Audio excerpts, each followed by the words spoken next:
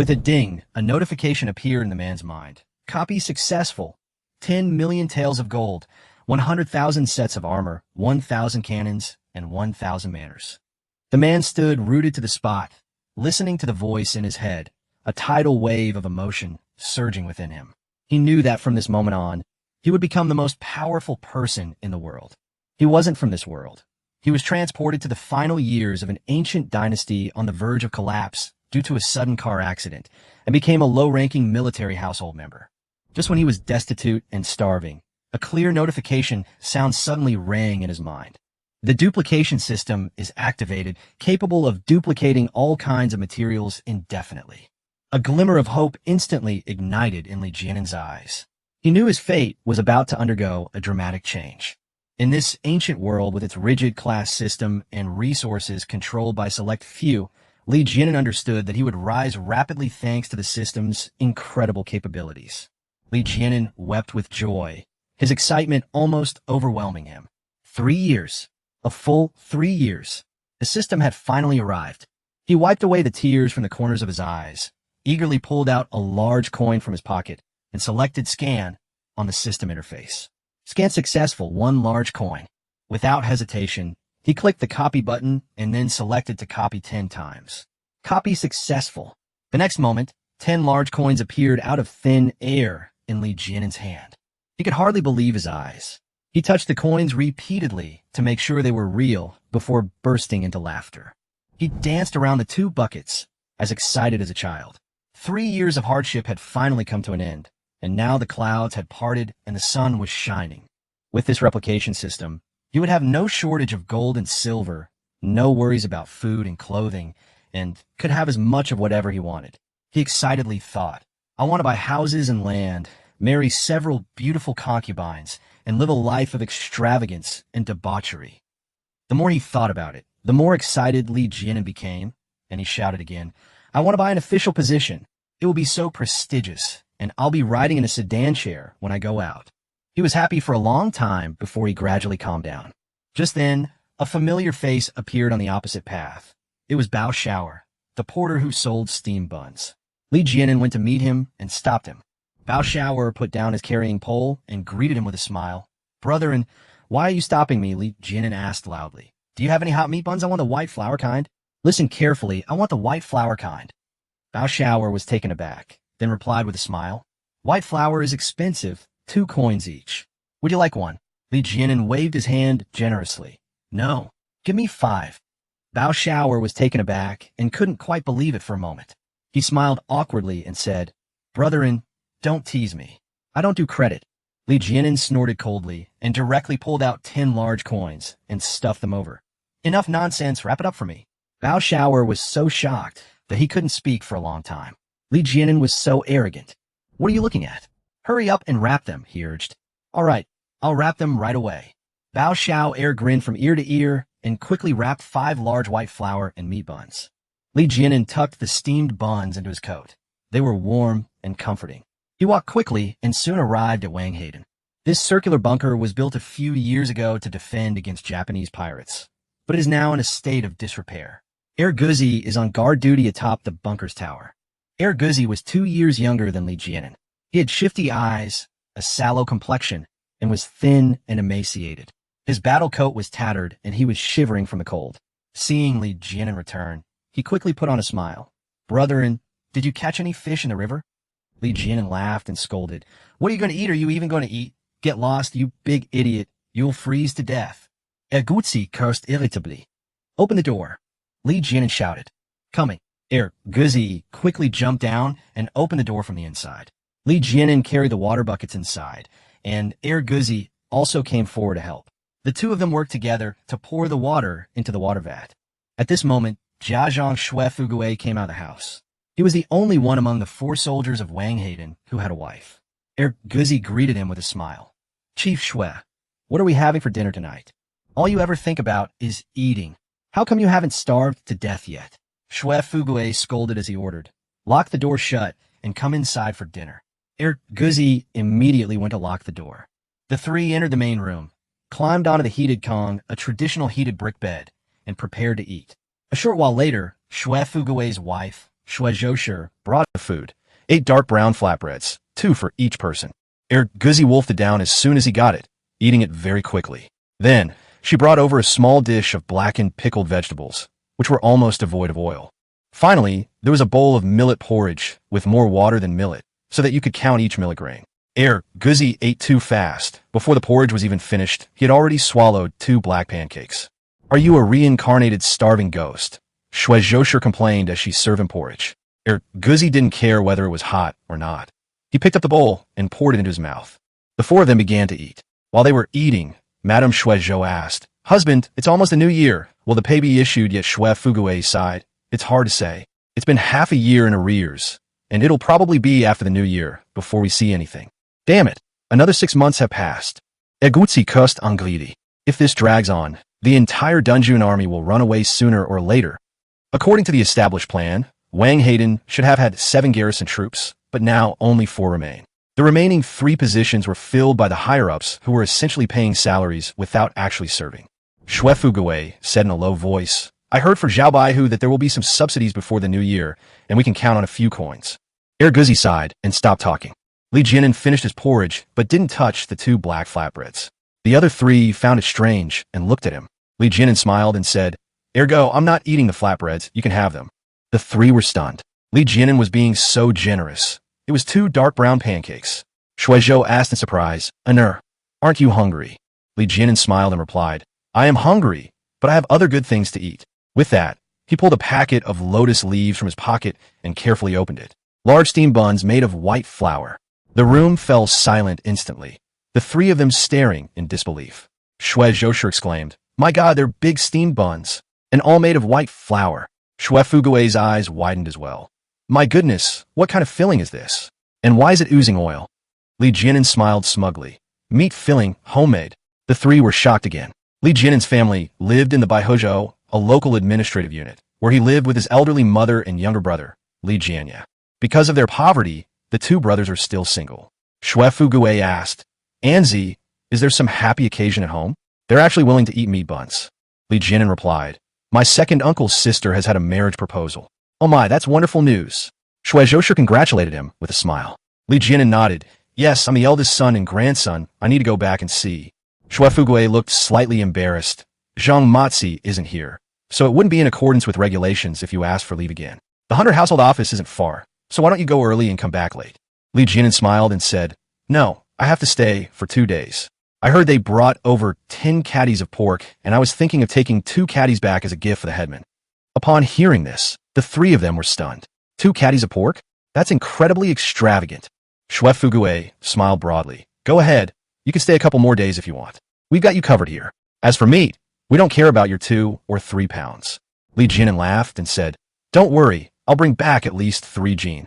The 3 of them were overjoyed. Li Jianan concluded by saying, "These 5 big meat buns, 1 for each of you, and I'll eat 2. Li Jianan handed the largest meat bun to Shue smiling as he said, "This is for the head of the household." Shue beamed and respectfully accepted it with both hands. Then, Li Jianan handed a steamed bun to Shue and Guzi respectively. After receiving them, the 2 of them were so happy that their faces almost overflowed with joy. Everyone ate hot buns and laughed heartily, creating a warm and joyful atmosphere in the room. After the meal, they all went back to their rooms to rest. Back in his room, Li Jianan lit the oil lamp. He was usually frugal with oil, only lighting a small, bean-sized lamp. But today, he did the opposite, turning the lamp to its brightest setting, its light filling the small room. He pulled a small bag from under his bedding and took out a piece of silver. It was a piece of mixed silver, not very heavy, only a little over 2 qian, a unit of weight, which he had always treasured and was the only remaining asset of the Li family. Li Jianan held the silver ingot and examined it. The silver ingot gleamed faintly under the lamplight. Scan successful. 2 qian of silver ingot. Copy X30. Copy successful. With a clatter, 30 pieces of silver appeared out of thin air in Li Jianan's hand and fell to the ground. He was so excited he almost shouted out loud, but quickly covered his mouth. While it shouldn't be flaunted, he had to keep a low profile. That night, Li Jianan was so excited he couldn't sleep, and only managed to drift off to sleep in the early hours of the morning. The next morning, he got up early, tidied himself up quickly, and left Wang Hayden without even having breakfast. The Hunter household office was less than 10 miles from Wang Hayden, and he arrived very quickly. As soon as he entered the Hunter household office, Li Jianin went straight to his own courtyard. In the courtyard, an elderly woman with white hair was sweeping snow. It was Li Jianin's mother, Li Hushi. Seeing her son suddenly return, Li Hushi asked in surprise, "Why are you back?" Li Jianin replied with a smile, "My salary came down, so I took 2 days off to come back and buy some New Year's goods for the family." Li Hu was overjoyed. "They've all come down?" He shook his head and explained, "Not everyone got their share.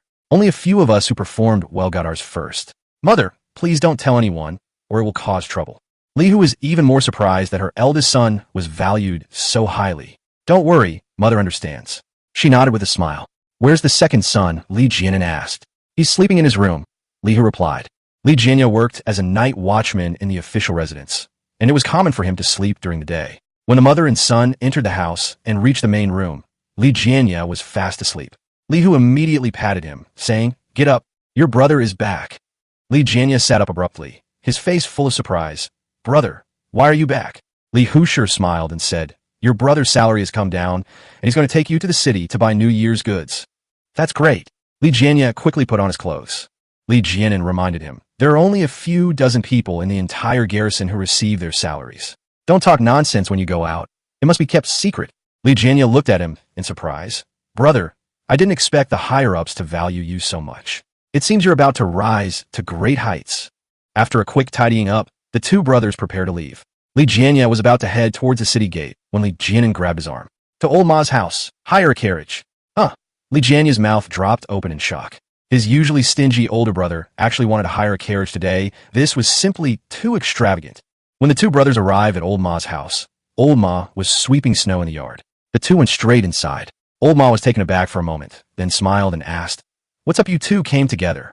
Li Jianin said with a smile, "Uncle Ma, we want to use a cart to go to Weicheng. Let's hitch up the cart quickly." Old Ma nodded repeatedly. "All right, let me make it clear first. There is snow on the road, and the horses will have a hard time running. It will cost 2 qian of silver for a round trip." Li Jianya immediately expressed his dissatisfaction. "Wasn't it 1.5 qian before? Why has the price gone up?" Old Ma explained unhurriedly. "It's not that the price has gone up, it's just that it's winter now, and fodder is expensive. Here you go." Li Jianin readily took out 2 qian of silver and threw it over. Old Ma immediately ran into the stable and quickly harnessed the carriage. The three of them boarded the carriage, left the garrison, and headed straight for the garrison city. After traveling 30 li, approximately 15 kilometers, for more than an hour, they arrived at Jinghai Garrison City at noon. Jinghai Garrison City, spanning several miles, was extremely prosperous during the Jiajing era, boasting over 3,000 households and a population exceeding 20,000. However, in today's difficult times, the garrison city has gradually declined, with a current population of less than 10,000 and fewer than 2,000 households remaining. As the carriage traveled through the city, Li Jianin directed the driver directly to the West Market. Passing a money exchange along the way, Li Jianin suddenly stopped the carriage. He said to Li Jianya and the old horse, "Wait for me here. I need to go in and take care of something." "Oh," Li Jianya replied. After getting out of the car, Li Jianin walked into the money shop. The shopkeeper greeted him with a smile as he entered. "Would you like to exchange money, sir?" Li Jianin nodded. 2 taels of official ingots. He took out a heavy money bag and placed it on the table. The shopkeeper smiled and said, "Our shop's rule is that money is credited first, then it's paid out." "Okay," Li Jianin said, taking out a handful of loose silver from his bag, about a dozen pieces, weighing about 3 taels. The shopkeeper took the loose silver, checked its quality, and nodded in satisfaction. "The quality is good. How about 2 taels and 5 mace?" "Sure. I want the one without a size," Li Jianin reminded him. "Of course," the shopkeeper smiled, even more broadly. Official silver ingots came in different sizes. The larger ones had serial numbers, year marks, or treasury numbers. The smaller ones were unmarked for easier circulation. The shopkeeper took out a small scale and silver scissors and exchanged the silver ingots for Li Jianin. Li Jianin pocketed the 2 taels of official ingots, happily walked out of the money shop, returned to the carriage, and let it continue its journey. As the carriage moved slowly, Li Jianin held the money bag with one hand and silently activated the system. "Copy official ingots X20. Copy successful." Instantly, the money bag bulged and became heavy. "Stop the car," Li Jianin suddenly shouted. "Whoa!" Old Ma immediately reined in his horse. "Wait for me a moment." After saying that, Li Jianin jumped off the car and headed straight for a leather goods store on the side of the street. On the carriage, Old Ma chuckled and teased Li Jianya. "Brother Yi, did your brother sell some family heirloom? He's so extravagant." Li Jianya smiled wryly. "I don't know either. My father never mentioned any of these things to me." Old Ma chuckled and said, "You guys keep it hidden." At this moment, Li Jianan had already entered the leather goods shop, where various leather materials and leather goods were displayed. Seeing that he was dressed in a tattered battle coat, clearly a poor soldier's family, the shopkeeper merely watched coldly. Li Jianan took a fancy to a row of sheepskin coats and went over to carefully select one. The shopkeeper, growing impatient, said coldly, "Are you going to buy it or not? If not, don't touch it." Chapter 3. You actually have money to buy a horse. Li Jianan took a fancy to a sheepskin coat in a fur shop. He casually shook it and told the shopkeeper that he wanted to try it on. The shopkeeper's gaze swept over his old battle coat with some disdain, but he still replied, "This is a good piece of goods, worth a full 2 taels of silver." Li Jianan just smiled faintly and said in a relaxed tone, "Only 2 ounces, not expensive, I'll try it." The shopkeeper was a little surprised by his boastful tone, but in the end he nodded in agreement and told him to be careful not to get it dirty. Li Jianan took off his old coat and put on the thick sheepskin coat, immediately feeling warm and extremely comfortable. This is it, he decided without hesitation. The shopkeeper hesitated for a moment, then tentatively asked, "Really? 2 taels of silver, and you can get an official ingot." Li Jianan pulled out 2 gleaming silver ingots from his pocket and casually handed them over, saying, "Here you go." The shopkeeper beamed with joy, quickly took the silver, and carefully put it away. Li Jianan then asked, "Do you have a bag? I'd like to put my old coat in it." "Yes, yes, yes." The shopkeeper quickly found a burlap sack, wrapped the old coat in it, and handed it to him. Li Jianan was in a good mood. He carried the bag out the door, and the shopkeeper smiled and saw him all the way to the door, saying warmly, "Come again next time." Outside the door, Li Jianan was stunned when he saw his older brother wearing a new coat. His mouth was agape, wide enough to fit an egg. Is this insane? How can this guy just throw away 2 taels of silver like that? He's someone who wouldn't even light a lamp normally. Even old Ma was shocked. What family heirloom does this family have that's worth so much silver? This is too extravagant. Li Jianan put the bag on the carriage and called out, Let's go check out the cattle market." The old horse hesitated for a moment before reacting and quickly drove the carriage onward. Li Jianan sat in the carriage, looking around as he went, carefully observing the shops on both sides of the street. They passed several cattle and donkey markets, but didn't see a horse market in sight. "Uncle Ma, I remember there was a horse market around here. Where did it go?" he asked. Old Ma was startled and quickly replied, "There's another one up ahead. You want to go to a horse market?" "Yes, let's go take a look," Li Jianan said calmly. Old Ma responded, but wondered to himself, what is Li Jianan going to the horse shop for? Is he going to rent a horse before long? The horse shop appeared, a row of 3 shops on the street. Old Ma pointed to one of the shops and said, "Go to Yang's horse shop. They're reasonable."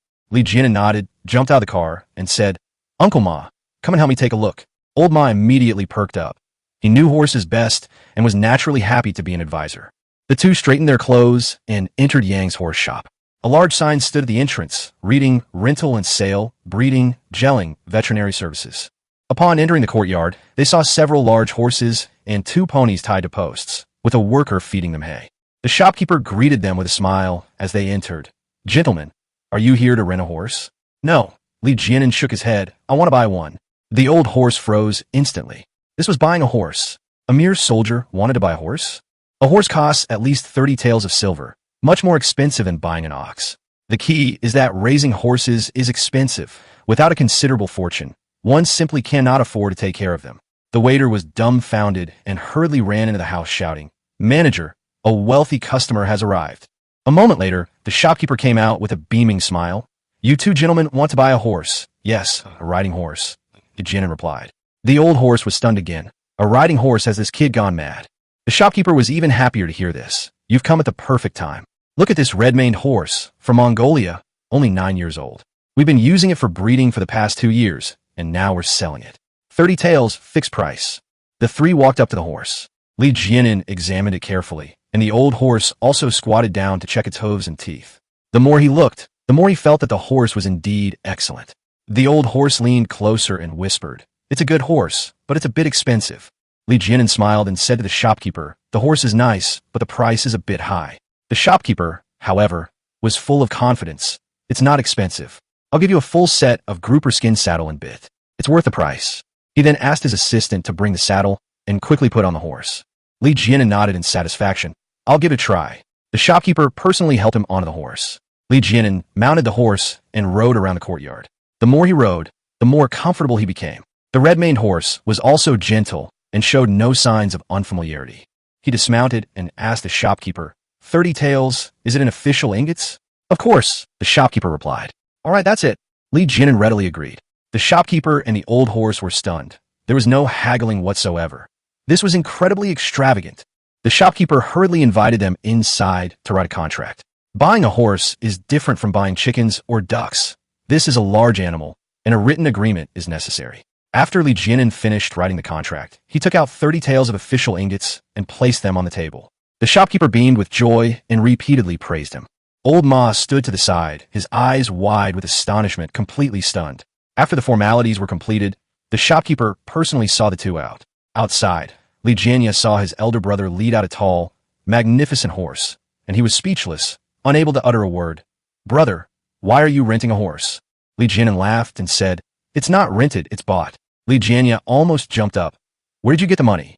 "Didn't I say I sold a family heirloom?" Leguin said casually. Leguin was stunned on the spot. His family was so poor, yet they still had a family heirloom? When did that happen? Leguin didn't explain further, only saying, "Stop dawdling, get down to business." They went to the cloth shop, where Leguin bought 3 more bolts of cotton cloth. At noon, he treated Old Ma to hot meat buns. In the afternoon, they went to the East Market and bought 30 caddies of pork, as well as tea, candy, and other New Year's goods. Leguin was completely dumbfounded. This wasn't buying New Year's goods. It was outrageous spending. As the sun began to set, the group left the garrison town and headed back to the 100 household office. Leguin wanted to test the horse's speed, so he rode ahead. Just as they entered the village, Lihu's wife stood at the gate of her courtyard, looking around. A magnificent red horse galloped in, its rider dressed in a brand-new fur coat, looking dashing and spirited. Lihu looked closely and was stunned to see it was her eldest son, Leguin. Leguin dismounted and walked over with a smile. "Is this your new coat?" Lihu asked as she approached. "Yes, it cost 2 taels of silver. I bought it in the city," Leguin replied. Upon hearing this, Lihu's heart pounded, but she forced a smile. "It's a good buy, so people won't look down on you. I also bought some cloth to make you a new outfit. I don't want anything. Save it for your wedding." Lihu's face showed a smile, but she couldn't hide her thoughts. "Did you borrow this horse?" "From Zhao Baihu's family." Leguin shook his head. "No, I bought it." "Bought it?" Lihu exclaimed in surprise. "Where did you get the money to buy a horse?" Chapter 4. To get a wife. You must first become an official. Leguin told his mother with a relaxed smile that he had sold the family heirloom. Lihu's mother immediately became anxious and asked in bewilderment, "What family heirloom did we have? What kind of treasure can be sold for money?" Leguin explained that it was a painting his father had found years ago, said to be the work of a famous Song dynasty artist, which he had already sold for silver. This news shocked and angered Lihu Shi, who scolded Leguin for not discussing such an important matter with her beforehand. But Leguin replied nonchalantly, "Mother, don't worry, I know what I'm doing." Lihu stared into his eyes and muttered to herself, "Could he have done something illegal?" Leguin smiled and comforted her, saying that he had indeed bought the horses himself, and that their origins were perfectly legitimate. Lihu sighed and said that since she had money, she should have thought about getting married first, not buying horses instead. Leguin shook his head and said, "You don't understand. A man needs to save face and have a grand display. Getting a wife is a later matter." His mother was a little worried and reminded him not to spend all his money in a moment of excitement, and that he also needed to consider his younger brother. Leguin patted his chest, saying he had already factored all of this in. Just then, the sound of a carriage came from the doorway, and the old horse pulled the carriage to the door. Leguin was overjoyed, jumped off the carriage, and shouted, "Mom, brother bought a ton of stuff." Looking at the packages of goods on the cart, Lihu Shi's eyes nearly popped out of their sockets. "Heavens, how much money will this cost?" Leguin looked relaxed and said that his elder brother had money now, so mother didn't need to worry. Looking at the pile of things, Lihu Shi couldn't bear to spoil the mood, so she could only smile and nod. "Our family can finally have a good life." The carriage entered the courtyard, and the family worked together to unload the large and small bags. Old Ma then bid farewell and left. The 3 returned to the house, and, seeing the supplies piled up on the floor, Lihu Shi was overjoyed. She quickly told her sons to freeze the pork. After tidying up a bit, Lihu Shi went to the kitchen to cook, while the 2 brothers sat on the kong, a heated brick bed, to rest. The 3 of them devoured their dinner, enjoying it immensely, and the atmosphere was more relaxed than ever before. After dinner, Mother brewed a pot of hot tea, and the family sat together to chat about the family heirloom. Leguin's smooth talk completely fooled the mother and son. Lihu couldn't hold back any longer and directly asked him how much he'd sold it for. Leguin repeated, "The money's all here with me. If you need it later, just come to me." Since the eldest son in the family meant what he said, Lihu Shi could only nod in agreement and then casually asked him when he planned to get married. Leguin, however, surprised everyone by saying he planned to become an official first and then get married. This left the mother and son completely stunned, thinking he had lost his mind. Li was extremely nervous, wondering if her son had gone mad. How could a family like theirs possibly have connections to become officials? Li Jianan, however, confidently replied that money could solve any problem and official positions were not out of reach. Upon hearing this, Li Hushi became even more anxious and advised him to give the money to his two brothers to get married. Li Jianan shook his head, saying that one couldn't marry a good woman without being an official, and that one had to consider social status when choosing a wife. His mother rolled her eyes in exasperation, saying that it didn't necessarily have to be a daughter of a prestigious family. Widow's son from Shigo would be quite suitable. Li Jianan frowned and asked who it was. Li Jianan interjected, saying it was originally Qian Baihu's concubine, who was later sold to Sun the Cripple. Li Jianan chuckled upon hearing this and sarcastically asked, "She's still alive?" Li Jianya added that she lived alone, her husband and children were gone, yet she could still have children.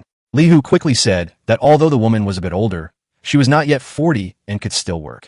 Li Jianan was a little disdainful, saying, "Isn't she already hunchbacked?" His mother was somewhat unhappy, saying that being hunchbacked was no problem. She was very capable at work. Li Jianan smiled bitterly to himself, realizing that his status as the richest man was being used to introduce him to a hunchbacked widow. Li Hushi started nagging again, saying that so many men can't find wives these days, so don't be picky. She even gave an example, saying that the Lin family in Baiwa had just married a 49-year-old woman, who was 2 cycles older than their son. Li Jianan was displeased, saying, "What's the point of marrying a woman like that? Can she even have children?" His mother said that whether she could have children wasn't important, at least she'd have someone to share life with. Li Jianan bluntly stated, "I'd rather not have a woman like that." His mother was stunned, thinking to herself that her son had quite the ambition. She asked him what kind of woman he wanted to marry. Li Jianan grinned and said, "I want to marry a plump, fair-skinned young woman." Li Hushi laughed in anger and retorted sarcastically, "Why should a young lady like you marry? What do you have?" Li Jianan didn't care and said, "That's why I want to be an official. Look at that old man Zhao Baihu. He married 9 wives, and 6 of them are still alive. If I became a Xiaoqi, a military officer, it wouldn't be difficult for me to marry a young woman."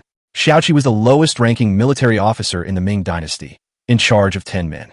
Xue Fugui of Wang Hayden was a Xiaoqi.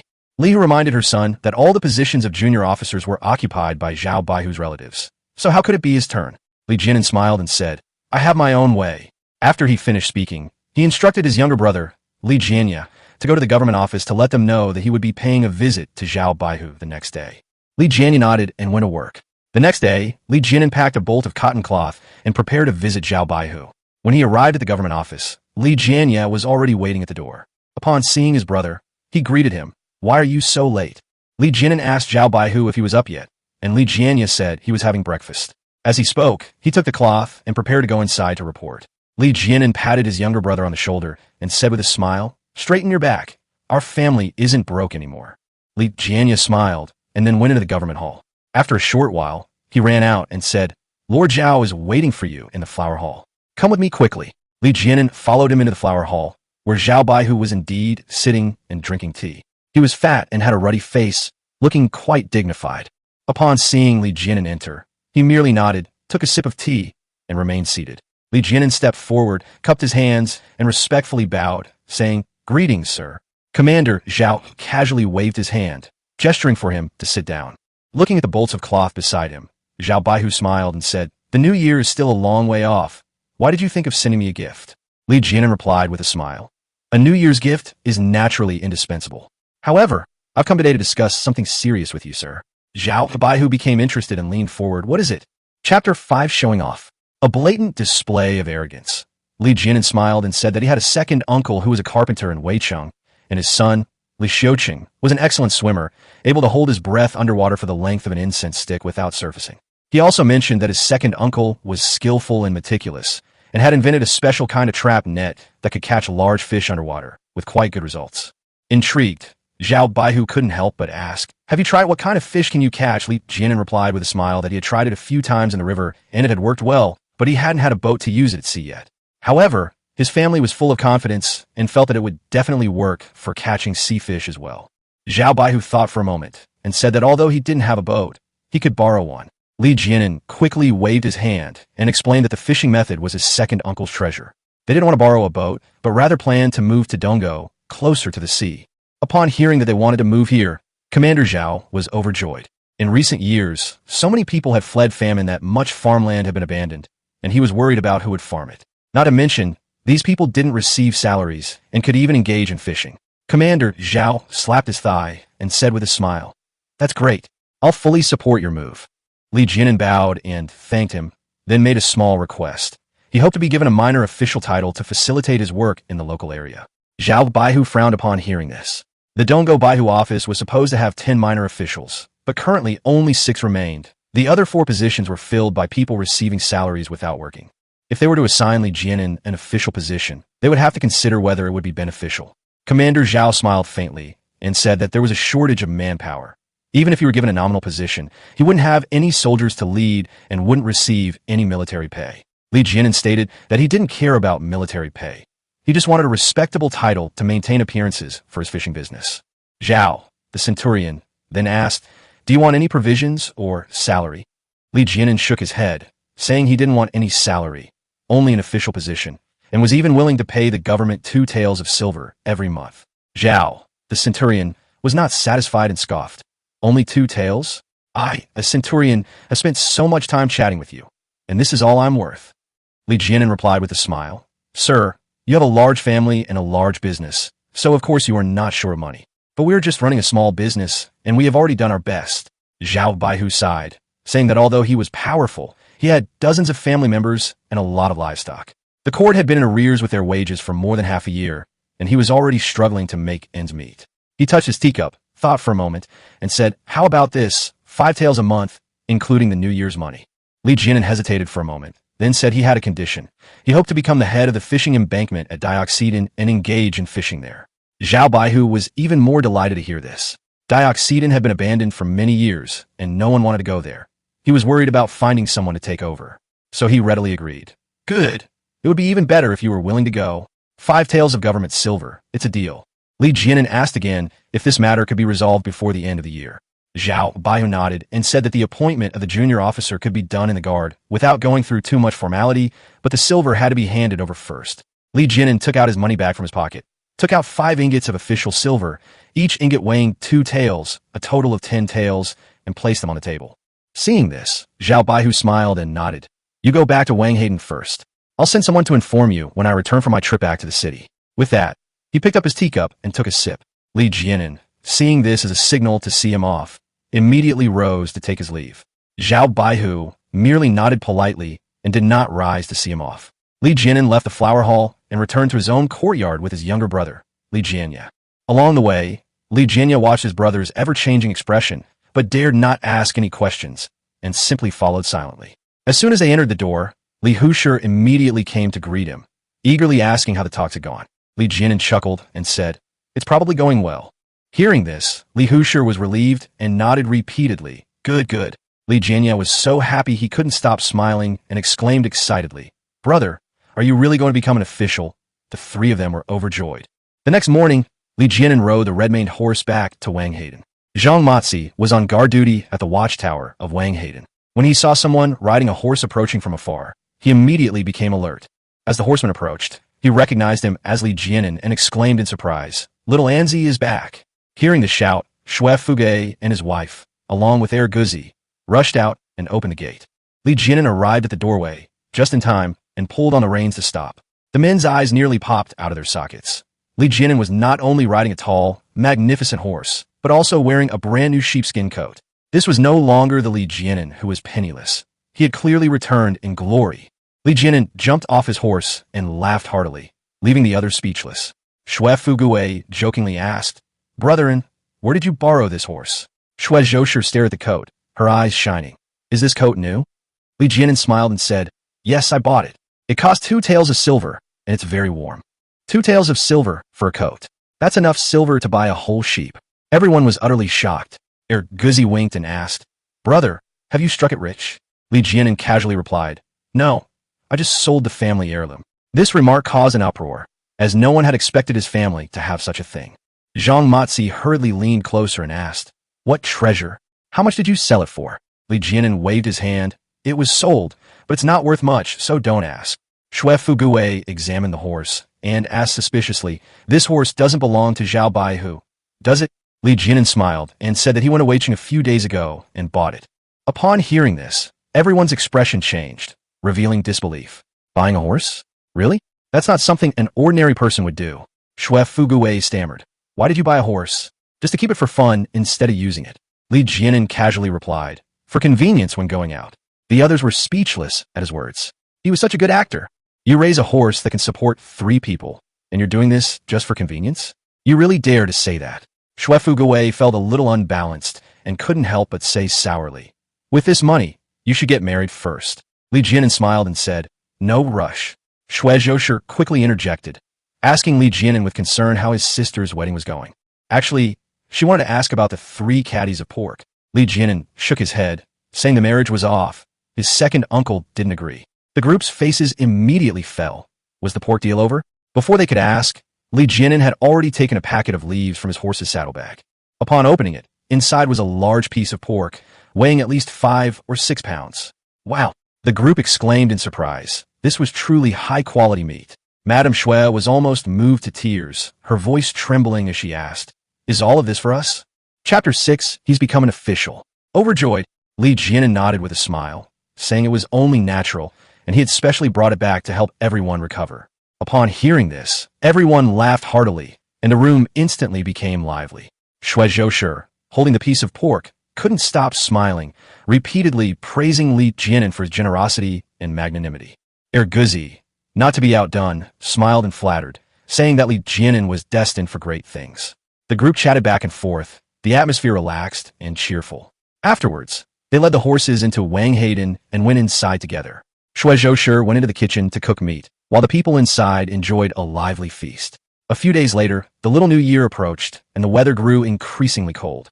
That day, Erguzi was on duty at the watchtower when he saw a rider galloping towards them in the distance. He looked closer and recognized him as Zhao Eryong, the second son of Zhao Baihu. Zhao Eryong dismounted at the watchtower entrance and asked with a smile, Is Enner inside? Erguzi was somewhat surprised. When had this young master become so polite to Li Jianan? He hurriedly ran inside, calling out, Engineer, second young master is here. The gate opened, and Xue Fugui and several others rushed out to greet them. Zhao Eryong had already dismounted, smiling as he cupped his hands in greeting to Xue Fugui and his wife, addressing them as uncle and aunt. Xue Fugui was somewhat taken aback and quickly asked, Why are you here? Zhao Eryong didn't say much, only asking, Where's Enji? At this moment, Li Jianan came out of the house, straightening his clothes. Zhao Eryong quickly stepped forward, smiling as he announced, Good news. Your minor official rank has been approved. Everyone was stunned, unable to react for a moment, and the entire room was filled with shock. Li Jianan asked with a smile, The official rank really came through? Zhao Eryong nodded, Yes, it did. My father wants you to come over. Li Jianan smiled happily, turned around and said, I'll go get the horse. Zhao Eryong was taken aback. You still have horses here? Xue Fugui, standing beside him, laughed and said, That horse was bought by brother and himself. Zhao Eryong was even more surprised and praised him repeatedly. Wow, brother, you've made your fortune and can even buy horses. Xue Fugui couldn't help but ask, What's going on our brother and is a key member of Wang Hayden? How did he become a junior officer at this moment? Li Jianan led out the red mane horse, and Zhao Eryong urged, Let's go to the 100 household office first, and we'll talk about it slowly when we get back. The two mounted their horses and rode side by side, galloping towards the 100 household office. Watching their departing figures, everyone at Wang Hayden fell into deep thought. Xue Zhoushi said worriedly, Could it be that war has broken out? This promotion came too suddenly. I'm afraid we'll become cannon fodder. Promotion in the army is good, but if war really breaks out, promotion is easy, but death is also quick. No one can be happy about that. Her words silenced the men, who couldn't help but feel worried for Li Jianan. After all, Li Jianan was known for his loyalty and integrity, and everyone respected him greatly. Li Jianan followed Zhao Eryong to the 100 household office. As soon as they entered, they saw 100 household Zhao already waiting in the flower hall. After the two exchanged greetings, 100 household Zhao pointed to a pile of things covered with red silk on the table and said with a smile, This is your official document. The term official attire refers to a complete set of military officer equipment, including an official hat, uniform, badge, and seal. Upon seeing this, Li Jianan beamed and repeatedly expressed his gratitude. Commander Zhao chuckled, No need to thank me. I even spent 2 taels of silver to treat the silly to a meal and make arrangements. Li Jianan immediately took out 2 taels of silver and presented it with both hands, saying, Thank you for your trouble, sir. Zhao Baihu accepted the silver, his smile widening. Of course, of course. Eryong, bring me the official robes. Zhao Eryong carefully presented the official robes wrapped in red silk, which Zhao Baihu personally lifted. Li Jianen's eyes lit up at the sight, a complete set of 7th-rank military officers' attire, gleaming brilliantly. He happily accepted it. Thank you for your guidance, sir. Zhao Baihu smiled and squinted. Do you want the account books from Dioxidin? Li Jianen quickly shook his head. No, I don't keep accounts. I dare not take that stuff. After all, that place had been deserted for a long time, and the accounts were in dire straits. Taking over would be a huge disaster. Zhao Baihu looked at him and couldn't help but laugh and scold. You little rascal, you're smarter than a monkey. The two looked at each other and laughed, the atmosphere becoming relaxed. Inside Wang Hayden, the group was eating around a table and discussing Li Jianen's promotion. Suddenly, Zhang Mozi slapped his thigh and exclaimed, I know what happened. The others were startled and looked at him. Zhang Mozi said mysteriously, I bet Ner got Miss Zhao pregnant, which is why Commander Zhao accepted him as his son-in-law and promoted him. Everyone was stunned. This was truly shocking. Madame Xue Zhou asked warily, Did you see it with your own eyes? Zhang Mozi shook his head and said, No, I was just guessing. Xue Fuguei couldn't stand it anymore and directly rebuked, Nonsense. Just then, there was a knock on the door, and someone shouted, I'm back. The group was startled and rushed outside. Guzi opened the door, and sure enough, it was Li Jianen who had returned. All eyes were on him, trying to discern any clues. Li Jianen wore a smug expression, his smile radiating smugness. Zhang Mozi excitedly asked, Brother-in, you really became a junior officer. Li Jianen pointed to the bundle on the horse's back and said with a smile, I've been appointed, and I've even brought back my official rank. The crowd was in an uproar. This efficiency was too high. Xue Zhoushi pulled Li Jianen aside and asked in a low voice, Are you going to war? Are you going to be the vanguard? Li Jianen shook his head and smiled. Don't worry, I'm not going to war. I'm going to be the head of the fishing crab mound. The group was even more surprised. Xue Zhou frowned. What are you going to do in that godforsaken place? Li Jianen waved his hand and laughed. I'll tell you later. I'm going home first. Everyone helped him pack his things, and Li Jianen gave them many of his old belongings. The group packed their things with reluctance on their faces. After everything was packed up, everyone saw Li Jianen off. He mounted his horse, bid farewell to everyone, and rode away. The others stood at the door, watching his departing figure, their eyes filled with reluctance. Inside the Li family mansion, Li Jianya was fast asleep, the heated Kong bed cozy and warm. Li Hu's mother called out, patting him, Get up, your brother's back. Li Jianya sat up groggily and saw Li Jianen enter the room. Brother, you're back? He greeted him happily. Li Jianen nodded and smiled, placing his bedding and bundle on the ground. Li Jianya was taken aback, noticing the bedding was from Wang Hayden, and asked in surprise, Brother, why did you bring all this back? Li Jianen smiled and said, I won't be going anymore. My junior officer status has been approved.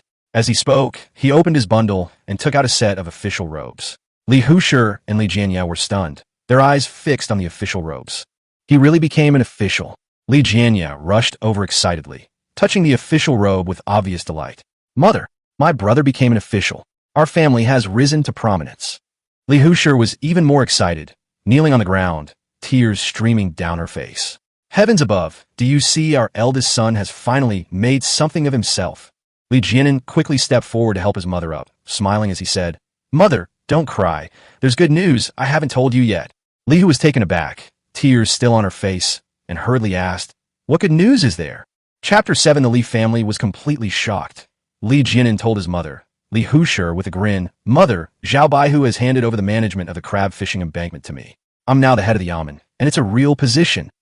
Upon hearing this, Li Hushi was overjoyed. Oh my, there are so many houses over there, much better than our dilapidated thatched hut. Li Jianen nodded, but no one has lived here for many years, so it still needs some repairs. I plan to go to town tomorrow to ask my second uncle for help. Li Hushi readily agreed. Okay, whatever you say. Let's have a good meal today. I'll make scallion pancakes, all made with white flour. Li Jianya heard this and jumped up with joy. Mother, should we stew that little bit of meat too? Li Jianen was somewhat surprised.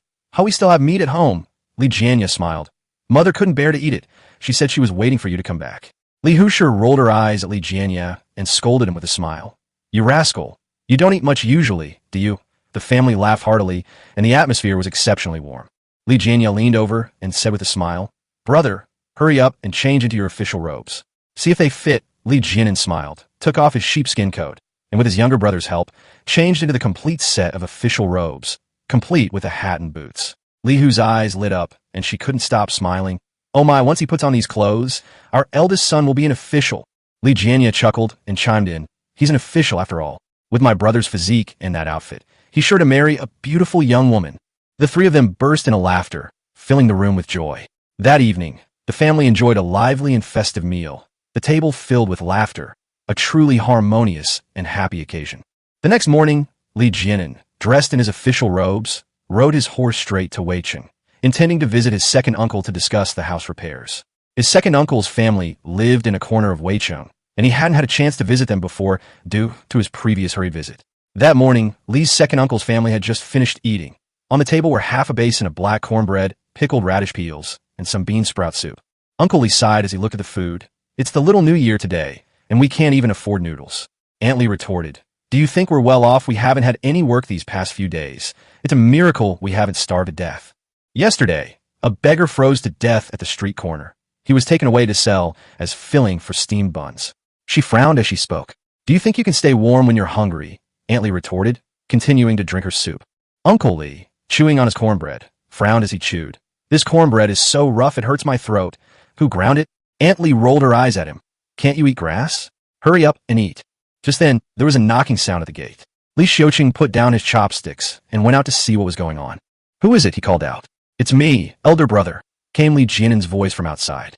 Li Xiuqing heard it clearly and excitedly opened the door. Elder brother.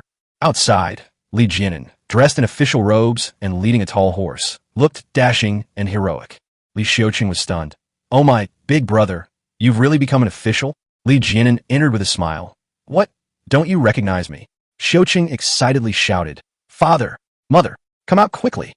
In a short while, the whole family came out, their eyes wide as they looked at Li Jiannen and the big horse. Uncle Li rubbed his hands together and chuckled. I was wondering why our eldest son had suddenly changed so much. He's become an official now. He tentatively touched Li Jiannen's official robes, then wiped his hands on his trouser leg to make sure they were clean. A junior officer? He asked. Li Jiannen nodded. Yes. Uncle Li grinned from ear to ear. Our Li family's ancestral graves are emitting auspicious smoke. Our lives are about to turn around. Li Jiannen waved his hand with a smile. It's just a small flag. Uncle Li sighed. I've always seen that you're extraordinary. 3 years ago, after you fell ill, you suddenly learned to read and write. I said it was God's arrangement. Aunt Li laughed from the side. Stop reminiscing. Let your nephew come inside for dinner. Li Jiannen unloaded his bundle and sword from his horse and said to Xiuqing, tie the horse up.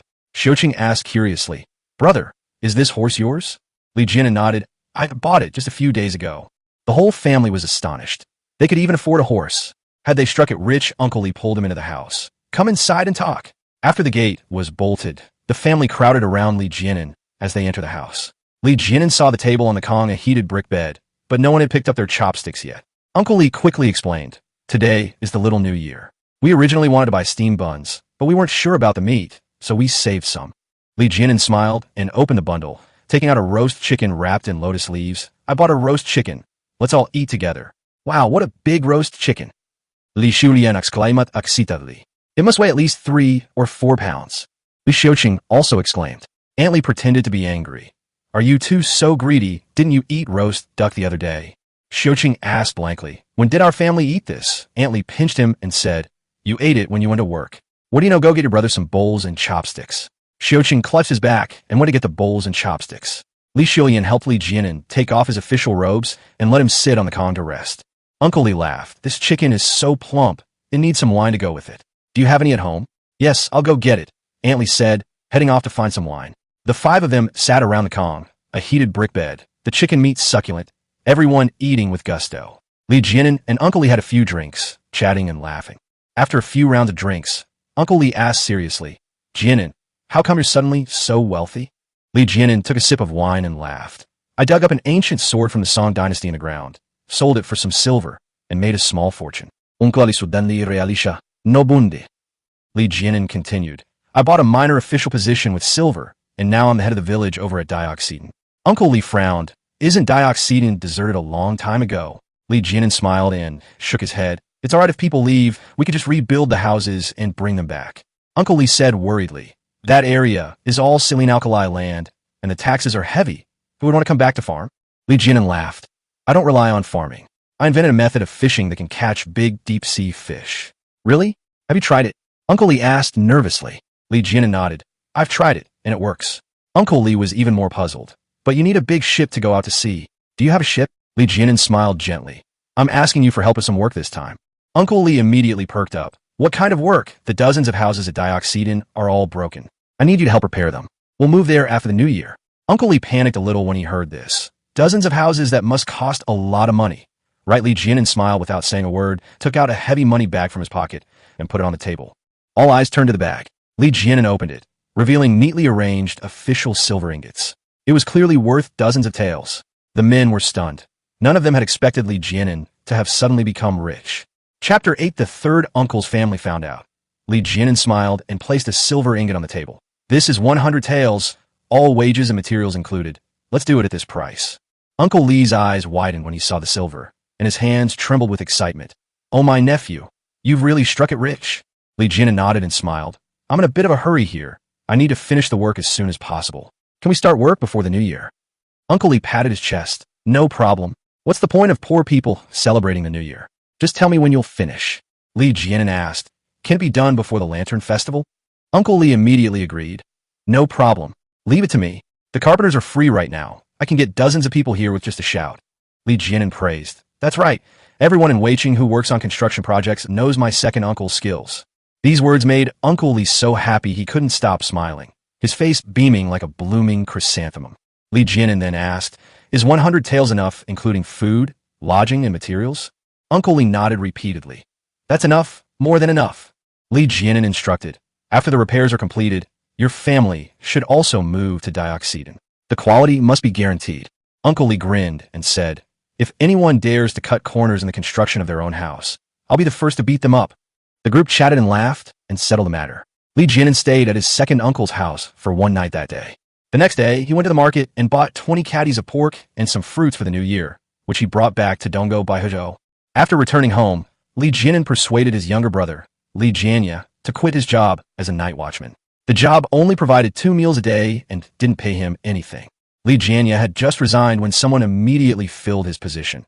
There were simply too many people looking to freeload off him. On the 28th day of the 12th lunar month, Li Jianan was practicing boxing in the courtyard when Li Xiuqing suddenly ran over, looking very happy. Brother, my father has taken some men to the crab fishing pit and asked me to come and pick you up. Li Jianan immediately laughed when he heard this. Okay, I'll bring some meat over. He let out his horse, loaded it with 10 pounds of pork, and headed straight for the crab fishing mound. When they arrived at Dioxedin, Uncle Lee had already arrived with 8 or 9 craftsmen and were unloading timber and luggage from the cart. They rented 2 vehicles and brought bedding, tools, and cooking equipment, ready to get down to work. Li Jianan quickly stepped forward to greet everyone and exchange pleasantries. Before the work even started, Li Jianan gave each craftsman 2 qian of silver as a lucky money, which immediately warmed up the atmosphere. When Xiuqing brought out the pork, the craftsmen all swallowed hard, their eyes practically popping out of their sockets. Once the meat was stewed, Li Jianan said a few auspicious words, and everyone sat down to eat, enjoying the meal immensely. After the meal, Uncle Lee set off a string of firecrackers. With a series of crackling sounds, the work officially began. Li Jianan led the craftsmen into the house and explained the doors, windows, kong, heated brick bed, roof, and drainage system that needed to be repaired. The craftsmen all nodded in agreement, full of enthusiasm, creating a lively and energetic atmosphere. After arranging everything, Li Jianan did not linger and returned to the 100 household office to continue handling affairs. 2 days later, on the first day of the Lunar New Year, he brought wine and meat to express his condolences and also checked on the progress. With my second uncle personally supervising, the quality of the house repairs was naturally quite good. Half a month passed in the blink of an eye, and all the houses were repaired. Li Jianan personally inspected the work, his face full of satisfaction, praising it highly. Uncle Li settled the wages on the spot, and the craftsmen happily went home with their silver. The second uncle stayed behind to help Li Jianan and his family move. The Li family, mother and her 2 children, officially moved to Dioxedin and settled into their newly built house, marking a new chapter in their lives. After resting for a day, Li Jianan went to the city with his second uncle to help his family of 4 move. Uncle Li Air and his wife and children also officially moved into Dioxedin, becoming neighbors with his nephew. After settling his relatives in, Li Jianan discussed with his mother, I'd like to ask my third uncle for help. Li Hushi shook her head. Although your third uncle Hu Dashin is skilled in martial arts, I'm afraid he wouldn't be interested in Dioxedin. Li Jianan asked, Does he know I've become a squad leader? Li Hu thought for a moment. He didn't come for the new year, so he probably doesn't know yet. Li Jianan smiled and said, then I'll make a trip to Qinghe Fort in a few days. King Abayo was a 1,000-household garrison under the jurisdiction of Jinghaiwei, and Donggo 100-household garrison was also under its jurisdiction. Hu Dashan lived in King Abayo and was a servant under Commander Wang.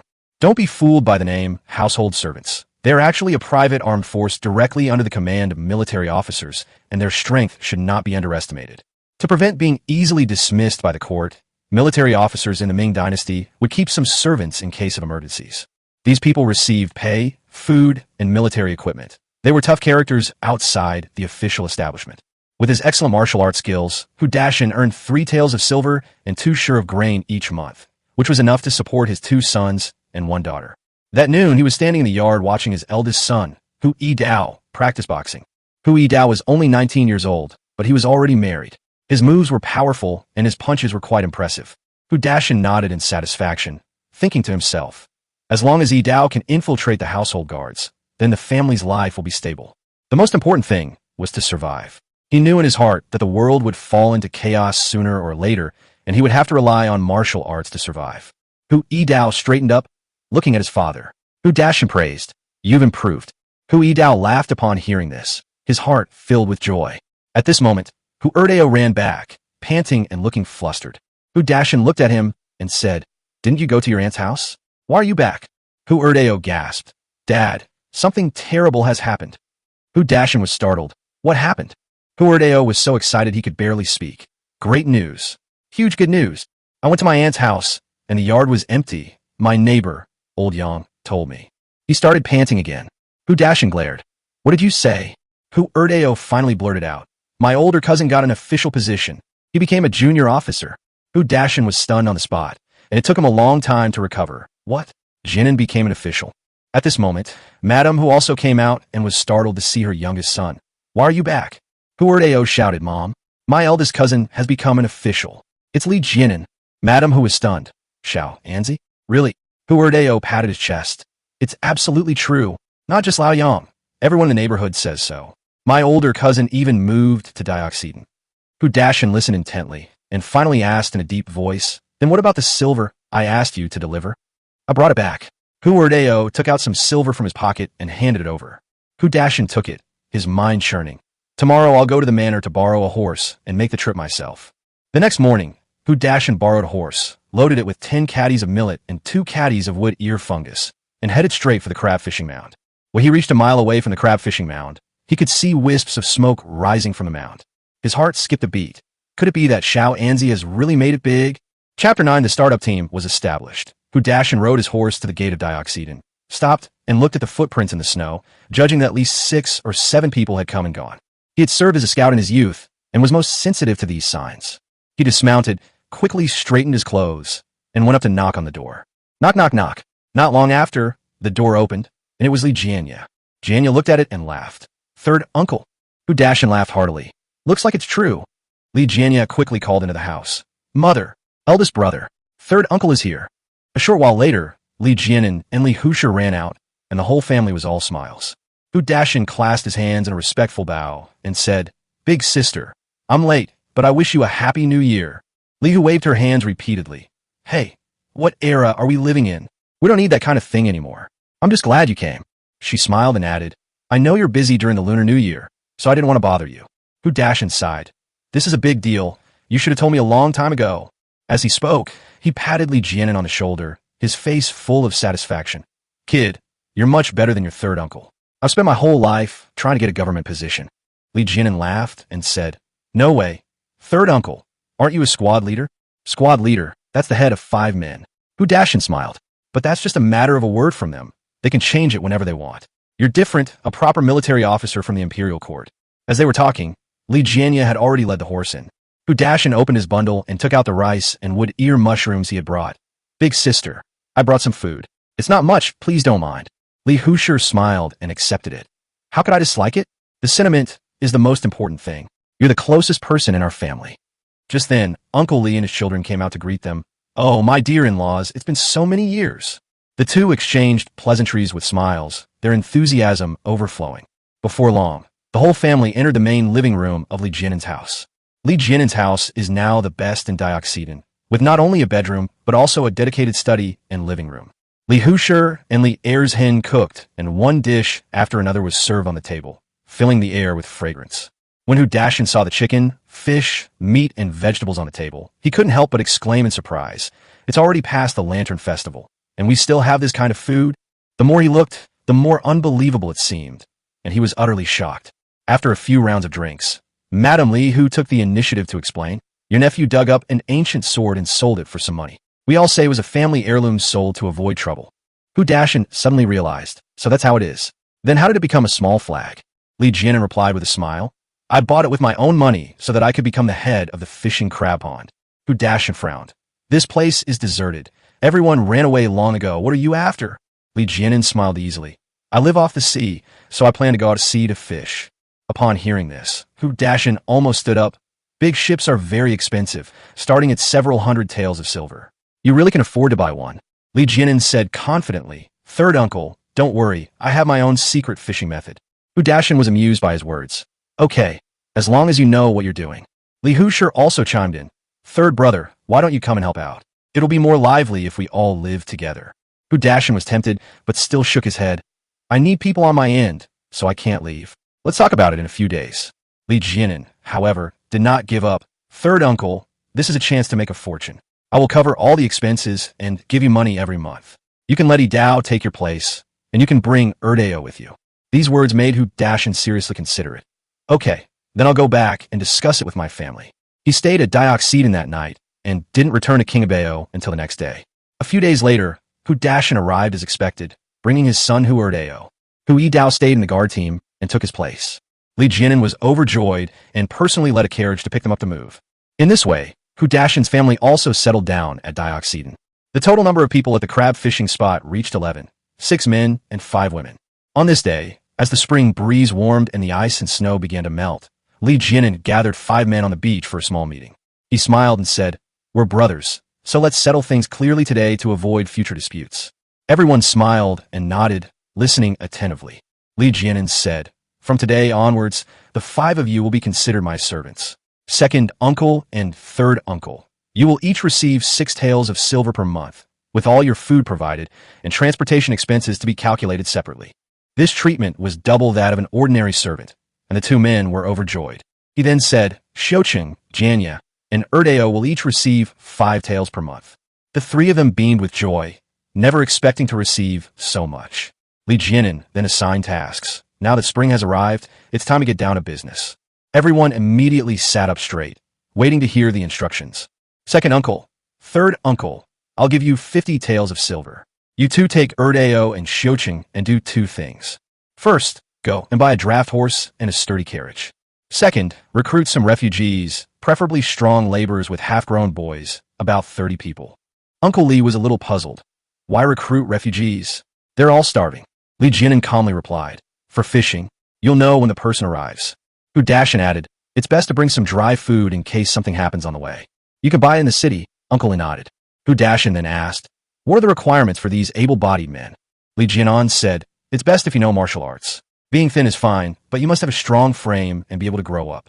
The 2 readily agreed and set off with the silver early the next morning. Li Jianan stayed at home to check the grain reserves. He opened the warehouse door and looked at the inventory of millet, beans, soybean oil, sorghum liquor, and flour. Then he activated his secret cheat code, the system. Copy Xiaomi 30 times. In an instant, the bags of millet piled up into a small mountain. Replicate beans 20 times. Soybean oil 30 times. Sorghum liquor 50 times. Flour 100 times. Soon, the entire warehouse was filled to the brim. Looking at the mountain of grain, Li Jianan grinned from ear to ear. The system is amazing. He locked the warehouse, put the key away, and turned to go back inside. A few days later, Li Jianan and Li Jianya were practicing their swordsmanship outside when they saw a group of people heading towards Dioxedin in the distance.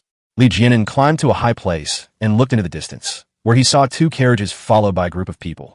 Li Jianya recognized his second uncle and the others, and happily ran forward. Li Jianan straightened his clothes and stood there waiting. Soon, the group arrived. Li Jianya stepped forward. "Second uncle." Uncle Li hurried over to Li Jianan, smiling and bowing. "Young master, we've brought the people, and we've also brought a carriage." Li Jianan nodded in satisfaction. "Very good." Hu Dashin also shouted loudly to the back. Fellow villagers, stop for a moment. This is our young master here. Hearing this, the refugees behind stopped in their tracks and shouted in unison, Young master. Chapter 010, Even landlords can't be this arrogant. Leguin looked around carefully and found that there were more than 20 refugees, mostly men and few women. There were more than 20 people, all of them pale and thin, dressed in rags, with unkempt hair and dirty faces. The refugees still had some belongings. Some carried their luggage on shoulder poles, while others pushed their children in wheelbarrows.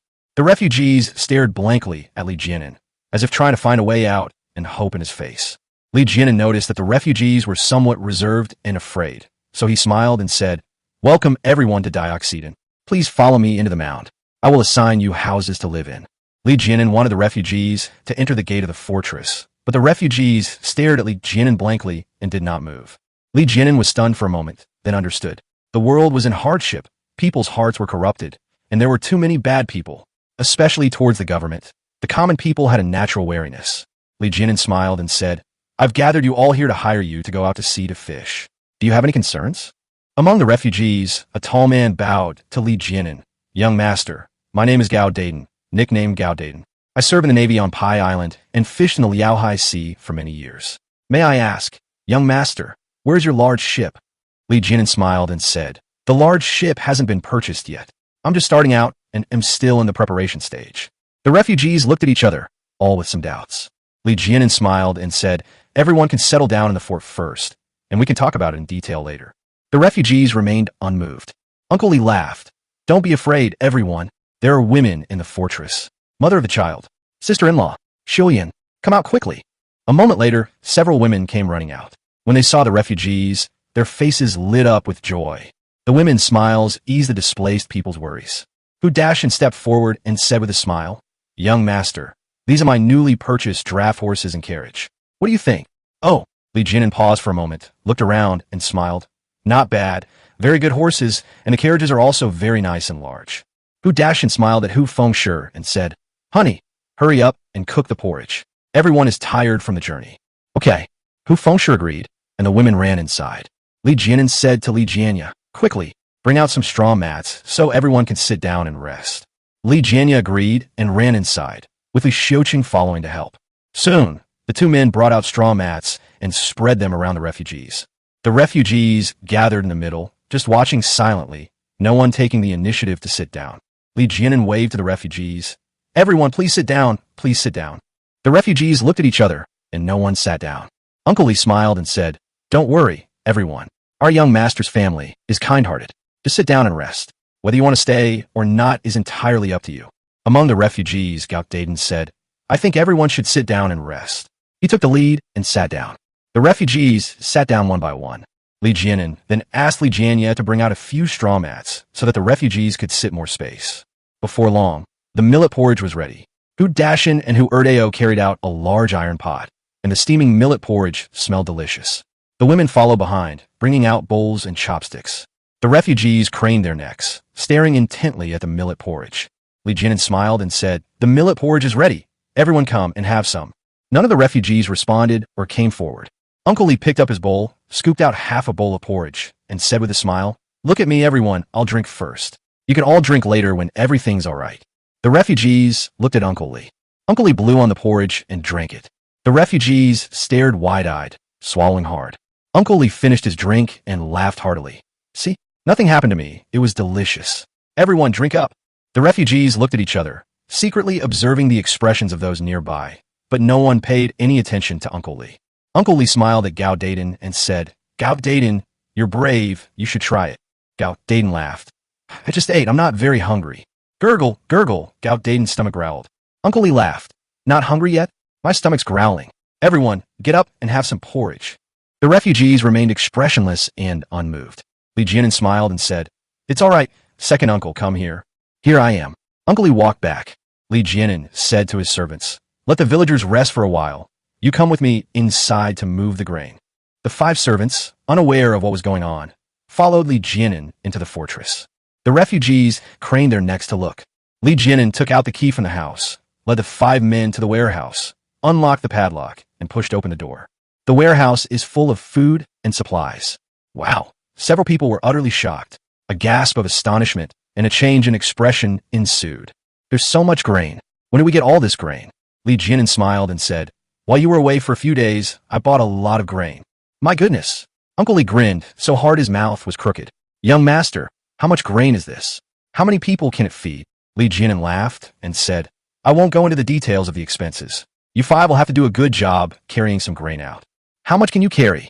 Who asked. Who Dashin slapped him. What are you asking? Just carry it. The young master has his own arrangements. Who stopped talking, picked up the 2 bags of millet, and walked out. Leguin followed him out and had Who put the item on the ground to the side. Uncle Lee and the others carried the bags out, with Dashin carrying 3 bags and the others carrying 2 bags each. A bag of grain weighs 50 jin, 25 kilograms, and Dashin, being strong, carried it without much effort. The refugees craned their necks to watch, and when some grain was scattered out, it caused a chorus of exclamations. It's grain, it's millet, and soybeans. The refugees were talking excitedly, craning their necks as if they wanted to see the grain. Before long, the 5 servants had carried out more than 100 bags, piling them into a small hill. Leguin said, all right, that's enough. Let's stop here. The 5 people stopped and dusted themselves off. The eyes of dozens of displaced people were focused on Leguin. Leguin picked up 2 bags of millet and walked towards the 2 horse-drawn carts beside him. He threw the 2 bags of millet under the horses' heads, drew his sword, and slashed them open, revealing the golden orange millet.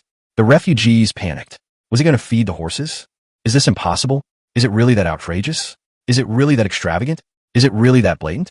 Leguin sheathed his sword and stepped back. The 2 horses didn't care about anything else. They were starving and immediately started eating. The refugees were in an uproar and discussed it amongst themselves. Feed the horses with millet. So rich. What a waste. A wealthy family. Extravagant and wasteful. Even landlords can't be this arrogant. The 2 horses ate heartily, enjoying it immensely. Leguin and the other women felt sorry for Leguin, but none of them dared to advise him. The crowd watched until the 2 horses had eaten their fill. It was getting dark, and Leguin said to Dashin, bring the 2 horses in, let's go back to Dunley. Dashin agreed, and he and unharnessed the horses and led them inside. Leguin led his men inside, but the women were reluctant to part with the food and walked slowly. Leguin shouted, what are you doing? Come in, all of you. Several women rushed inside. Leguin personally closed the gate and bolted it shut. The refugees outside were in an uproar, bewildered. Leguin said to Leguin, Mother, you should hurry up and cook. Let's have a welcome dinner for our 3rd uncle and his family. Leguin agreed and went to the kitchen with the women. Leguin and his servants went to Leguin's living room and sat down to drink tea. Leguin lit the candles, and the living room became bright. Uncle Lee was a little restless. He took a sip of tea and said with a smile, Young master, there are several thousand caddies of grain and 2 large carts. It's already dark. If the refugees all run away, we will suffer great losses. Leguin laughed and said, if the grain is stolen by the refugees, that's a good thing. How could it be a good thing? Uncle Lee asked. Chapter 011 Trust. More and more refugees. Leguin laughed and said, it's a good thing that the petty thieves are gone. It's just some grain. Let them steal it as much as they want. Uncle Lee laughed awkwardly. Young master is truly brilliant. Before long, a delicious meal was served with wine and meat. The 11 people ate and drank heartily, filled with laughter and joy. Uncle Lee recounted his itinerary over the past few days, revealing that most of these refugees came from Taicha Mountain. After everyone had eaten and drunk their fill, Leguin told them to rest and arranged for Leguin to keep watch at night. Outside the fort, refugees gathered together, many staring at the large iron pot. The millet porridge in a large iron pot had cooled down and solidified. 8 or 9 men gathered around Gao Daden and began to discuss their plan. One of the men said, something doesn't look right. They don't seem like fishermen. They don't even have a fishing net. Another said, didn't the young master say that it hasn't even started yet? He's just preparing to buy a boat. We don't know how to fish. Are you hiring us to do odd jobs? One of them said. I think he's fine. He seems kind and gentle. Aren't you afraid we'll steal the thousands of kilograms of grain that you're throwing out? Everyone, be careful. Haven't we been ripped off by the government enough already? No matter what, it's impossible for all of these 100+ bags of grain to be poisonous. We can pour out the millet porridge, pick out a bag of grain to cook porridge, and it should be fine. Yes. Great idea. Everyone looked at Gao Daden. Gao Daden said, no matter what, let's eat first. Everyone be alert tonight and keep an eye on your wives and kids. If anything happens, just call out, and I'll definitely help. As Gao Daden spoke, he revealed the dagger hidden in his pocket. The men nodded in agreement and revealed their respective self-defense weapons. The next day, after Li Jianan got up, he was washing up in his room when Li Jianya came in. Li Jianya smilat brotherly. Brother, I peeked last night. The refugees cooked and ate their own food, and they were wolfing it down. One child almost ate himself to death, but he survived. Li Jianan said, "Don't peek anymore." "Oh," Li Jianya replied reluctantly. While eating breakfast, Li Jianan said to everyone, "After breakfast, everyone go about their own business and don't disturb the refugees. If the refugees talk to you, just be sincere and don't try to persuade them." Everyone agreed. During the day, the refugees avoided the gates and huddled together. No one stole their food. In the evening, the refugees became active, lighting fires to cook and eating and drinking. 2 days later, Li Jianan sent his second uncle into the city to make purchases and took the carriage away. Hu Dashan walked around the refugee camp and found that the refugees had accumulated a lot of firewood. Some refugees even dug large pits to make it easier to use the toilet. The next day, Uncle Li returned. The refugees craned their necks and stared wide-eyed at the cart full of chicken, fish, meat, and eggs. That evening, Hu Dashan said to Li Jianan, "The refugees are exposed to the wind and sun. Should we help them build some thatched huts to shelter them from the wind and rain? With houses, people will feel at ease." Li Jianan thought for a moment and then smiled. "No need. We'll govern by doing nothing. We won't interfere." 2 days later, Li Jianya suddenly came to find Li Jianan, beaming with joy. "Brother, the refugees have built thatched huts." Li Jianan smiled with surprise. "Really? How much?" 8 or 9. Li Jianya exclaimed excitedly. "There weren't any last night." Almost overnight, several more thatched huts appeared. Li Jianan was delighted. "I'll go up and take a look." Li Jianan left the room, climbed to the top of the tower, and looked down at the refugee camp. Sure enough, several thatched huts appeared in the refugee camp, forming a small cluster. Several children were playing nearby, laughing and chattering happily. Hu Dashan walked up, looked around, and laughed. "Looks like it's going to rain heavily tonight." "How did you know?" Li Jianan asked. Hu Dashan laughed and said, "Without heavy rain, they wouldn't have been able to build so quickly. There are capable people among the refugees who can read the weather." Li Jianan said, "That Gao Dayton has been fishing at sea before, so he should know a thing or two." Hu Dashan said, "We've lost more than 20 bags of grain. It's raining heavily tonight. Should we put some down in the shelter so they don't all get wet?" Li Jianan waved his hand and laughed. "No need, we don't care." Hu Dashan laughed. "Young master is quite composed." The wind and rain were heavy in the evening. Li Jianan was lying in bed trying to sleep, but the sound of thunder and rain kept him awake. He finally managed to get some sleep in the latter half of the night. The next day, Li Jianan got up early, went to the tower, and looked down. A straw shed had been erected on top of the pile of grain. A small dam had also been built around the grain pile to prevent rainwater from contaminating it. Li Jianan smiled happily and went down from the tower. After breakfast, Uncle Lier suddenly came to find Li Jianan, beaming with joy. "Young master, a few men among the refugees want to come in and visit the village?" Li Jianan smiled and said, "Sure, you can lead them on a tour." Uncle Li led Gao Dayton and a few others on a tour of the fortress. Gao Dayton and his group were very satisfied and requested to meet Li Jianan. Li Jianan agreed and told the men to wait outside. Today the weather is fine, sunny and breezy. Li Jianan was practicing calligraphy in his room. Half an hour later, Uncle Li quietly came in. He saw Li Jianan practicing calligraphy and went over with a smile. "Beautiful handwriting. It's gorgeous. Unkla li veamat." Young master's handwriting is getting better and better. "Ha ha ha." Li Jianan smiled and asked, "Second uncle, is something the matter?" Uncle Li was surprised. "How could you forget? Gao Dayton and the others are still waiting outside." Li Jianan smiled and said, "I haven't forgotten.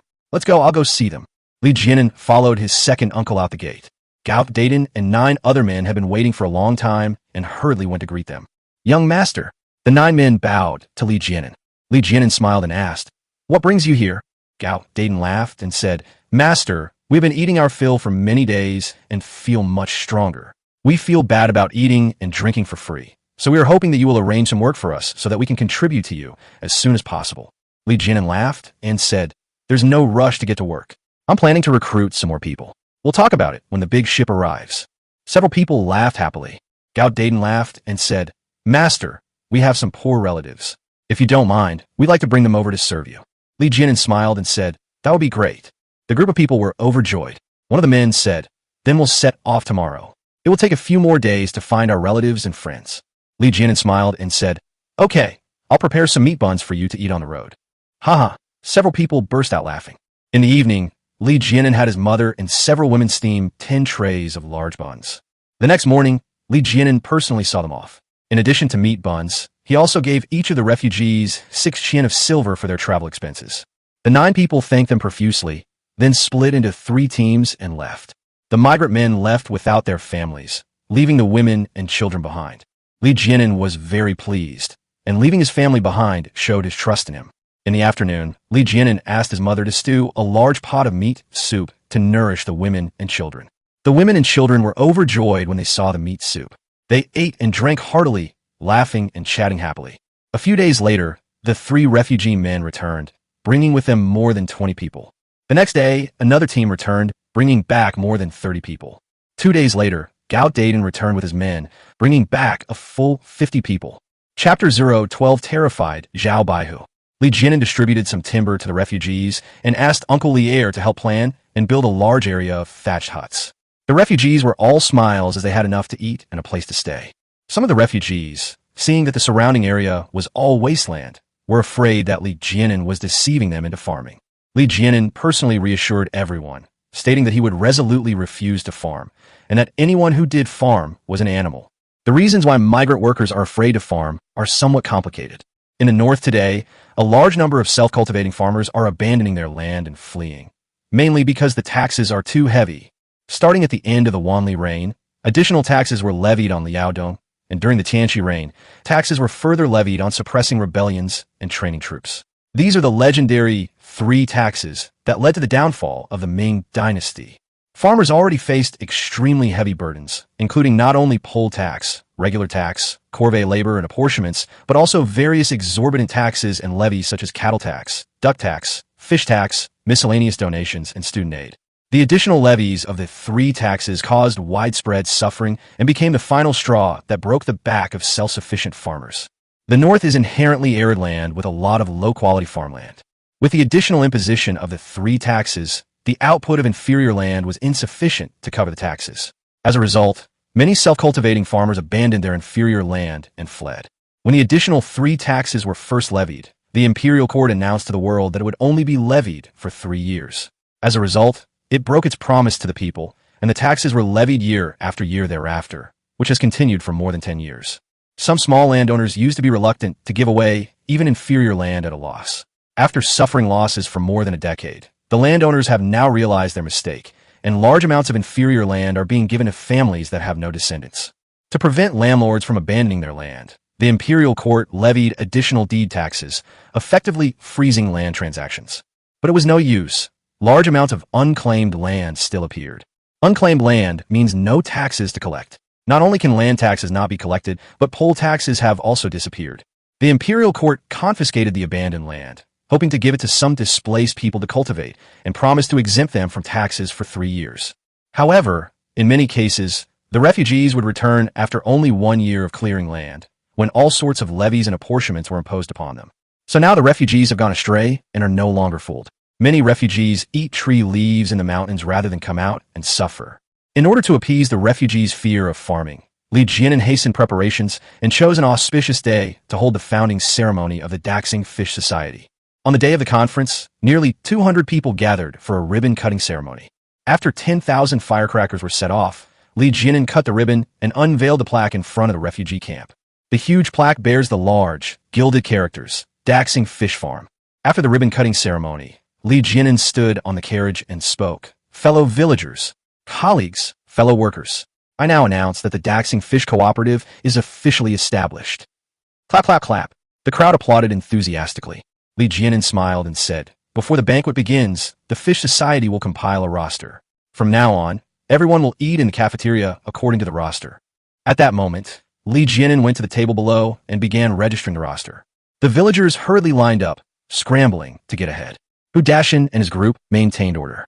Li Jianan registered the villagers one by one.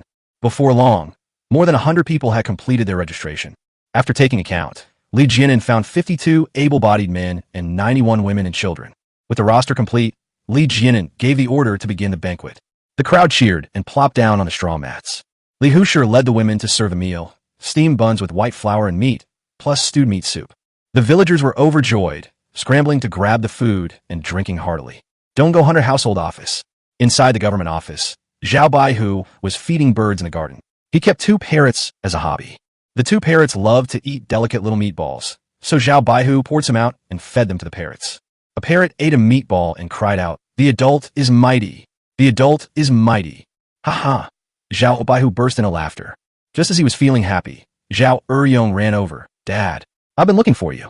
Something's happened." Commander Zhao was startled. "What is it?" Zhao Eryong said, "Over at Dioxidin, that kid Li Jianan is holding his grand opening ceremony today. I heard there are several hundred people there." Several hundred people? Zhao Baihu was shocked. Rebellions have been rampant in various places over the years, and the greatest fear was the gathering of crowds to cause trouble. Upon hearing that several hundred people had gathered, Zhao Baihu instinctively felt afraid. How many relatives does Li Jianan have? Why are so many of them here? Zhao Eryong stamped his foot. "No, these hundreds of people aren't guests. They're refugees brought in by Li Jianan." Refugees? Zhao Baihu's mouth dropped open, stunned into silence. Refugees. Refugees are the most terrifying. Homeless and jobless, starving and freezing, they're most easily incited. Like loose tinder, the refugees could burn down an entire city with just one fire. Zhao Baihu turned pale with fright, his mouth stammering.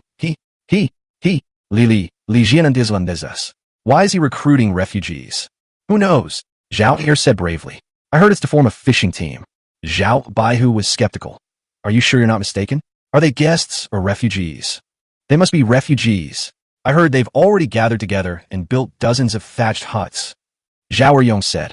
Zhao Baihu was both frightened and furious. "You, Li Jianan, dare to play tricks on me? Quick, have the men prepare the sedan chair. I want to go and see for myself." "All right."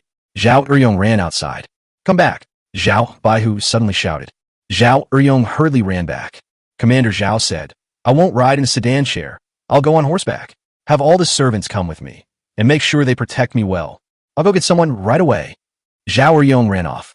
Commander Zhao hurriedly went back to his room and brought out his armor.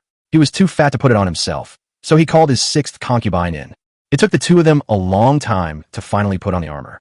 Zhao Baihu arrived at the front yard and set off with 8 servants. Of the 8 servants, 3 rode horses and were all close relatives. Among them, Zhao Zongqi was the younger brother of Zhao Baihu, and Zhao Daong and Zhao Eryong were Zhao Baihu's sons. The other 5 servants, leading donkeys, were also relative sons. The 9 people hurried towards Dioxidin, a journey of more than 10 miles, and arrived quickly. From afar, Zhao Baihu, seated on his horse, had already seen it. A sea of people thronged the area, and the air was filled with lively laughter and cheers. Good heavens! Commander Zhao felt his scalp tingle and really wanted to shout. "Stop! Stop!" Zhao Baihu shouted, ordering his men to halt. He couldn't get any closer. These starving refugees were inhuman and capable of anything.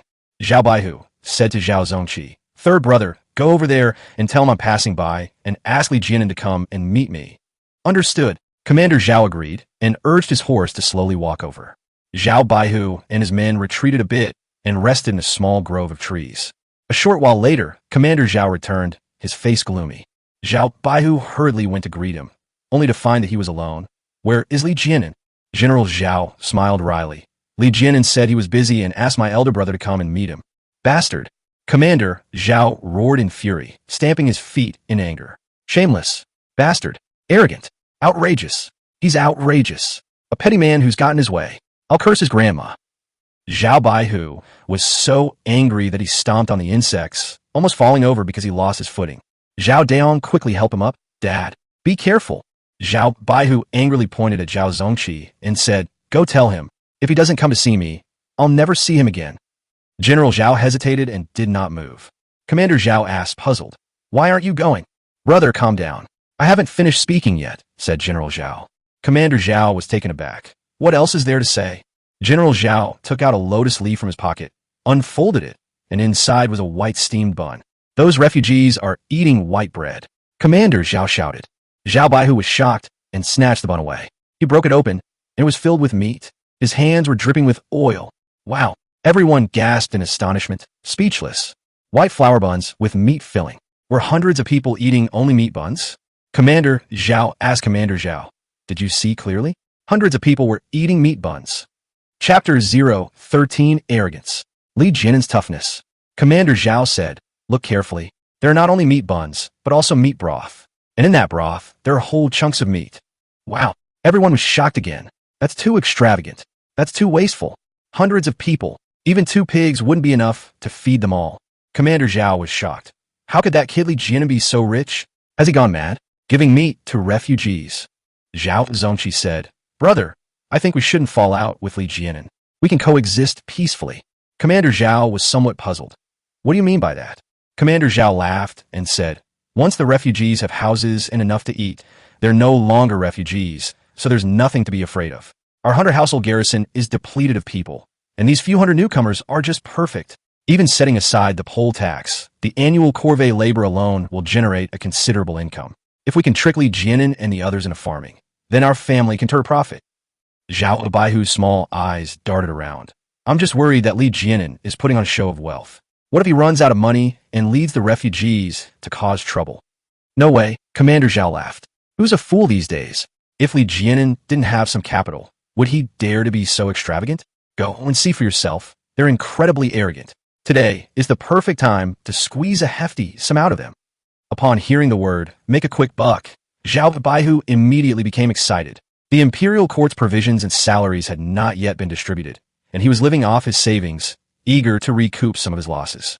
Zhao Baihu rubbed his hands excitedly and looked at the servants. Take off your armor. Wearing armor would make one appear too defensive and wouldn't fit the festive atmosphere of a business opening. Zhao Baihu found a piece of red cloth, wrapped 2 taels of silver in it, and left 2 servants to guard the livestock. He then led 6 men, including Zhao Zongqi, toward Dioxidon. When Li Jianan saw several people walking over, he led his second uncle and the others to greet them. Ha ha ha! Zhao Baihu laughed loudly. Little Anzi, congratulations! Congratulations! I'm late. Li Jianan returned the greeting and said with a smile, You flatter me, sir. You come at just the right time. Zhao Baihu took out a red envelope and said with a smile, It's just a small token of my appreciation. Li Jianan accepted the gift, beaming with joy. Your presence is an honor to our humble abode, sir. Please take a seat and enjoy the meal. Li Jianan led Zhao Baihu and others back to the banquet. Zhao Baihu walked very slowly, his small eyes darting around. The huge gold-lacquered plaque, the rows of thatched huts, and the villagers' greasy faces made Zhao Baihu increasingly horrified. Just how much money does this kid have? That was the question in Zhao Baihu's mind. Soon, Li Jianan led Zhao Baihu to the main table. The girls at the main table left, giving their seats to Zhao Baihu and Zhao Zongqi. Zhao Daong and a few others sat at a table to the side. Li Jianan and Zhao Baihu exchanged pleasantries and drank a few cups of wine. Zhao Baihu laughed and said, Brethren, you made quite a scene. There must be 200 people here, right? Li Jianan smiled and said, Some of them are guests, and there are fewer than 30 fishermen. 30 people is quite a lot. Zhao Baihu laughed. They will settle down here in the future, and they will still need to apply for civilian certificates. The so-called civilian ticket was used for household registration management in ancient times. It was equivalent to a combination of household registration, ID card, tax payment certificate, and travel permit. The banknotes contained personal information and fingerprints. After a household completed its tax payment, the government stamped the banknotes with a year's seal. With the people's tickets, households could go to the city to buy the salt and iron that were sold under a special contract, and they could also send their children to school. To obtain a civilian certificate, one had to pay a poll tax and participate in corvée labor, making the costs extremely high. In remote villages, children don't go to school because they hide their household registration. When they need to go to the city, they ask someone to do it for them. Zhao Baihu asked Li Jianan to issue civilian tickets to the villagers so that he could profit from it. Li Jianan laughed and said, Okay, I'll get 20. That should be enough. Zhao Baihu was taken aback, not expecting Li Jianan to be so generous. He laughed and said, All right, bring your men to see me sometime, and I'll take you into the city to handle it. Okay, I'll listen to you, sir, Li Jianan said with a smile. Zhao Baihu laughed and said, By the way, there are quite a few unclaimed plots of land around here, all of which have been confiscated by the authorities. I don't have much to help you with, but I'll give you 200 acres of land to grow some vegetables. How about that? No. Li Jianan hurriedly waved his hands and laughed. We don't farm. We fishermen go out to sea every few days. Why would we farm? We don't want land. Commander Zhao laughed. It will be great to grow some vegetables. You have a large population here, and they'll need vegetables eventually. Don't worry. According to the imperial court's policy, land reclamation is exempt from taxes for 3 years. Within those 3 years, I won't ask you for a single vegetable or a single grain of rice. Hee hee, Li Jianan laughed. We don't eat vegetables. We make a living by fishing, we drink fish soup, and we can't eat many vegetables. Seeing that Li Jianan was not fooled, Zhao Baihu was both angry and anxious, and was speechless for a moment. The atmosphere was a little awkward. Some of the villagers eating nearby were secretly watching. Some of them had sharp ears and had already heard the word farming, which made them fall silent in fear. The villagers were so worried that they stopped eating meat buns. The entire banquet suddenly fell silent. Seeing the awkward atmosphere, Uncle Li, who was serving the drinks, laughed and poured wine for Zhao Baihu, saying with a smile, "Lord Zhao, we don't farm, but we do fish, don't we?" Commander Zhao was furious. "The fish tax collection is handled by the commander's office and the Coast Guard. Why should it be my turn?" Uncle Li said with a smile, "Once we catch some fish, we'll definitely send you some seafood." Seeing the awkward situation, Commander Zhao laughed and said, "Brother, I've had a bit too much to drink. Why don't you take me home first?" Zhao Baihu stood up and shouted to his men, "Stop eating! Stop eating! Let's go back." The Zhao family servants all stood up and left their seats. According to Zhao Baihu's plan, if he were to lose his temper like this, Li Jianan would definitely be frightened, and then he would say a few conciliatory words and offer some benefits. But despite Zhao Baihu's repeated shouts, Li Jianan remained unmoved and sat steadily. All eyes were on Li Jianan, on his face. In the silent environment, people were eager to glean some clue from Li Jianan's face. Hope or destruction? Li Jianan put down his wine glass and uttered two words calmly. "Show him out." Wow! Everyone was horrified and gasped in shock. Commander Zhao was utterly shocked. He hadn't expected Li Jianan to be so forceful. He really didn't expect that Li Jianan would disrespect him in public and not even bother to get up and see him off. Zhao Baihu was in a difficult position, and in anger, he stomped his foot and said, "Let's go." He turned and left. Several servants from the Zhao family hurriedly followed. Watching Zhao Baihu walk away, Li Jianan did not get up. The people around panicked and stood up one after another. Uncle Li even chased after him to say nice things, but Zhao Baihu shook him off. Li Jianan stood up, waved his hand, and shouted, "Don't panic, everyone. It's all right. I'll go in and get you things. You can continue eating." Li Jianan called Li Xiuqing and Li Jianya inside. Hu Dashan quickly reassured the villagers. "Everyone, please continue eating. It's all right, it's all right." Gao Dayden also came to appease the villagers, telling them to continue eating and drinking. The villagers sat down and continued eating, but they weren't as cheerful as before. A short while later, Li Jianan and his two companions emerged. Li Jianya was pushing a wheelbarrow loaded with dozens of standard-issue waste knives. Everyone was startled and stood up, peering out. Li Jianan said to Hu Dashan, "Have all the able-bodied men gather here." Hu Dashan and Hu Erdeo shouted from both sides, and dozens of strong men gathered around. There were 52 able-bodied men in total, who formed a circle around each other. Li Jianan walked to the front of the crowd, paced back and forth, and observed the expressions on everyone's faces. The able-bodied men stood tall, not wanting to be looked down upon. There was a short, burly man whose body was trembling slightly. Li Jianan stopped beside him. "Are you scared?" The short, stocky man shouted, "I'm not afraid. As long as there are knives, I'm not afraid." He pointed to the dozens of waste knives on the card. Li Jianan laughed and said, "Very good.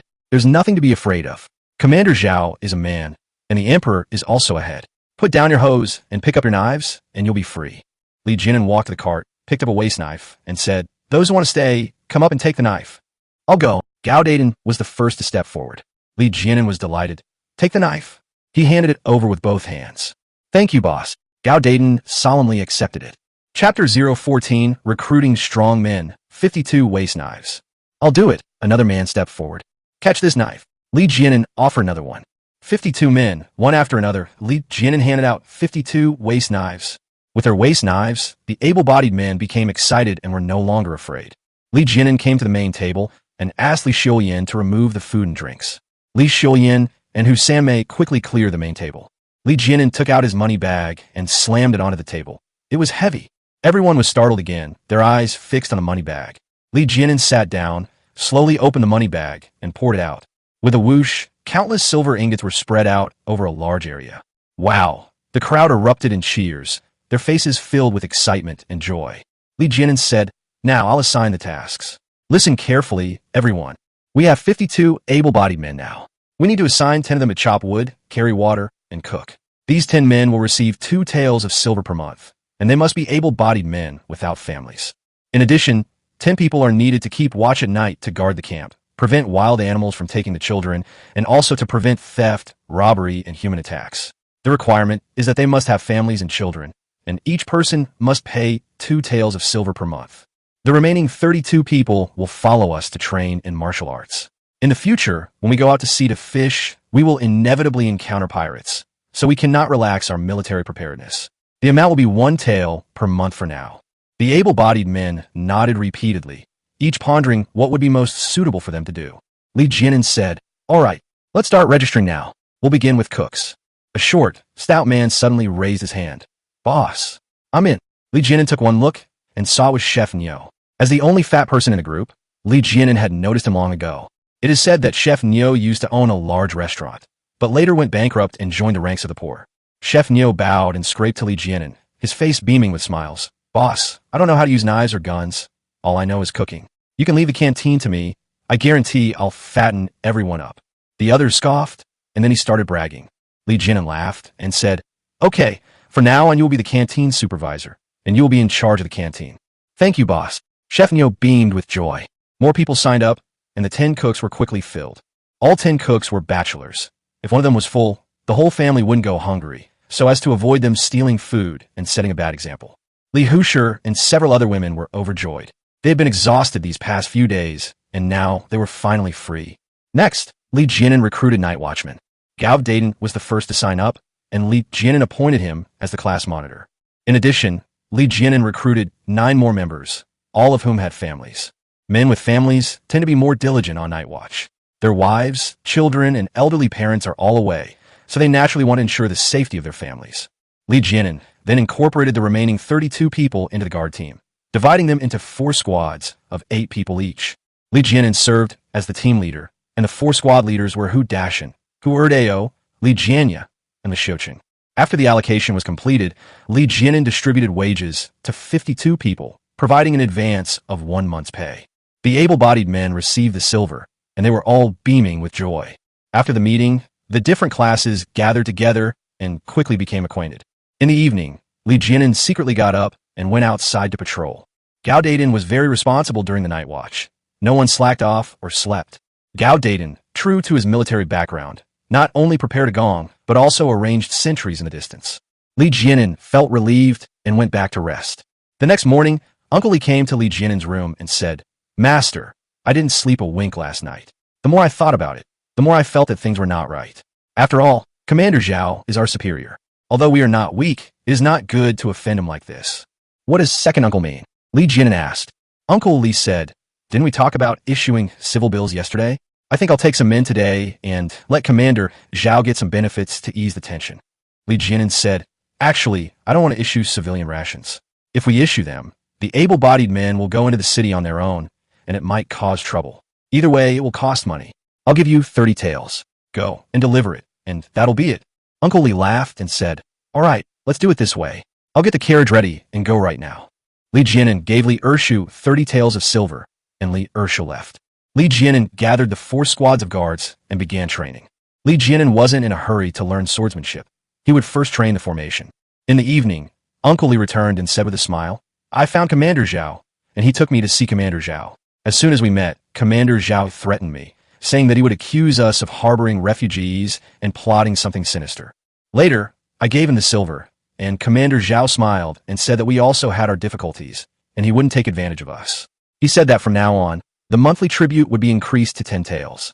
I've agreed on your behalf. How about that?" Li Jinan nodded. "Okay, give him 10 taels. Have you talked about the civil bills?" Uncle Li said, "He said it was up to us. He said it was fine if we didn't have to get civilian certificates.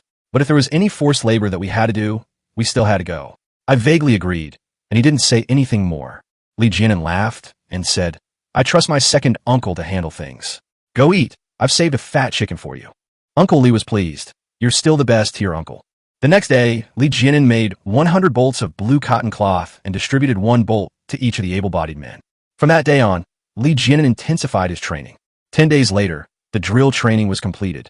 Li Jinan copied 100 shields and distributed them to the able-bodied men, then had Hu Dashin begin teaching them swordsmanship. Hu Dashin came from a family guard team and had served as a squad leader, so his swordsmanship training was excellent. He knew simple and practical sword techniques. When the spring planting season arrived, the nearby garrisons were busy, but Zhao Baihu was busy with his own fields and did not come to cause trouble. Li Jianan hired a stonemason to make a stone millstone and bought 2 draft horses so he could grind tofu himself. 2 months passed in the blink of an eye, and early summer arrived. After nearly 3 months of training, the guard are now full of energy and high spirits. The paleness on the women and children's faces disappeared, replaced by rosy cheeks. Several of the boys, in particular, had grown a full head taller in just 3 months. Uncle Li usually handles the purchasing, taking a few young men with him. When the villagers need anything, they also ask the young men to bring it to them. The boys, who were only a few years old, didn't have civil tickets, but with Uncle Li around, no one made things difficult for them. That day, Hu Dashin was training his troops when Hu Erdeo ran over and said, "Dad, the boss is going to the city and wants us to go together." Hu Dashin said, "All right, go prepare the carriage. I'll give you some instructions." Hu Erdeo went to prepare the carriage, while Hu Dashin gave some instructions to the 2 squad leaders and then went over. When the carriage came out, Li Jianan was already sitting inside. Hu Dashin hurriedly jumped into the car and laughed. "Boss, what are we going into town for?" Li Jianan said, "I have ordered armor and a waist knife. Please go and try them out." Hu Dashin was delighted. "That's wonderful." The 3 of them arrived at Weicheng, and Li Jianan told Hu Erdeo to drive the carriage to the money exchange first. Li Jianan entered the money shop alone and exchanged 13 two-tael official ingots for 1 two-tael gold ingot. Back in the car, Li Jianan told the driver to take the car to the blacksmith shop. On the way, Li Jianan secretly opened the system. Copy gold ingots X30. The money bag immediately became heavy. "Ha ha," Li Jianan laughed. Seeing Li Jianan happy, Hu Dashin and Hu Erdeo smiled as well. The 3 of them arrived at a blacksmith shop owned by the Chui family and drove straight into the courtyard. Manager Chui came forward and, upon recognizing Li Jianan, beamed with joy. "Oh my, it's you, sir. You finally arrived." Li Jianan jumped out of the car and laughed. "I've been delayed for 2 days. Is the stuff I ordered ready?" Manager Chui looked at Hu Dashin and smiled. "It's all ready. Please follow me." Li Jianan asked Hu Erdeo to watch the car, and then led Hu Dashin inside with Manager Chui. Manager Chui led the 2 men through a winding path to a secluded spot in the backyard. Manager Chui closed the courtyard gate, carried a wooden box out from the inner room, placed it on the ground, and said with a smile, "Everything is in the wooden box." Manager Chui opened the wooden box and lifted it open. Hu Dashin stared intently, then was dumbfounded. Chapter 015, The Astounding Allure of the White Steel Armor. Hu Dashin knew it was armor, but he never expected it to be stainless steel armor. Stainless steel, also known as Su steel, was the best steel in the Ming dynasty and even in the world. The price of 1 tael of Suzhou steel was equivalent to 1 tael of silver. The wooden crate contained not only stainless steel armor, but also a stainless steel waist knife and a stainless steel shield. Hu Dashin estimated that these 3 weapons together weighed about 40 jin, approximately 20 kilograms. That means the materials used alone were worth over 400 taels of silver. If you include wages, it's at least 500 taels. Hu Dashin, working as a servant in the 1,000 household garrison, naturally knew the market price for armor. As far as he knew, even Commander Zhao didn't possess such armor. In the entire Qinghe Fort 1,000 household garrison, only Commander Wang owned stainless steel armor. Commander Wang's armor was gilded, and he didn't wear it normally. Even in battle, he rarely wore it. The reason is simple. The armor is too conspicuous and easily attracts the enemy's arrows. Li Jianan picked up the stainless steel waist knife and found the wooden scabbard underneath, so he took it out. Under the sunlight, the stainless steel waist knife gleamed, its sharpness fully revealed. Shopkeeper Chui pointed to a few wooden stakes nearby and said with a smile, "Why don't you give it a try?" Li Jianan laughed and said, "Let's put on our armor and try it out together." Hu Dashin took out his armor and helped Li Jianan put it on. The armor not only had a mask, but also iron gauntlets. Once Li Jianan was fully donned, he was practically a steel man. Li Jianan picked up a steel shield and a steel knife and walked towards several wooden stakes. Manager Chui and Hu Dashin followed. When Li Jianan got close, he swung his arm violently and used the steel shield to strike the wooden stake. Crack! A wooden stake was knocked down. Li Jianan unleashed a powerful strike, splitting Mount Hua in 2, and cleaved the wooden stake. Crack! A wooden stake was split vertically in 2. Excellent knife skills. Manager Chui clapped his hands and laughed. Li Jianan examined the cut and showed it to Hu Dashin. Hu Dashin looked at it and smiled happily. A good knife. There's not a single chip or nick. Shopkeeper Chui smiled smugly. That's right. Our Chui family ancestors were masters of sword forging.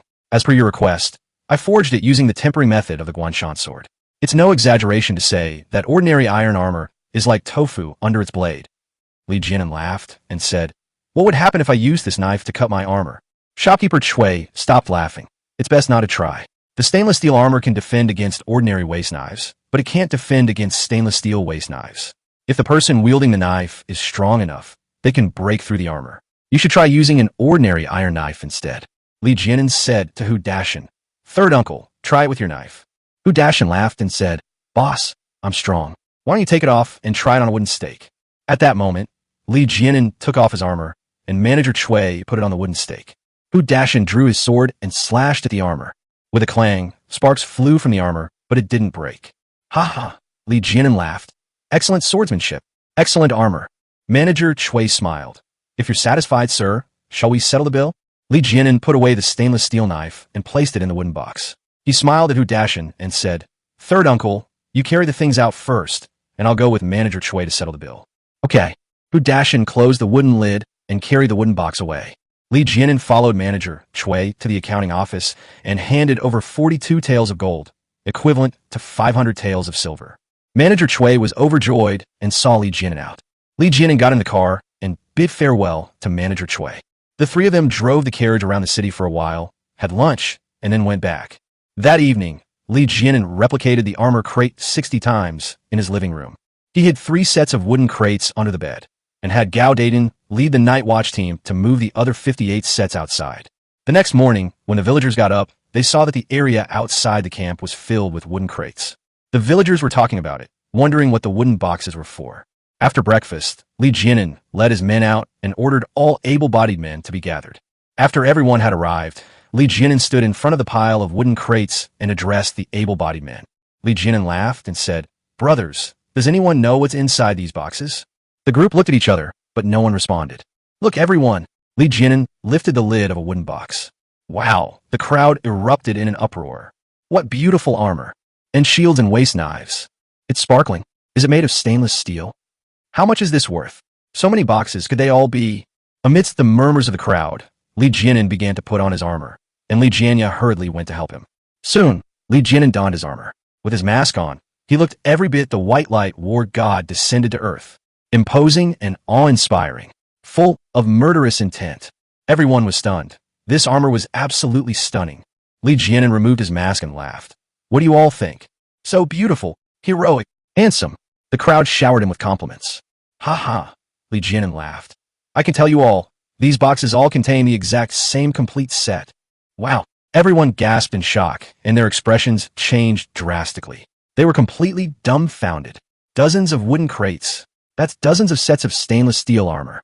Everyone knows how expensive stainless steel is. One set costs several hundred taels of silver, so how much would dozens of sets cost? Even though everyone was bad at math, they knew this wealth was terrifying. It was simply outrageously extravagant. Dozens of sets of armor are displayed. Does that mean everyone gets one? Leguin laughed and said, "Everyone guessed right. All the men present can get a share, as long as they're willing." Wow! The able-bodied men were in an uproar again, their faces beaming with joy. Leguin laughed and said, "I can tell you frankly that the price of such a complete set of equipment is 500 taels of silver." Wow! The laborers were utterly astonished. 500 taels. That's too expensive, too luxurious, too extravagant. 500 taels. That's enough to marry 10 young women. There are so many bachelors here. 500 taels. That's enough to buy 40 strong oxen. 500 taels. Enough to build a house and buy paddy fields. The able-bodied men's eyes lit up as they looked at the wooden crates. If you put on such a heroic and imposing armor, you could win over any young lady or beautiful widow in no time. Leguin laughed and said, "Don't get too excited yet, everyone. There are conditions for getting the complete set of stainless steel equipment." The able-bodied men looked at Leguin, their expressions becoming tense and serious. "There's no such thing as a free lunch. Even a fool understands that." Leguin said, "If you want to get the full set of equipment, you have to become my servant. As a servant, your salary will be increased to 3 taels of silver per month. But you must understand that becoming a servant means fighting, charging into battle, and dying. If you take my equipment and money and then desert at the crucial moment, I will enforce military law on you. Of course, when there is no war, if you want to withdraw, you can do so at any time by returning your equipment. You are free to come and go." The able-bodied men all looked serious, deep in thought and making plans. Chapter 016, Sending Troops to Suppress Bandits. Leguin said, "Those who don't want to join, don't feel pressured. You can stay in the camp and do other work. Everyone has a day off today. Discuss it with your families. Registration is tomorrow. That's all. Scatter, the able-bodied men shouted, and scattered in groups of 3 or 5. Li Jianin ignored the able-bodied men and first equipped his 5 personal guards. The 5 men were overjoyed, especially Hu Dashin. His lifelong dream was to own a good set of armor. Now, this dream has suddenly come true. Hu Dashin was so excited that tears welled up in his eyes, and he touched the armor with great affection. Only those who have experienced war truly understand what armor means. It is no exaggeration to say that a soldier without armor is not a warrior. A warrior with fine armor is a god of war. He can rampage across the battlefield.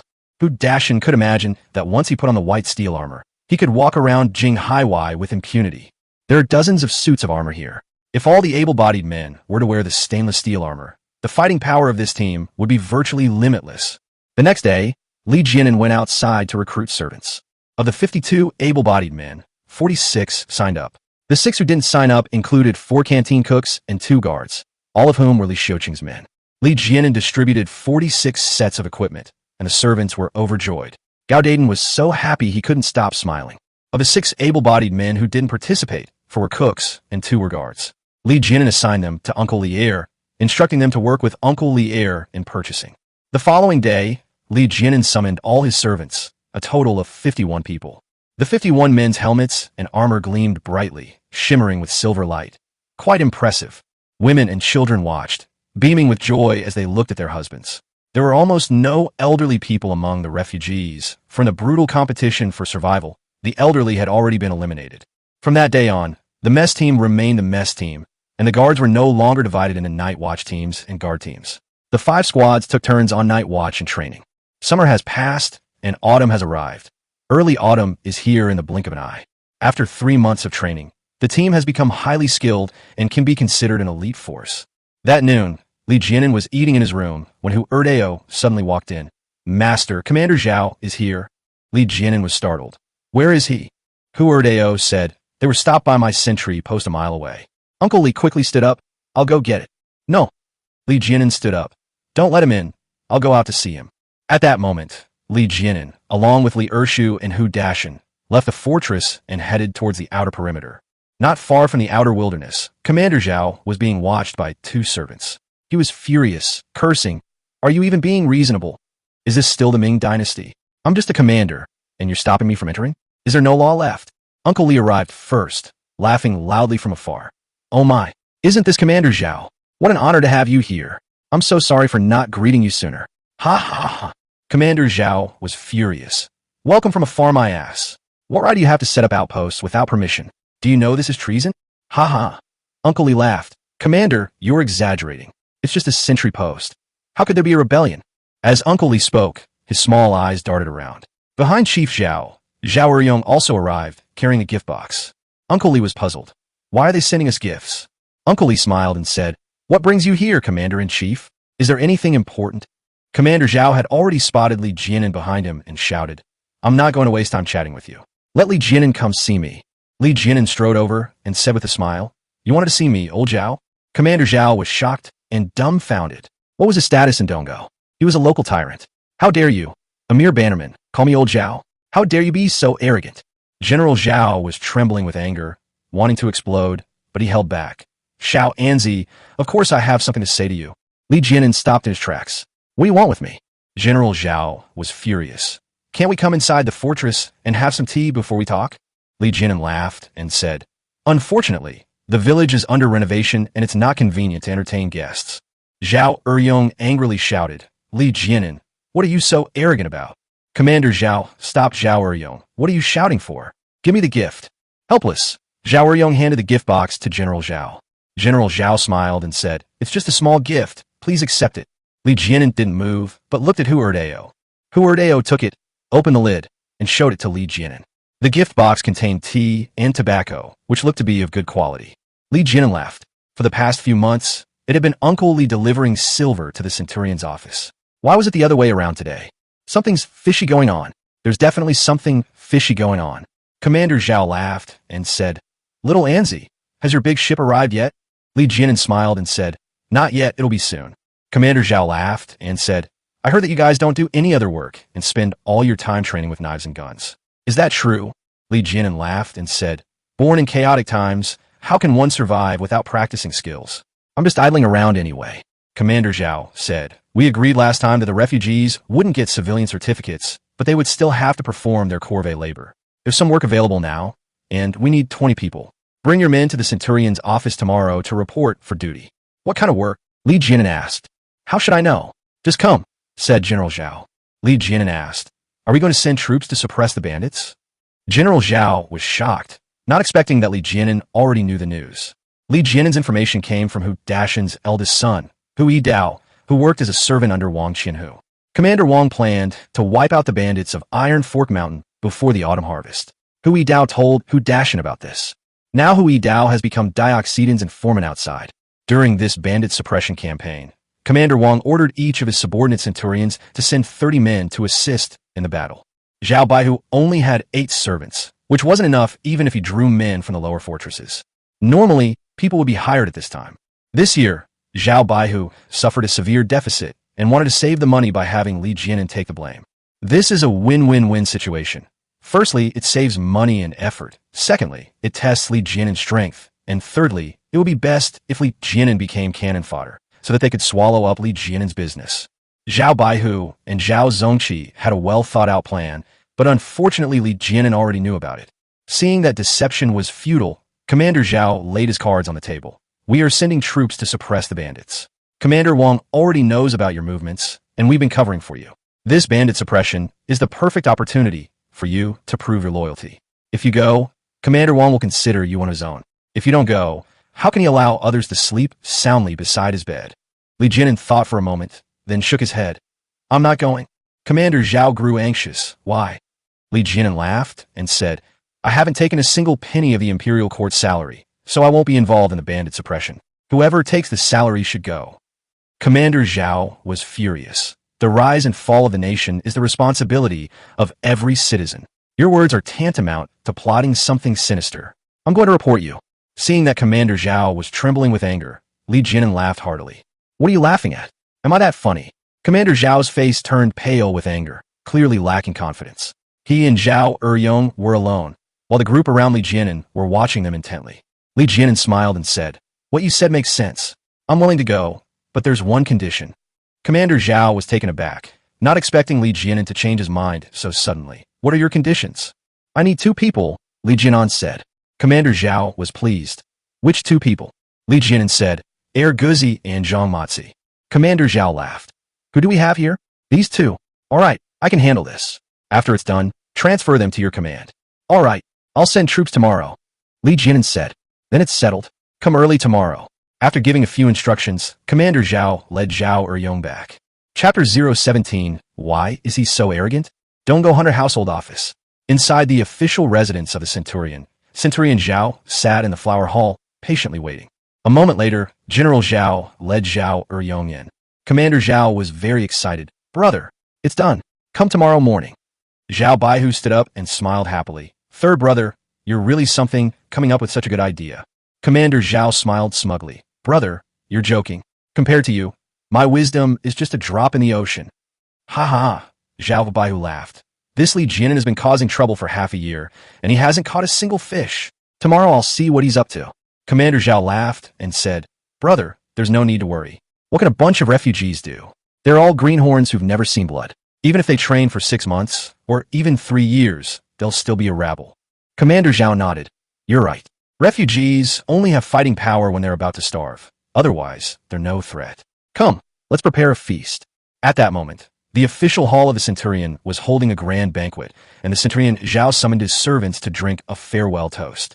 Everyone was busy at the crab fishing pier.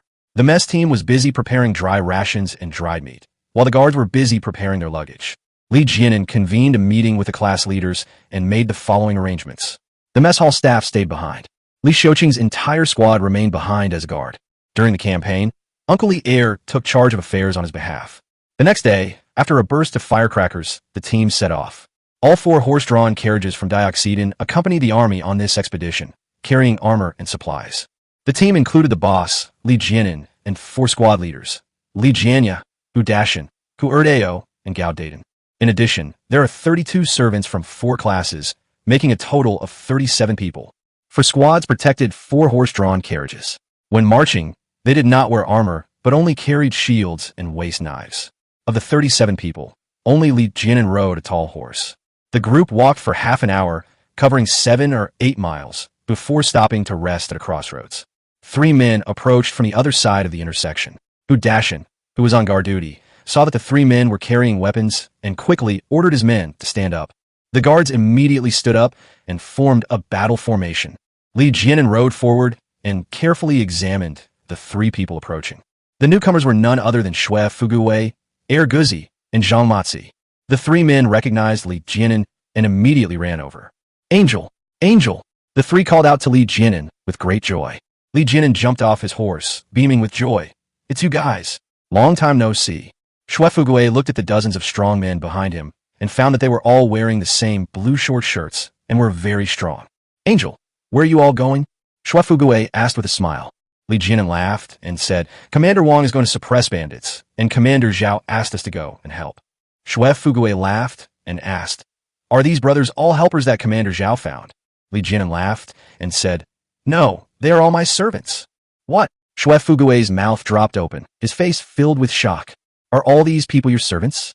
You're just a junior officer, not a commander. Guzi and Zhang Matsi were also stunned, dumbfounded. They couldn't believe that Li Jianan had become so successful in just 6 months.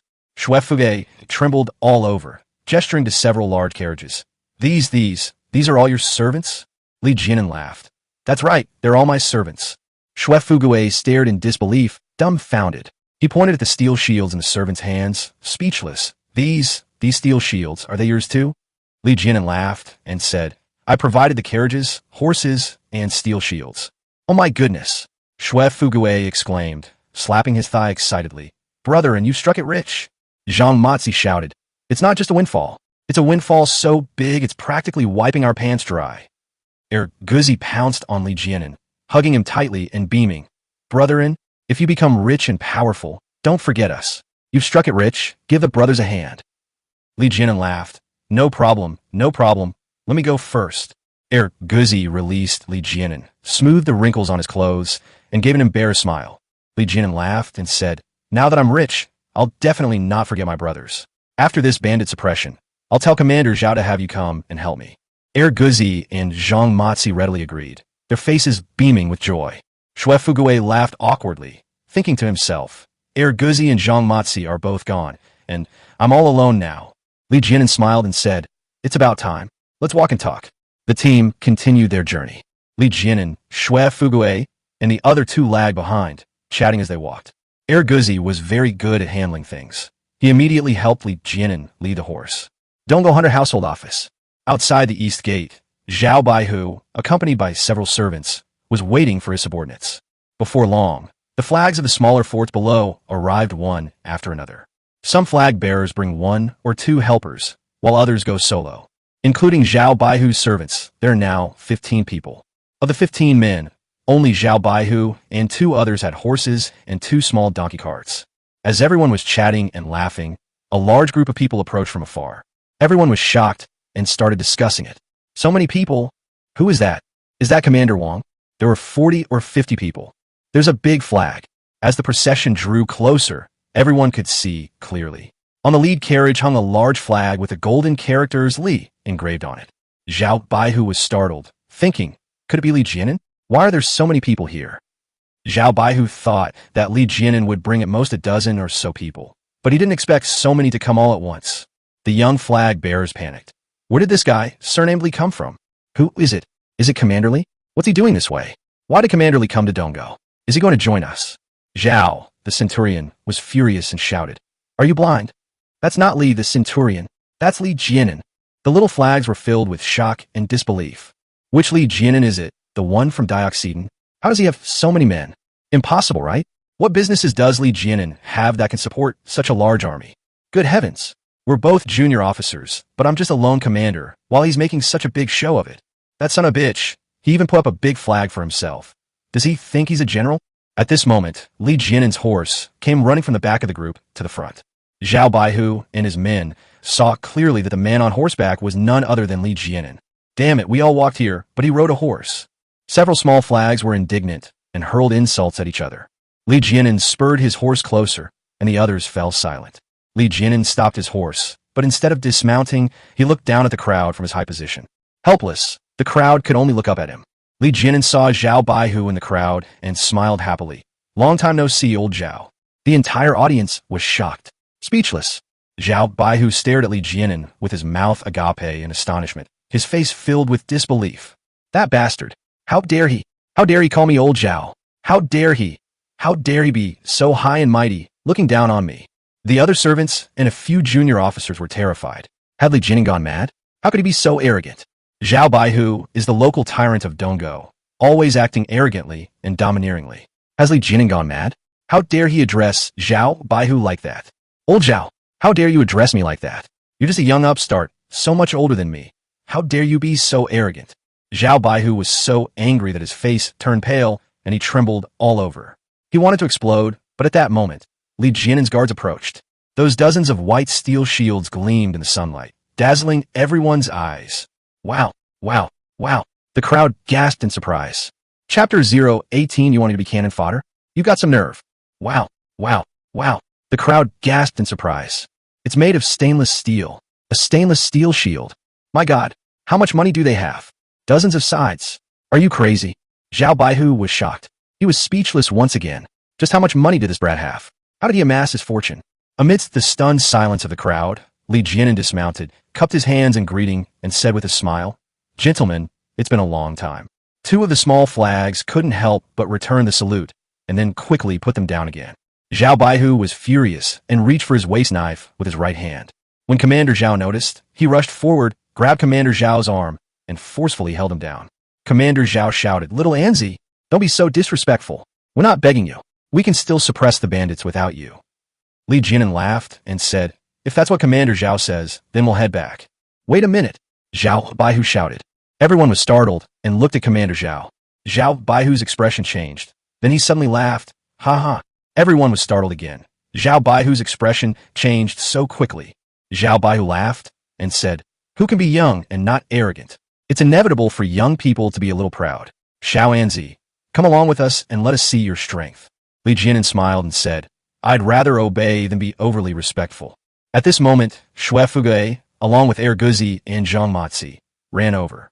He was overjoyed and said to Zhao Baihu with a smile, "My dear in-law, Anur has struck it rich. He's brought so many elite soldiers. Now our bandit suppression will be much easier."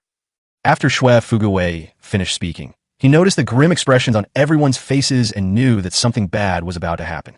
The whole room was awkward.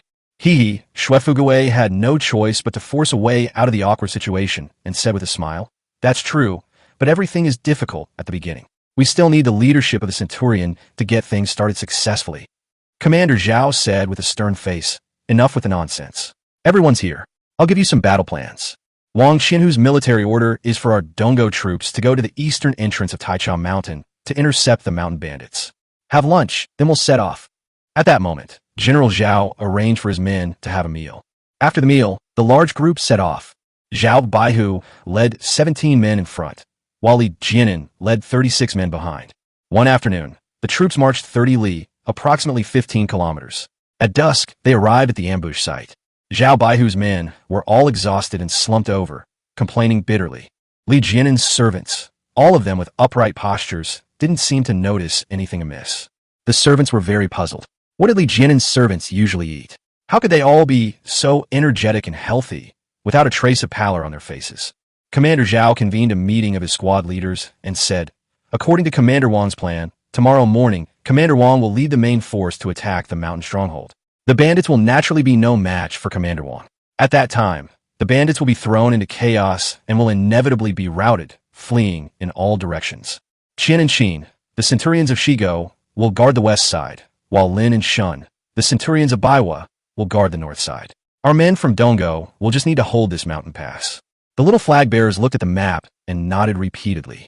Xue Fugue, timid and fearful, laughed and asked, "Sir, how many bandits are there in total?" Zhao Baihu said, "Nobody knows the exact number, but we estimate there are about 100 bandits. Don't worry, everyone. Commander Wang attacked the stronghold and must have killed many. The scattered bandits may not all come this way. We have nearly 60 men here, and we can wait in comfort. Holding a mountain pass is a piece of cake." "Well said. Your insight is brilliant. I admire you. A brilliant strategy. They can shower you with free praise and flattery. Haha, Zhao Baihu was delighted, but he secretly resented Li Jianan for not praising him. Commander Zhao smiled and asked, Sir, what are the plans for tonight? Commander Zhao said, Tonight, when we set up defenses, Li Xiaoqi, you have the numbers and you'll be closer to the mountain pass, while we'll be behind you. How does that sound? Everyone was shocked, and that's when they started to play tricks. Li Jianan smiled and said, Okay, we'll be up ahead. Everyone was shocked. Was this kid really stupid or just really arrogant? Ha ha, Zhao Baihu laughed. Li Xiaoqi is highly skilled and daring, so that's settled then. Everyone go and rest. The meeting adjourned. Li Jianan returned to the rear of the group, led them forward, and blocked the mountain pass. Hu Dashan arranged for his servants to rest. The servants unloaded straw mats from the carriage and spread them on the ground to rest. Li Jianan ordered Gao Dayton to lead a group of men to keep watch ahead. Gao Dayton led his squad there. During the ambush, no fires were allowed. The servants ate their dry rations and jerky, then rested, each clutching their armor pouch. The night passed peacefully. The next day at dawn, Zhao Baihu and his men, disregarding military discipline, started a fire to cook. The meal was ready, but no one came to call Li Jianan and the others. Li Jianan ignored them and fed his servants dried meat and dry rations. After the meal, Li Jianan let Gao Dayton and his team rest. There's no need to keep watch during the day. The hillside here is bare, and you can see for miles around, so there's no need to worry about being ambushed. Zhao Baihu, accompanied by a few small flags, made a show of inspecting the area before returning to his post. General Zhao and Commander Zhao avoided the crowd and secretly discussed their plan. Commander Zhao said, Brother, I think we should do it this way. Of our 18 men, 5 have iron armor, 5 have leather armor, and Yong and the others have bows and arrows. Why don't we form an elite squad of 10 and wait in the rear? If it's just a small group of bandits, 3 or 5 people, I'll lead the team to charge up so that Li Jianan can steal the credit. If the bandits are more numerous and powerful, we'll stay behind and let Li Jianan be cannon fodder. Once Li Jianan and the bandits are both severely weakened, we'll go and reap the benefits. Ha ha, Xiao Baihu laughed sinisterly. Third brother, your idea is exactly what I wanted. Here's what we'll do. You go and pick the men. Let the capable ones don their armor first. Let Li Jianan see what real talent looks like. At that moment, Commander Zhao ordered his servants and several junior officers to put on their armor. Xue Fugui, who was wearing leather armor, was also selected for the elite squad. With no other choice, Xue Fugui put on the leather armor with the help of Guzi. A few of the flag bearers complained, Why are we putting on our armor before the enemy even arrives? Isn't it tiring? General Zhao ignored the question and, with a shout, ordered everyone to put on their gear. Commander Zhao glanced at the armored troops and smiled with delight. Intending to show off his side's armor, he called out loudly, Li Xiaoqi, come here for a moment. Li Jianan walked over, looked at the men's iron and leather armor, and smiled without saying a word. Commander Zhao laughed and said, Little Li, I'm not trying to criticize you, but just getting steel shields isn't very useful. What's most important for soldiers in battle is to get them a set of armor. Li Jianan smiled. Old Zhao, you're right. Zhao Baihu was so angry that he trembled all over. Someone's coming down the mountain. Eguzi Zudenli shouted. Everyone was shocked, and hurriedly looked up at the hillside. Sure enough, a black dot was moving down the hillside. It was coming down. So many people. Everyone panicked. Those dense black dots were clearly human heads, numbering around 100. Zhao Baihu panicked as well. Why are there so many people? Did they come down far too early? Commander Zhao slapped his thigh. I know. These bandits didn't even resist Commander Wang. They just ran right down here. Huh. Everyone was stunned. They were all panicked and didn't know what to do. In-laws, what are we going to do? Xue Fugui grabbed Zhao Baihu, his legs going weak with fear. Chapter 019 Shocking. Brutal. Extremely brutal. Commander Zhao made a decisive decision. Back off. We'll back off. Clear the mountain pass and hide in the woods over there. Before Zhao Baihu could finish speaking, several squad leaders had already run away. General Zhao hurriedly ordered his servants to drive the horses and donkey carts over. Li Jianan laughed, finding Zhao Baihu and the others' disheveled state quite amusing. No one cared whether he was laughing or not. No one paid any attention to this madman and ran straight into the nearby woods.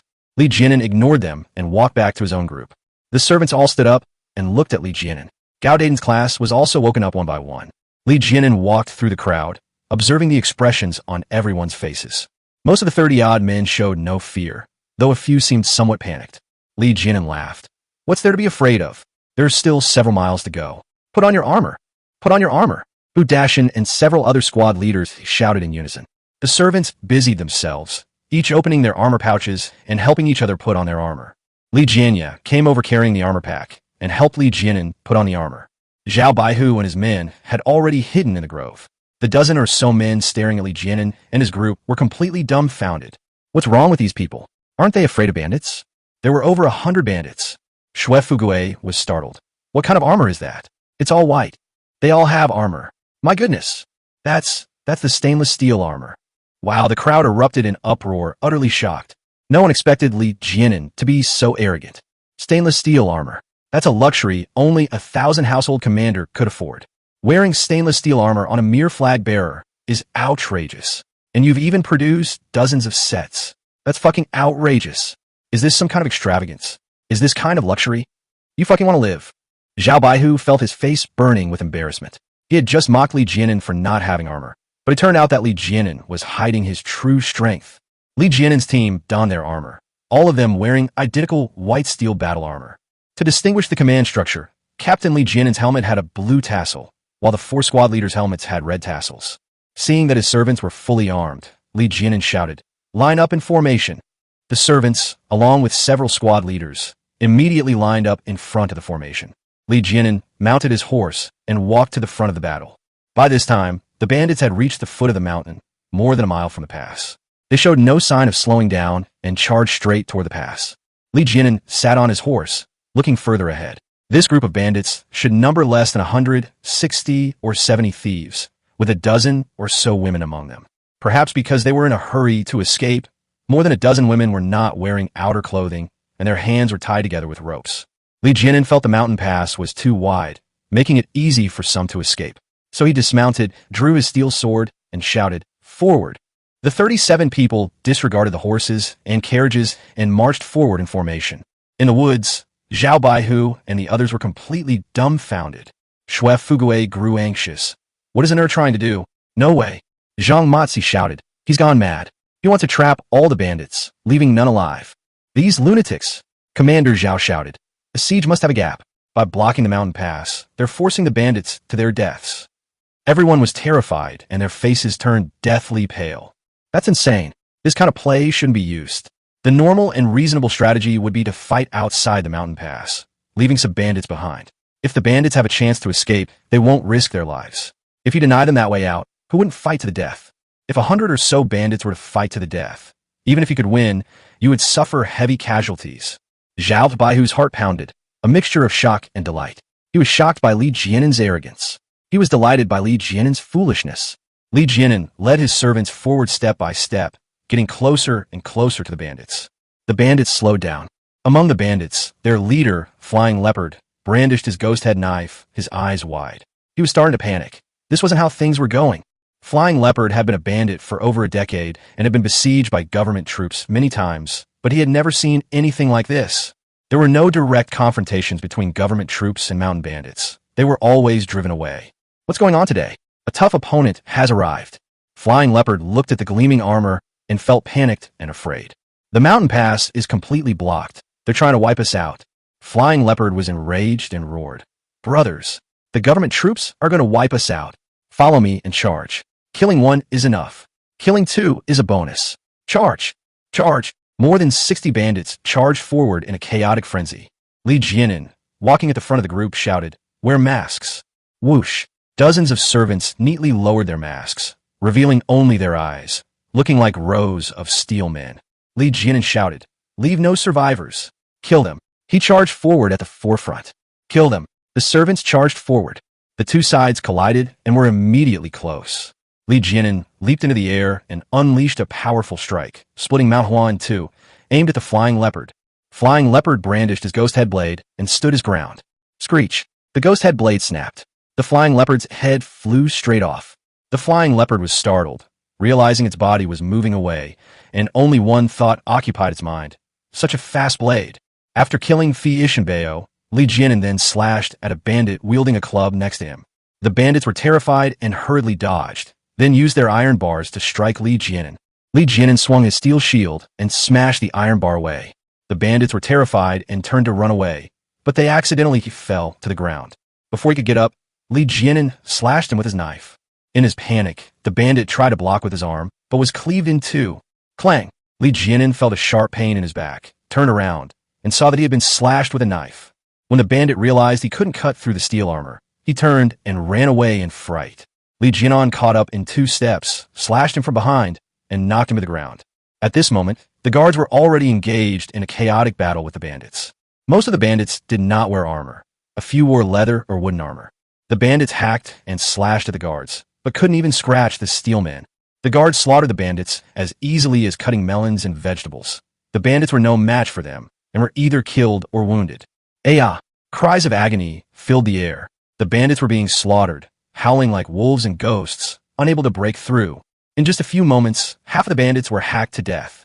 They lay on the ground, unable to get up. Run, run, run. The government troops are too arrogant. The wind is blowing hard.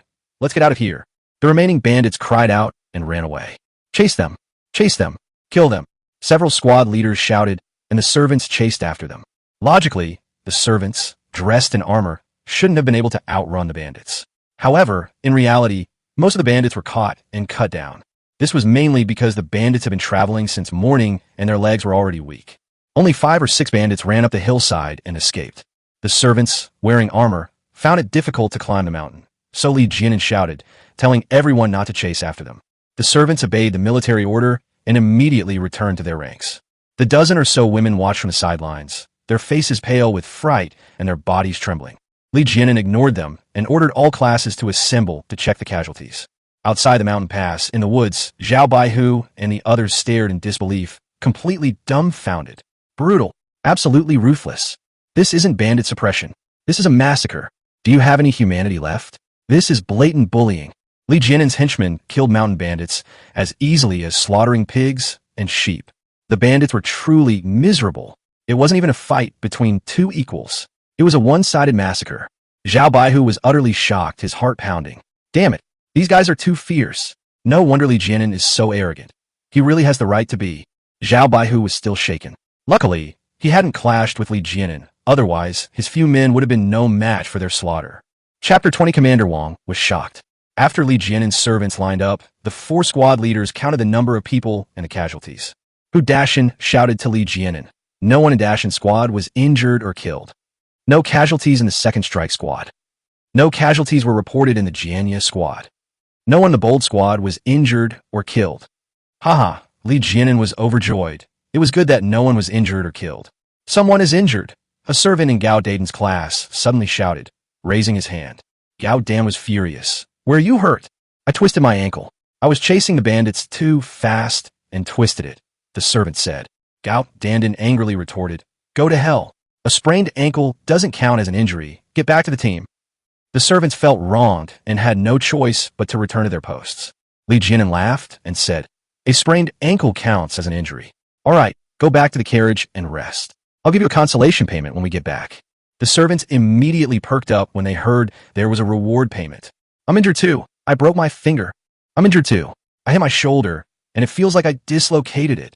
Hu Dashan was furious. What's all the fuss about? You sissies, have you no shame? There wasn't even a drop of blood. What kind of injury is that? The servants were frightened and dared not speak. Li Jianan said, those who think they are injured should go over there and check the carriages. The servants looked at each other, and none of them actually went over. Li Jianan smiled and said, all right, everyone sit down and rest where you are. Don't remove your armor for now. The servants sat down and rested on the spot. Li Jianan said to Hu Dashan, squad leader Hu, you and Erdeo find some clothes and appease the women. Hu Dashan and his son found a bundle on the corpse of a bandit, took out a few pieces of clothing, and gave them to the women who were barely clothed. The women were crying and wanted to go home. Hu Dashan agreed and comforted them. The women stopped crying and sat down to rest. At this moment, Zhao Baihu arrived with his men, laughing heartily. Li Xiaoqi, we've truly won a great victory. Zhao Baihu beamed with joy and said to his men, our reinforcements were too slow and missed the main battle. We can no longer shirk our chores like collecting spoils. Quick, cut off heads and gather money and supplies. The flag bearers agreed and were about to lead their men to loot the corpses. Li Jianan was angry. He took 2 steps forward, suddenly raised his waist knife, and pointed it at the approaching crowd. Everyone was shocked and quickly stopped in their tracks. Commander Zhao laughed. Li Xiaoqi, what are you doing? We're all on the same side. Back off, Li Jianan roared. Everyone back off. No one is allowed to touch the spoils, or don't blame me for my ruthless blade. Gao Dayton and Li Jianya walked over and flanked Li Jianan. Look at what you're saying. We're here to help. Commander Zhao looked at Commander Zhao, helpless, and had no choice but to lead his men back.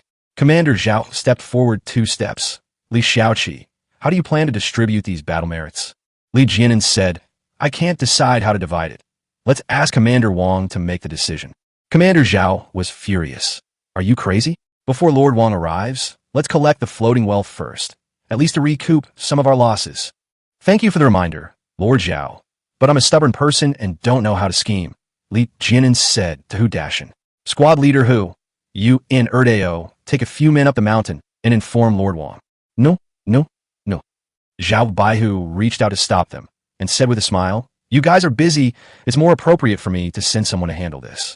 At that moment, Zhao Baihu sent Zhao Dayong and Zhao Eryong, along with a few men, up the mountain. Wang Xinhu was nearly 50 years old but still in good health. He led his personal guards and 2 centurions worth of garrison soldiers, a total of 120 men, to attack the mountain stronghold. Unexpectedly, the main force encountered no resistance whatsoever as they climbed the mountain, and there wasn't even a single person in sight. When Commander Wang led his troops to the mountain stronghold, the entire stronghold was deserted, with only a few animals remaining. Commander Wang cried out in alarm, for the bandits had all come down the mountain and were preparing to break through. According to Commander Wang's plan, the bandits would be like mantises trying to stop a chariot, and after a brief attack, they would scatter and flee. Who would have thought that these bandits would have no backbone at all and would simply run away? At that moment, Commander Wang said to his guards and squad leaders, search around for clues and see which direction they came down the mountain from. Several squad leaders searched the area and quickly identified the footprints. Wang Zhigua, the eldest son of Commander Wang, reported to his father, Father, the entire band of bandits is heading east, coming down the mountain from the east. Commander Wang was shocked and stomped his feet in anger. Damn it. Currently, the entire Qingbao 1,000 household garrison only has 7 centurions. Due to a shortage of manpower, Commander Wang has only assigned Commander Zhao's group to the east. According to Commander Wang's plan, the bandits would not go to the east because the east is near the sea, and if the bandits fled to the east, they would be far away from the mountains. Unexpectedly, the cunning bandits all went to the east. This is terrible. Commander Wang knew Zhao's abilities well. Zhao was good at scaring peasants, but not so good at dealing with mountain bandits. At that moment, Commander Wang ordered that no one rest and that they should immediately go down the mountain to give chase. The order was fine with the 30 household servants, but the 90 garrison soldiers refused to comply. They had traveled for most of the day along mountain paths. Their legs were so tired they could barely move. There's a soldier rank issue here. The servants are of higher rank and stronger in combat. To maintain their physical fitness and fighting ability, when going up the mountain, the servants' armor and weapons are carried by the garrison soldiers. A set of iron armor weighed 20 pounds, and with weapons and shields, it weighed about 40 pounds. Carrying such a heavy load up the mountain was practically a death sentence for the garrison soldiers who had suffered from chronic malnutrition. The garrison soldiers were exhausted upon arriving at the mountain stronghold. Hearing they had to leave, they refused to budge, ignoring all attempts to force them. Some of the more stubborn soldiers began to speak rudely. Seeing that he could not defy the public's anger, Commander Wang had no choice but to let the garrison soldiers rest and ordered his personal guards to carry their own armor and hurry down the mountain.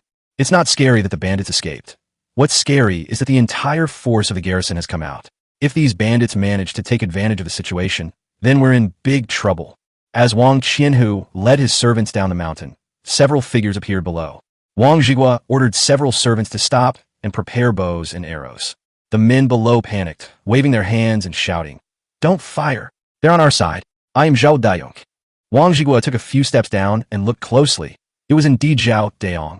"Don't fire the arrows." Wang Zhigua shouted down, "Come up quickly." Seeing that there was no danger, Commander Wang led his men down. Upon meeting, Zhao Dayong and the others hurriedly knelt down. "Greetings, Commander." Commander Wang waved his hand. "Get up quickly. What's going on down there?" Zhao Dayong laughed and said, "Thanks to your great fortune, sir, the bandits have been wiped out, their entire army destroyed." Commander Wang's mouth dropped open in astonishment, utterly incredulous. "Really? How many bandits have you killed?" Zhao Dayong laughed and said, "Nearly 100 people were killed, and only a handful escaped." "Great!" Commander Wang slapped his thigh with joy, beaming with delight. "Great! All my planning and hard work have been worthwhile." The servants around Commander Wang burst into laughter. The eldest son, Wang Zhigua, laughed and said, "Father, your strategic planning and decisive victories are truly admirable." The second son, Wang Jigang, laughed and said, "Father's military strategy is superb. I admire you greatly." The fourth son, Wang Zhigao, laughed and said, "Father personally took action and captured them with ease. He can be called a war god of our time." "Ha ha!" Wang Qinhu laughed heartily, bending over with joy. "Ha ha!" The servants laughed along. Suddenly, Commander Wang stopped laughing. He realized a serious problem: casualties. If there were too many casualties and the families of the soldiers demanded compensation, that would be troublesome. Commander Wang asked with a smile, "What are the casualties of Commander Zhao and his men?" Zhao Daong cupped his hands and smiled. "Reporting to your excellency, there were no casualties." The entire audience was shocked, speechless. Chapter 21, An Unbelievable Complete Victory. Commander Wang opened his mouth in astonishment. "Say it again. How many were injured or killed?" Zhao Daong felt something was amiss and looked at Zhao Eryong beside him. Zhao Eryong cupped his hands and smiled. "Reporting to you, sir, there have been casualties. One person sprained their ankle, and it seems to be quite serious." Commander Wang was utterly shocked, speechless. You say it again. Only one person was injured?" Zhao Eryong laughed and said, "Thanks to my father's brilliant strategy and skillful troop deployment, we suffered few casualties." Commander Wang looked at his several head servants, all of whom had incredulous expressions. It's already incredible that they killed the bandits, but how could only one person be injured? Commander Wang, who always held himself in high esteem, was also astonished by this victory. He felt that even if his personal guards fought the bandits head-on, they couldn't achieve such a result. This is a complete victory. No, this is a one-sided massacre. Wang, the commander of the 1,000 household, worried that Zhao, the centurion, might be lying and asked, "Is the head still down there?"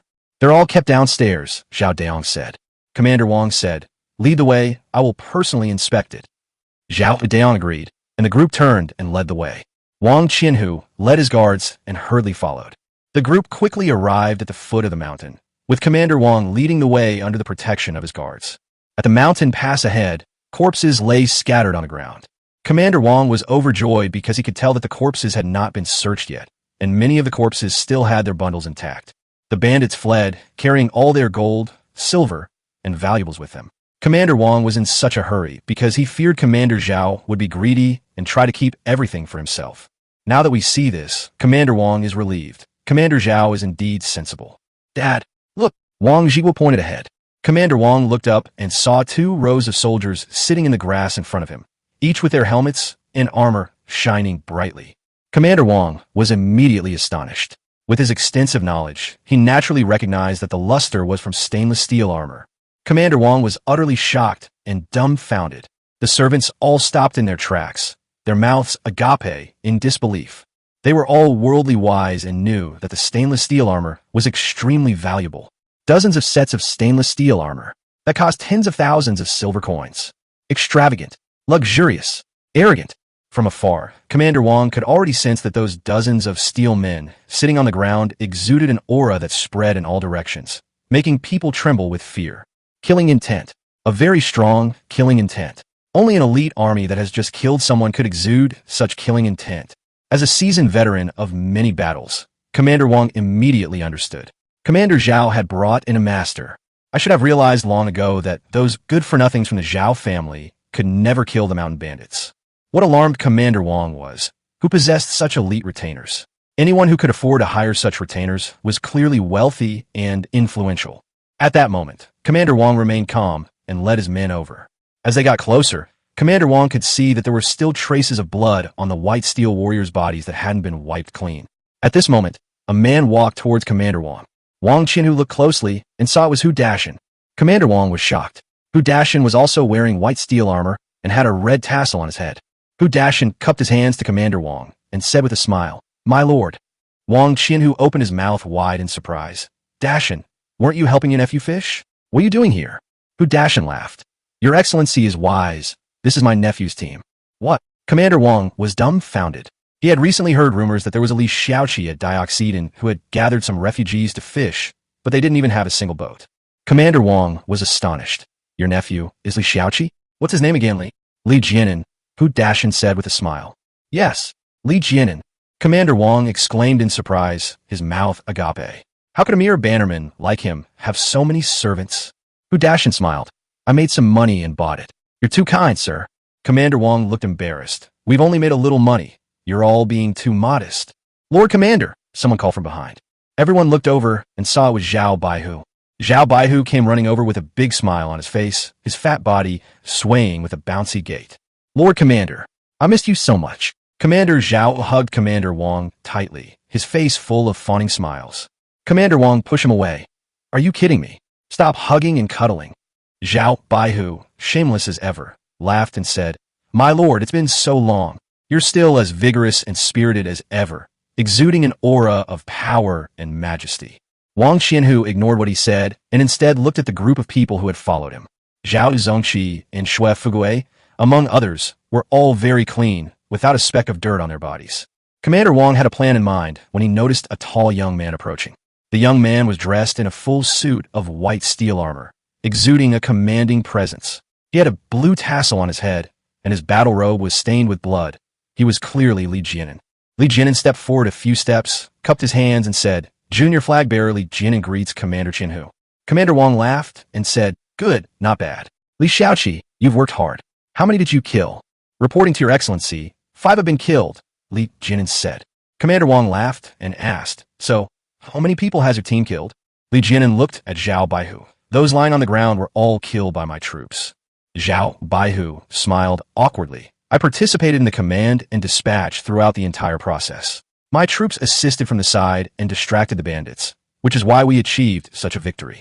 Haha, Commander Wang laughed. Li Shaoqi, how should we distribute these battle merits and spoils?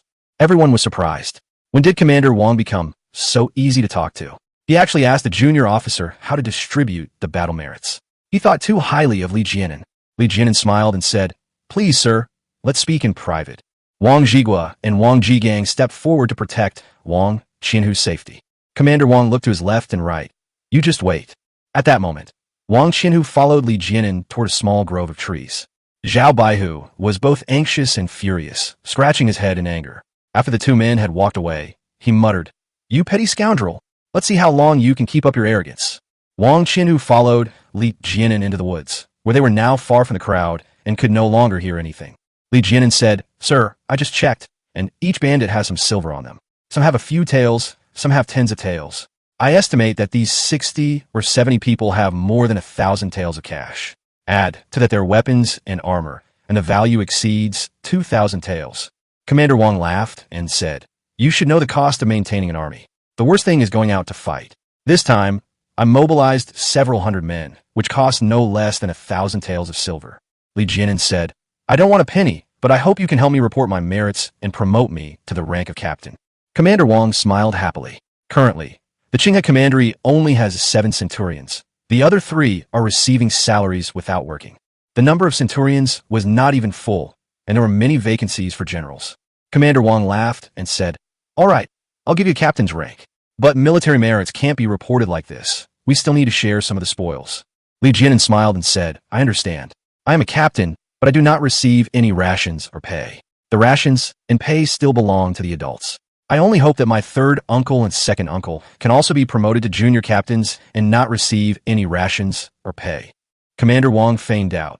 Well, your 3rd uncle used to be one of my servants, so giving him a small flag is no big deal. Is your 2nd uncle a military household? He's not a military household member. He's a carpenter, Li Jianan said. This is a bit difficult, Commander Wang said, glancing at Li Jianan's expression. It's not impossible. Just give me another 200 taels. Thank you, sir, Li Jianan said with a cupped hand and a smile. Ha ha, Commander Wang laughed. Any other requests? Li Jianan said, Sir, the High 100 household office has been abandoned for a long time. I have already ordered a large ship from Dengzhou, and it is inconvenient to dock the ship at Dioxiden. Could you give me the High 100 household office? Commander Wang laughed. Young man, you're ambitious and have quite the appetite. Once the big ships return, how much seafood can you harvest in a month? Chapter 22 Promotion to Commander-in-Chief, Acting 100 Household Officer. Li Jianan smiled and said, If you're interested, sir, I will give you a 10% share of the company. How about that? No, no, no. Commander Wang hurriedly waved his hand and laughed. Shares are too troublesome, and I don't want to manage your accounts. How about this? A monthly dividend of 100 taels. Li Jianan was shocked. This was outrageous. 100 taels is too much. 50 taels, Li Jianan said. 80 taels. That includes the New Year's celebrations. I won't let you farm, but you can use the land for free, said Commander Wang. Li Jianan thought for a moment. If it's 80 taels, I'll take those women with me. Commander Wang had no shortage of women and was already annoyed by the trouble, but he smiled happily and said, take all the women with you, but you can't force them. Those who live nearby should still be sent home. Of course, Li Jianan didn't want to take those women for himself, but he was afraid that if they fell into the hands of the government troops, they would suffer instead. Commander Wang laughed and said, how about this? You take your men back first. I'll take care of things here. Tomorrow, have your third uncle bring the money and visiting cards to my residence. I will obey your orders, sir, Li Jianan said with a smile. The two of them had discussed it and decided to walk out together. Judging from the expressions on the two men's faces, everyone knew that an agreement had been reached. Guzi looked at Li Jianan with admiration, thinking to himself, last year we were poor friends starving together, and this year brother and is rich and famous, chatting and laughing with Commander Qianhu. Sigh, how can the difference between people be so big? Why is my life so miserable? Zhang Matzi was filled with excitement, his eyes shining. He thought, there's always a chance to rise above your circumstances. If Ngu'er becomes successful, that's my chance to turn my life around. I must seize this opportunity. Xue Fugui felt a pang of bitterness. I've been a junior officer for over 10 years, and Commander Wang has never even given me a second glance. Little Anzi, on the other hand, has achieved success at a young age and is truly full of vigor. Zhao Baihu glared at Li Jianan, his mouth twisted and eyes bulging with anger. After bidding farewell to Commander Wang, Li Jianan did not return, but went directly to his personal guards. He told his guards to get up and left with a dozen or so women. Everyone was somewhat surprised that they hadn't taken any of the spoils of war, only the woman. Commander Wang ordered his sons and servants to quickly collect the heads and plunder the loot and supplies. 30 servants got to work and quickly finished the harvest. Zhao Baihu looked on with envy, but there was nothing he could do. A moment later, Wang Zhigua arrived, beaming. Father, we've searched all the valuables quite a lot. Afraid that Zhao Baihu would see, he secretly held up 3 fingers. Ha ha, Wang Qianhu laughed heartily. Bring me a bag. Wang Zhigua glanced at Zhao Baihu, then ran over and brought over a bag of silver. Commander Wang took out 20 taels and handed them to Commander Zhao. Take this and distribute it among the brothers. Zhao Baihu looked distressed. 3,000 taels of silver, and he only got 20 taels. Was he only worth 20 taels in Wang Qianhu's heart? Zhao Baihu, shameless as ever, gave an awkward, bitter smile. Sir, please give me some more. This trip has been difficult for me. I came here while I was ill. Not wanting to embarrass him in public, Commander Wang took out another 5 taels of silver and said, I'll report 2 executions for you later. Zhao Baihu was overjoyed, bowing and scraping. Thank you so much, sir. Thank you so much, sir. Commander Wang said, I don't have time. I don't want to close anymore. You can bury them. Zhao Baihu smiled obsequiously. Don't worry, sir. I'll definitely handle it.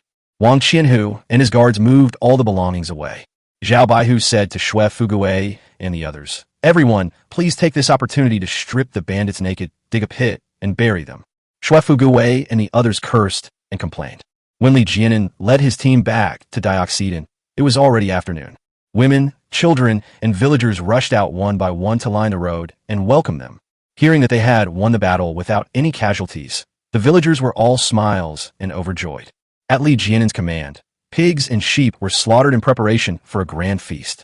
Chef Neo and his kitchen staff got busy preparing, and the delicious food and drinks made everyone very happy. Before the banquet began, Li Jianan led his men to bring out 2 boxes of silver, several hundred taels of silver in total. The crowd erupted in cheers. What a spectacular scene. It was incredibly grand. Li Jianan said a few polite words and gave each of the expedition members 10 taels of silver. Without hesitation, Li Jianan distributed the money on the spot. 10 taels of silver per person. The remaining cooks and Li Xiuqing's servants were each given 2 taels of silver. The men who received the silver beamed with joy, their backs stern. The women and children, looking at their husbands, were also beaming with pride. At Li Jianan's command, the banquet began. Nearly 200 people cheered and began to eat and drink heartily. The banquet lasted until evening. A bonfire was lit, and some people sang folk songs while others performed acrobatics to add to the merriment. It was a very happy occasion. The banquet lasted until midnight. The next day, Li Jianan sent Hu Dashan with 300 taels of silver, along with Hu Dashan's and Li Ershu's name cards, to the King of A0,000 household office. In the evening, Hu Dashan returned and said that Commander Wang had submitted the battle report. He reported 5 people killed to Li Jianan, 3 people killed to Hu Dashan, and 6 people killed to Li Ershu. Commander Wang said that it wouldn't be too late to go to the Haiwan Centurion office after the higher-ups approve it in a few days. Li Jianan felt it was best to take the first step and send his second uncle to Weicheng to find craftsmen to prepare for the renovation of the Hai 100 household's office. Before going, Li Jianan and his second uncle went to the Hai 100 household's office. The base settlement was very large, with over 100 courtyards. Due to population exodus, only a few shepherd families remained. Li Jianan and Uncle Li Er calculated the labor and materials needed and made a list. Upon returning, Li Jianan allocated 500 taels of silver to Li Ershu for materials, instructing him to take Li Xiuqing's shift to the city to hire people to prepare the materials. After Uncle Li left, Li Jianan made arrangements with a dozen or so women. Of the dozen or so women, most came from families within 100 miles. For those who lived nearby, Li Jianan had them sent back. For those who lived far away, he sent messengers to inform their relatives to come and pick them up. There were 3 women who were alone, without family or occupation. Li Jianan hired one to be his mother's maid and 2 to do odd jobs. After dealing with the woman's affairs, Li Jianan was keeping accounts when Wang Zhigua, the eldest son of Commander Wang, arrived. Wang Zhigua brought good news. The battle achievements of several people had been reported, and their rewards had been issued. Li Jianan was promoted to commander-in-chief and acted as the head of the Hai 100 household office. Hu Dashan and Li Ershu were promoted to junior officers and placed under the jurisdiction of the Hai 100 household office. The official has been appointed. He's in Qinghe Fort. Li Jianan was overjoyed and sent Hu Dashan with men to King Abayo. That evening, Hu Dashan returned with all 3 sets of official robes. Li Jianan looked even more imposing in the uniform of a flag officer. Hu Dashan was overjoyed. His lifelong dream was to become a military officer in the imperial court, and now it had come true. Hu Dashan put on his official robes and was so fond of them that he refused to take them off all night. The next day, Uncle Li returned, bringing with him several cartloads of timber and 60 craftsmen. Li Jianan took out his second uncle's official document and told him the good news. When Uncle Li learned that he had become an official, he was overjoyed and wept tears of joy. He touched his official robes and trembled with excitement. Uncle Li cried and screamed, "Father, Mother, did you see that? Your son has become an official. He's become an official." Ha ha. Uncle Li's loss of composure drew a burst of laughter. Uncle Li roared, "What are you laughing at? How dare you commoners laugh at an official like me?" Ha ha. Everyone burst into laughter again. Chapter 23, Double Happiness, Many Guests. Uncle Li remained unmoved, stroking his official robes and laughing. With these clothes, it'll be much easier for me to go into the city. Let's see who dares to bully me then. Uncle Li was so excited that he couldn't sleep all night. The next day, Li Jianan ordered him to take people to repair the Hai 100 household's office. Uncle Li Er became an official, full of enthusiasm, and led the team on their journey. Li Jianan then assigned 5 people from the mess hall to help with cooking. Half a month passed in the blink of an eye, and Uncle Li was full of energy, having renovated the Hai 100 household office. Li Jianan went to check it out and was very satisfied. This was an auspicious day, and the entire fishing crab mound was relocated, which took 3 days to complete. The servants now had their own courtyard, and they were all beaming with joy. The office of the 100 household officer of the Gulf office was a large courtyard with 3 courtyards. Li Jianan and his family settled in the back courtyard. Uncle Li's family settled in the east courtyard of the back house. The Hu family settled in the west courtyard of the back house. A promotion and moving to a new home. It's a double celebration. The entire courtyard was filled with laughter and joy, brimming with a festive atmosphere. With his own study and reception hall, Li Jianan's life became much more comfortable. What pleased Li Jianan most was a huge warehouse of the Centurion's office. The warehouse's interior is over 7 zhang square, enough to hold a great many things.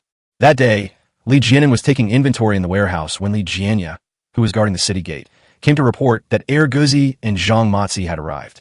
Li Jianan invited them in and welcomed them to the flower hall. A moment later, Zhang Matzi and Heir Guzi came in, each carrying a gift box. Li Jianan went up to him and said with a smile, "You're here. Why bring anything?" Zhang Matzi laughed and said, "How can that be? Sir, you are now a captain. How can you come empty-handed?" Heir Guzi laughed. "Brother-in, you've really struck it rich. You're living in a government office with over 100 households now. It's so spacious." Zhang Matzi laughed and said, "Don't call me by my nickname anymore. From now on, don't call me engineer. Just call me commander." "Haha," Li Jianan laughed. "It doesn't matter. It can be called whatever you want."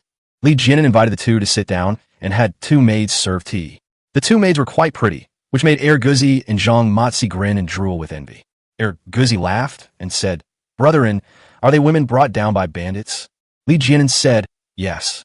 There were more than a dozen women in total, but the remaining 3 were homeless and are working as maids here.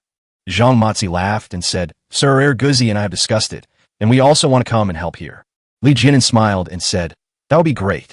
I spoke with Commander Zhao a few days ago about transferring the 2 of you here. Did he tell you? No. Erguzi exclaimed excitedly. He didn't say a word.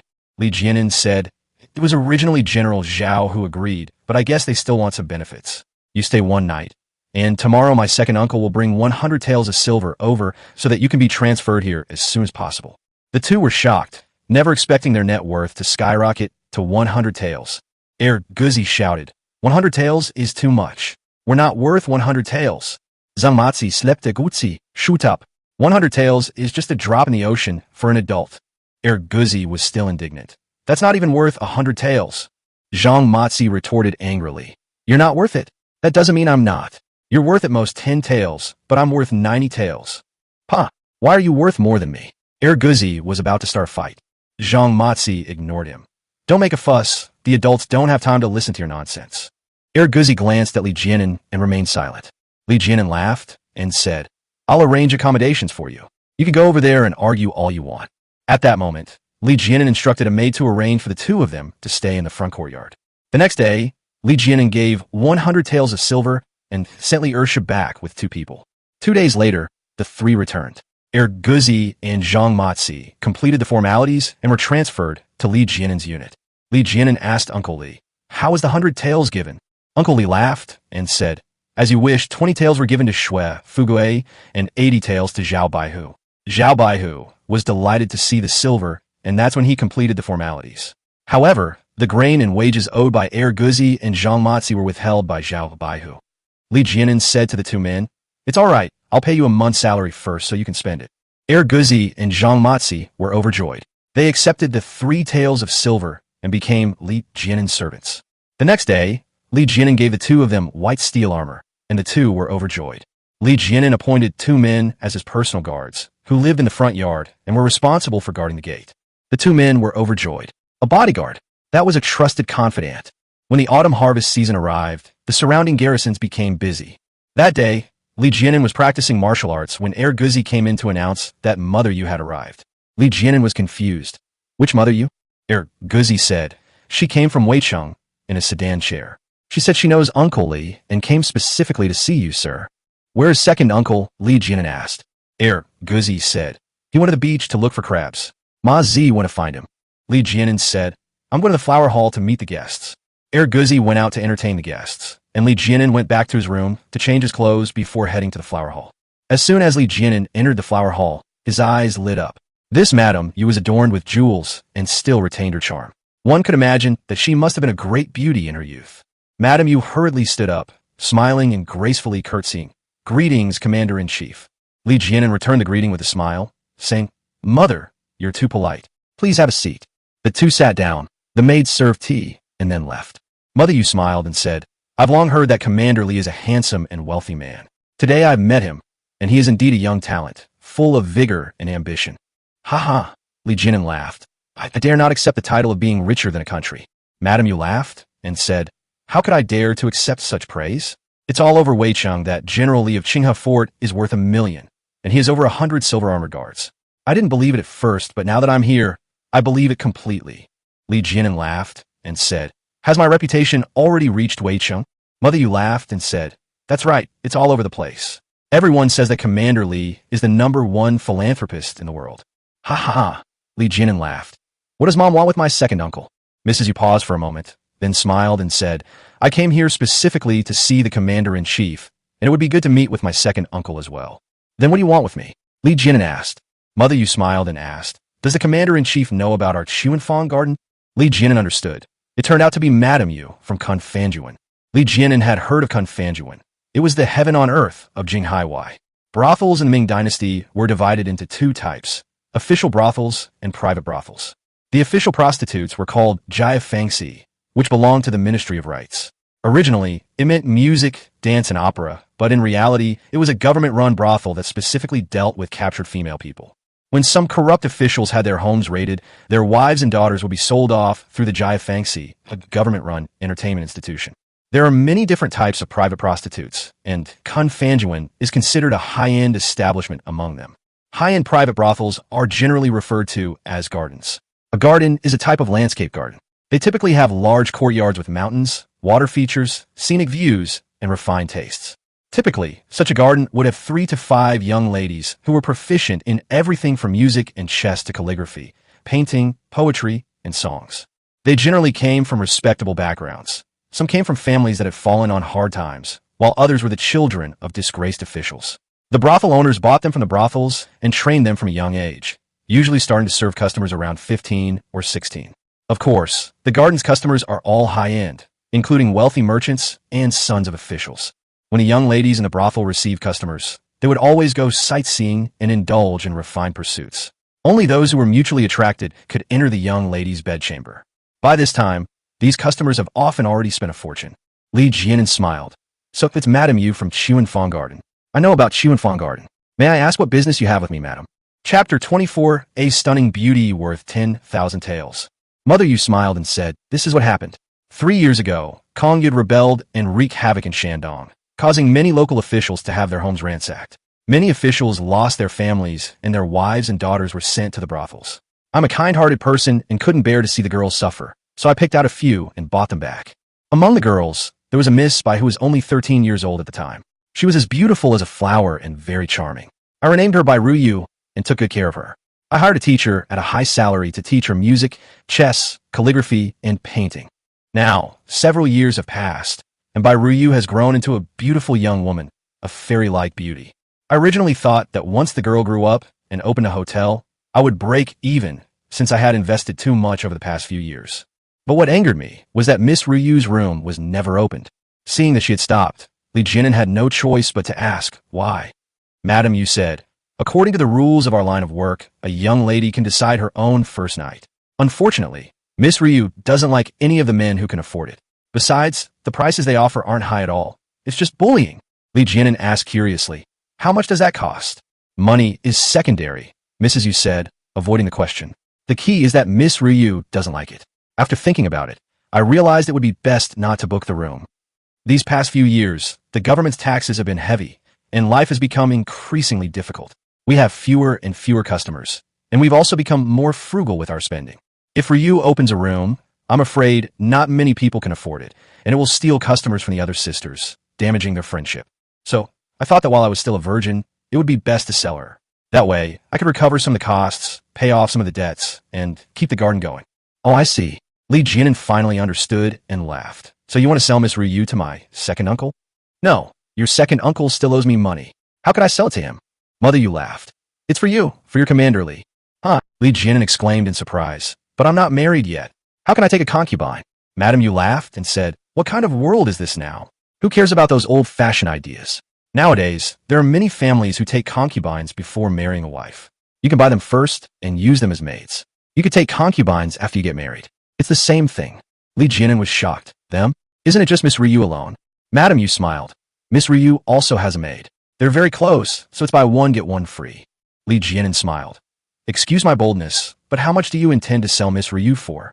Mrs. Yu smiled shyly and slowly extended one finger. Li Jinan was startled. 1,000 taels? Mother Yu smiled. No, 10,000 taels. What? Li Jinan's mouth dropped open. He was completely shocked. 10,000 taels. That's enough to buy 100 war horses and form a cavalry unit. What kind of woman is worth so much? That's outrageous. Madam Yu smiled and said, don't worry, sir. It can be paid in installments. You can bring your family home after paying 5,000 taels for the first installment. Li Jinan said, I'm not panicking. I'm just surprised. How could it be so expensive? Madam Yu smiled and said, you get what you pay for. Once you meet Miss Ryu, you'll know she's worth more than her price. When I bought her, it cost me several thousand taels of silver.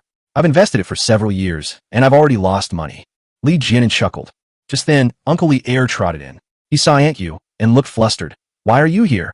Mrs. Yu seemed somewhat resentful. You haven't shown up for a month, so I had no choice but to come to your door. I'm working on a construction project, not a whole month. Uncle Li stepped forward and pulled at Aunt Yu.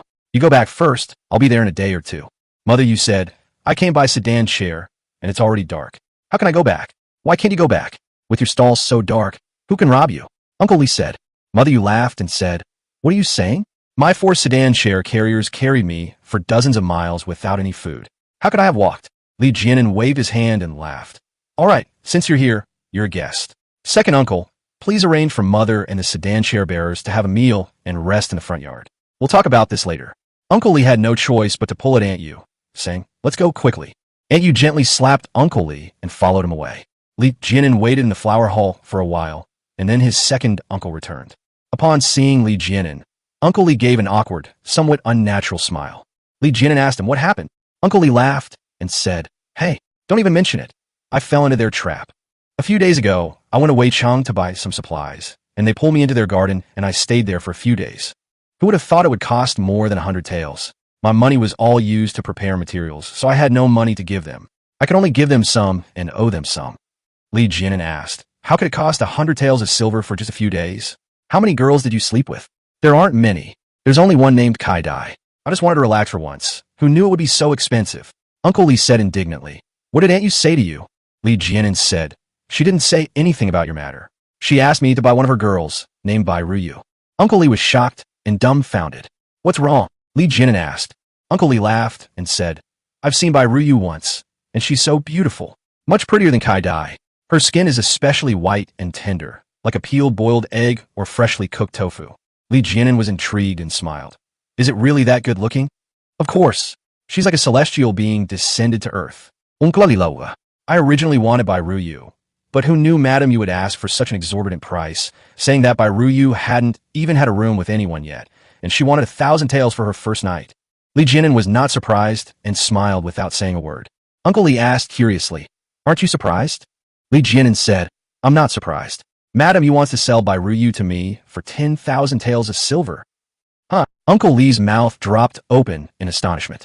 This woman really dares to ask for 10,000 taels. Why doesn't she just rob a money exchange? Li Jianan asked.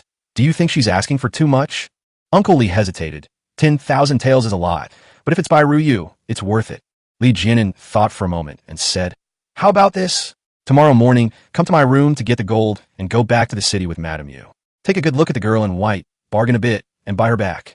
Uncle Li was overjoyed. That's wonderful. My sister-in-law has always said she wants to arrange a marriage for you. Now that you have a woman, things will be much easier. Anur, why don't you buy Kai Dai as well? Why? Li Jianan asked. Uncle Li laughed and said, every time I go to the city, I settle in my old house. Now that it's cold, how can I manage without someone to heat the Kong? Heated brick bed? Buy Kai Dai and give me an outer house. It will be much more convenient for me to go to the city in the future. Li Jianan said, you're wrong. First, Kai Dai probably doesn't even look at you. How can a woman like her stand on her own? Second, she's been in the pleasure quarters for so long, she's probably used to being waited on hand and foot. Were you thinking, expecting her to serve you? If her previous clients harass her while you're away, trouble is bound to arise. Li Jianan thought for a moment and said, how about this? From now on, whenever you come to the city, you can stay at Kun Fanjuan, and I'll reimburse your expenses. Uncle Li was overjoyed and hugged Li Jianan tightly. Brethren, you are such a good nephew. No, you are my good elder brother. Ha ha, Li Jianan laughed. Don't talk nonsense. I'm letting you stay at Xuanfang Garden because I have a mission for you. What mission? Uncle Li asked. Chapter 25, Beautiful Wives and Concubines. Buy one, get one free. Li Jianan said, the people who frequent Xuanfang Garden are all of high status, so they must be well informed. Every time you go, try to gather as much information as possible. If you don't get any valuable information, I won't reimburse you. Uncle Li laughed and said, don't worry, I'm the best at gathering information. Leave it to me. Li Jianan said, also, when you get to the city, buy a carriage, one with a passenger compartment.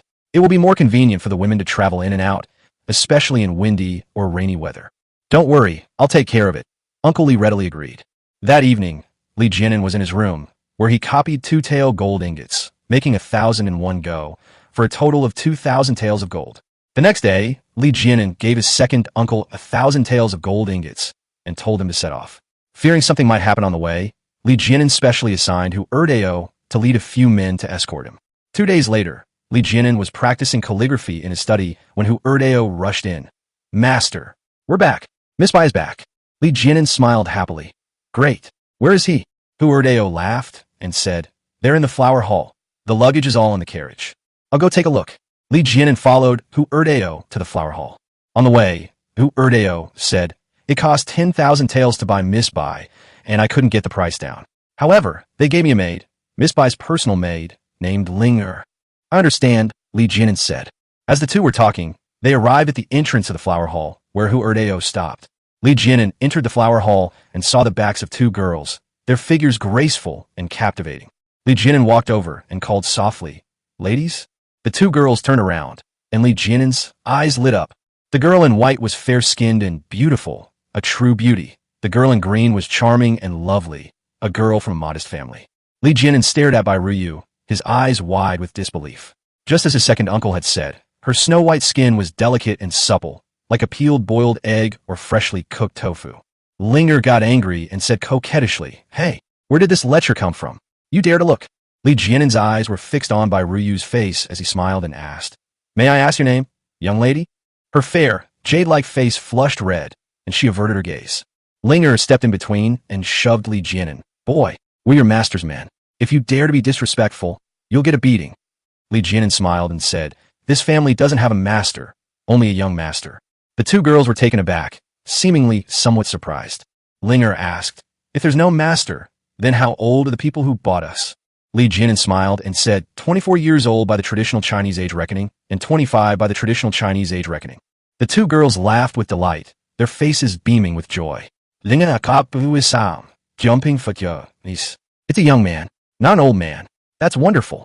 Bai Ryu beamed with joy. "I knew it. Mom wouldn't betray us. That's wonderful." Linger looked at Li Jianen. "Boy, what does your young master look like? Is he tall?" Li Jianen laughed. "How should I put it? You're about the same as me." Linger smiled happily, turned to Bai Ryu, and said with a smile, "That's fine too, it's not bad." Bai Ryu glanced at Li Jianen and smiled. "It's fine, not bad." Li Jianen gave an awkward, wry smile and smoothed his hair with a hint of insecurity. At this moment, Uncle Li walked in, saw Li Jianen, and smiled happily. "Master, I bought a box-type carriage, and all the luggage is in the carriage." The two girls were horrified and speechless. Linger pointed at Li Jianen. "You're the boss, so you must be Li Jianen?" Uncle Li laughed and said, "You don't know him yet? This is your husband." "Huh?" The two girls stared at Li Jianen with their mouths agape, completely stunned. Uncle Li smiled at Li Jianen and said, "Did Erdeo tell you that since he couldn't get the price down, he gave you a maid instead? This is Linger, and this is Miss Bai Ryu." Li Jianen smiled and bowed respectfully. The two girls smiled happily, their four little hands clasped tightly together. Bai Ruyu's face flushed red with joy, and she forgot to return the favor for a moment. Linger smiled and said, "That's wonderful, miss. We've found our ideal husband." "Ha ha ha!" Li Jianen laughed, glancing at Bai Ryu and blushing slightly. Uncle Li, however, was shameless and laughed. "That's great. It's like a turtle looking at a green bean. If they like each other, that's good enough. I'll go tell my sister-in-law, so she can be happy too." "No, no, no." Li Jianen quickly grabbed him and said with a smile, "Miss Bai's just arrived. It's not good for her to overwork herself. Let's settle in first, and we'll talk about it tomorrow." Uncle Li laughed. "That's right. They're all your women. You decide." The two girls blushed even more when they heard, "your woman." At that moment, Li Jianen arranged for the two girls to stay in the intermediate courtyard and personally help them move their luggage. After settling in, Li Jianen arranged for the kitchen to prepare a separate dinner and assigned a maid to serve the two girls. After making the arrangements, Li Jianen returned to the backyard to see his mother. When Li Hushi heard that her son had a woman, she clapped her hands with joy. She immediately started to storm off, hoping to see Bai Ryu. Li Jianan stopped her and told her to meet again tomorrow. The next day, when Li Hushi saw Bai Ryu, she was stunned and amazed by her beauty. Li was stunned by Bai Ryu's beauty. She was overjoyed. Her son marrying such a wife was like the luckiest thing ever. Bai Ryu was a bit clever. She struck while the iron was hot and arranged for a formal marriage, making him her legal wife. Li Hushi could not resist sweet words and immediately summoned Li Jianen to arrange a formal marriage. Li Jianen had no choice but to agree to his mother's request. 3 days later, on an auspicious day, Li Jianen got married. It coincided with two other families in the institute also having weddings, making the Haiwan Institute very lively for several days. Li Jianen had a beautiful wife and concubines, and he enjoyed himself in a gentle and loving environment for several days. Now that his career is on track, he has an official position, a house, and a woman. Li Jianen feels he can slow down and enjoy some leisure time. That day, Li Jianen was having an affair with Bai Ryu when Guzi came to report that there were guests. When Li Jianen asked, he learned that it was the families of the women he had previously helped who had come to express their gratitude. Most of the dozen or so women were from poor families, and they could only send gifts after the autumn harvest. Li Jianen went out to greet them and gave them some return gifts. From that day on, people came almost every day, and several families, seeing the prosperity of the bay, wanted to move there. Li Jianan sent a carriage to pick them up and settle several families. When the servants heard that their master was hiring, they also wanted to send their poor relatives to work there. Li Jianan sent out several groups of people, instructing them to be careful and to bring some back. Within half a month, several groups of servants returned, bringing back more than 50 households and nearly 200 people. Of these 50-odd households, only half were refugees. The other half were fleeing military households and tenant farmers. Some tenant farmers were forced to sell their children and flee because they owed rent. Some military households could no longer make ends meet and had no choice but to flee. According to the law, harboring deserters is illegal. Li Jianan didn't care about all that. What era are we living in? The timid starve to death, and the bold get rich. The bay is big enough that even with these people, there are still houses to spare. Li Jianan settled these people in, preventing them from wandering off. That day, Wang Zhigua suddenly arrived. It turns out that Zhao Baihu and several other centurions joined forces to sue Li Jianan. Li Jianan had already anticipated this. Most of these people belonged to their ranks, so naturally they wouldn't let it go easily. The several centurions dared not come to demand their men back, but they dared to file a complaint. They submitted a memorial to Commander Wang, listing 5 major crimes committed by Li Jianan. A grave crime, harboring deserters, a violation of national law. 2 major crimes, harboring tenants and helping them evade debts. 3 major crimes, harboring refugees and plotting treason. The 4 major crimes, concealing household registration, tax evasion, and tax fraud. The 5 major crimes, keeping personal guards, manufacturing weapons without authorization, and plotting treason. They're ruthless. They're killing people by breaking their spirits. Chapter 26. The Great Gun. The Great Gun Squad is established. They're ruthless. They're killing people by breaking their spirits. Li Jianan was so angry he wanted to curse, but he quickly calmed down. The fact that Commander Wang could show him the memorial meant the matter wasn't too serious. After all, he was paying a tribute of 80 taels of silver every month. At that moment, Li Jianan asked Wang Zhigua what Wang Qianu meant. Wang Zhigua asked Li Jianan to go to King Abeo for a face-to-face meeting. Feeling guilty, Li Jianan lied and claimed to be ill, asking Hu Dashan to go back with Wang Zhigua. 2 days later, Hu Dashan returned, and the result of the negotiations was to pay compensation. The tenants came to the bay and demanded double the amount owed in compensation. Those who come from military households can complete the formalities for 50 taels per household. In addition, Li Jianan caused tax revenue loss by concealing household registrations and shall compensate the Qianfu with 20 taels per month. Li Jianan cursed and swore, but had no choice but to pay. Hu Dashan made several trips back and forth, and Li Jianan paid a total of more than 3,000 taels in compensation. In addition, Li Jianan gave Wang Qianhu 200 taels of silver as a token of gratitude for his mediation. By the time everything was finished, it was already the end of October, and it started to snow. Li Jianan counted the population and found that Haiwan had a total population of 456 people in 125 households. Among them, 151 were able-bodied men.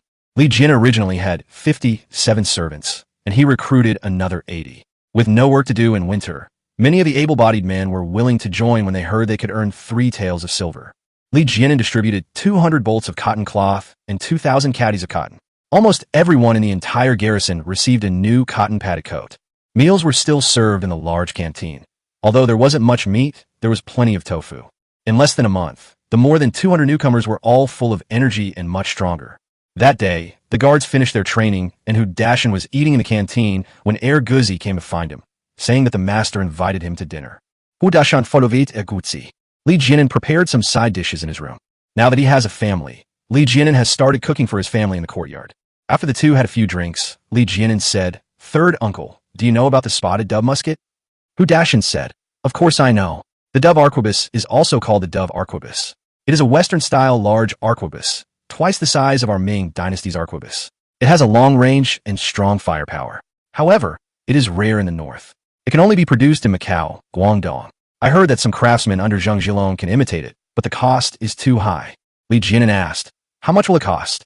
Hu Dashan said, "Not counting ammunition, a single dove-shaped musket costs nearly 100 taels of silver. Generally speaking, the barrel can only fire 100 shots. After that, the barrel will be ruined. So, each shot is equivalent to 1 tael of silver. In our northern region, only the Beijing garrison and the embroidered uniform guard are equipped with some." Li Jianan nodded. "I see." Li Jianan pulled out a long wooden box from under the comm table. Hu Dashan was shocked and looked at Li Jianan. Li Jianan smiled and said, I had my second uncle go to Dangzhou and finally managed to get a batch. What do you think of the quality? Li Jianan opened the wooden box, inside which was a large musket. Hu Dashan was overjoyed to find that there was no ammunition in the box, but several small packets of greaseproof paper. What is this? Hu Dashan asked. Li Jianan smiled and said, This is the ammunition pouch I designed. When we arrived, the ammunition for the dove gun was packed separately in bamboo tubes, which was quite inconvenient to use. I packaged the ammunition in fixed quantities, which prevents moisture and makes it more convenient to use. Hu Dashan was astonished. This idea was brilliant. Li Jianan was a complete genius. Hu Dashan laughed and said, Boss, this design is fantastic. Your talent truly impresses me. Ha ha ha, Li Jianan laughed. Third uncle, you flatter me. It was just a sudden whim. Actually, this was not Li Jianan's original idea. It was the British Army's creation, which Li Jianan simply stole. Hu Dashan picked up the dove-shaped gun and examined it carefully from all angles. A moment later, Hu Dashan beamed with joy. Excellent. The gun barrels are superb, very high quality. Boss, you just said you were getting a batch. How much is a batch? Li Jianan smiled. Not many, a few hundred. Hu Dashan was shocked and dumbfounded. Hundreds of them. That's tens of thousands of taels. Hu Dashan was deeply shocked. Li Jianan's wealth was simply unfathomable. There are now rumors circulating that Li Jianan has unearthed a treasure, while others say he has robbed an ancient tomb. There are all sorts of rumors. Hu Dashan initially didn't believe it, but now he was somewhat bewildered. Because Hu Dashan knew that Li Jianan said he was going fishing, but he didn't even have a single boat yet. With money being spent like water, Hu Dashan was worried that he wouldn't be able to keep it up. Li Jianan laughed and said, Third uncle, don't worry. Tomorrow, we'll organize the new servants and go to the beach to test the cannons. Hu Dashan was pleased. I will do whatever the master says. The following day, Hu Dashan summoned 80 new retainers to gather at the seaside. Li Jianan took out the dove-shaped cannon and let Hu Dashan fire the first shot. Hu Dashan aimed at the target 50 paces away and hit it with one shot. Crack! The wooden target shattered into pieces. The servants exclaimed in surprise, Wow, that's incredibly powerful. Li Jianan distributed large muskets to each of his servants and instructed them to fire them. The servants were afraid and dared not try. Many of the servants here were originally from military families and were well aware of the dangers of firearms. The muskets used in the Ming Dynasty were all officially manufactured, but they were often made with inferior materials and were very prone to exploding. This was especially true in the north, where soldiers were very resistant to muskets. Li Jianan said, Don't be afraid, everyone. This is a very fine musket. You squad leaders, come out and practice shooting with me. Gao Daiden, Zhang Matzi, and Li Xiuqing came out, and Li Jianan led the three of them to load ammunition and practice shooting together. Bang, bang, bang, bang. All four of the spotted dove guns went off, but it's nothing. The servants were relieved, and Li Jianan shouted instructions, personally showing them how to fill the container. From that day on, Li Jianan personally trained 80 musketeers. Each training session lasts 1 hour, during which 5 rounds of ammunition are fired. Hu Dashan was heartbroken because each gun barrel could only fire 100 shots. If they trained like this, dozens of dove guns would be ruined in less than a month. Musketeers in the border troops and battalions only fire 1 live round every 2 weeks. They don't train like that. While this kind of training can quickly improve the combat effectiveness of musketeers, it is too taxing. Li Jianan ignored advice and insisted on training in this way. In less than a month, dozens of large muskets were destroyed, much to the heartache of the servants. But no one expected that Li Jianan would give each of the musketeers a musket. Li Jianan's wealth deeply shocked the servants. The servants were even more devoted to him, and no one worried that Li Jianan would go bankrupt. With the Chinese New Year approaching, Li Jianan gave his guards a holiday. The Haiwan Bureau held 2 more weddings. One was between Er Guzi and Xiu Xiang, a maid from the government office, and the other was between Hu Erdeo and Li Xiuyan. Li Xiuyan is the eldest daughter of Li Ershu, and Hu Erdeo is the second son of Hu Dashan. The 2 families were already related by marriage, and now they are even closer together. Good things come in pairs, and with the Lunar New Year, the Gulf Coast was filled with happiness and joy. On the 8th day of the first lunar month, Li Jianan resumed training for his household guards. He issued armor to the 80-man musket squad, greatly boosting morale. The armor of the musketeers was also stainless steel armor, but it was different. The armor of the sword and shield team is full body, while the armor of the big gun team has no hem and no iron hands, which reduces some weight and makes it easier to operate the dove gun. Because the recoil of the dove gun was too strong, Li Jianan also manufactured 20 shield carts. The shield cart has 2 large wheels, which can be pushed by a single person. There's a shield at the front to protect against arrows, and there are slots on it to hold the bracket for the dove gun. Musketeers could easily protect themselves and aim while firing from behind shield carts. Furthermore, during marches, they could conveniently store their armor and muskets inside the shield carts. With the shield chariots in hand, Li Jianin put in a lot of effort and spent a month training formations and battle coordination. With the number of people in the group increasing, Li Jianin asked his second uncle to buy 10 more horses, 5 draft horses for pulling carts and 5 war horses for riding. That night, Li Jianin was sleeping on the heated Kong bed when he suddenly heard someone knocking on the door. Li Jianin woke up with a start. "Who is it?" Guzi said. "Master, it's me. People from Qinghe Fort have arrived." Li Jianin was shocked. Why would someone suddenly come in the middle of the night? Chapter 27: Japanese Pirates Attack. Troops deployed for rescue. Li Jianin was shocked. Why would someone suddenly come in the middle of the night? Bai Ruyu and Linger both woke up and hurriedly got off the Kong, a heated brick bed, to get Li Jianin's clothes. Li Jianin hurriedly dressed and said to the door, "Go to the flower hall first, light the heater, and tell them I'll be there soon." Guzi agreed and left. Bai Ryu brought Li Jianin's leather boots and helped him put them on. "Quickly, get your husband's hat." Linger agreed and went to get the leather hat. Bai Ryu, worried that Li Jianin would get cold, draped a mink cloak over his shoulders. Li Jianin put his arm around the two girls and laughed. "It's okay, you two go to sleep first, don't wait for me." Bai Ryu said, "Never mind us, do you have a knife?" Linger hurriedly took off her waist knife and came over. Li Jianin took it and tidied it up. Bai Ryu opened the door. "Be careful." Li Jianin smiled and said, "It's all right, don't worry." Li Jianin left the room and went straight to the flower hall. A brazier had been lit in the flower hall, and Guzi was chatting with Wang Zhigua. Wang Zhigua saw Li Jianin and hurriedly walked over. "Something terrible has happened. North Shore Fort has been captured." "Huh?" Li Jianin was shocked and dumbfounded. Jinghai Guard has a total of 5,000 household units, 1 in the city and the other 4 guarding the 4 directions. North Shore Fort is a 1,000 household garrison in the north. 1,000 household garrison, several hundred households, nearly 2,000 people. How could it have been raided? Who is it? Li Jianin asked hurriedly. "They're Japanese pirates." Wang Zhigua stamped his feet in anger. "These good-for-nothings. They still don't know how the Japanese pirates got here, or how many of them came." Li Jianin said to Guzi, "Quickly, call Captain Hu and the others over here, and have Zhang Matzi go to the city gate to declare martial law." Wang Zhigua said, "There's no need to go to the city gate. I saw Huerdeo and already told him." Guzi agreed and hurriedly ran out. Li Jianin asked Wang Zhigua, "How are things in other places?"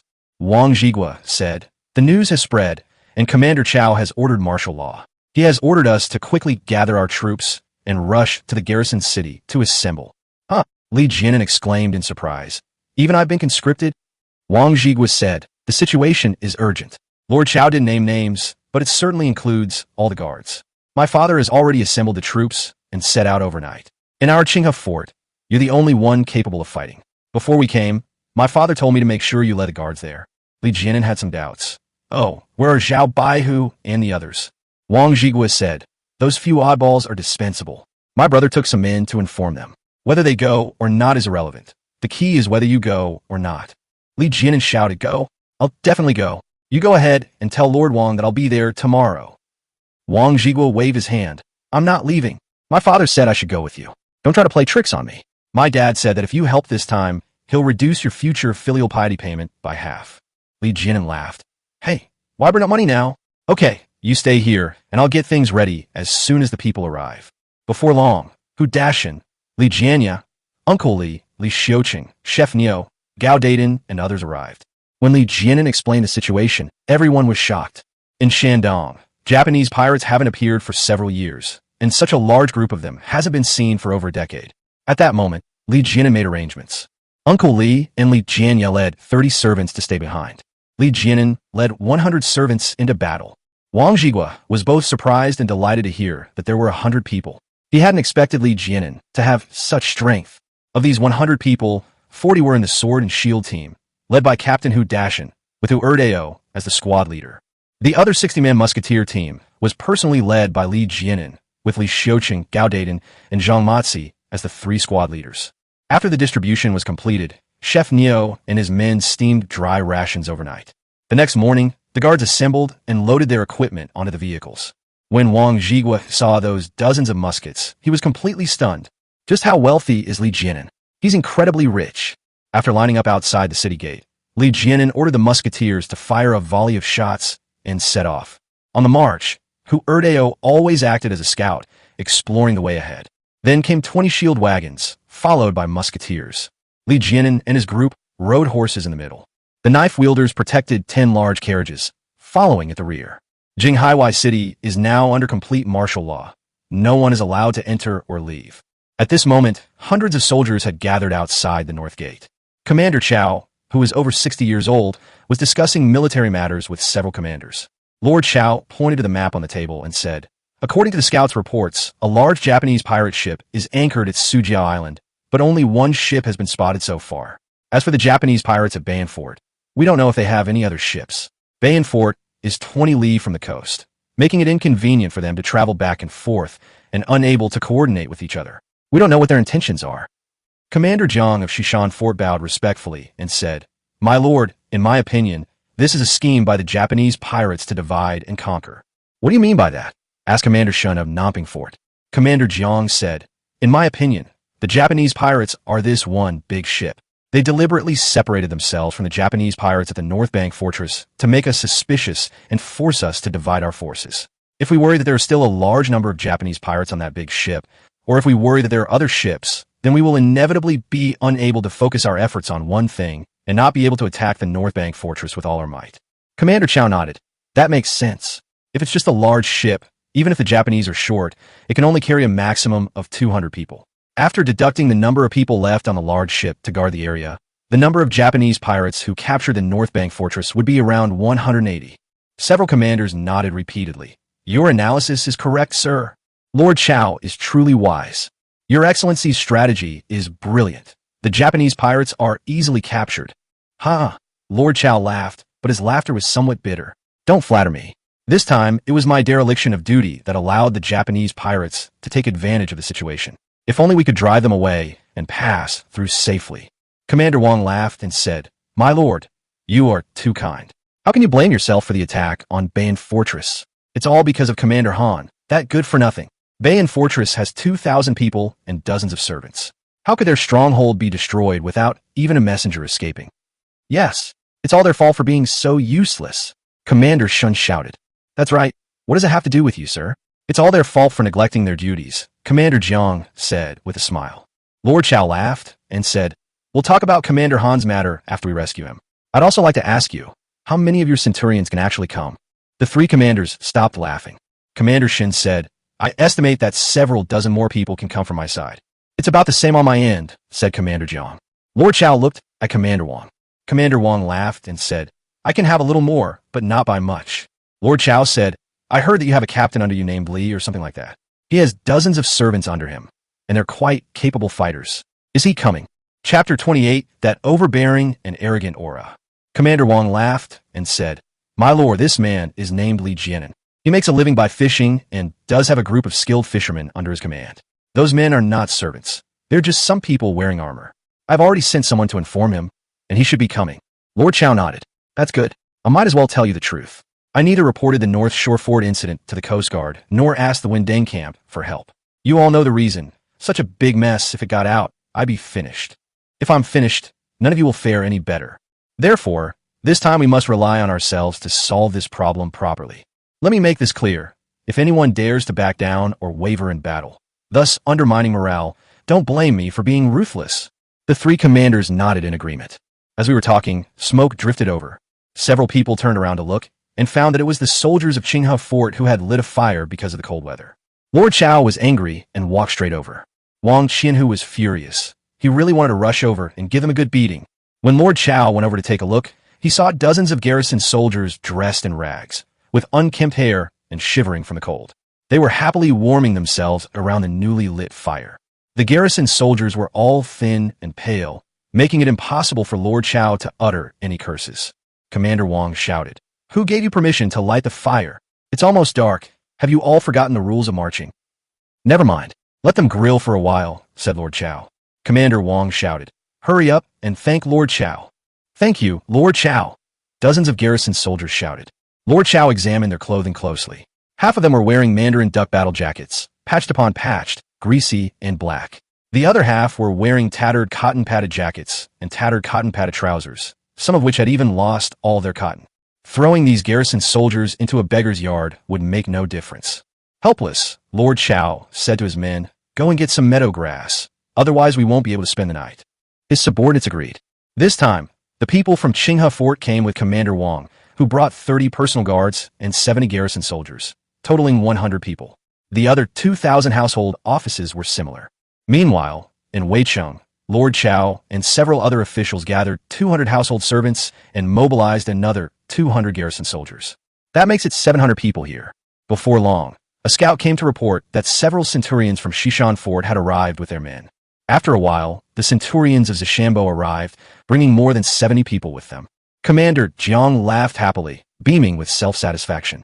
After a while, the centurions of Nanping Fort arrived, numbering only 60-odd. Commander Shun's face was grim, and he was cursing under his breath. Clatter, clatter. Another scout horse gallops over. Lord Chow and his men went to greet them. The scout stopped, and the night scout dismounted and knelt on one knee. Report, sir. Several centurions from Qinghe Fort have arrived, with reinforcements. Good. Lord Chow smiled.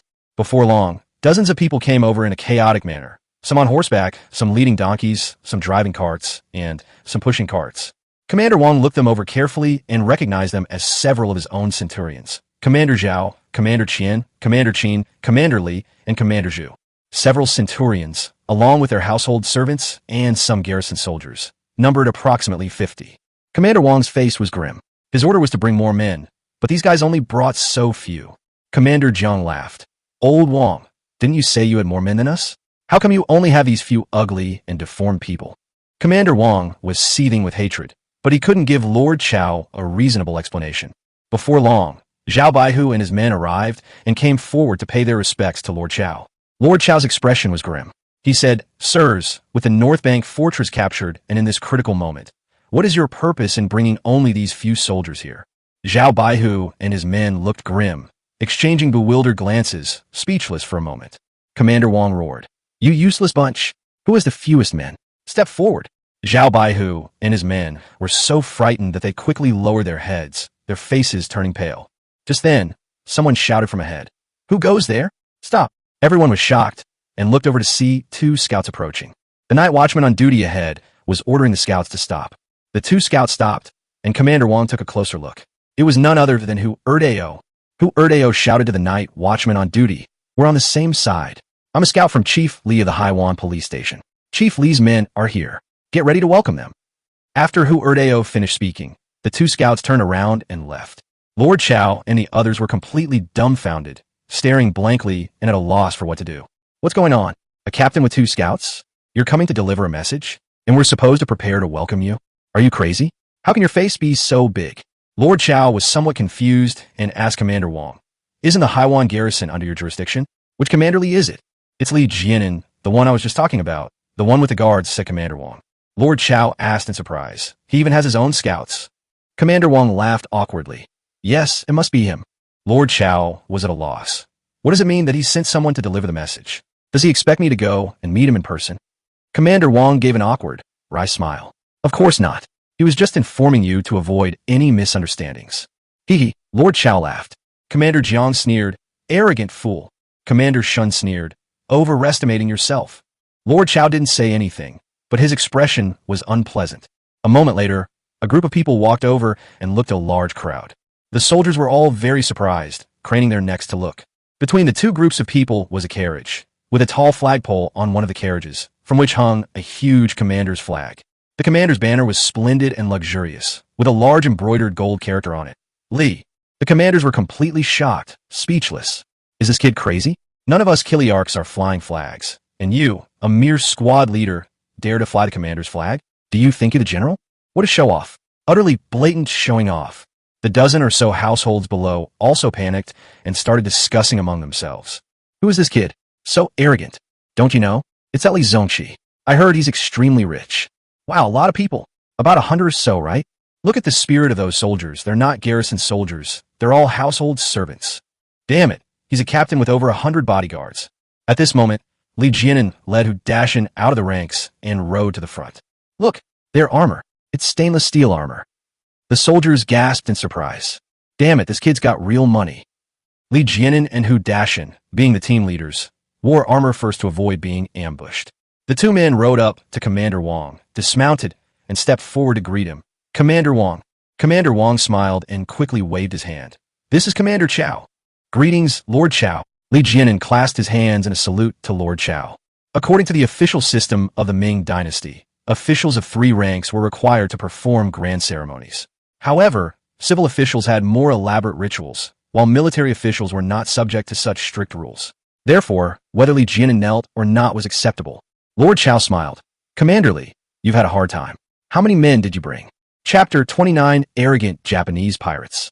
Li Jianan said, there are 100 servants plus a few of us, making a total of 106. We also have 16 horses. Ha ha, Lord Chao laughed. Good, very good, not bad.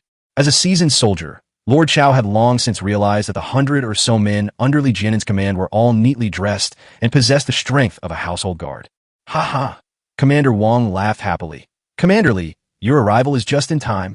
I was just talking about you with Lord Chao. Our Qinghe fort usually sends fewer people, but with you here, we have twice as many as the other commanders. Ha ha ha. Commander Wang smiled smugly and glanced at Commanders Jiang and Shun. The two commanders looked embarrassed and avoided eye contact. Zhao Baihu and his men were furious and resentful, their faces contorted with rage. The number of men they had brought combined was less than half of Li Jianan's. This was a public humiliation, a blatant and shameless slap in the face. Several men secretly resented him, thinking, you're just a squad leader, yet you're more arrogant than us centurions. You're utterly shameless. Lord Chao smiled and said, Commander Li, we're discussing military matters. Let's take a look at the map together. Everyone was shocked. Lord Chao thought too highly of Li Jianan. Li Jianan cupped his hands in thanks. Thank you for your kind offer, sir. At that moment, the group walked over to the table and map and began to discuss their plan. Zhao, the centurion, cursed and swore. A petty person has gotten ahead. He's just a squad leader who's involved in military affairs, while we centurions can only watch helplessly. What kind of world is this? Qin Baihu laughed and said, What? Are you jealous? Isn't Commander Li your subordinate? You're not happy to see your subordinate promoted. Go away. Get out of my way. Zhao Baihu pushed him aside and left. After discussing it, Lord Chao and the others decided to rest for one night and set off to attack North Shore Fortress the next morning. Dinner was provided by the commander's office, consisting of millet rice, meat soup, and sorghum wine. The garrison soldiers ate and drank to their heart's content, enjoying themselves immensely. The next morning, after preparing for battle and firing cannons, the army set off. The citadel had several defensive cannons, but they were all on the city walls and were inconvenient to transport, so they were not brought along. This time, the army consists of 1,000 soldiers, but Lord Chao ordered his men to claim there were 2,000 to bolster their prestige. The North Bank fort is more than 40 li away from the city wall. We traveled 20 li in the morning and 18 li in the afternoon. A few miles from the North Bank fort, Lord Chao ordered the camp to be set up. Although they claimed to have set up camp, there was no actual encampment. They weren't regular soldiers or border troops, so they lacked the fortifications and tents of a camp. They simply surrounded the wagons on the outside, and the soldiers slept on the wagon planks and meadows. While setting up camp, Lord Chao dispatched multiple scouts to closely monitor the movements of the Japanese pirates. Several scouts returned, but the Japanese pirates remained in the city and did not make any major moves. The next morning, the servants had meat for breakfast, while the garrison soldiers had porridge instead. Hundreds of garrison soldiers cursed and complained.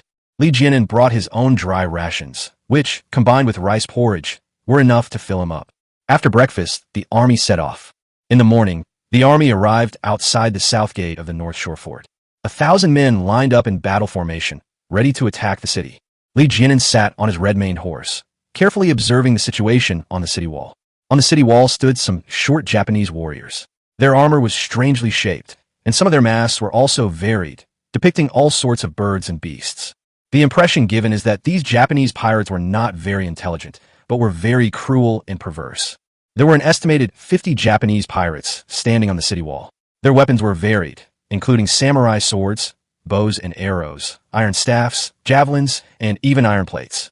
Lord Chao sent out his captain of servants, Chao Hung, to ride a horse in front of the battle formation.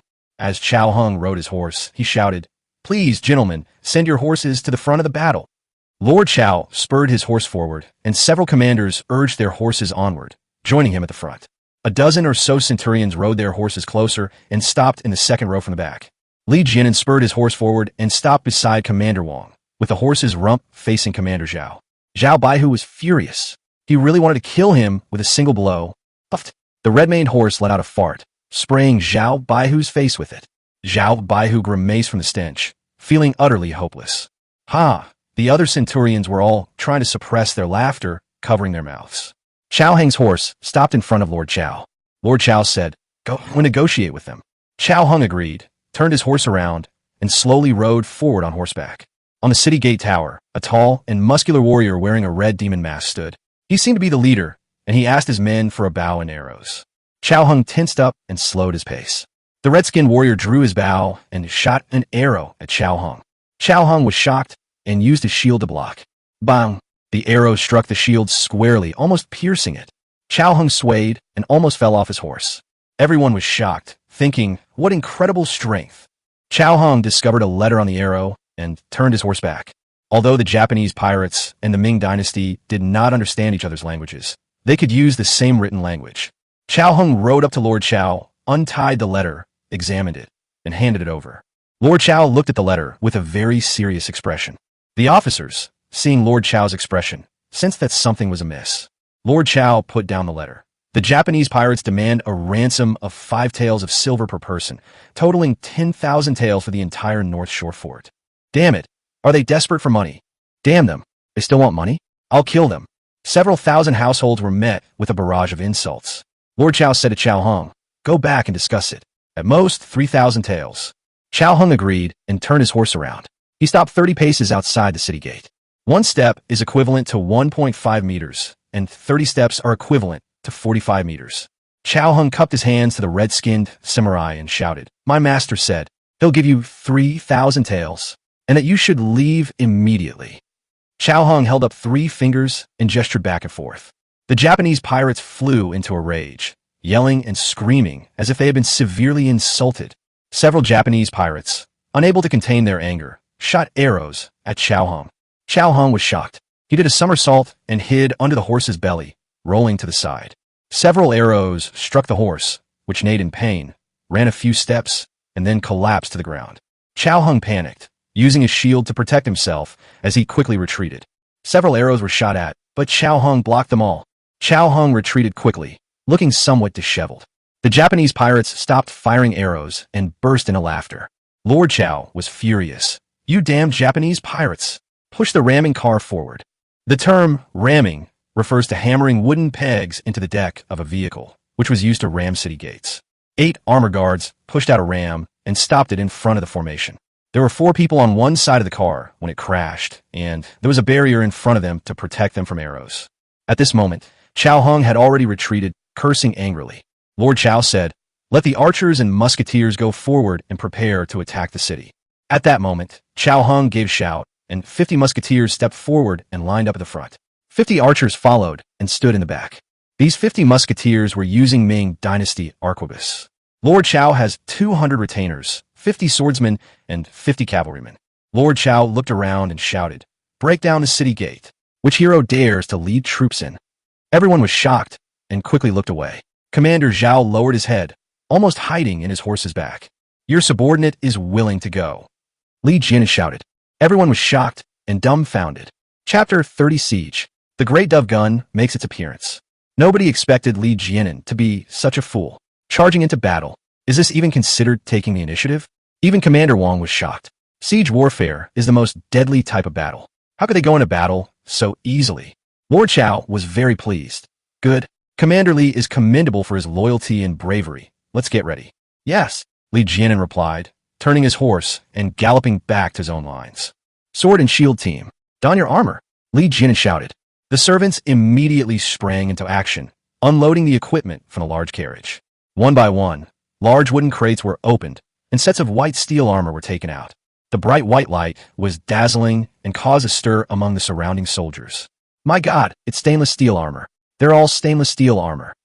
My goodness, this is so luxurious. Even the ordinary servants wear steel armor. Who is Commander Li? How come his family is so wealthy? Dozens of sets of stainless steel armor. If he had one of mine, I'd trade my wife for it."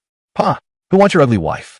I've heard that Commander Li has 2 beautiful wives and concubines, and he enjoys himself to the fullest every night." The group laughed and joked. After the 40 servants finished donning their armor and picked up their white steel shields, they caused another uproar. Lord Chao and the other commanders were also astonished, never expecting Li Jianan to be so extravagant. Not only did he have armor, but those dozens of stainless steel shields were also incredibly valuable. Li Jianan's wealth is truly unfathomable. On Chao Heng's side, he had his musketeers use wheelbarrows loaded with sandbags as shield carts. Lord Chao's musketeers and archers have no armor, so their protection must be adequate. Li Jianan dismounted, drew his sword, and shouted, "Line up!" The 40 servants immediately lined up in 4 rows. Hu Dashan said, "Master, you are the commander and cannot act rashly. Shall I take the men instead?" Hu Erdeo hurriedly said, "No.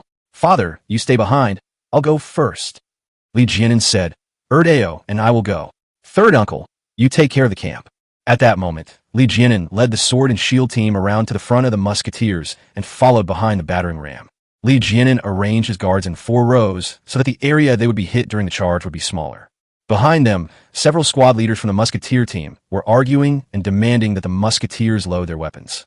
With everything ready, Chao Heng looked at Li Jianan and asked, "My lord, am I ready on my end?" "I'm ready too," Li Jianan said. Chao Heng looked at Lord Chao. Lord Chao waved his hand from horseback. "Attack the city." Boom, boom, boom, boom, boom. The deafening war drums beat, stirring up the blood. Chao Heng drew his sword and shouted at the ramming car in front of him, "Forward! Forward!" The crowd shouted, and the attacking force began to advance. On the city wall, the red-skinned samurai was yelling strangely, seemingly issuing orders. The Japanese archers drew their bows and prepared to shoot. The car began to accelerate, and it was only 30 paces from the city gate. "Charge!" The 8 people who crashed shouted and began to accelerate. The red demon samurai shouted, and the Japanese pirates began to fire arrows. The arrow was blocked by the wooden planks in front of the crashed vehicle, and it did not injure the 8 people. Li Jianan led his men closely behind, and the servants raised their steel shields and charged forward in unison. Chao Heng shouted, "Release the arrows." The archers at the very back fought back against the city wall as they marched.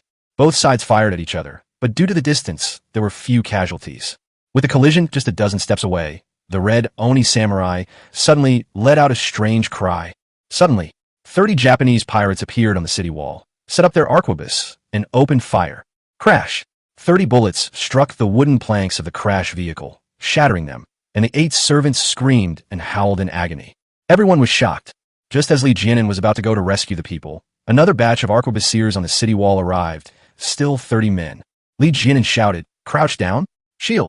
The servants were shocked and quickly crouched down, raising their shields to protect themselves. Crack! Crack! The cannon fired. Clang! Clang! Clang! The lead bullets hit the steel shield, but they didn't penetrate it. They bounced off one by one. The Japanese pirates were utterly astonished and dumbfounded. They were completely shocked. They never expected the Ming army's shields to be so strong. This is not their fault. At that time, Japan could not produce stainless steel and was frightened by the protective power of the steel shields. Cao Hang Sautet, Mugetsto, Han, fire. The musketeers, who were pushing the cart, immediately stopped, aimed, and fired. Bang, bang, bang. The government troops fired their muskets. The Japanese pirates quickly ducked and lowered their heads. Only 2 of them were unlucky enough to be shot.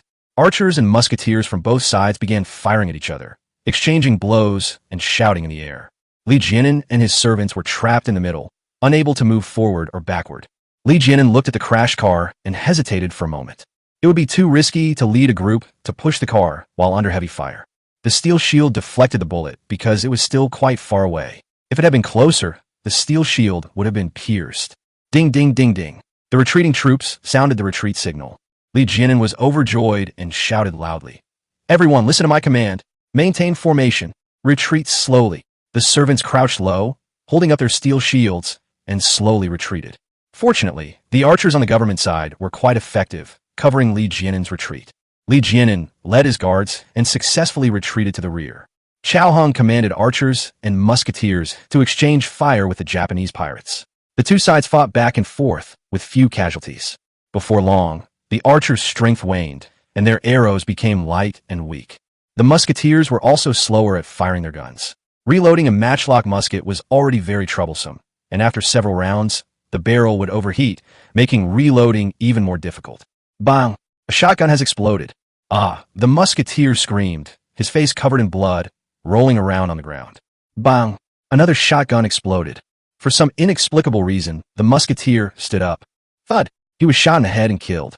The musketeers were frightened and dare not fire their guns anymore. The archers were exhausted and stopped one by one. On the city wall, the Japanese pirates laughed loudly. Some of them stood up and deliberately provoked the Ming army, displaying extreme arrogance. Lord Chao's face was grim, and he was trembling with anger. The Japanese pirates' arquebuses were superior to those of the Ming army, and after several rounds of fire, they seemed to be doing well. A Japanese pirate aimed a cannon at Lord Chao and fired. Bang! Lord Chao felt a sharp pain in his chest as the bullet was deflected by the breastplate. Everyone was shocked and stunned. Lord Chao swayed and almost fell over. My lord! Commander Wang quickly helped him up. Quick! Protect Lord Chao as he dismounts. Several people nearby hurriedly dismounted to help Lord Chao get off his horse. Lord Chao shouted, I'm fine. Don't make a fuss. Don't demoralize the troops. Several people nearby hurriedly shouted, the Lord is all right. Lord Chao is all right. Some of the servants rushed forward and used their shields to protect Lord Chao. Ha ha! The Japanese pirates on the city wall were overjoyed, jumping for joy and beaming with delight. The Ming soldiers were furious, their morale was low, and their spirits were low. Lord Chao clutched his chest. Does anyone have a good strategy to defeat the enemy? Li Jianan walked over and said, Sir, have the archers and musketeers step back. I also have musketeers on my side. Lord Chao said, Very well, step down. In fact, Lord Chao's musketeers had already fired several rounds, and the gun barrels needed time to cool down. In addition, the archers were exhausted, so they were basically useless. Chao Hung shouted, ordering his servants to pull the corpses back. Cheers erupted from the city walls. The Japanese pirates were overjoyed. Li Jianan ran to the front of his formation and shouted, Musketeers, put on your armor. Yes, the 60 servants shouted in unison. The Ming army was greatly alarmed, but their morale was boosted. 60 servants opened the shield carts, took out their armor, and put it on one by one. The nearby soldiers were completely astonished. Musketeers had armor, and it was stainless steel armor. There are dozens of those gleaming white steel armor suits. Do you want a money exchange? Just as the soldiers were astonished, 60 servants pulled out huge muskets.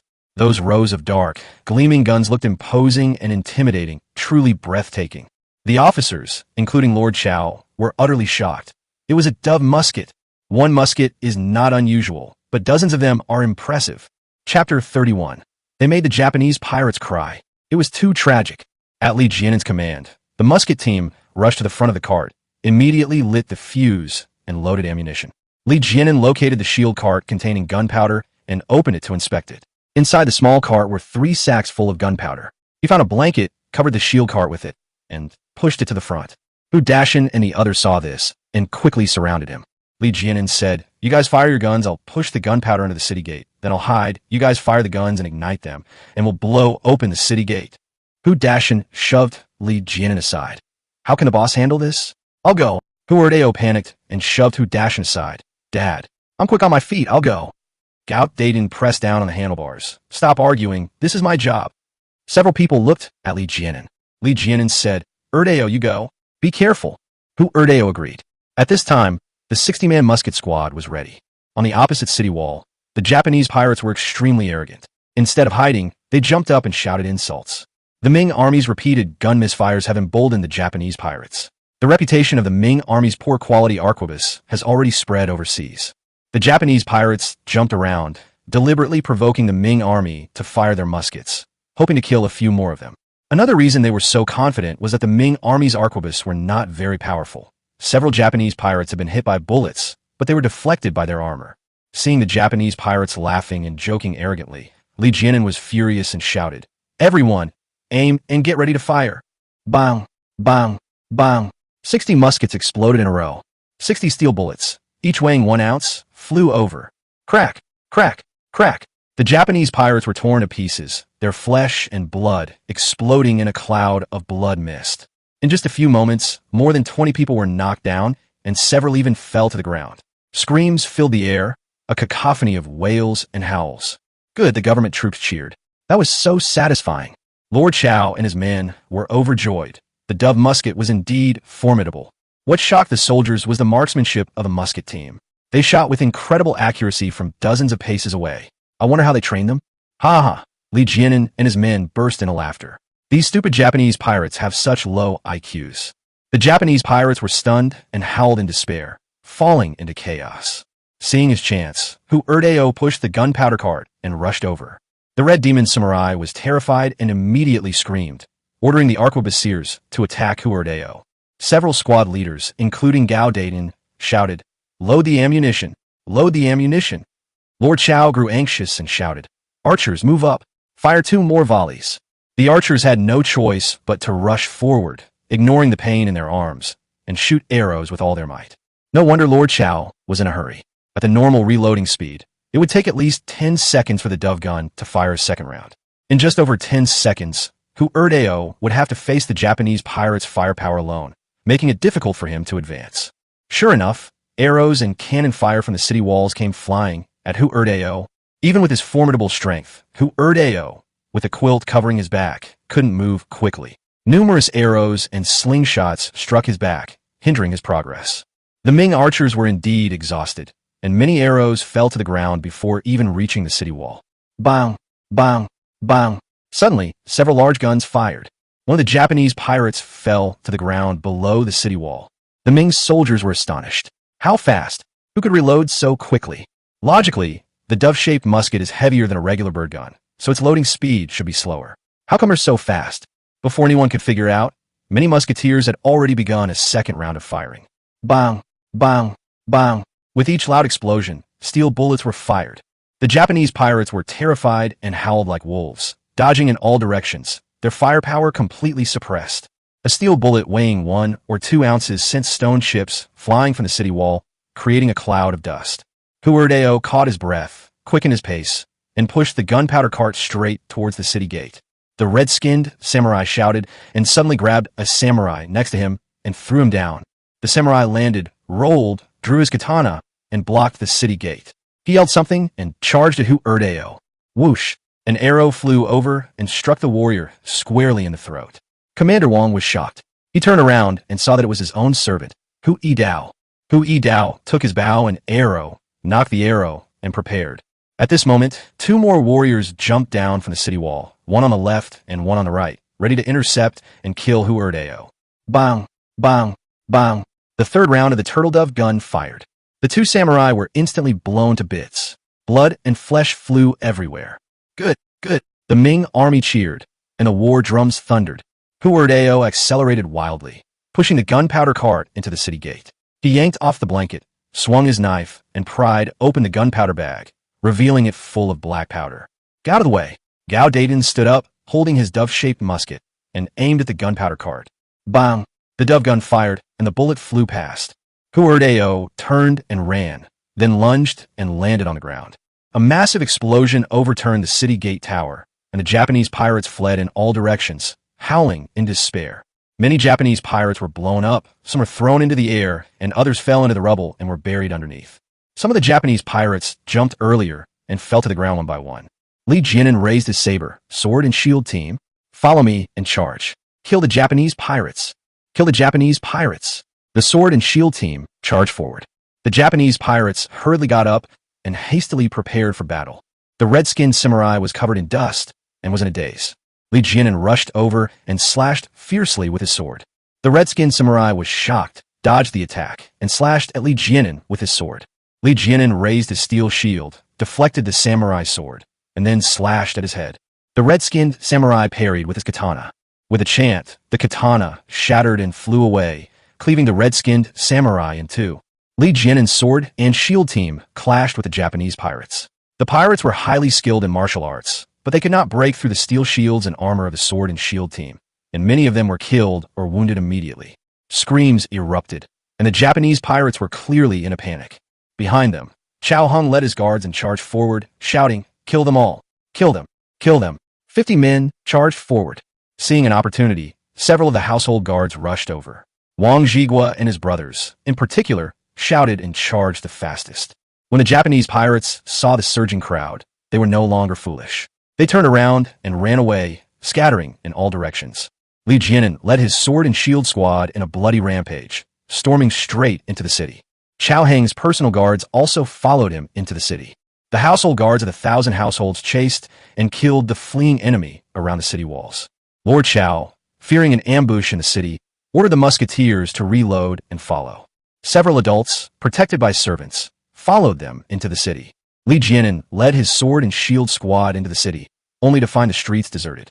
They finally spotted 2 patrolling Japanese pirates, but were immediately scared away. Li Jianan led his servants to give chase, but the 2 Japanese pirates, with their short legs, couldn't run fast and were caught up by Gao Daiden and his men, who cut them down. Li Jianan ordered his guards to stop and wait for Chao Heng's troops. Chao Heng caught up and met Li Jianan. Li Jianan shouted, "I control the streets. You go to the 1,000 household office and the warehouse." Chao Heng cupped his hands and shouted, "Yes, I will obey your orders, sir." Chao Heng led his men to bypass them. As they ran, a soldier beside Chao Heng shouted, "Sir, you are the deputy commander, and he is the captain. How can we obey his orders?" Chao Heng was stunned for a moment. Then his heart skipped a beat. "That's right. How'd he end up ordering me around? What's going on? Why am I taking his orders? Am I confused?" Chao Heng felt somewhat embarrassed and shouted at the people around him, "What do you know? In this world, whoever can fight is the boss." Ha! The soldiers around him couldn't help but laugh. Chapter 32, A Resounding Victory. Promoted to Centurion. Chao Heng led his men to take control of the 1,000 household office and the warehouse. They encountered several Japanese pirates guarding the area, captured a few, and let a few escape. The situation is under control. Li Jianan instructed several squad leaders to split up and keep watch on the main intersections. Before long, Lord Chow led a large group of men into the city. Upon entering the city, Lord Chow received a report from outside that dozens of Japanese pirates had fled through the East Gate, and the cavalry had already gone to pursue them. The Ming army had completely taken control of the North Bank fort. Some residents finally dared to peek out, cautiously peeking out. Lord Chow inquired with several residents and learned that Han Xianhu's entire family had been murdered. The Japanese pirates killed nearly 100 able-bodied men, looted a lot of gold and silver treasures, and also harmed dozens of women. Lord Chow was furious and ordered scouts to pursue the cavalry and ensure the complete annihilation of the Japanese pirates. At dusk, the cavalry returned. The cavalry pursued the Japanese pirates to the seaside, only to find small boats hidden there. Half of the dozens of Japanese pirates escaped, 23 were killed, and 7 were captured alive. Li Jianan tallied the casualties. 13 men on his side were wounded, and apart from one musketeer who was shot in the eye, none of the others had fatal injuries. This shows the advantage of the stainless steel armor. If it were ordinary iron or leather armor, several people would probably have already been killed. Li Jianan's team didn't have a professional doctor, so Hu Dashin took the initiative to remove the eyeball, apply medicine, and bandage it. The wounded soldier survived, but he gained a new nickname, One-Eyed Dragon. That evening, Lord Chow convened a meeting of the officers and said, "Everyone must appease the residents of their respective garrisons and strictly prohibit looting or harassment of homes during the chaos. Those who violate this rule will be severely punished." The officers agreed. Lord Chow then said, "Li Jianan, the commander-in-chief, deserves the greatest credit for the recapture of Bayan Fort this time. But with so many things to deal with now, let's discuss the reward later, shall we?" After Lord Chow finished speaking, he looked at Li Jianan. Clearly, Lord Chow was seeking Li Jianan's opinion. Li Jianan hurriedly cupped his hands in greeting. "I will obey your orders, sir." Lord Chow smiled. "Good. You have the air of a great general." All night long, Lord Chow and his men had no time to sleep as they comforted the city's residents, arranged for the soldiers to eat and rest, and search for any remaining fugitives. After a busy night, the situation has stabilized. The next morning, several scouts returned to report that the Japanese pirates' large ships had left Sujia Island and escaped. The soldiers were overjoyed, and Lord Chow was beaming with relief. The Jinghai Guard suffered minimal losses and even killed nearly 100 Japanese pirates, so its merits outweighed its demerits, and its strengths outweighed its weaknesses. Lord Chow summoned the officers and said, "Although the Japanese pirates have fled, we must not be careless. Today, everyone go back to check the population and search for any remaining pirates. As for military merits, wait for my message." The officer said nothing and dispersed. Just as Li Jianan was about to return to his post, Chao Heng came over and stopped him, saying that Lord Chow had summoned him privately. Li Jianan went back with him, and Lord Chow received him alone in a tea house. Lord Chow took a couple of sips of tea and smiled. "Jianan, I know you went all out this time. What are your thoughts on these military achievements?" Li Jianan smiled and said, "Although the Japanese pirates' occupation of the city was due to Commander Han's oversight, it's not appropriate to pin the blame entirely on him. I think it's only right to report Commander Han as having died in battle, distribute 10 heads to his family, and request some compensation. Of course, we should take the lion's share to get through this." 50 pills plus the prisoners should be enough. The remaining military merits will be 5 for each commander of 1,000 and 1 or 2 for each commander of 100. That should be about right. Lord Chow was surprised. But in that case, you're gone, Li Jianan said. As long as you are doing well, I don't care how many subordinates I have. That won't do. Lord Chow thought for a moment and said, 50 pills are enough for me to pass through, and you can have all the prisoners. Li Jianan was overjoyed, stood up, and bowed. Thank you, sir. A prisoner is worth more than a head, and the merit is greater. Lord Chow laughed and said, if you report the war merits, I guarantee you'll be promoted to centurion. But since such a disaster has happened, the higher-ups will inevitably have to bribe some officials, and the expenses will certainly be considerable. And there's also the North Bank fortress. They'll certainly have to provide some compensation. Understood, Li Jianan said. I will not take a single penny of any spoils, whether armor, weapons, or silver. Ha! Lord Chow laughed heartily. Excellent. I love chatting with you young people. You're so straightforward in your words and actions. Go back and wait. I'll send you a copy when the victory report comes out. Thank you, sir. Li Jianan stood up, bowed, and left. Back at the crossroads where the servants were stationed, Li Jianan led his men out of the city. After tidying up outside the city and taking roll call, Li Jianan led his team back. Several wounded soldiers lay on the carriage, chatting and laughing, seemingly all right. In the evening, the team returned to the Gulf Institute. The villagers came out of town to welcome him. Upon hearing that they had won, the villagers cheered and beamed with joy. The wounded soldiers were all fine, which put their families at ease. It was the one-eyed dragon's wife who was crying and sobbing, which made everyone feel sorry for her. One-eyed dragon got angry and shouted, "What are you crying for? I'm not dead. How can I not cry? One Eye's blind. It hurts so much," his wife shouted. "It doesn't hurt anymore. It's much better than yesterday," the one-eyed man said. "The master has already said he'll give me 100 taels of silver as compensation and let me rest for half a year." When his wife heard that there were 100 taels of silver, she laughed happily. "Are you stupid? With 100 taels of silver, why should we still be soldiers? We might as well just retire." One-eyed dragon retorted angrily, "Stop talking nonsense. The boss is going to promote me to squad leader. I have a bright future ahead of me." "You one-eyed bastard. How can you fight a war?" his wife said. The one-eyed man was furious and slapped her. "I'm a musketeer. I'm even more accurate with one eye. Everyone's happy, so stop crying and help me back." His wife kept muttering to herself as she helped him back home. Li Jianan returned to the government office and asked Chef Nyo to send some tonics to the wounded soldiers. The following day, the Gulf Institute held an awards ceremony. Li Jianan distributed compensation to several wounded soldiers, but each of his servants received 10 taels of silver. In addition, Li Jianan gave each of his servants a bolt of cotton cloth. The servants were overjoyed, and the family members were all beaming with happiness. A grand feast was held. Fine wine and meat were served, and the entire bay was filled with laughter and joy. 2 days later, Chow Hung arrived with his men, bringing with him the report of military achievements that Lord Chow was preparing to submit. Li Jianan was overjoyed.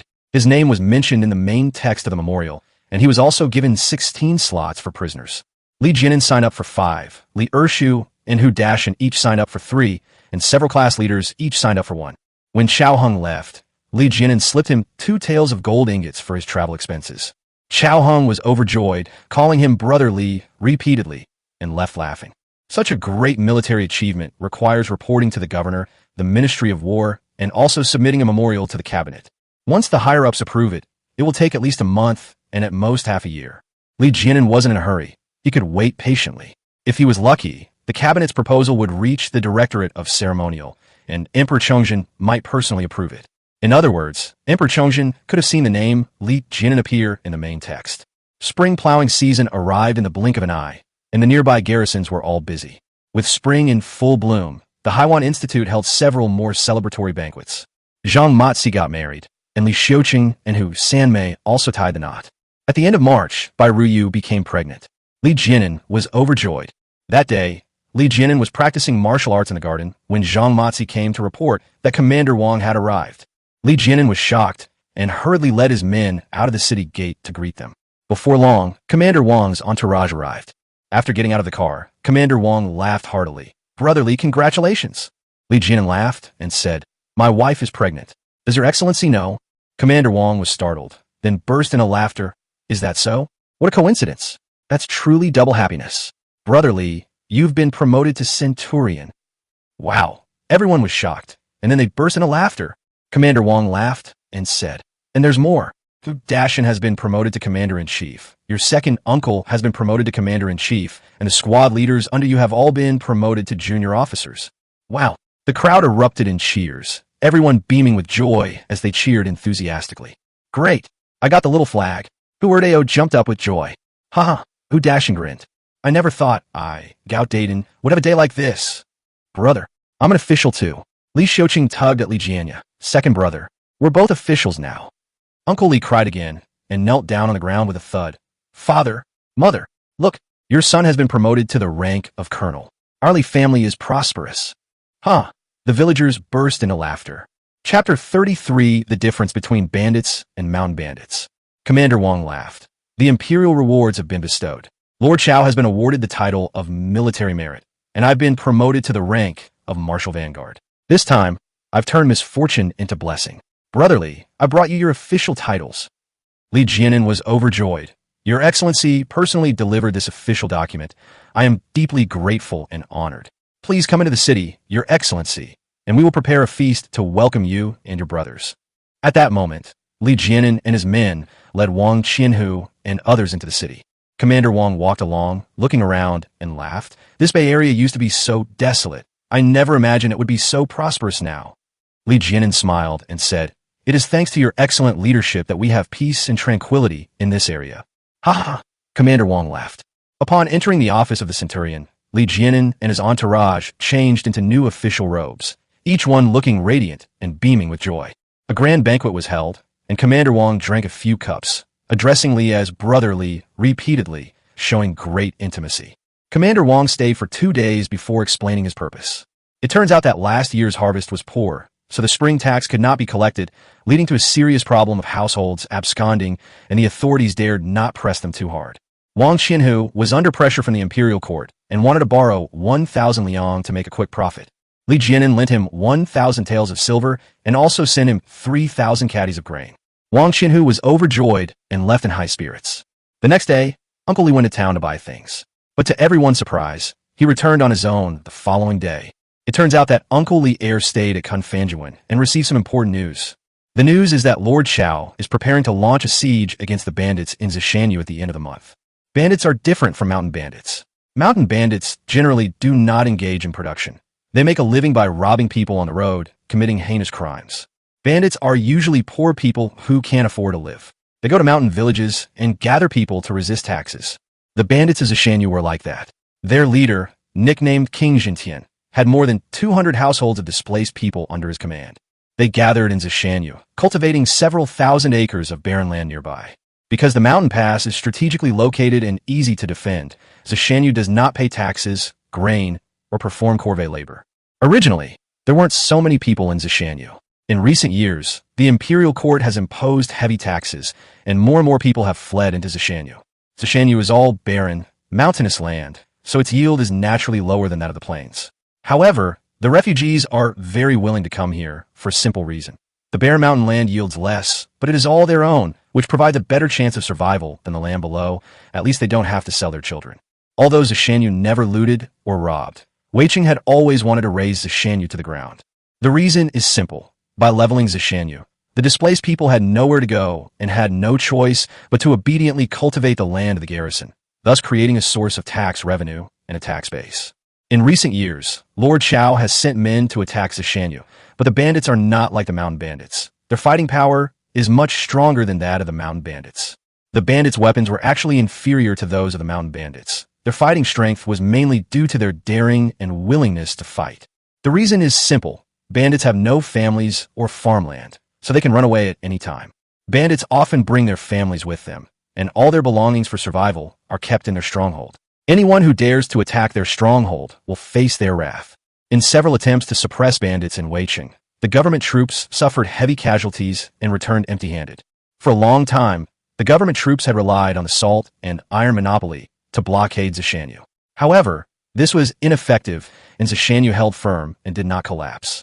Last year's harvest was poor, and now is the lean season. There are rumors that there's a famine in Zishanyu, and that refugees are eating tree leaves. Lord Chao was worried that King Jintian would lead the refugees out of the mountains to plunder grain, so he decided to strike first and wipe out the bandits. This would cut off the military household's escape route, thus making them obediently pay their taxes. Upon learning this news, Li Jianan was somewhat worried and pondered how to deal with it. The next day, Lord Chao sent a servant to invite Li Jianan to meet him in Weiqing. Li Jianan delayed for a day, and the next day, he led Hu Dashan and a few others on horseback to Weiqing.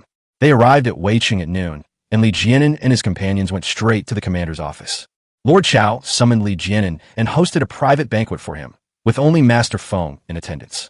After a meal and drinks, Lord Chao laughed and said, "Brotherly, do you know why I called you here? I am foolish and ignorant, and I hope you will enlighten me, sir," Li Jianan said. Lord Chao sighed. "Last year there was little rain, and the harvest was generally poor. We applied to the court for a reduction or exemption, but were reprimanded instead. The court is pressing us harder every day, and the soldiers and household below are full of complaints. Life is tough," Li Jianan said. "Sir, you work hard day and night. You should take better care of your health." Lord Chao said, "Now is the lean season, and many military households are restless and want to desert. It's impossible to keep them from leaving. I've heard that many deserters have gone to seek refuge with you. I wonder if that's true." Li Jianan cupped his hands and said, "Your Excellency is wise. Indeed, a few runaways came to me for help, but I did not take them in. I gave them some money and food and sent them away." Lord Chao laughed and said, "That's good. Commander Jiang and Commander Shun were going to sue you, but I suppressed it." Li Jianan stood up, cupped his hands in thanks, and said, "Thank you, sir. Sit, sit." Lord Chao invited Li Jianan to take a seat. Li Jianan sat down again. Master Feng poured wine for Li Jianan and said with a smile, "Sir, you intend to wipe out Zishanyu. What do you think, Commander Li?" Li Jianan was utterly shocked and dumbfounded. The moment of his acting prowess had arrived. He seemed startled and suddenly stood up. "My lord, you mustn't." The two were shocked and looked up at Li Jianan. Lord Chao asked, "Why not?" Li Jianan said, "Xishan Valley has a steep terrain, making it easy to defend and difficult to attack. King Jintian has more than 200 strong men under his command, plus Iron Monk, Little Song Jiang, and others. If we launch a direct attack, I'm afraid the casualties will be heavy." Lord Chao and Master Feng exchanged a grave glance. Lord Chao said, "I know all this, but life in Xishan Valley is not easy either. I heard they have started eating tree leaves. If we don't wipe them out as soon as possible, once they come down the mountain and join forces with the ragtag military households, I'm afraid the situation will be difficult to control." Master Feng said, "Furthermore, because the military households have the Xishan Valley as a retreat route, they're resisting grain and taxes, and the imperial court is pressing them harder and harder. What should we do?" Li Jianan cupped his hands in greeting. "May I ask, sir, why not invite a few commanders to discuss such an important matter?" Lord Chao laughed. "Those good-for-nothings never put in any effort. The bandits of Xishan Valley are too powerful, so we too will have to do the main work." Li Jianan said, "Thank you for your kind words, sir. How could I possibly compare myself to you? However, I cannot refuse your kindness. You are advanced in years, and it is not advisable for you to act rashly. I am unworthy, but I'm willing to use my own strength to wipe out Xishan Valley." Huh? The two of them were shocked and completely stunned, speechless. "What's going on? You were just worried about heavy casualties. Why are you going to go it alone now?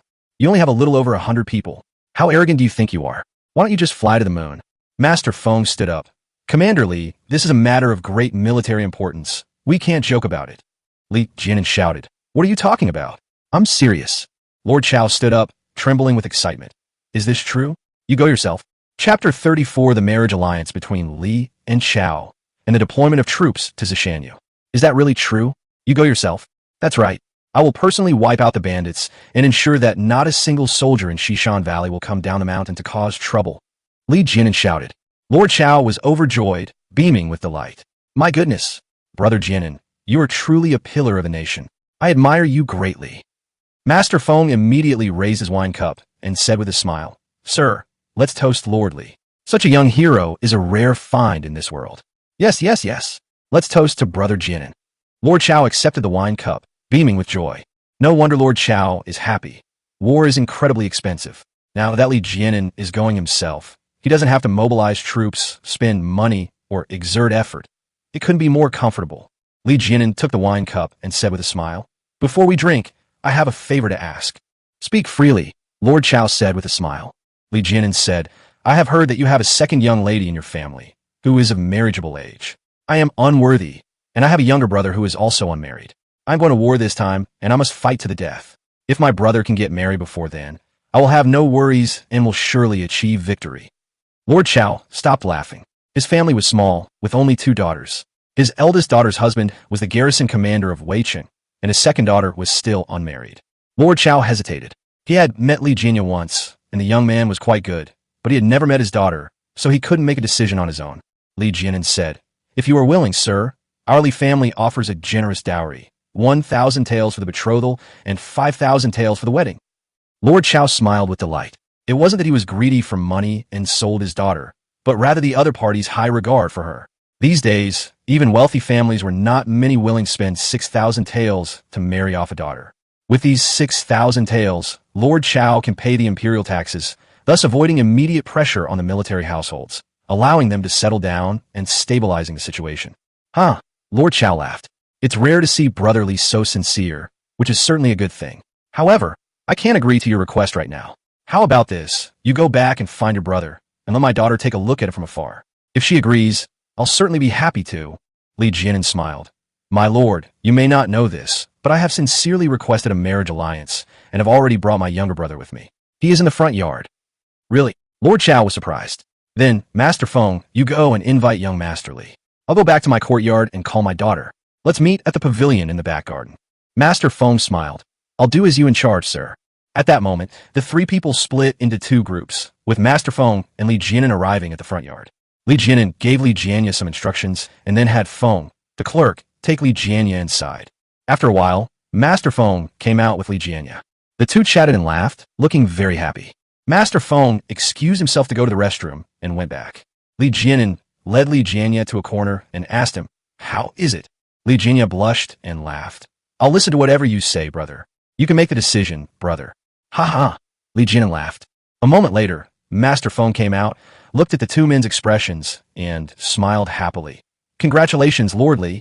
The second young lady is very satisfied, and the master asked me to arrange accommodations for you." Li Jianya smiled excitedly, beaming with joy. At that moment, Master Feng arranged accommodations for the group. In the evening, Lord Chao invited the Li brothers to have a drink. During the gathering, the couple exchanged their birth dates and times, finalized their marriage plans, and set the wedding for 6 days from now. The following day, Li Jianya led his men back to the Gulf Institute. When Li Hushi learned of the good news, she was overjoyed. Her lifelong wish was to find wives for her two sons. Now the eldest son has a wife and a concubine, and Bai Ruyu is pregnant again, so only the youngest son is left. Immediately, Li Hushi sought out Li Ershu to discuss the marriage. The next day, Uncle Li led his men into the city to purchase betrothal gifts. The process of hiring a matchmaker and engaging in formal betrothal should be completed as quickly as possible. 3 days later, Li Jianya personally delivered the betrothal gifts, bringing gold and silver treasures worth 5,000 taels of silver, as well as many other fine items. Lord Chao was overjoyed and prepared a dowry accordingly. 2 days later, Li Jianya got married. The events in Weicheng and Haiwan were quite lively. 3 days after the wedding, Li Jianya convened a meeting with the squad leaders to prepare for the deployment of troops. Li Jianya discovered that everyone generally had some resistance to clearing out Zishanyu. This is understandable, as the squad leaders all came from poor backgrounds and knew the hardships of the displaced people. Li Jianya laughed and said, "You've misunderstood. I'm not leading troops there to attack Zishanyu. On the contrary, I'm going to rescue them. Explain to your brothers that we're going to save people." Upon hearing this, the squad leaders beamed with joy. Li Jianya ordered 10,000 jin of grain to be allocated, which filled 10 large horse-drawn carts. The following day, Li Jianya led his team to Zishanyu. After traveling for 2 days, they arrived at the outskirts of Shishan Fort. Commander Zhang of Shishan Fort led 10 servants out to greet Li Jianya. Commander Zhang laughed and asked, "Commander Li, how many soldiers have you brought this time?" Li Jianya smiled and said, "Same as last time, still 106 people." Commander Zhang laughed and said, "Don't blame me for not reminding you. Shishan Valley is easy to defend but difficult to attack, so you'd better be prepared." Li Jianya asked, "May I ask, sir, do you wish for a resounding victory for me, or a crushing defeat?" Commander Zhang was taken aback. "What are you saying? Of course I hope you win. Although you stole from several of my deserters, I am a magnanimous person, and for the sake of the nation, I still hope you can win a great victory." Li Jianya cupped his hands and smiled. "That's excellent. I hope you'll take good care of me in the future." Commander Zhang returned the greeting. "Of course. Lord Chao has already given the order, and I will certainly cooperate with you. I've prepared dinner for tonight, and we can set off again tomorrow. How about that?" Li Jianya smiled and said, "That's excellent. Thank you for your trouble, sir." That night, The expeditionary force rested outside Zishambo for the night and set off early the next morning. Commander Jiang led 10 of his personal guards on horseback to accompany the army. Walking along the road, Li Jianan asked Commander Jiang, "Lord Jiang, I've heard that there are 3 leaders in Zishanyu. Do you know anything about them?" Commander Jiang said, "I know a little, but I wouldn't say I understand. The chief, Zhen Tianwang, is tall and has long arms. He used to be a hunter and also served as a captain in the army. The second in command, Iron Monk, is skilled in Iron Head Kung Fu and has superb martial arts skills. I heard he is already married and had children. The third leader, Little Song Jiang, was originally a scholar. The imperial court exempted him from the imperial examinations, leaving him with no way to make a living, so he became an outlaw. I've met him. He writes beautiful small regular script and is quite shrewd." Li Jianan nuda rapatably. After traveling 40 li in a day, the large group arrived at the rocky slope outside Zishanyu. The column stopped, and the officers with horses followed Commander Jiang forward, stopping 100 paces away at the foot of the rocky slope. On the rocky slope, one can see shadowy figures. Commander Jiang pointed to the rocky slope and said, "See, there is an ambush. After crossing the rocky slope, we can enter the canyon. A few miles further in, we'll reach Shishan Valley." Li Jianan looked around. Indeed, it's easy to defend and difficult to attack. Commander Jiang laughed. "That's right, the cavalry can't get up there, the muskets are hard to use, and if we try to force our way up, we'll lose hundreds of lives. All right, let's go back." Li Jianan turned his horse around. Commander Jiang was somewhat surprised. He hadn't even had a chance to look closely, so why was he already going back? Seeing that Li Jianan had left with his men, Commander Jiang had no choice but to turn his horse around and follow them back. Li Jianan's guards have already left the camp and are cooking. Commander Jiang ate with them. During the meal, Commander Jiang asked Li Jianan, "Having examined the terrain, Commander Li, what effective strategies do you have for defeating the enemy?" Li Jianan smiled and said, "Not yet, we'll study it further later." After finishing their meal, while there was still light, Li Jianan ordered his servants to quickly dig a ditch. The servants began digging trenches rapidly around the camp. Commander Jiang was bewildered. Looking at the circle of trenches, he asked Li Jianan, "Commander Li, forgive my bluntness, but what kind of tactic is this? Why are you drawing a circle around yourself and trapping yourself in it?" Chapter 35, Drawing a Circle on the Ground as a Prison.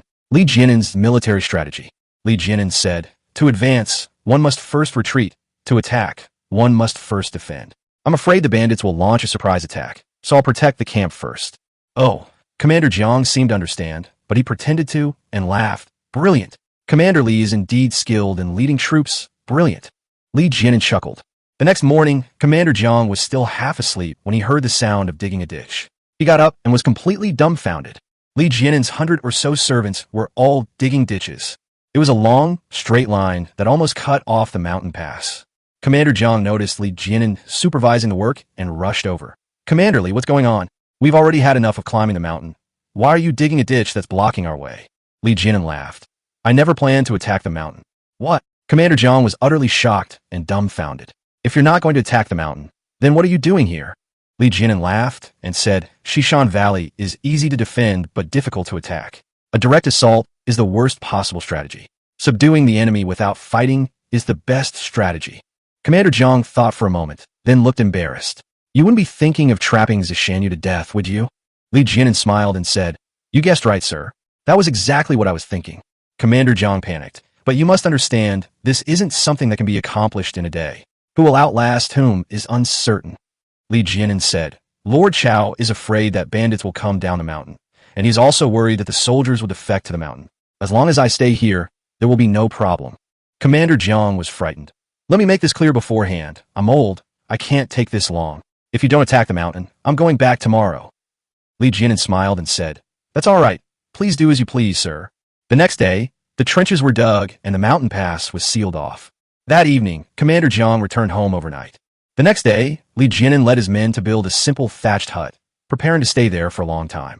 On the rocky slope, a dozen or so ragged men hid in the grass, looking down at the mountain pass. They were all leaders of Zishanyu, with the 3 in the middle being the top leader Zinshan Wang, the second leader Tai Sheng, and the third leader Zai Songjiang. The crowd's faces were grim, filled with grief, indignation, and worry. King Jintian said bitterly, "It seems that corrupt official Li Jianan is trying to trap us to death." The Iron Monk was furious. "Damn it. I heard this kid was helping the poor, and I thought he was some kind of good guy. Turns out he's a heartless scoundrel." Xiao Songjiang said, "This man is quite cunning. We brothers must be careful." Screw them, Iron Monk shouted. Brother, if you ask me, while they're busy building their thatched huts, I'll lead my men down and slaughter them. King Jin shouted, don't be reckless. The trenches have been dug, and they have muskets. You'll be hit by bullets before you even cross them. Damn it, the Iron Monk cursed angrily. Many of the lower-ranking leaders also joined in the cursing. No wonder everyone is angry. Life on a mountain is already too hard. Now that it's under lockdown, people are going to starve to death. Last year, there was little rain, and the harvest in Zishanyu was poor. Now, it is the lean season, and out of more than 700 people, only half can drink thin porridge. The rest eat wild vegetables, wheat bran, and tree leaves mixed together. Including King Jintian, the dozen or so leaders, big and small, were all emaciated and looked pale. The leaders cursed for a while, but couldn't come up with any ideas. King Jintian ordered the guards at Leguin to keep a close watch, while he and a dozen others went back first. Back in Zishanyu, a few miles away, hundreds of people were anxiously awaiting news. After King Jintian reassured them, the villagers relaxed a bit. The next morning, King Jintian was washing his face in the courtyard when Skinny Monkey, the leader of the rocky hill, suddenly ran in, shouting, King, something terrible has happened. Skinny Monkey's shout had a significant impact. The villagers were already on edge, and upon hearing that something serious had happened, they immediately gathered around. King Jun roared, what are you panicking for? What happened? The Skinny Monkey, panting heavily, laughed, Food. Food. The government troops have given us food. Wow. The villagers were shocked, and their expressions changed drastically. They couldn't believe it. King Jintian was also bewildered, grabbing the Skinny Monkey. Say that again? What is that? The Skinny Monkey shouted, Grain. A huge pile of grain. At least several thousand pounds. Wow. The villagers went completely crazy, letting out strange screams. It was their instinctive craving for nutrition. King Jintian was completely dumbfounded. Why would the government troops give us food? I don't know. Who knows? The Skinny Monkey shouted. King Jin shoved Skinny Monkey aside and roared, Women, stay home. Men, grab your weapons and come with me to see what's going on. Boom. The men were in an uproar and immediately scattered and fled. Before long, men came out carrying various bags, carrying poles, baskets, and clothes. Iron Monk and Little Song Jiang also arrived, and nearly 200 men rushed towards the rocky slope. The group arrived at the top of the rocky slope and looked down the mountain. Sure enough, near the foot of the mountain in the trench, there was an extra pile of sacks, probably at least 100. King Jintian asked the Skinny Monkey, You've looked, is it really grain? The Skinny Monkey shouted, I've seen it. If you don't believe me, go to the foot of the mountain and see for yourself. There are beans scattered about. Looking at the pile of grain, everyone felt a mixture of sorrow and joy and began to ponder. King Jin muttered to himself, This shouldn't be. The government troops want to starve us to death, so why are they still giving us food? Iron Monk said, This is a treacherous plot by corrupt officials. They want us to go down the mountain to move grain so they can launch a surprise attack on us. King Jintian was furious. Are you stupid? The government troops are all behind the trenches, and they don't have any cavalry. If we go down and move the grain, as long as we're quick, we can go straight up the mountain. How can they catch up? Iron Monk shouted, That's poison. Those damned government troops poison our food, try to kill us. They're utterly wicked. Xiaosong Jiang said, That's not right. I estimate there are 8,000 caddies of grain below. It's impossible for them all to be poisoned. We can use birds to test for poison when we move the grain back. How could they possibly poison us grown men? The Iron Monk was furious. This isn't it. That isn't it. Tell me, what kind of nonsense is this government army spouting? This, Little Song Jiang pondered, but couldn't quite put his finger on it. Skinny Monkey laughed. Heavenly King, it's a fool not to take advantage of a good deal. No matter what tricks he's up to, we really need to get the grain back first. The brothers haven't eaten in ages. Even we men can't stand it, let alone our wives and children. King Jun looked at everyone's expressions and said, Skinny Monkey, take 2 men down first, carry back 2 bags, and check the situation. Yes. Skinny Monkey was overjoyed and ran down immediately. A moment later, the Skinny Monkey led 2 men stealthily down to the foot of the mountain. There was no movement from the government troops. They were still repairing the thatched huts. Suddenly, 3 people darted out and headed straight for the grain pile. The 2 strong men each picked up a sack of grain and ran away. The Skinny Monkey observed the enemy's formation and then retreated. No one on the government troops' side paid any attention. No one even noticed. King Jintian led a dozen or so leaders to meet them, and they met up with the 3 Skinny Monkeys. The Skinny Monkey grinned from ear to ear and told the 2 strong men to put down the grain. The crowd surrounded the 2 bags of grain. The Iron Monk drew his dagger and pried open the bags. Inside were golden yellow millet. Several people grabbed a handful and each took a sniff. The aroma of millet is so pleasant and comforting. King Jintian said, "It doesn't smell strange. Everyone, don't put it in your mouths. Let's take it back and feed it to the small animals." At that moment, King Jintian and Monk Tai carried 2 bags of grain up the mountain. The men on the mountain watched longingly, and some impulsively tried to go down the mountain to seize the grain, but were stopped by Jintian Wang. King Jintian said, "Don't move. Let's go back and feed a few birds to make sure it's not poisonous before we do anything." Chapter 36 Humor. The children's song protagonist Li Datu. The next morning, Li Jinan walked out of the thatched hut and jumped directly onto the carriage. He looked into the distance, but the pile of grain was gone. Zhang Matzi walked over and laughed. "Boss, I just want to check, and they're all gone. They even picked up all the beans on the ground. How did these guys manage to pick them all up in the middle of the night?" Li Jinan smiled happily. "After we finish eating, you take 10 horse-drawn carts back and bring back another 10,000 caddies of grain, plus another 200 caddies of coarse salt." "Okay, I'll go prepare right away." Zhang Matzi went to the convoy. 5 days later, Zhang Matzi returned with his caravan. Uncle Li Er came in person and brought several fat sheep to reward the troops. 10 carts were filled with 10,000 caddies of grain, plus 200 caddies of coarse salt. In the evening, the guards enjoyed a delicious stewed mutton meal. It was so satisfying.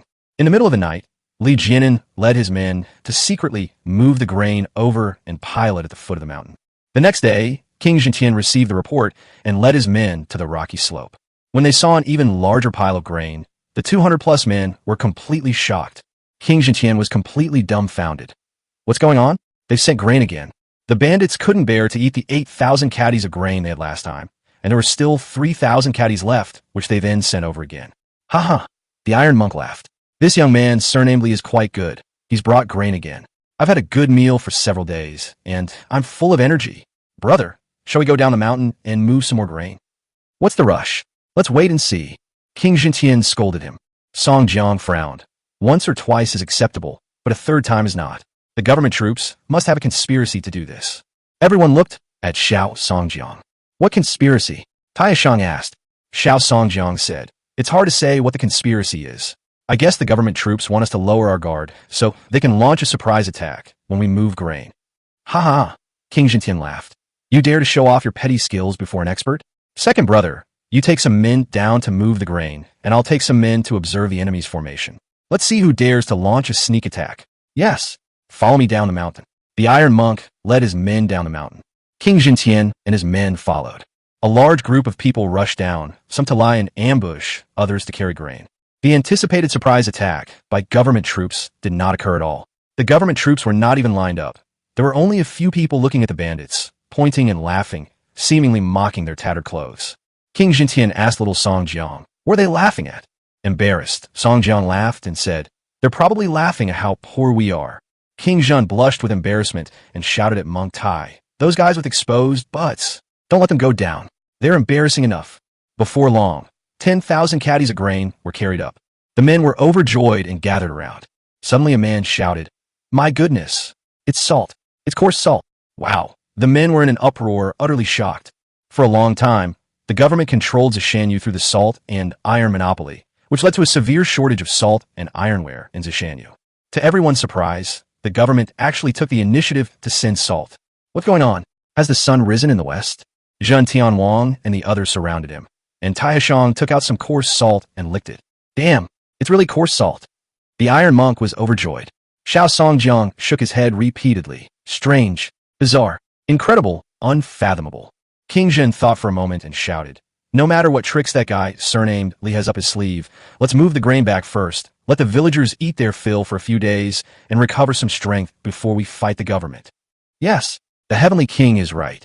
Forget everything else. Let's eat our fill and get better," the Iron Monk shouted. The minor leaders readily agreed. The men carried the grain and coarse salt back, and the entire Zishanyu area was filled with joy. From that day on, the villagers stopped saving food and began to eat and drink excessively. More than 700 people can eat nearly 2,000 kilograms of grain a day.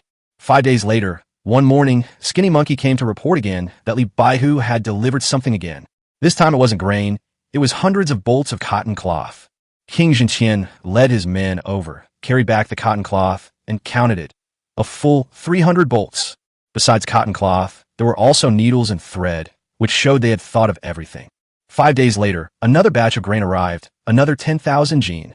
Li Jianen's name resounded throughout Shishan Valley. The villagers of Zhishanyu gave Li Jianen a well-known nickname, Big-Headed Li. The children even composed a nursery rhyme for Li Datu. Li Datu, you're such a fool, delivering grain every day. He's always running around, eating his money like a leech. 5 days later, it was still 10,000 jin, but it had been replaced with some mixed grains. The villagers of Zhishanyu had a month of plenty, and everyone was beaming with joy, their days filled with laughter and happiness. Everyone had new clothes and new shoes. Life was wonderful. On this day, it was time to carry grain again. The men got up early and gathered in the village square. King Zhen and his companions waited and waited, but the skinny monkey did not return to report. King Jintian grew anxious. We can't wait any longer. Let's go first and bring all the carrying poles. The men agreed, and the group went outside. Halfway there, the skinny monkey came over, head down, looking listless. The iron monk went over and laughed. What's wrong with you, kid? Today's a good day for carrying grain. Who upset you? The skinny monkey looked distressed. Nobody's bothered me, but today there's no food. Everyone was stunned and speechless. Iron monk laughed. Impossible. Today is the day to carry grain. Are your eyesight good enough? Didn't you see it? The skinny monkey panicked. Several of us have searched everywhere. There's no food. Wow. The men gasped in surprise, their faces filled with shock. Everyone was stunned and incredulous. How can there be no food? Today is clearly the day to bring in food. King Jin grabbed Skinny Monkey, enraged. Speak. Did you hide the grain, you bastard? I knew you were a thief. Tell me. The Skinny Monkey turned pale with fright and knelt down with a thud. Heavenly King, spare my life. I did hide a few pounds of soybeans, but that was just a small matter. 10,000 pounds of grain. With my small frame, I couldn't possibly hide it even if I wanted to. I really didn't take it. May anyone who hides grain have their whole family die. King Jin pushed him away. How could there be no food? Did it rain last night? Were you afraid the food would get wet, so you didn't send any? The Skinny Monkey said, it didn't rain last night. The weather was very nice. Why is that? King Jintian pondered.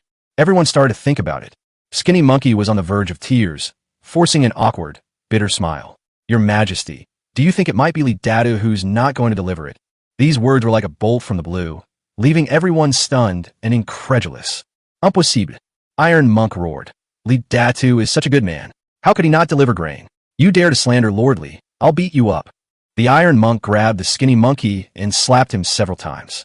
The Skinny Monkey howled in pain as he was beaten, crying, Stop hitting me. Stop hitting me. I was talking nonsense. I was just talking nonsense. Stop fighting. King Jin shouted. The Iron Monk had no choice but to stop and push the Skinny Monkey away. King Jun looked at little Song Jiang. Third brother, you're very resourceful. Tell me, did Li Dadu not deliver it? Xiao Songjiang thought for a moment and said, I'm not sure either. Let's go over there quickly and see what the situation is like. That's right, let's go check first. Maybe it was sent somewhere else, and that Skinny Monkey didn't see it. At that moment, filled with hope, everyone rushed to the rocky slope. More than 200 people rushed down the mountain and searched everywhere, but found no food. The crowd was disappointed and despairing.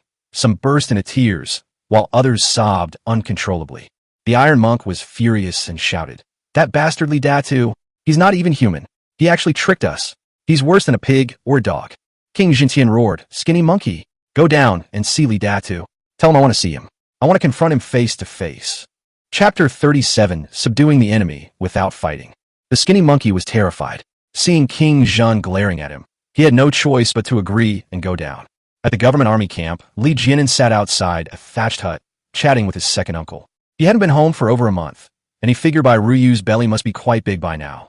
As they were talking, Li Jianen saw a person walking towards them from the foot of the mountain. Li Jianen got up to greet him, with Guzi and the others following behind. The two sides stopped on either side of the trench. Skinny Monkey hurriedly cupped his hands and said with a smile, This Skinny Monkey greets you, gentlemen. May I ask which one of you is Li Dadu, no, Lord Li? Li Vianan, Li Baoyu. Li Jianen smiled and said, I am the one. The Skinny Monkey laughed and said, Lord Li, our chief, King Jintian, wishes to speak with you in person. Is that convenient for you? Li Jianen said, Sure, where shall we talk? The Skinny Monkey looked behind him and said, Why don't we do it here? My lord, please dismiss your servants, and I will invite the Heavenly King over. All right, go and invite the Heavenly King, Li Jianen said to his men. Give me the box, you guys go back and have dinner. Zhang Matzi handed the small treasure chest to Li Jianen, and everyone stepped back. At the foot of the mountain, King Jintian saw the Skinny Monkey waving and said to his men, Don't move. I'm going to meet him. At that moment, King Zhen strode over. The skinny monkey retreated. Zhen Tianwang sized up Li Jianan and quickly walked to the trench. The two men looked at each other across the trench. King Zhentian was furious. Lord Li, why hasn't the grain been delivered? Li Jianan said, No, it's not that we won't send anything. It's that we will send something. Not only will we send grain, but also cloth, chicken, duck, fish, and meat in good days. Oh, when will it be delivered? King Zhen asked. Li Jianan said, Come back to the Haiwan Institute with me. I'll take you there when we arrive. King Zhenqian was startled. So you've come to offer amnesty? No, I'm here to hire workers, Li Jianan said. I've started a fishing cooperative and need several hundred fishermen. Ha ha ha, King Zhen laughed. Don't try to fool me. You want to trick us into coming down the mountain so you can farm and exploit us. Ha ha, Li Jianan laughed. How many people are on the mountain? Less than 1,000. King Zhentian said. Li Jianan asked, How much do you think I can squeeze out of them? King Zhentian said, That's hard to say, but it could amount to several thousand taels. Li Jianan asked, How much have I spent on a mountain so far? King Zhen thought for a moment. Less than 2,000 taels. Catch the box. Li Jianan suddenly threw out the small treasure box. King Zhentian was shocked and quickly caught it. He opened it and was utterly dumbfounded. The chest was full of gold ingots, probably several hundred taels. That's several thousand taels of silver.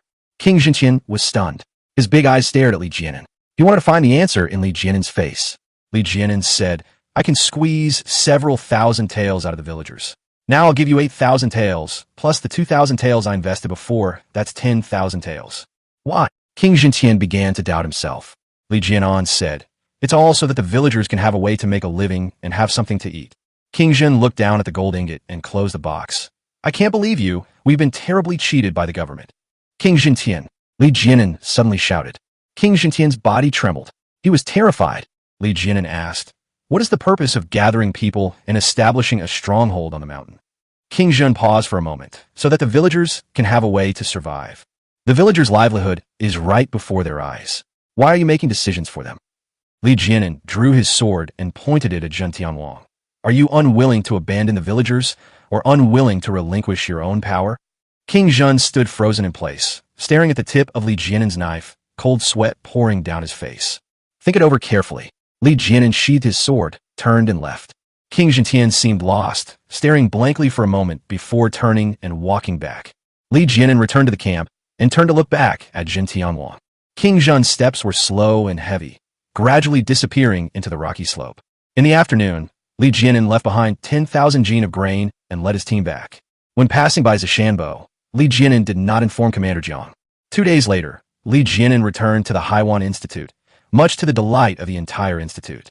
The villagers all came to pick up their husbands, and they were all overjoyed and beaming with happiness. That evening, Li Jianan noticed that Bai Ruyu's belly was swollen, and he was very happy. 3 days later, a report came from a city gate that Xiao Songjiang had come to visit with his men.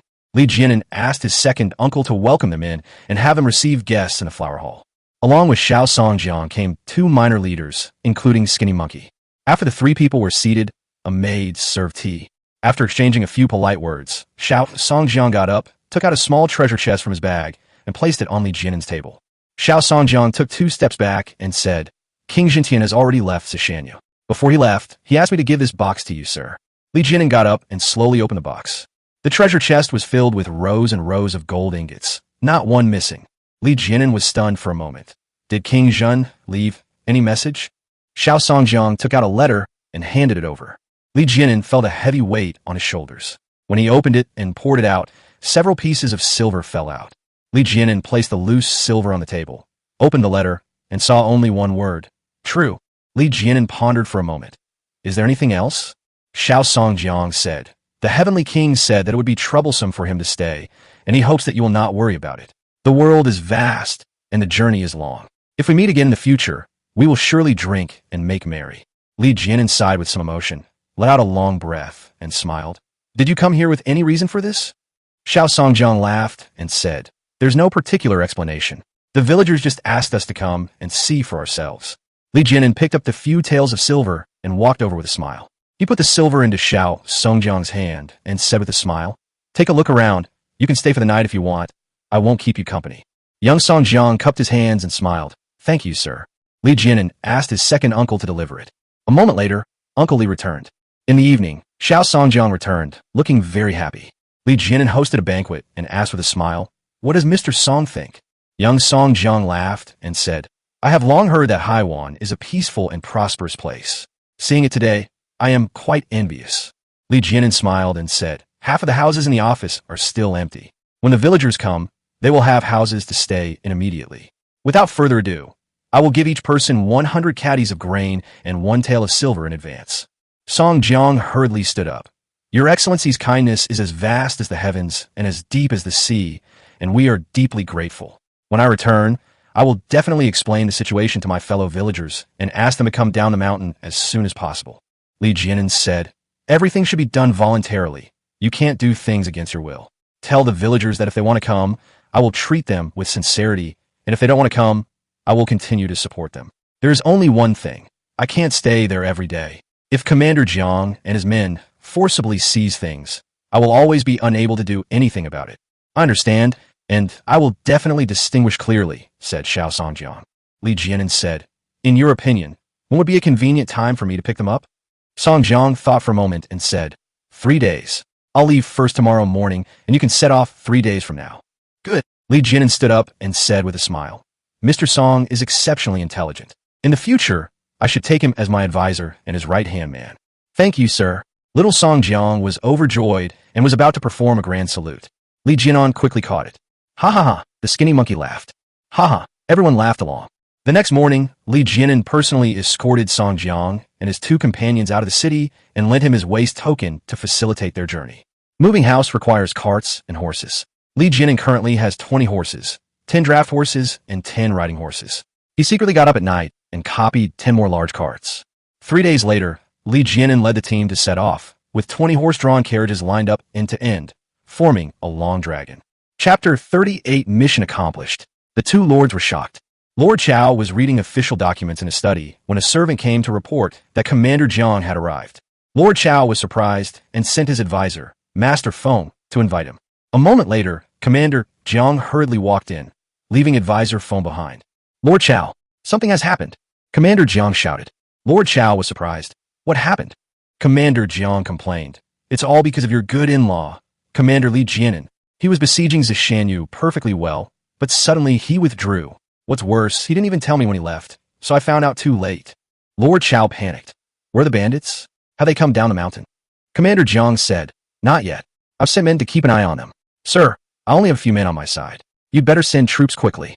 If the bandits come down and collude with the soldiers, that would be terrible." Lord Chao said, "That makes sense. I will lead the troops there first, and then send someone to question Commander Li." At that moment, Lord Chao summoned Chao Hung and ordered him to immediately gather his household servants. In the afternoon, Lord Chao led 150 servants to set off first, and sent his eldest son-in-law, He Jingong, to the Haiwan office to find Li Jianan. Lord Chao's entourage traveled 20 li in one afternoon, and got up early the next morning to continue their journey. As they were walking along the road, a scout ran back and said that Li Jianan's troops were ahead. Lord Chao was overjoyed and hurriedly sent Chao Hung to chase after him, telling Li Jianan to stop and wait. After chasing for half an hour, Lord Chao and Commander Jiang spotted Li Jianan's entourage. The 2 adults hurried over and dismounted as they approached. Li Jianan had been waiting for a long time and greeted him with a smile. Despite his advanced age and frail health, Lord Chao almost ran. "My dear in-law, Commander Jiang said you've withdrawn your troops. What happened?" Commander Jiang was furious. "Are you about to give up? If you're going to give up, you should have told me. Why did you suddenly disappear?"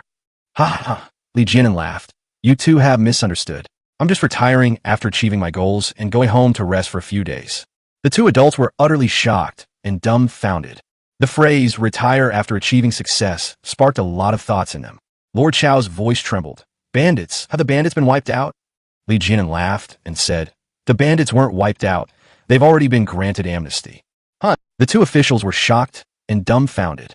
Whether it's offering amnesty or incorporating them into the fold, these 2 officials have spent countless hours trying to persuade them over the years, but King Jintian and his men simply won't fall for it.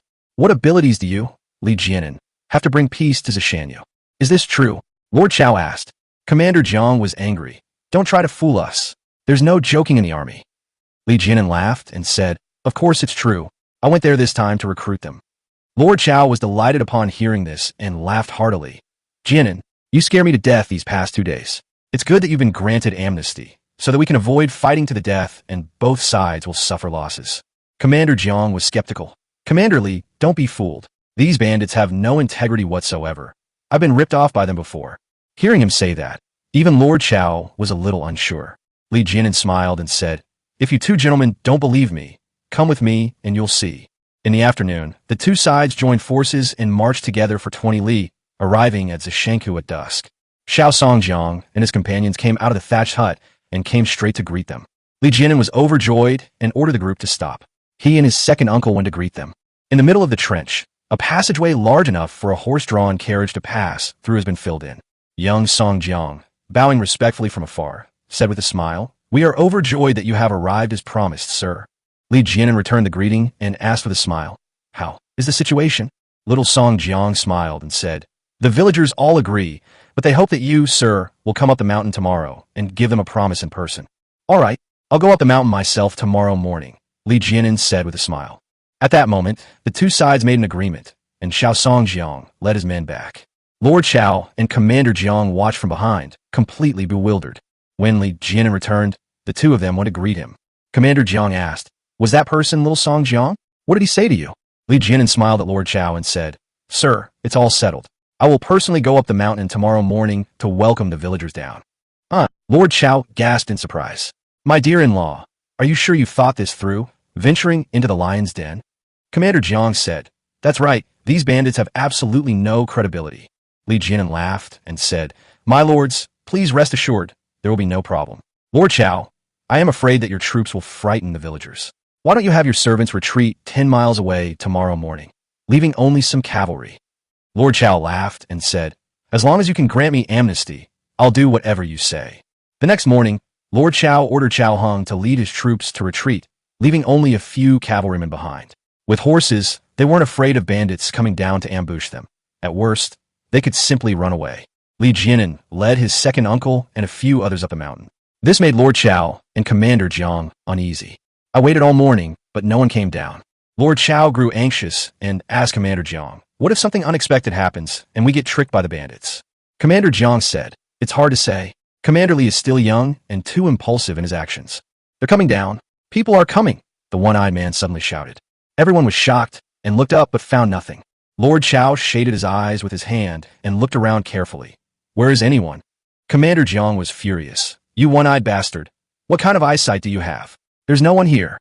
"There really is someone. They're coming down," Hu Erdeo shouted, pointing to the rocky slope. Sure enough, a black dot moved on the rocky slope, and a human head came down. Everyone was overjoyed and beamed with happiness. Lord Chao let out a long breath and laughed heartily. "This Li Jianan is truly extraordinary." Commander Jiang smiled, young and promising, with a limitless future. "Congratulations, Lord Chao, on gaining such a good in-law." "Ha!" Lord Chao was overjoyed, laughing so hard his body was shaking. Before long, the chaotic crowd, carrying loads on their shoulders and backs, arrived at the foot of the mountain. Hu Dashan led the carriage team to meet them and helped load the carriages. After giving his instructions, Li Jianan came over to see Lord Chao. Lord Chao stepped forward, cupped his hands in greeting, and beamed with joy. "Lord Li, I admire you. I truly admire you." Commander Jiang laughed and said, "You're truly remarkable. A formidable young man indeed." "Ha ha," Li Jianan laughed. "You two are too kind. I am unworthy of such praise." Commander Jiang laughed and said, "Lord Li, there are several hundred people here. You probably can't accommodate them all. How about this? I have quite a few empty houses over there." Li Jianan waved his hand, interrupting him. "Sir, you are overthinking it. I have plenty of empty rooms over there. No problem." Commander Jiang was speechless and somewhat angry. "Then let's make it clear beforehand that you're taking all these hundreds of people with you, but you can't take in any more of my runaways in the future." Li Jianan smiled and said, "I promise you that." Lord Chao smiled at Commander Jiang and said, "These bandits are all troublemakers. It's not that I look down on you, but you really can't control them. It would be best to let Commander Li take them away. It would save us both trouble." "What great thing. Don't cause any more trouble. There's nothing for us to do here. Come back with me." Commander Jiang sighed helplessly and said with a smile, "Very well, very well."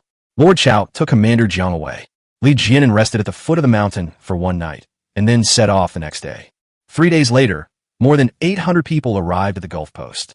Mission accomplished. Rejoice. May all sentient beings be saved. May all merits be fulfilled. Chapter 39. Huang Taiji proclaims himself emperor. Qing army enters the pass. More than 700 people moved into the Gulf Post, filling the entire post town. Li Jianan was busy allocating houses and distributing food and supplies. By the time everything was finished, it was already the beginning of autumn. The villagers had food and drink, houses and heated brick beds, and settled down in Haiwan. The people's hearts are at ease. Li Jianan has finally finished his busy work and can rest for a few days. He took a few days off to spend time with his beautiful wife and concubines. With a warm kong, heated brick bed, and a cozy quilt, Li Jianan slept soundly for several days, surrounded by 2 women. After recovering, Li Jianan found Xiao Songjiang and asked him to move into the mansion to serve as his advisor. Xiao Songjiang's real name is Song Yuanqing. Now that he's no longer a bandit, he no longer uses the name Xiao Songjiang, but still calls himself Song Yuanqing. People in the mansion call him Master Song. With Master Song around, Li Jianan's life became much easier as he entrusted Master Song with handling all the paperwork and accounts. That day, Li Jianan summoned Hu Dashan and asked him to take some men to buy horses. Li Jianan can replicate materials, but not living beings, so he has to buy them from all over the place. Hu Dashan took 200 taels of gold ingots with him. Half a month later, Hu Dashan brought back 40 tall horses, including 20 draft horses and 20 war horses. After the Mid-Autumn Festival, Li Jianan disbanded his household guards and established the Haiwan camp. This time it's not a team, but a battalion.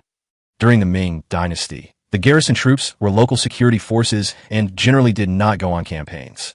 The battalion troops, on the other hand, were the regular army of the imperial court, and not only did they have more rations and pay, but they were also much better equipped. The soldiers did not rely on local support. The imperial court provided them with food and paid directly. Of course, once the imperial court issues an order, the troops will be sent to fight in various places. Shandong had the Jiaozhou camp, Wendeng camp, Dengzhou camp, Governor's Battalion, Coastal Patrol, and Grain Transport Army, among others. Generally speaking, a battalion consists of at least 1,000 soldiers, and sometimes several thousand or even more than 10,000. The establishment of the Haiwan camp by Li Jianan was, of course, an internal designation. Battalion Commander, Li Jianan. Cavalry Captain, Li Jianan, with 30 cavalrymen under his command and 2 squad leaders, Zhang Matzi and Er Guzi. Steel Knife Team, Knife and Shield Team. Captain, Hu Dashan. It had 70 people under its command, including 7 squad leaders, Hu Yidao, Hu Erdao, etc. Hu Yidao was originally under Commander Wang, but was recruited by Hu Dashan. The Musket Squad, 200 men in total. Captain of the Big Gun, Gao Dayton. The squad leader consisted of 2 men, One-Eyed Dragon and Iron Monk, and the squad leader, Skinny Monkey, and 20 others. City Defense Team, 100 men. The city's garrison captain, Li Jianya. The squad leader, Uncle Lier, and Li Xiuqing. With the Gulf Battalion fully formed, Li Jianan distributed the equipment. The newcomers put on their steel armor and were so happy they were practically snotting from their noses. The Gulf camp began training in September. They first practiced team coordination and marching formations for a month. In early October, Bai Ruyu gave birth to a son, and both mother and child are safe and sound. Li Jianan was busy with training, so Li Hushi found a wet nurse for Bai Ruyu. After mastering the marching and formation drills, they began actual combat training. Regardless of ammunition consumption, Li Jianan ordered the musket team to fire 5 live rounds every day. 2 months later, the musket squad had already destroyed several hundred muskets. Such expenditure is worthwhile. The musket squad not only had a fast reloading speed, but also very accurate marksmanship. After the Lunar New Year, Li Jianan intensified his training. By early May, the musket team's loading speed had reached 1 shot every 10 seconds. It can be said that the Gulf Battalion has become an elite steel army. In mid-May, a momentous event occurred in the imperial court. Emperor Chongzhen issued an edict of self-reproach. The incident began at the beginning of the year when Li Zicheng and Zhang Xianzhong captured Zhongdu Fengyang and desecrated the ancestral graves of Zhu Yuanzhang's hometown. The edict of self-reproach was published in full in the official gazette, causing an uproar throughout the country. Just as the nation was still reeling from the shock, another earth-shattering event occurred. As early as the end of April, Huang Taiji, the great Khan of the later Jin dynasty in Liaodong, and the Bogda Khan, living Buddha of the great Mongol Empire, had already performed a sacrifice to heaven at the Temple of Heaven in Shenyang, ascended the throne, received the honorific title Quanwen Renqing Emperor, established the national title Great Qing, and changed the era name to Chengde. The Qing dynasty was established, Shenyang was renamed Shengjing, and the unified name of the ethnic group was Manchu, abandoning the name Jurchen. During the grand ceremony of his coronation as emperor, the Qing dynasty held a grand military parade, in which both the Han and Mongol banners participated. Huang Taiji bestowed titles upon his ministers and the various Mongol tribes. Several Bail were granted the title of prince. Some junior Bail were granted the title of prince of the second rank, and Kong Yud and Shankashi were also granted the title of double character king. After the military parade, the Qing dynasty immediately dispatched 30,000 troops, claiming to be 100,000, to attack the Ming dynasty. This force of 30,000 men was led by Prince Wuing of the Qing dynasty, a Jige, accompanied by Prince Ryu, Abatai, and generals such as Yang Yuli. The Manchu Qing dynasty boasted 100,000 iron cavalry, who broke through from Jiaoyi Fort into Chang'an Ridge, crossed Baoding, and reached Anzhou, and successively captured Chongping, Dingxing, Ansu, and Baodi, winning all 15 battles. The Ming general Chao, Pikang, and more than a dozen other officers were captured and killed. Countless soldiers and civilians were killed or wounded, and millions of people fled in panic. The imperial court is calling upon all troops across the land to march to the capital and defend the emperor. The Ministry of War issued a proclamation to all camps in Shandong, ordering them to immediately march north and protect the capital. Upon receiving the news, Li Jianan realized he might have to send troops and immediately intensified his preparations. 2 days later, the news arrived. In Dengzhou and Laizhou, the Wendeng and Jiaozhou battalions have already set off to the capital to defend the emperor. The imperial court also called on those with spare strength to form local militias and march north to protect the capital. Lord Chao hurriedly convened a meeting of his officers to discuss the deployment of troops. Inside the main hall of the garrison commander's office, nearly 100 military officers of the Jinghai garrison, all above the rank of centurion, were gathered together. When Lord Chao saw that everyone had arrived, he said, "The Jurchen barbarians have invaded the capital. As their subjects, we have received great favor from the emperor and cannot fail to come to our aid. The reason I have gathered you all here today is to discuss the matter of sending troops." The 100 or so military officers all lowered their heads and crouched down, afraid of being seen by Lord Chao. "Just kidding, going out to fight." Putting aside the ferocity of the Tartars, even a fool knows how difficult, expensive, and dangerous it is to lead troops on a campaign. Lord Chao looked around, but no one met his gaze. Lord Chao was annoyed. What's meant to be will be. Someone has to go to war. Let me ask, has anyone volunteered? The officers were terrified, and they hunched over even lower, wishing they could crawl under the table. Lord Chao looked at Commander Wang. "Commander Wang, what do you think of you going?" Cough, cough, cough. Commander Wang coughed violently, his whole body trembling. He hurriedly took out a medicine bottle and began to take his medicine. "My lord, I am devoted to serving my country, but I have fallen seriously ill. Cough, cough, cough. I am not afraid of dying, but how can I face the court if I ruin important matters?" After saying this, Commander Wang coughed violently again. Lord Chao gave him a disdainful look, then turned to Commander Shun. Commander Shun, being older, looked distressed. "Sir," he said, "I fell off my horse last year, and my back hurts so much that I can't put any weight on it. It aches and hurts at the slightest touch. Ouch, ouch." Commander Shun groaned, supporting his aching back. "Oomph." Lord Chao snorted, looking at Commander Jiang. "Commander Jiang, what about you?" Commander Jiang said, "Sir, I really want to go, but my mother is seriously ill and only has a few days left. As you know, I'm her only son. If I'm not by her side when she's on her deathbed." Commander Jiang choked up, his eyes filled with tears. Lord Chao was furious. "Fine. You're not going, and he's not going either. Does the imperial court support you all to do nothing? I'll ask you one more time. Is anyone going? If no one is, we'll draw lots." Upon hearing about the lottery, everyone grimaced in fear. Li Jianan suddenly stood up. "My lord, this humble servant is willing to go." Wow! The room erupted in uproar. Utterly shocked. Chapter 40, The Subtle Aura of Pretentiousness. The military officers stared at Li Jianan, dumbfounded. Has this kid gone mad?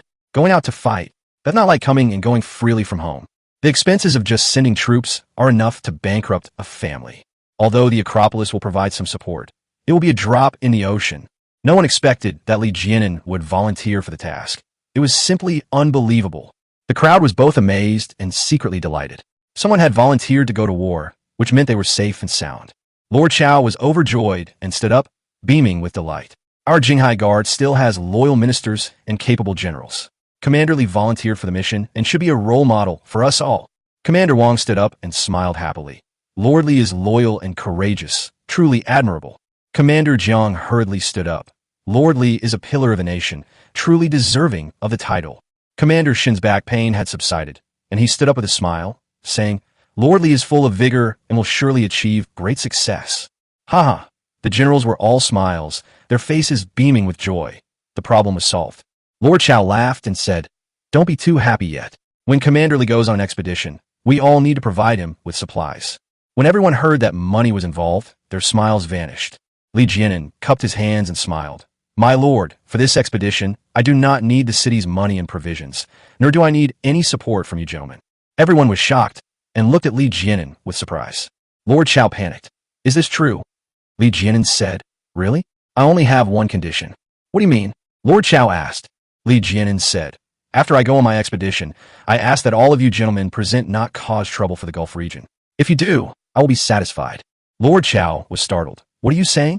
Does someone want to cause trouble for Lord Li?" Li Jianan laughed and said, "Not now, but I'm afraid that if I leave, someone will seize it by force."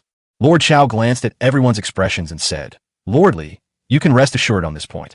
Whoever tries to profit from the Gulf Bureau, I will make them regret it." Commander Wang laughed and said, "Brother Li, you can rest assured. Anyone who dares to mess with the Gulf Post will have to kill me."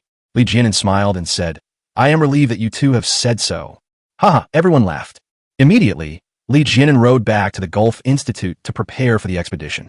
This time, the Gulf camp sent 300 soldiers, leaving only 100 men to defend the city. With everything prepared, early the next morning, Li Jianan led 300 men from the Haiwan camp, bid farewell to the villagers, and set off. As agreed, Li Jianan was to first go to Weicheng to hold a rally to swear an oath. After the team set off, Li Jianan sent Hu Dashan to report to Weicheng first. Upon receiving the news, Lord Chow led over 100 civil and military officials from the Jinghai Guard to greet them at the East Gate. Many ordinary people also came out to watch the spectacle. As dusk fell, the glow of the setting sun bathed the faces and bodies of the crowd. Thousands of people eagerly awaited Li Jianan's arrival. Wang Qianhu, want to show off, loudly asked Hu Dashan, "Old Hu, how many troops did your commander send this time?"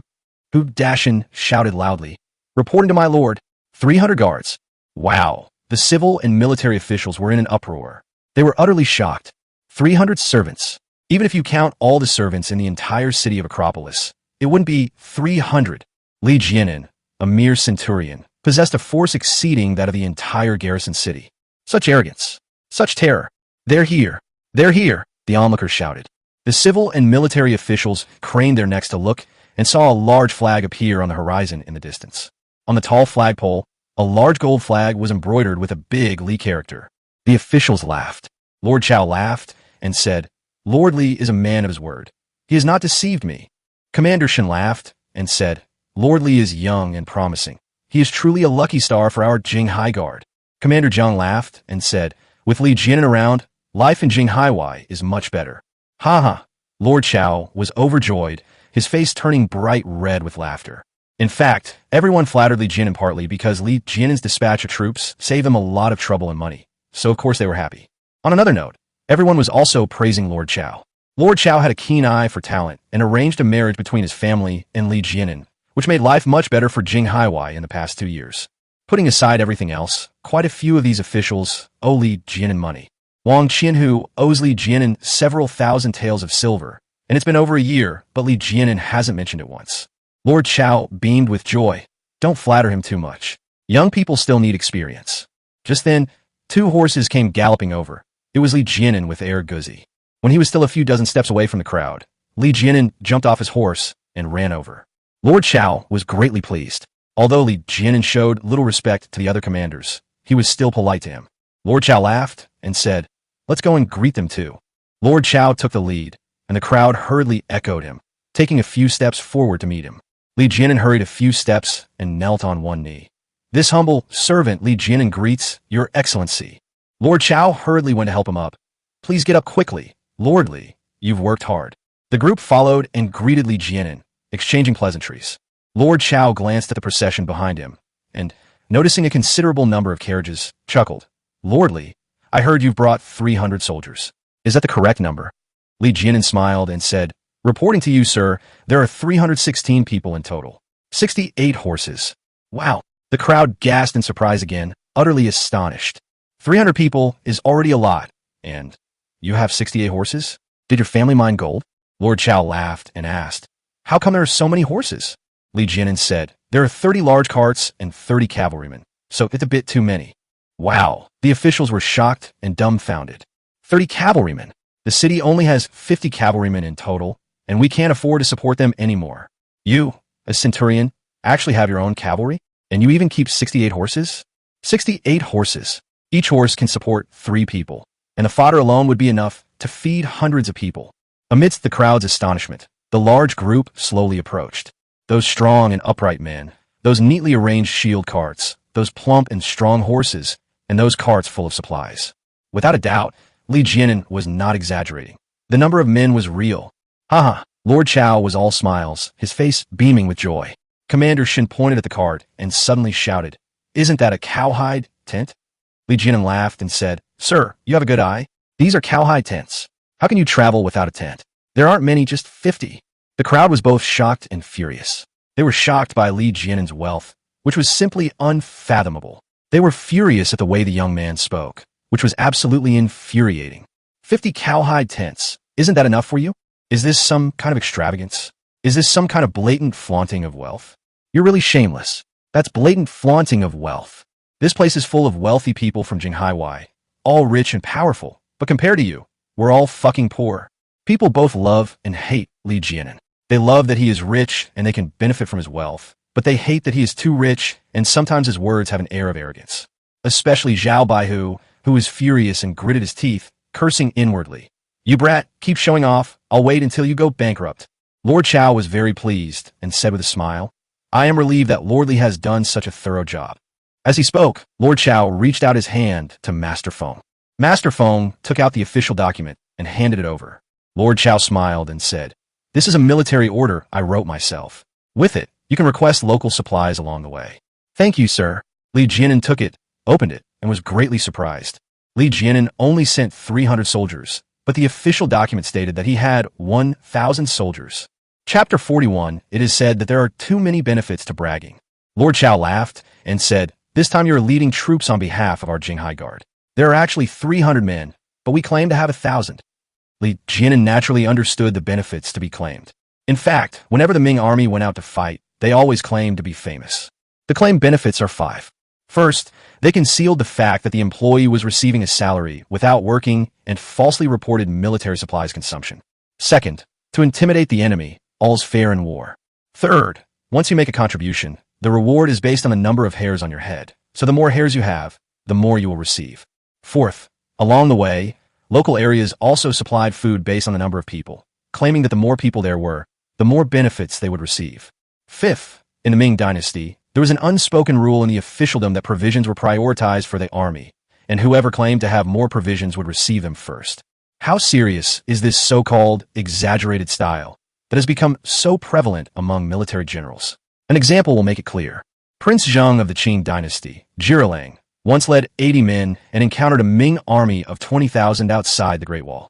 After a bloody battle, the 20,000 Ming troops were routed and fled in disarray. 20,000 against 80 people, it's so crowded it's impossible to survive. As for the actual number of the Ming army that was said to be 20,000, one can imagine how many there were. Leguin was not a pedantic man, and of course he understood the benefits of the title. He immediately smiled and said, "Thank you for your kindness, sir. On behalf of my 1,000 brothers, I thank you for your thoughtfulness." "Ha ha!" Lord Chow laughed. "This child is teachable." "Ha ha!" The officers laughed, each one beaming with joy. That evening, Lord Chow arranged a banquet to bid farewell to Leguin. The Gulf camp, which was set up outside the city, also enjoyed plenty of fish and meat. The next morning, a rally was held to urge everyone to take action. After Lord Chow finished his speech, he set off on his campaign by firing cannons. Leguin led the Haiwan battalion and covered 60 li on the first day. After that, the Haiwan camp maintained a marching speed of 60 li per day, passing through Wendeng, Liang, and Laishi, and finally reaching Pingdu.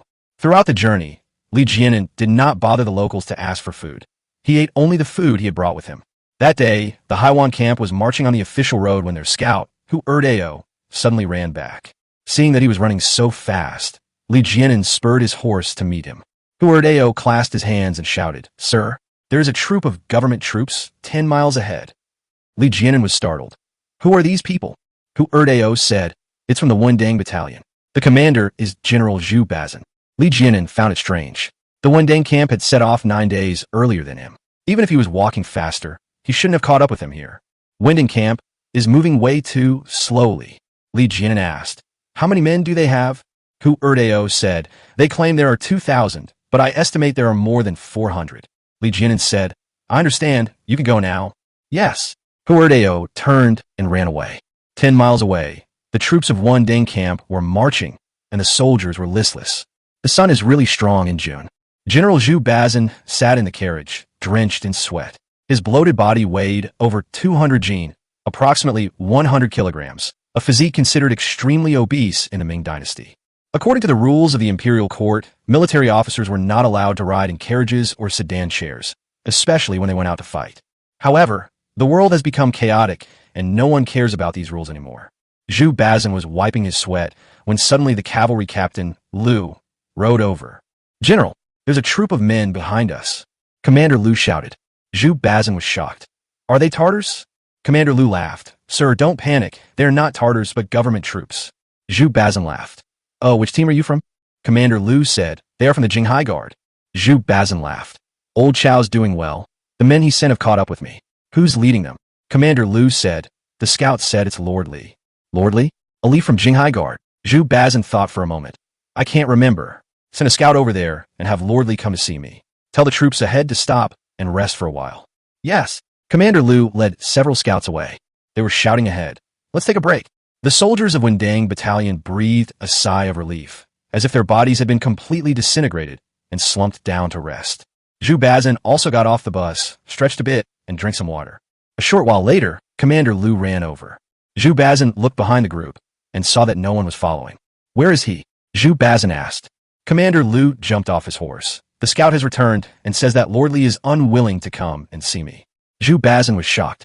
Under normal circumstances, even if someone wanted to decline, they would at least find an excuse. But this Lord Li simply said he didn't want to see him. This is disrespectful. It's a blatant slap in the face. Zhu Bazin was furious. What official position does this guy surnamedly hold? He's so arrogant. I heard it's a centurion. Huh? Zhu Bazin stared in disbelief, dumbfounded.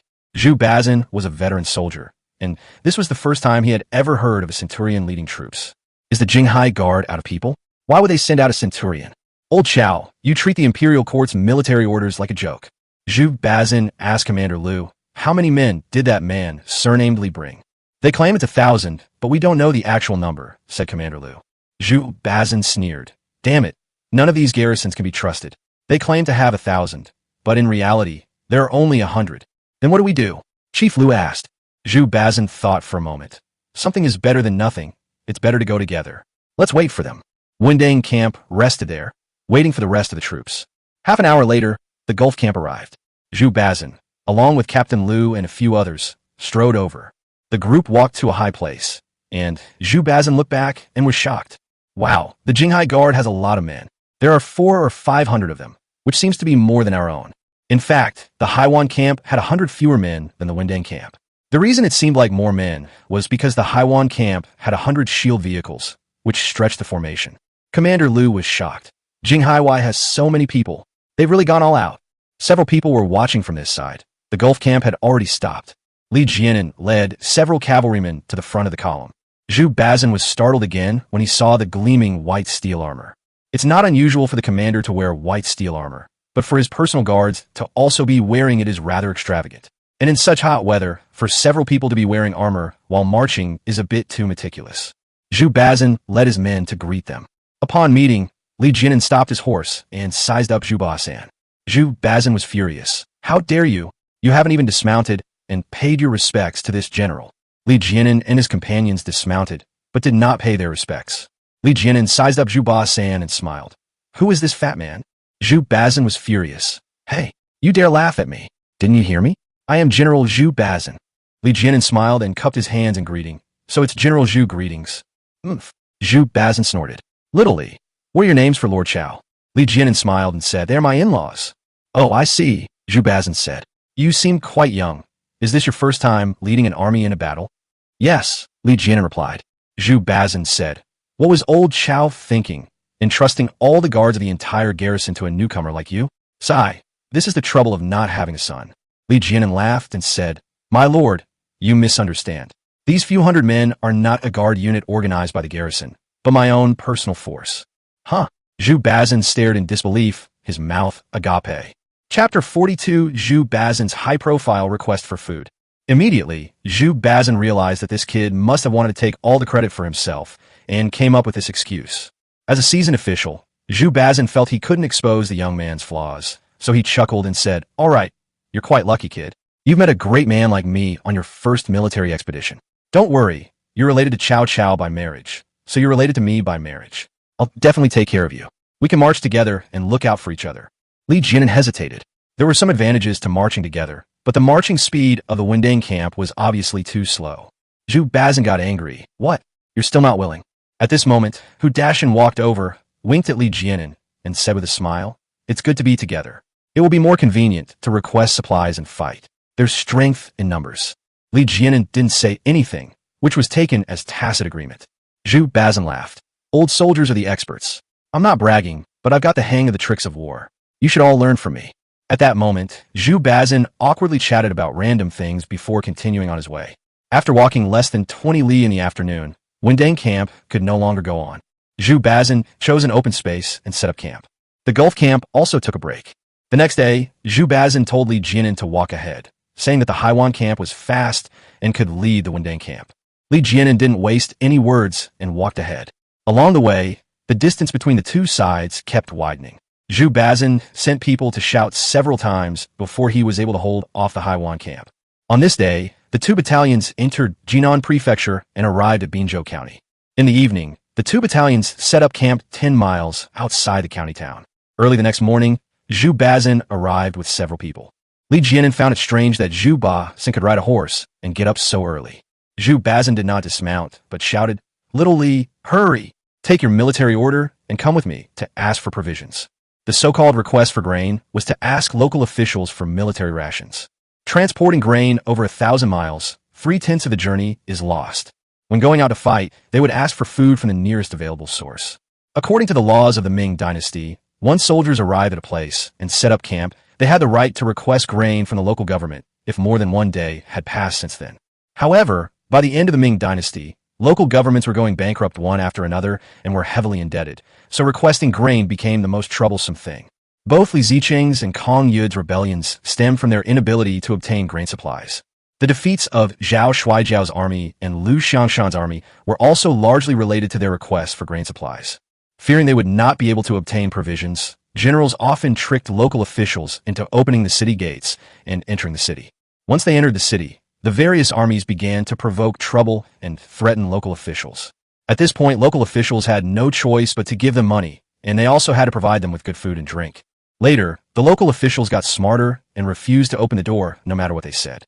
Often, Ming troops, after long marches, received no aid. When they encountered Tartars and wanted to retreat to a city, local officials resolutely refused to open the city gates. This resulted in the Ming army facing greater difficulties than the Qing army, despite playing on their home turf, and it is not surprising that they suffered repeated defeats. Li Jianan, carrying the military order, followed Zhu Bazin to Binzhou County. Before long, a dozen or so riders arrived outside the county town gate. The county town gates were tightly shut, and the drawbridge was raised. The city walls were lined with swords and spears, and many officials and yamen runners stood guard. Zhu Bazin and his group stopped about a mile away, dismounted, and walked over. As they walked, Zhu Bazin chuckled, "Little Li, do you know the trick to getting grain supplies?" Li Jianan smiled. "I would like to ask you for your guidance." "Ha ha!"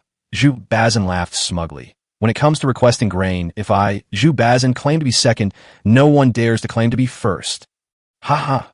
Zhu Bazin laughed a few more times before saying, "The most important secret to requesting grain is 4 words, betraying the country. If the local officials provide us with grain but don't benefit themselves, then things will be difficult. So, we need to report more troops. For example, we have 3,000 men, so the number is fixed, but we can report more horses. The local officials will report the expenses based on 3,000 men, while we only need the rations for 3,000 soldiers. The local officials will report the expenses for the horses. This way, everyone can make a profit. That's the key to requesting provisions." Li Jianan smiled and said, "I see. I've learned something." "Ha ha!" Zhu Bazin laughed. "This is nothing. You should learn from me. If you learn from me for a year, I guarantee you'll be able to fight." "Ha ha!" Li Jianan laughed. "Zhu Bazin, that old fox is hilarious." The group walked to the outside of the moat, where Commander Liu had been waiting for a long time. Commander Liu pointed to the city gate tower and said to Zhu Bazin, "Sir, That is Magistrate Shun of Binzhou County. I have been talking to them for a long time, but they just refused to give us the grain. On the city gate tower, several civil officials were looking for the crowd. Zhu Bazin stepped forward a few steps and bowed to the city gate tower. Lord Shun, I am Zhu Bazin, the guerrilla general of Dengzhou Prefecture, paying my respects to Lord Shun. Zhu Bazin was a third-rank military officer, while the county magistrate was a seventh-rank official. Logically, Magistrate Shun should have paid his respects to Zhu Bazin. However, in the Ming dynasty, civil officials were valued more than military officials, and military officials were naturally inferior to civil officials. Magistrate Shun shouted, General Zhu, you are too polite. May I ask how many days you will be stationed in my Binzhou? Those who pass through within a day are considered to be passing through and will not be provided with food. This is a decree of the imperial court. Zhu Bazin laughed and said, We have already been stationed for 1 day, and we will be stationed in Binzhou for another 2 days. I humbly request 3 days' worth of military rations. Magistrate Shun sneered. Oh, how many men do you have? Zhu Bazin turned to Li Jianan and said with a smile, This is Lord Li of Jinghai Guard. We have a total of 3,000 men on both sides. Lord Li and I have brought official documents and seals so we can sign and seal the agreement. If appropriate, please ask Lord Shun to come down so we can discuss it. The so-called discussion, of course, refers to the matter of kickbacks. No need, Magistrate Shun said righteously. The Jianzhou barbarians have broken through the pass and rebelled. The dynasty is in dire need of capable people. You have received great favor from the emperor. How can you delay like this? I think it is better to travel day and night to the capital to serve the emperor. Zhu Bazin wasn't angry. He laughed and said, Even the emperor doesn't starve his soldiers. They need to eat too. Magistrate Shun didn't speak, but waved his hand to the side. Several Yamen runners tossed down a few small sacks and threw them into the moat. A small sack contains 30 jin of grain, so 5 sacks only weigh 150 jin. Before Magistrate Shun could speak, Zhu Bazin became angry. What can we possibly eat with this little bit of grain? We have 3,000 men, not even counting horses. Magistrate Shun, enraged and humiliated, shouted, Take it or leave it. If you're not interested, get out. Zhu Bazin glared angrily at Li Jianan. Lord Li, let's go. After Zhu Bazin finished speaking, he turned around and left. Li Jianan was a little confused. Was that all? Seeing Zhu Bazin and the others heading towards their horses, Li Jianan hurriedly led his men to follow. The group followed Zhu Bazin onto their horses, and they galloped towards the camp. They had only run 3 miles when a group of defeated soldiers appeared ahead, lying haphazardly on both sides of the road. Li Jianan was startled and was about to draw his waist knife when Zhu Bazin stopped him. One of us. The cavalry slowed down, and the dozens of beggar soldiers came forward, each one dressed in rags and with their armor and helmets discarded. Seeing Li Jianan's bewildered expression, Zhu Bazin laughed heartily. Little Li, are you confused yet? After Zhu Bazin finished speaking, he climbed off his horse. Everyone dismounted. Commander Liu and his men gathered all the horses and tied them up in the woods. Li Jianan asked Zhu Bazin, What are you trying to do? Zhu Bazin laughed and said, No need to say more. Just cooperate with me in a moment. Once we get into the city, I guarantee you'll eat and drink well, and you'll even be able to hug some fair-skinned old ladies. Ha! Dozens of beggar soldiers laughed. When Captain Liu returned, he grabbed a handful of dirt and smeared it on his face. Sir, it's all done. Zhu Bazin shouted, Men, run. That shout had an effect. With a whoosh, the dozens of beggar soldiers erupted in chaos. They yelled, Run! The Tartars are coming! The Tartars are coming! Run! The beggar soldiers shouted as they fled towards the county town. Li Jianan and the others were confused, so they had no choice but to follow. The beggar soldiers ran while howling like wolves. Soon, the desperate soldiers rushed to the city gate. Upon hearing that the Tartars were coming, people on the city wall immediately started banging on their clappers, and a wave of panic swept through the city.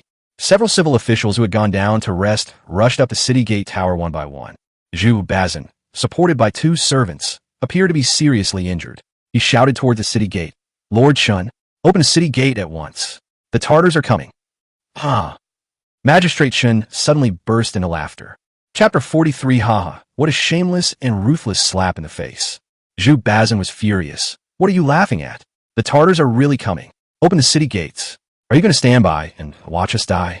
If our entire army is wiped out, you won't be able to bear the consequences if the court blames us.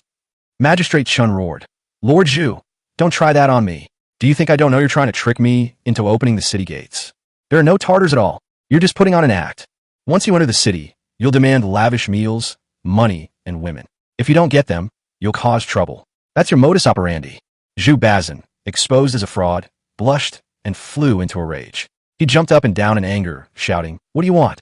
You won't give us grain, and you won't fall for my tricks. Do you really want us to starve to death? Give us the grain now, or I'll attack this city. Who the hell are you trying to scare? If you're so capable, why don't you attack the city?" Magistrate Chun pointed to several bags of grain in the moat. "Take these away immediately. Not a single grain more." Zhu Bazin was furious. "Are you begging for food? Give me 20 more bags. You think I'm being too polite? You're all a bunch of filthy beggars. Get out of here." Magistrate Chun roared. Zhu Bazin was so angry that his face turned pale and he trembled all over. He was furious. He had boasted so confidently in front of Leguin, and now he had completely lost face. However, he was always thick-skinned and shouted, "Move it back right now." Commander Liu ordered his servants to jump into the trench and carry out several bags of grain. Zhu Bazin was furious and pointed at Magistrate Chun. "You bastard surnamed Chun, you just wait. I'm going to sue you. Go ahead and sue me. I'm waiting for you." Lord Chun shouted.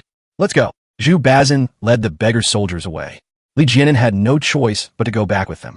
On the way back, Zhu Bazin grumbled and stopped bragging, only saying that people's hearts were no longer what they used to be and that the dynasty was doomed. Back at the camp, Zhu Bazin had his servants cook porridge from the 3 bags of rice, and after they finished eating, they continued on their way. "Today, because of the delay, I only walked 20 li."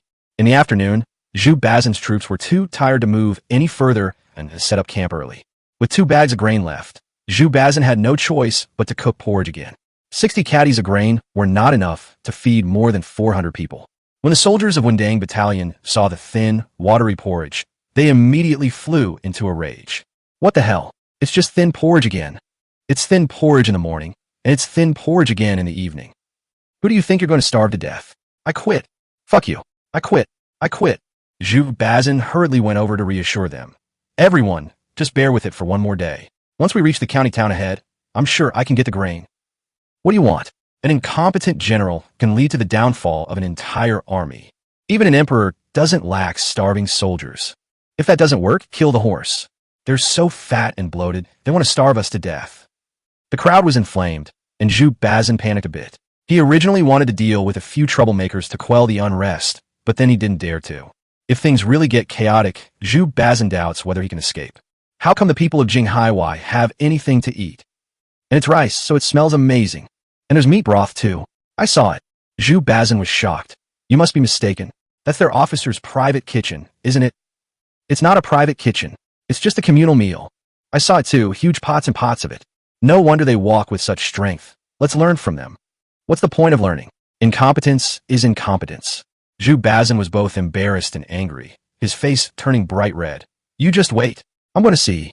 Zhu Bazin stormed towards the bait camp, furious. Leguin was causing too much trouble. "There's no harm in comparison. I'm drinking thin porridge while you guys are eating meat, and you even let my starving soldiers see it. Aren't you just asking for trouble?" When Zhu Bazin entered the Haiwan camp, the soldiers of the Haiwan camp were sitting by the shield carts, eating their meals. A fragrance wafted into Zhu Bazin's nose, leaving him stunned. Zhu Bazin looked at the large pot and slowly walked over. A big pot of dried meat and sauce soup, and there's still so much left. That big chunk of jerky was cooked until it was tender and smelled amazing. It was fantastic. Zhu Bazin was shocked. Soldiers actually eat meat? Are you kidding me? What shocked Zhu Bazin even more was that these soldiers were chatting and laughing while eating, and not one of them was wolfing down their food. Have they become accustomed to this kind of meat? Jinghaiwai is so wealthy. Just as Zhu Bazin was still in shock, Li Jianan received a report and came over. "Lord Zhu, what brings you here?" Li Jianan asked with a smile. Zhu Ba-san was momentarily dazed, then laughed and said, "Little Li, do you still have any food here? I've run out of food over there." Li Jianan laughed and said, "That's easy. You can go back first, and I'll bring you some grain later." Zhu Bazin was taken aback, not expecting Li Jianan to be so straightforward. "All right, I'll wait for you. Hurry up. I'm having some trouble keeping things under control over there." "Don't worry, I'll be there soon," Li Jianan said. Li Jianan instructed Zhang Matzi to send Zhu Bazin back. He then went to the camp and ordered Hu Dashan to organize 15 cartloads of grain. Once the grain was sorted, Li Jianan personally led a convoy to deliver it. Upon arriving at Windang camp, Li Jianan immediately ordered his servants to unload the carts. The soldiers of Windang Battalion were startled and quickly gathered around. Those bags of grain, millet, and beans brought joy and smiles to the soldiers' faces. Zhu Bazin led his men over and were stunned when they saw the cartloads of grain. He only wanted one meal, but he didn't expect Li Jianan to be so generous and bring a whole 15 truckloads. 15 cartloads. Nearly 30,000 jin. It's dried meat. It's dried meat. The soldiers shouted excitedly. Zhu Bazin also noticed that those packets of dried meat were incredibly extravagant. Zhu Bazin hurriedly stepped forward to stop the Bei camp from unloading the dried meat. That's enough. That's enough. You can keep some too. Li Jianan walked over, pulled Zhu Bazin, and said with a smile, Lord Zhu, don't stop us. It's all for you. Once you've unloaded it, you're done. Zhu Bazin was shocked. So much grain? It's all for us. Li Jianan laughed and said, That's right, they're all yours. Ha ha. Zhu Bazin couldn't help but burst into laughter. Brother Li, you are too kind and generous. I'm truly touched and grateful. Don't worry, consider this grain a loan to you, and I will definitely pay you back in the future. Li Jianan laughed and said, No need to pay it back. I'll give it to you, as I say. If you say you'll pay it back, I'll get mad at you. Zhu Bazin was shocked again and grabbed Li Jianan's hand, deeply moved. His eyes were filled with tears, and his voice was choked with emotion. Brother Li, I have nothing more to say. From now on, we're brothers. If you ever need anything, I'll definitely help you. At this point, Zhu Bazin suddenly remembered something. By the way, you've given me all the grain, so what will you eat? Li Jianan laughed and said, It's all right. I'll go get the grain tonight. Zhu Bazin was shocked. You're going to ask for grain? Yes. What am I supposed to eat if they don't provide me with food? Li Jianan said with a smile. Zhu Bazin was embarrassed. But I haven't even invited you. So where am I supposed to get the grain? Binzhou City, Li Jianan said. Zhu Bazin was utterly shocked and dumbfounded. He stared at Li Jianan as if he were looking at a madman. Is this kid crazy? I tried everything I could and still couldn't get any food. And you're still going to go? What are you trying to do? Are you trying to slap me in the face? Even when you're being proven wrong, you can't do it this way. I even called you brother. How come you're so cunning? Zhu Bazin looked embarrassed, ashamed, angry, surprised, and suspicious. I've been asking for grain all day and haven't gotten any. What's your plan to get it? Ha ha, Li Jianan laughed. Let me put it this way. When it comes to requesting provisions, if I, Li Jianan, claim to be second, no one dares to claim to be first. Huh? Zhu Bazin stared in disbelief, his mouth agape, as if struck by lightning. That's one of his lines. Li Jianan, that bastard, is so underhanded. He's utterly shameless. You actually stole my lines. And you even mock me to my face. How can you be so shameless? How can you be so heartless? In front of so many people, do I, Zhu Bazin, have no shame? General Liu couldn't help but laugh. Ha ha ha ha. Many people around couldn't help but laugh.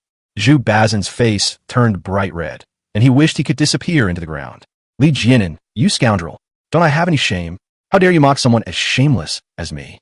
Zhu Bazin suddenly cupped his hands in greeting. I wish brother Li every success. Ha ha. Everyone burst out laughing. This shameless guy, he's just so brazen. Li Jianan smiled and said, Thank you for your kind words, Lord Zhu. Wait for my good news.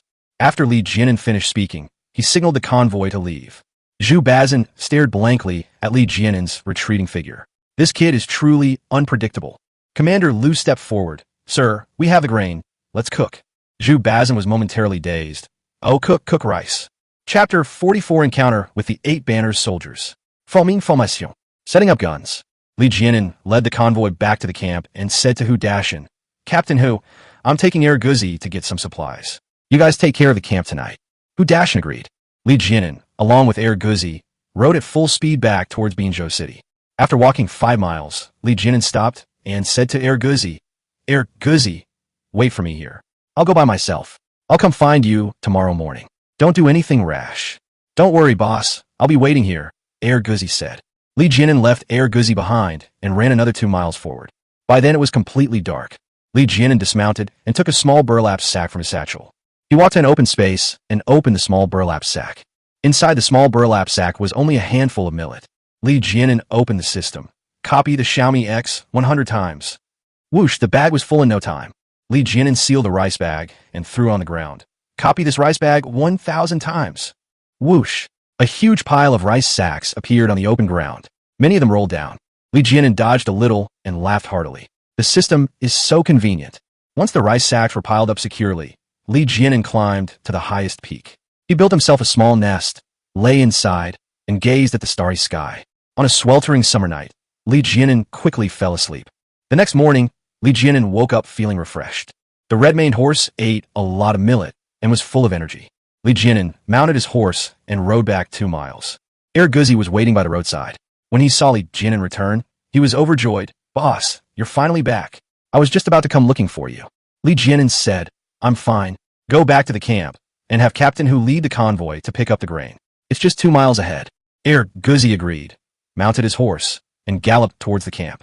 Back at the camp, Guzi called Hu Dashan to organize the convoy. Just as the convoy was about to depart, Zhu Bazin arrived with Captain Liu and several others. Zhu Bazin asked Hu Dashan, "Where are you going?" Hu Dashan said, "My master has already arranged for grain to be delivered to us."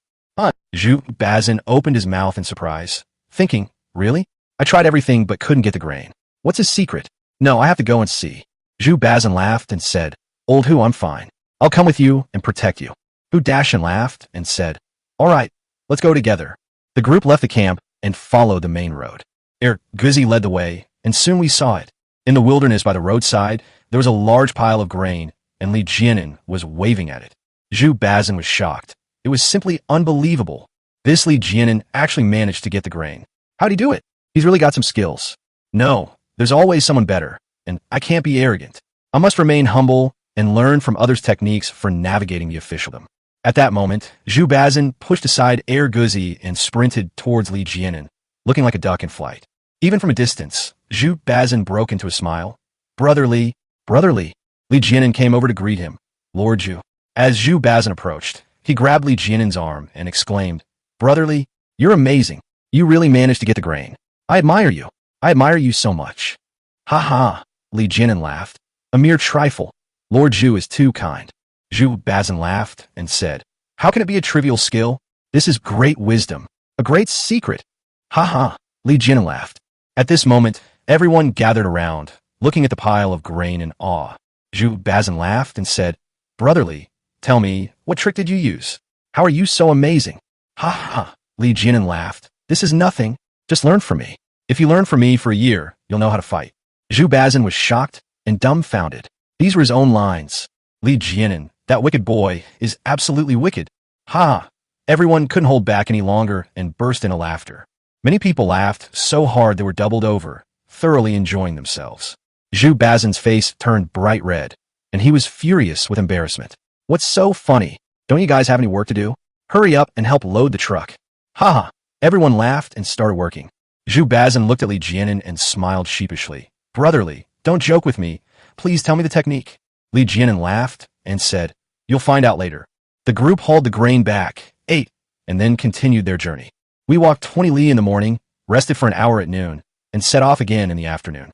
During the march, the Haiwan camp was in the lead, and Hu Yidao took over from Hu Erdeo to scout ahead. As the large group of people was marching, Hu Yidao returned with 2 scouts. Upon reaching them, Hu Yidao shouted, "My lord, there are Tartars ahead." Li Jianan was shocked. "How many men are there?" Hu Yidao said, "It's still unclear. They say there are several hundred people. There are villagers fleeing ahead, and they say there are many. Let's investigate again." Li Jianan said, "Yes." Hu Yidao led his 2 riders away. Li Jianan said to Zhang Matzi, "Tell the people in front to stop and form a battle formation." "Yes." Zhang Matzi rode forward on his horse and shouted loudly. The Gulf Battalion immediately halted and deployed into combat formation. Hearing the commotion, Zhu Bazin rode over from behind. "What happened?" Zhu Bazin asked Li Jianan. Li Jianan said, "There are Tartars ahead." Zhu Bazin was terrified. "How many people?" "It's not clear yet. I've already sent people to investigate," Li Jianan said. Just then, a dozen or so villagers ran over from the front. The villagers were in a hurry, carrying large and small bags, and with their families in tow. Everyone hurriedly dismounted and went to greet them. Zhu Bazin grabbed an old man. "Brother, have the Tartars arrived?" "They're here. So many Tartars. Tens of thousands. Run." The old man broke free from Zhu Bazin and ran after them. Zhu Bazin panicked and grabbed Li Jianan again. "Lordly, what should we do?" "What's the panic?" Li Jianan thought for a moment. "Let's wait for the scouts to return before making a decision." Zhu Bazin was afraid. "Wouldn't that be too late? The Tartars are cavalry. What if they chase after us?" Li Jianan shouted, "Don't panic. You are the commander. If you panic, things will fall into chaos below." That's true, Zhu Bazin said, looking completely lost. A moment later, the sound of horses' hooves came from ahead. Everyone looked and saw that it was Hu Yidao returning with 2 scouts. Behind them were more than a dozen fast horses, with 6 riders on each horse, each with 2 horses, all wearing white helmets and armor. Clearly, there are pursuers behind us. They must be Tartar scouts. The Gulf camp has already deployed its forces, with 100 shield vehicles lined up in a row. Dayton shouted, "Get the cannons! Light the fuses! Load the ammunition!" Iron Monk and One-Eyed Dragon led the squad leaders in shouting and yelling. The 200 men of the musket squad took out their dove-shaped guns and loaded them with ammunition. Zhu Bazin and his companions were shocked.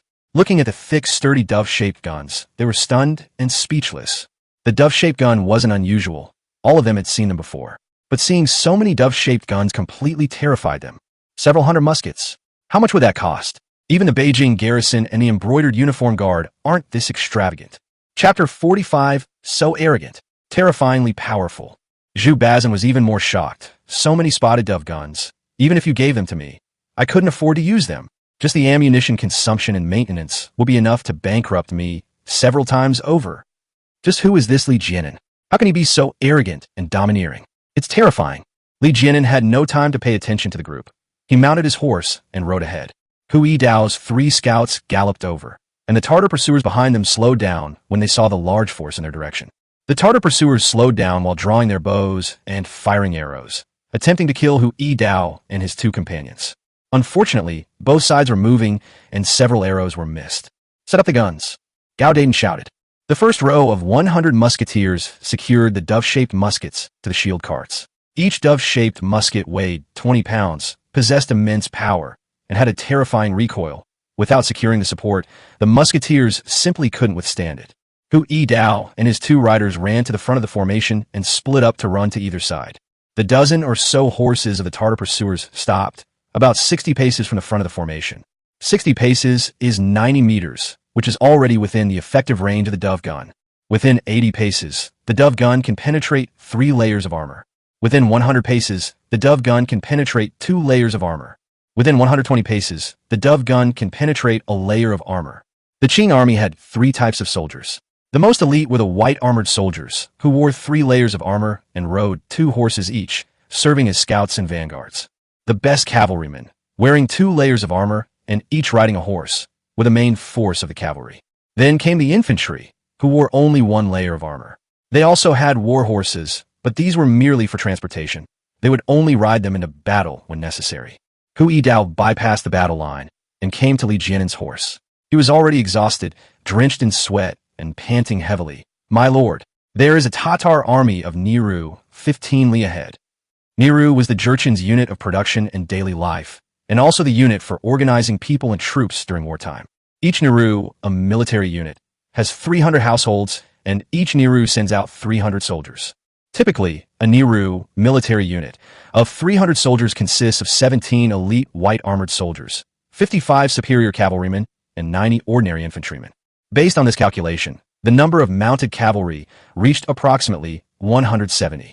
The remaining 130 people were called banner soldiers, which means 8 banner soldiers. In addition, when going out to fight, the Qing army would also bring along some aha, which are servants and slaves. The aha people included Jurchens, Han Chinese, Koreans, and Solents. They were responsible for fetching water, cooking, washing clothes, feeding horses, looking after livestock and slaves, transporting grain, and so on. When Li Jianan heard that there was only 1 Niru, he smiled with delight, as his side also had 300 men, and their military strength was no less than that of the Tartars. If Zhu Bazin is included, the military strength is twice that of the Tartars. Zhu Bazin panicked. "My God, a whole Niru! There are too many Tartars. What are we going to do? Lordly, what should we do?" "Don't bother me," Li Jianan scolded him. Zhu Bazin was startled and fell silent. Li Jianan looked at the several white armored soldiers in front of him, who were observing the enemy. 6 white armored soldiers opposite were also observing the Gulf camp. The white armored soldiers served as both vanguards and scouts. Gathering intelligence on the enemy was their primary mission.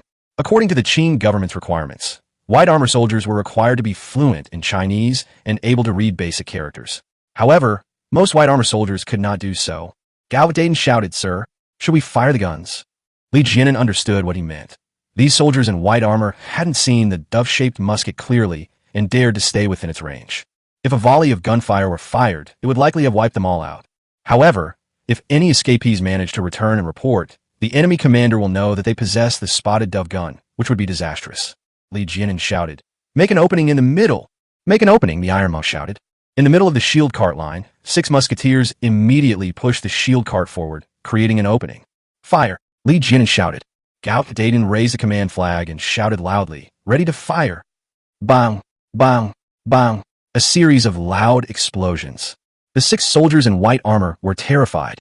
Normally, the Ming army's muskets could only fire 30 paces, so how could they be firing indiscriminately? Bang! Bang! Bang! A barrage of steel bullets flew in, exploding into a cloud of blood mist. People and horses fell to the ground. Aya! The 6 Tartars howled like wolves and ghosts, falling off their horses. Half of the 12 war horses were blown to pieces, and several others ran around wildly, neighing and groaning. In the Ming army's battle formation, Li Jian shouted loudly, spurred his horse out of the formation, and galloped over. Zhang Matzi and Air Guzi, along with several of his personal guards, spurred their horses and charged out. Of the 6 soldiers in white armor, 4 died on the spot. One of them was seriously wounded. When he saw Li Jian charging towards him, he rolled to his feet, jumped onto a wounded horse, and ran away. Another surviving soldier in white armor got up, and seeing that there was no horse to ride, he turned and ran. Li Jian drew his sword and spurred his horse to give chase. The red-maned horse quickly caught up with a white-armored soldier who was running on foot. Li Jian swung his sword, and a head flew off. By this time, the white-armored soldiers who had fled on horseback had already run more than 10 steps. Li Jian shouted and urged his horse to give chase. The white-armored soldier was incredibly tenacious, still desperately trying to escape. However, his horse was covered in blood and couldn't move quickly. Li Jian quickly caught up and was about to make a move when the other party suddenly slashed at him first. Get down! Li Jian swung his sword in response. Clang! The 2 swords clashed. The white-armored soldier couldn't withstand the force and fell off his horse. Air Guzi rushed forward and rode straight over.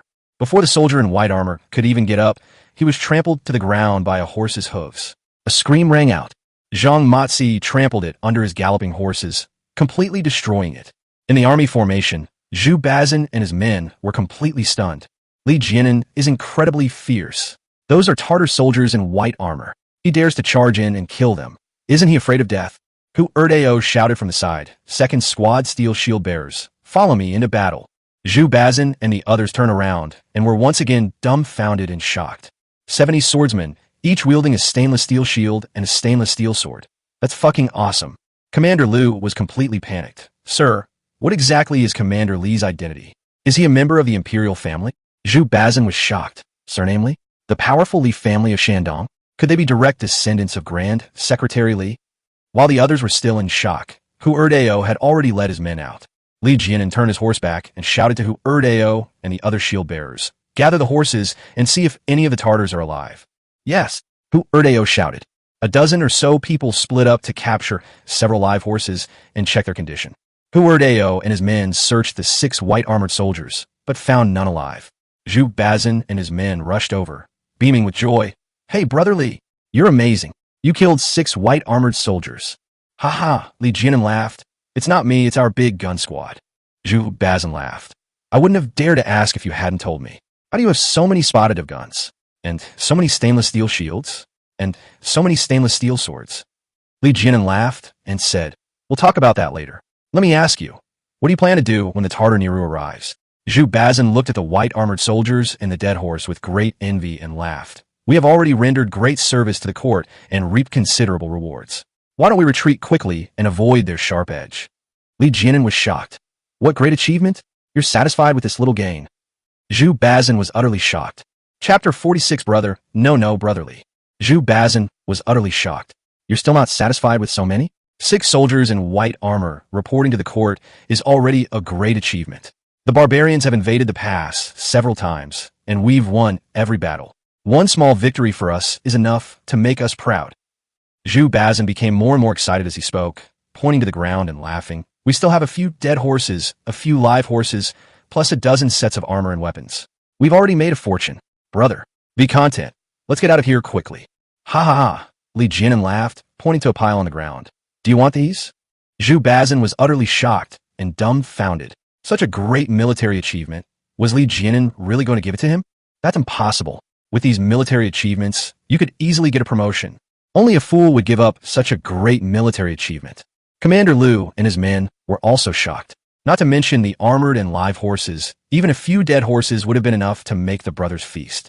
Zhu Bazin felt a chill run down his spine, his blood pressure soaring. He trembled all over, his words tumbling out. Brother, no, Brother Li.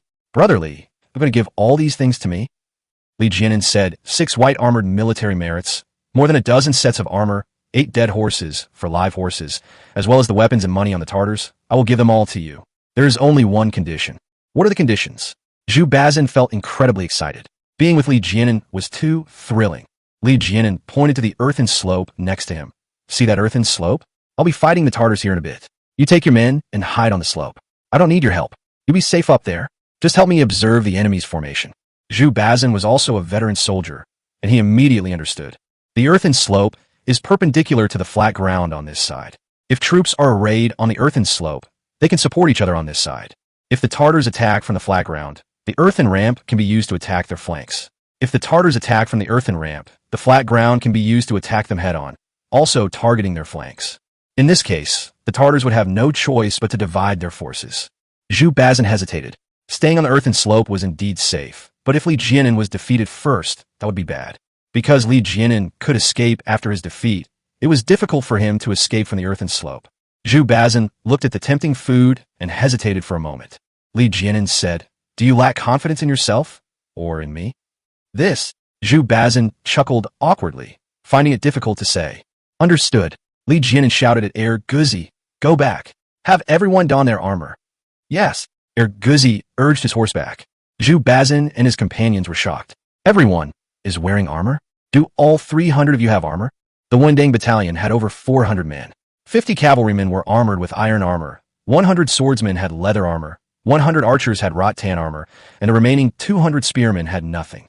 At the Gulf camp, upon receiving the order, everyone began to take out their armor and put it on. This time, not only Zhu Bazin and his men, but also the soldiers of the Wendang battalion behind them were dumbfounded, staring in disbelief and utterly shocked. My goodness, the entire Gulf camp is in white steel armor. Those sets of gleaming armor, shimmering in the sunlight, were absolutely terrifying. Zhu Bazin was utterly shocked, his mouth agape. My goodness, Brother Li, you're too extravagant. Even the Emperor's Imperial Guards aren't as extravagant as you. How do you get so rich?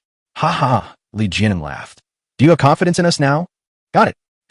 Okay, I'll work with Brother Li. Zhu Bazin laughed. Good, Li Jianan laughed. Let's put everything else aside for now. Once we win, all the weapons, armor, and money we capture are yours. Zhu Bazin was shocked again. You don't want any at all? Li Jianan pointed to his troops. Do you think I need the Tartars' tattered armor? Do I lack their money? Zhu Bazin was shocked. His heart was filled with excitement, and his blood was surging. Ha ha. Zhu Bazin laughed heartily, bowing and scraping. That's right. Brother Li has a huge business empire, and he wouldn't even look at those damn Tartars' trash. All right, I'll follow Brother Li. Then let's get ready quickly, Li Jianan said. Zhu Bazin agreed, and told Captain Liu to hurry up and bring the men over immediately. Before long, the Wendang camp arrived. Zhu Bazin ordered his men to take away all the Tartar corpses, weapons, armor, and even dead and live horses. The impoverished Wendang battalion didn't even spare the Tartar soldiers' blood-stained clothes and boots. They looted everything. Zhu Bazin was very happy to have received the item and went to the earthen slope with a cheerful smile. Walking along the road, Commander Liu laughed. Sir, you are a guerrilla general, while Commander Li is only a centurion, several ranks lower. Why do you take orders from him? Zhu Bazin was taken aback. Right? I'm a seasoned veteran who's been through many battles. How did this kid, fresh out of school, end up giving me orders? What's wrong with me? Why did I listen to him? When did this bastard trap me? Seeing everyone staring at him, Zhu Bazin looked embarrassed and could only force a laugh. What do you all know? Lord Li's plan coincides with mine, which is why I agreed. Let's get to work. Enough with the nonsense. You lot, quickly chop up 2 dead horses and boil them in a big pot so the brothers can have a good meal. Then we can kill the Tartars. The soldiers cheered, and a dozen or so meat-chopping soldiers rushed forward.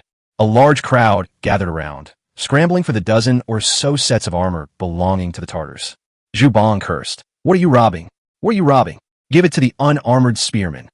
The pikemen were delighted and immediately divided up their armor. The Ming army's armor was mostly red, and those who managed to capture white armor were afraid of being mistakenly killed by their own people, so they stained it red with horse blood. Once the horse meat was cooked, Zhu Bazin had several of his personal guards carry several large pots over to the Haiwan camp. The soldiers of the 2 battalions began to eat and drink heartily, their mouths greasy with food, their appetites high. After the meal, Li Jianan told the soldiers to sit down and rest. A short while later, Hu Yidao returned with 2 scouts. Li Jianan hurriedly went out to greet him and asked, "Have you arrived?" Hu Erdao, panting, said, "We're almost there, just 5 more miles." "All right, go back to your unit and rest," Li Jianan said. Gao Dayton walked over.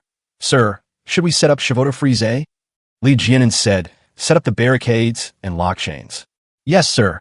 Gao Dayton turned around and shouted, "Everyone, stand up. Use Chevaude Frise. Lock the car chains." Iron Monk and One-Eyed Dragon shouted, and the musket team pulled out their Chevaude Frise and placed them on the heads of the shield carts. The barricades were 7 feet long, with 3 poles inserted at the front of each vehicle. When cavalry charged, the first rank would be skewered with candied hawthorns. To prevent enemy cavalry from recklessly charging into the enemy lines, the adjacent shield workshops were also locked with iron chains, known as wheel-locking chains. The chain lock had large rivets underneath, which could be driven into the ground to prevent the entire line of troops from being deformed by the cavalry charging through it. With everything prepared, Li Jianan inspected the preparations and returned to the formation. Li Jianan said to Gao Dayton, "Let the brothers sit down and rest first, so that the Tartars don't see too much of our armor. Wait for my command before getting up." "Yes," Gao Dayton shouted, and the musket team sat down. The steel sword squad and cavalry behind them also sat down. Li Jianan looked towards the earthen slope. Zhu Bazin's formation was complete, with archers in front, shield bearers in the middle, and cavalry and spearmen at the rear. The Wandang camp positioned the wagons horizontally as a defensive line to block the cavalry. Their terrain was already high, making it difficult for cavalry to charge up, and even more difficult to break through the wagon formation. "They're here!" the one-eyed man suddenly shouted. Li Jianan was shocked. He looked over and saw a cluster of black dots in the distance, with a large number of people moving around. Chapter 47, The Arrogant 8 Banners. The Proud Tantai. In the Qing army, Tantai rode at the front. His full name was Shumulu Tantai, a Manchu of the plain yellow banner, and he was currently a Niru Ijin, Niru leader. Tantai's elder brother was Yang Guli, also a member of the plain yellow banner and a confidant of Huang Taiji. During this raid, Yang Guli was Jiala Ijin, who followed Prince Wuing Ajij and won many battles, making numerous contributions. Under the 8-banner system, a Niru consisted of 300 soldiers, and 5 Niru made up a Jiala, which was 1,500 men. 5 Jiala make up 1 banner, so the standard configuration is 7,500 people per banner. The Manchu 8 banners numbered around 60,000. These 60,000 Manchu 8 banners were the elite troops of the Qing dynasty. There were also 3 Mongol banners and 2 Han banners. Unlike later periods, there are no Mongol 8 banners and Han 8 banners now. The Mongol 3 banners and the Han army are all under Huang Taiji's upper 3 banners and are personally led by Huang Taiji. This time, the Qing army marched straight into the pass and won many battles, making a fortune. Take Tantai's Niru as an example. The army of more than 300 men, excluding the bannermen and yaks, had 170 cavalrymen who had plundered everywhere and were already full of loot, enough to fill 100 carts. The Tartars' looting was ruthless, practically sucking the marrow from bones. Grain, ironware, vehicles, livestock, clothing, books, quilts, needles, and thread. It was less like robbery and more like moving house. Tantai sat on his horse, looked back at the long procession behind him, and beamed with joy. In the middle of the 2-mile-long procession, more than 2,000 slaves were being held. There were far more men than women among the slaves, and they were all naked, a vast expanse of white skin. 20 slaves were tied together by their hands with a large rope, one after another. One of the main reasons for not dressing slaves was to save on fabric. There are 3 other objectives. First, slaves had no clothes, making it difficult for them to escape. Escaped at night, they were easier to catch and keep under guard. Secondly, without clothes, they could not hide weapons and did not have to worry about slaves turning on them. Third, convenient for marching. The Qing army typically stayed in the Central Plains for a year or 2 and rarely provided food to the slaves, though they were given water. After drinking water, the slaves naturally needed to urinate. If they were wearing clothes, this would be inconvenient. With dozens of guards watching over thousands of slaves, there was no such thing as relieving oneself at all. Slaves live in long chains. If every slave had to relieve themselves, the Tartars wouldn't have anything else to do. Besides, slaves relieving themselves are prone to escape, making it impossible to keep an eye on them all. Therefore, the slaves of the Qing army did not have the custom of relieving themselves. They would simply squat down on the spot and do it themselves. If they were on a march, things would get complicated. Slaves didn't have the right to shout stop. They could only wait for a rest stop, where the matter would be resolved collectively. If they really couldn't hold it in any longer, they would have to relieve themselves while walking, which would easily earn them a beating from the guards. What if people freeze to death without clothes? The Qing army didn't care at all. With so many slaves, they could eliminate the weak and keep the strongest to take back to Liaodong as livestock. Among the more than 2,000 slaves, there were not a single old man or child. They were all young and strong men. The elderly and children are of no use. Most of them are beaten to death during robberies, then stripped naked and taken away. Those elderly and children who were not killed also had a hard time surviving because they lost the care of the young and strong. Tantai didn't care about any of that. He just wanted to bring these slaves back to Liaodong and make a fortune. There are vast tracts of wasteland in Liaodong, waiting for slaves to cultivate them. In addition to slaves, the 8-banner soldiers also seized more than 200 livestock, mainly oxen, horses, and donkeys, half of which were used to pull carts. 100 cartloads, and much of the stuff had to be burned because it couldn't be moved. Haha, Tantai laughed with a hint of smugness. Pulling these things up is really strenuous. It's a happy little trouble, I guess. Seeing that the people behind had fallen behind again, Tantai shouted, "Tell the people behind to hurry up. Stop dragging your feet." The military leaders behind them shouted orders for the flag bearers and sergeants to hurry up and drive away the slaves. The AHS panicked and whipped the slaves. "Hurry up! Hurry up! Ayah!" The slaves screamed in agony and hurriedly moved on. Several slaves were too weak and collapsed to the ground. Several guards stepped forward and untied the slaves' hands. Then they drew their knives and cut off the hair of each slave, stuffing it into bags on the cart. Fabric was extremely scarce in Liaodong, and the region was underdeveloped and harsh, so even human hair blankets were useful. Beside Tantai, Zhuangde, the leader of the white-armored soldiers, was somewhat worried because according to the schedule, the scouts at the front should have returned with news. Zhuangde said to Tantai, "Master, Ague and the others haven't returned to report yet. Could something have happened?" Then Doilonet. The smooth sailing he had enjoyed all the way had filled him with contempt for the Ming army. Their Nehru once chased after 2,000 Ming soldiers, slaughtering them and killing more than 400. When a Ming army encountered the Tartars, they either fled at the first sign of trouble or hid in the city. What could possibly happen to them? Tantai laughed and said, "Don't overthink it. It must be those lecherous guys, Ague, who's been having fun in the village again. I need to keep an eye on those brats." Zhuangdao laughed when he heard him say that. It's time to do something about it. As Zhuangdao laughed, his laughter suddenly stopped, and he was horrified. "Master, look!" Tantai was startled. He looked in the direction the finger was pointing and saw something blocking the way in the distance. "There are some over there too." Zhuangdao pointed to the side slope. Tantai took a closer look and was horrified. There were Ming soldiers on the earthen slope. Now it's clear the formation in front was also Ming troops, and they were being held up by 2 groups of Ming soldiers. Zhuangda said, "It seems that Ague and the others have already died in battle. How dare those damned Ming soldiers be so arrogant?" Tantai was also stunned. "This shouldn't be happening. Why aren't they running? Aren't they afraid of dying?" Zhuangda said, "Is it because they don't know our whereabouts and think there are only a few dozen of us?" "No. Judging from their posture, they've been waiting for a long time." Tantai was puzzled and shook his head repeatedly. "I understand now. These 2 groups of Ming soldiers must be local rabble. Their generals have been bookish and stupid. Their minds are full of loyalty to the emperor and patriotism, just like those scholars who lead troops." The Tartars burst into laughter, bending over with ecstasy. A scholar who leads troops is a classic joke popular among the 8 banners. In the Ming dynasty, civil officials were valued more than military officials, and the military was controlled by civil officials. Therefore, in many cases, those who commanded battles were scholars. This was considered ridiculous by the Jurchens. Tantai had mixed feelings about the Ming army ahead. He liked that they had come to deliver supplies again, but he was annoyed that there was so much stuff. How was he going to get it all back? Tantai shouted to those behind him, "Have the flag bearers and Aha stop and keep an eye on the slaves and livestock.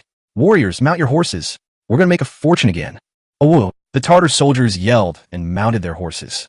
Tantai assembled 160 cavalrymen and pressed towards the Ming army. Chapter 48, Howling Like Ghosts. A brutal beating of the 8-banner soldiers. In the Gulf Camp formation, the soldiers sat behind the shield carts, not showing their faces. Only Li Jianan stood on a carriage, gazing into the distance. The Tartar cavalry moved slowly, stopping 80 paces away. Tantai remained calm and composed, glancing at the Ming troops on both sides, and felt that the frontal force was stronger. Tantai's son, Salawang, bowed and said, "Father, are you sending your son with 30 men to guard against the hawks on the hillside?" Tantai laughed. "Good. I'll break through the Ming army ahead, so don't come over to steal anything. We'll deal with those Ming bastards on the hill after we've finished fighting them." Yes, sir. Leguin led his 30 cavalrymen and spurred their horses toward the earthen slope. 30 cavalrymen guarding against 400 men and horses. No one thought there was anything wrong with it. The Tartars were just that confident. Tantai had 130 riders left with him. He shaded his eyes with his hand to block out the sun, wanting to see what Leguin looked like. However, it's too far away to see clearly. Zhuangda, who was standing next to him, squinted and said, "Master, it seems that Mingguzi has a musket. Look at those protruding barrels. They look like they have a rear sight and a front sight." "Ha ha," Tantai laughed. "That damning bastard. All he does is plot and scheme. He wants to trick us into charging directly so he can shoot us with his muskets. You lead your men forward and fire arrows, the same old method." The so-called old method was the basic operation of the 8-banner soldiers in dealing with the Ming army's muskets. When fighting against the Ming army in the field outside the Great Wall, the Ming army also used wagon battalions in front and musketeers behind. The 8-banner soldiers usually shot arrows from a distance, so the Ming army couldn't withstand the pressure and would open fire first. After firing a volley, the arquebuses were slow to reload. The 8-banners cavalry took advantage of this gap to quickly charge forward. As the cavalry charged forward, the riders at the front would use hooks, whips, and ropes to lasso the shield carts and pull them apart to the sides. Once the defenses are breached, the 8-banners cavalry can drive straight in and rampage through the enemy lines. Then the Ming army collapsed, howling like wolves and ghosts, and scattered and fled. Then the 8-banner soldiers would chase after them, like hunting. This tactic had worked repeatedly in Liaodong, and the plain yellow banner, being an elite force, naturally knew it well. Zhuangda smiled happily, agreed, and called the 10 white-armored soldiers to urge their horses forward. According to Zhuangda's experience, the Ming army's arquebuses could only fire 50 paces away, and beyond 60 paces they could not penetrate armor. Although they could injure horses, the injuries were not serious, and there was no problem. 60 paces was the optimal distance. At that distance, the arrows fired by the 8-banner soldiers would have considerable killing power. Ming soldiers with extremely poor mental fortitude would be unable to resist starting to fire their guns. Once one shot is fired, it will set off a chorus of shots. Seeing the 11 soldiers in white armor step forward, Leguin roughly understood their intentions. He swung his large hand and pulled down his stainless steel mask. The soldiers of the Gulf Battalion stood in perfect unison, their masks fastened. Each one a steel warrior, imposing and awe-inspiring, exuding a palpable aura of killing intent. Zhuangda led his white-armored soldiers to a stop 60 paces away and began to curse and swear, while continuously firing arrows. The arrows were all projectiles, and with the shield carts blocking them, they rarely hit the soldiers. Several arrows were shot at Leguin, but he did not dodge and blocked them with his steel shield. "Ready!" Leguin personally shouted, raising his sword. With a whoosh, the first 100 musketeers immediately rose to their feet and set up their dove-shaped muskets. Leguin brandished his knife. Release. Bang, bang, bang. A series of loud explosions. Tantai laughed. He'd been tricked. 11 soldiers in white armor immediately covered their heads with their arms to block the horses' eyes. Their idea was that the lead bullets fired from the musket would be deflected by their own armor, but the horses would be in pain and somewhat difficult to control. However, they did not expect that what flew over was a large swarm of steel bullets. Crack, crack, crack. A dozen or so white-armored soldiers exploded in a spray of blood. Flesh and blood flew everywhere. Wolves howled and ghosts howled. People and horses tumbled over. Everyone fell to the ground. Zhuangda collapsed to the ground, feeling feverish all over. Only one thought crossed his mind. What's going on? Behind them, Tantai and the Tartars were utterly shocked and dumbfounded. No one expected that Ming dogs' muskets would be so powerful. "It's a dove musket," a Tartar cried out in terror. The Tartars were in an uproar, in complete panic. Bang, bang, bang. Another series of explosions erupted from the other side. The sound was deafening. Tantai quickly lay down on the horse's back. Bang, bang, bang. Dozens of Tartar soldiers were hit by bullets, and about 20 fell from their horses. Even more terrifying, many horses were shot and ran around wildly as if they were in a frenzy, trampling many riders to death. Tantai was lucky. He wasn't hit by a bullet, but his mount was neighing and shaking back and forth. Tantai was shocked, furious, scared, and anxious. He shouted, "Don't panic! Don't panic! Mingguzi's muskets fire in volleys. Everyone, follow me and charge. Crush them. Break them to pieces," the Tartar soldiers shouted. Tantai led the way, and the remaining 90 cavalrymen began to accelerate, charging towards the Ming army's formation. According to Tantai's calculations, it would take the Ming army 30 seconds to reload their muskets, and the Dove muskets would certainly be even slower. It's only 80 steps. 30 seconds is enough. Even if the chaos delayed us by 10 seconds, it's still enough. Inside the island camp's formation, the first row of musketeers had already finished loading their weapons, and the musketeers who had replaced the shield carriers hurriedly began loading their own. Gao Dayton looked at Li Jianan anxiously when he saw that Li Jianan had not yet given the order. Li Jianan glared at the charging Tartar cavalry and roared, "Calm down. Get closer." The Tartar cavalry have already charged within 50 paces, and they need to pick up speed. Getting cavalry to speed up is terrifying, extremely dangerous. Li Jianan brandished his sword fiercely and roared, "Release!" Bang, bang, bang. A series of loud explosions. Smash, smash, smash. A massive mass of blood and flesh flew everywhere. People and horses collapsed. Aya! The cries of wolves and howls of ghosts. The neighing of men and the neighing of horses. Of the 90 cavalrymen, more than 30 fell. Tantai was lucky he was still alive. His head buzzed, his face filled with shock and disbelief. No way. How could it be so fast? It shouldn't be like this. Why is it filling so quickly? There was no time to think. Then they sote tat. The remaining 50-odd cavalrymen accelerated wildly. Those Tartars who fell off their horses were trampled to death one by one. This is the perilous nature of cavalry. Falling from your horse means death. No matter who you are, those behind you will not stop their charge for you, or the entire army will be wiped out.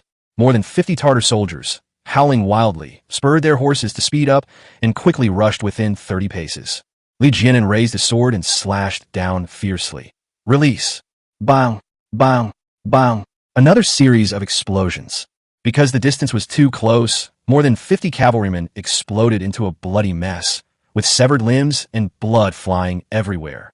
Amidst the chaos of men and horses falling, the Tartar soldiers howled and wailed, and nearly 30 riders collapsed.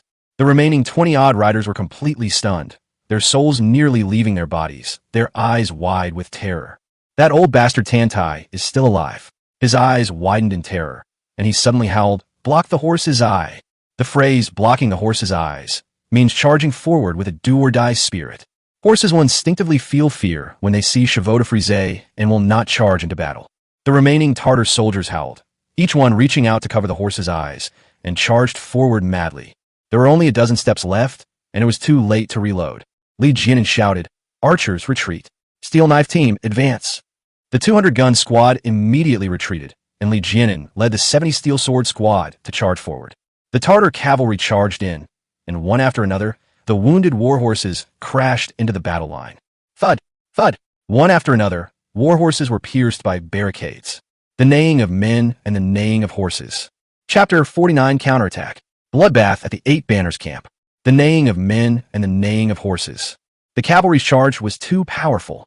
With just over 20 war horses, they managed to break up the shield wagon line, pulling rivets out of the ground. The shield car formation was forced inwards, and the chains locking the carts tightened. Crack! Crack! Several shield carts fell apart. Just then, Li Jianan arrived with the Steel Knife Team. Li Jianan leaped onto a shield vehicle. He then jumped again, soaring 2 meters into the air. With a mighty strike, Li Jianan cleaved Mount Hua in two with his swords, aiming for Tantai. Tantai was shocked and hurriedly used his arm shield to block. Crack! The steel blades severed the arm, splitting Tantai in two. Udashin led the Steel Knife Team over, and they jumped onto the shield carts and fought with the Tartar soldiers. The Tartar soldiers, having failed to break through the battle lines, were already at their last gasp. With only 20-odd men left, many of whom were wounded, they were immediately surrounded. Originally, cavalry had the advantage over infantry in the battle. However, the Tartar soldiers were immobile cavalrymen. Their horses were all stuck in the chevaux de frise. Some Tartar soldiers fell off their horses, some jumped off, and some went mad, tumbling into the wagon formation to fight the steel sword troops. With 70 men against 20, the enemy was well rested and had the advantage of wearing high-strength armor. The battle became one-sided. In just a short time, 7 or 8 Tartar soldiers were killed. Suddenly, one of the Tartar soldiers broke down, howling like a banshee, and turned to run away. With him running away, the Tartar soldiers' last psychological defense collapsed, and they started yelling and running after him. Udashin led his men in pursuit and unleashed a fierce attack. Not far away, at the foot of a hill, Solowin, with 30 Tatar cavalrymen, was staring blankly at this side. The 30 Tartar soldiers were all dumbfounded. This is shocking. This is terrifying. This is unbelievable. How could that be? It can't be. Why? 130 cavalrymen, and they were wiped out in just one charge. Is this really that scary? Is this really that terrifying? Were those people Ming soldiers? Are they even human? They must be some kind of heavenly army. The 30 Tartars were in a state of shock as they watched helplessly as the Steel Blade squad slaughtered their own men, and no one reacted. Above the earthen slope, the entire Windang camp stood frozen in shock. It's so surreal. It feels unreal. 130 cavalrymen, wiped out in one charge. Zhu Bazin stared, mouth agape, trembling with fear. Goosebumps rose on his skin, and he muttered between sobs, "My goodness, my goodness." Commander Liu was also dumbfounded, seemingly infected by Zhu Bazin's brilliance, repeatedly muttering, "My goodness, my goodness." Next, Hu Yidao caught up with the last remaining soldier and cut him down with a single blow. There were no more Tartars standing on the entire battlefield. "Stop!" Hu Dashin shouted. The Steel Knife team stopped. Even if Hu Dashin were reckless, he wouldn't use infantry to charge those 30 cavalrymen. The Gulf Battalion's battle formation opened up several gaps, and Li Jianan led his cavalry unit out. There were also 30 men. The Steel Knife team quickly made way. Li Jianan led his cavalry out, trampling over the corpses of Tartar soldiers along the way. Some of the wounded Tatar soldiers were not quite dead yet when they were trampled to death by the cavalry. Solomon stared in disbelief as the cavalry charged toward him, muttering to himself, "Father, father." The servant beside him hurriedly pulled at Solomon. "Young master, look up there." The Windang camp's battle line broke apart, and Zhu Bazin led his cavalry to charge down. Zhu Bazin got excited and shouted, "Brothers, follow me and kill the Tartars." Zhu Bazin may not be good at fighting tough battles, but he can still fight battles when things are going well. Kill the Tartars. 50 cavalrymen followed Zhu Bazin as he charged down the mountain. Solomon was terrified and shouted, "Go! Go now!" The 30 Tatar cavalrymen hurriedly turned their horses around and began to flee for their lives. Unlike infantry, cavalry cannot easily turn around and fight back. Once cavalry decides to flee, they have no chance to retaliate. Because if you want to turn the horse around, you have to slow down first, and that would be certain death. So once the cavalrymen fled, the whole operation collapsed, and who could escape depended on the speed of their horses. Logically speaking, Zhu Bazin was closer and should have had a chance to catch up with the Tartar soldiers. But their horses were no good, and they were left behind. Just as Zhu Bazin was getting angry, Li Jianan led his cavalry to catch up and actually overtook them. Commander Liu was completely astonished. Their horses were incredibly fast. Just kidding, Li Jianan's horses eat millet, soybeans, and sorghum, but they won't eat grass. Those strong and healthy warhorses galloped with a whooshing sound.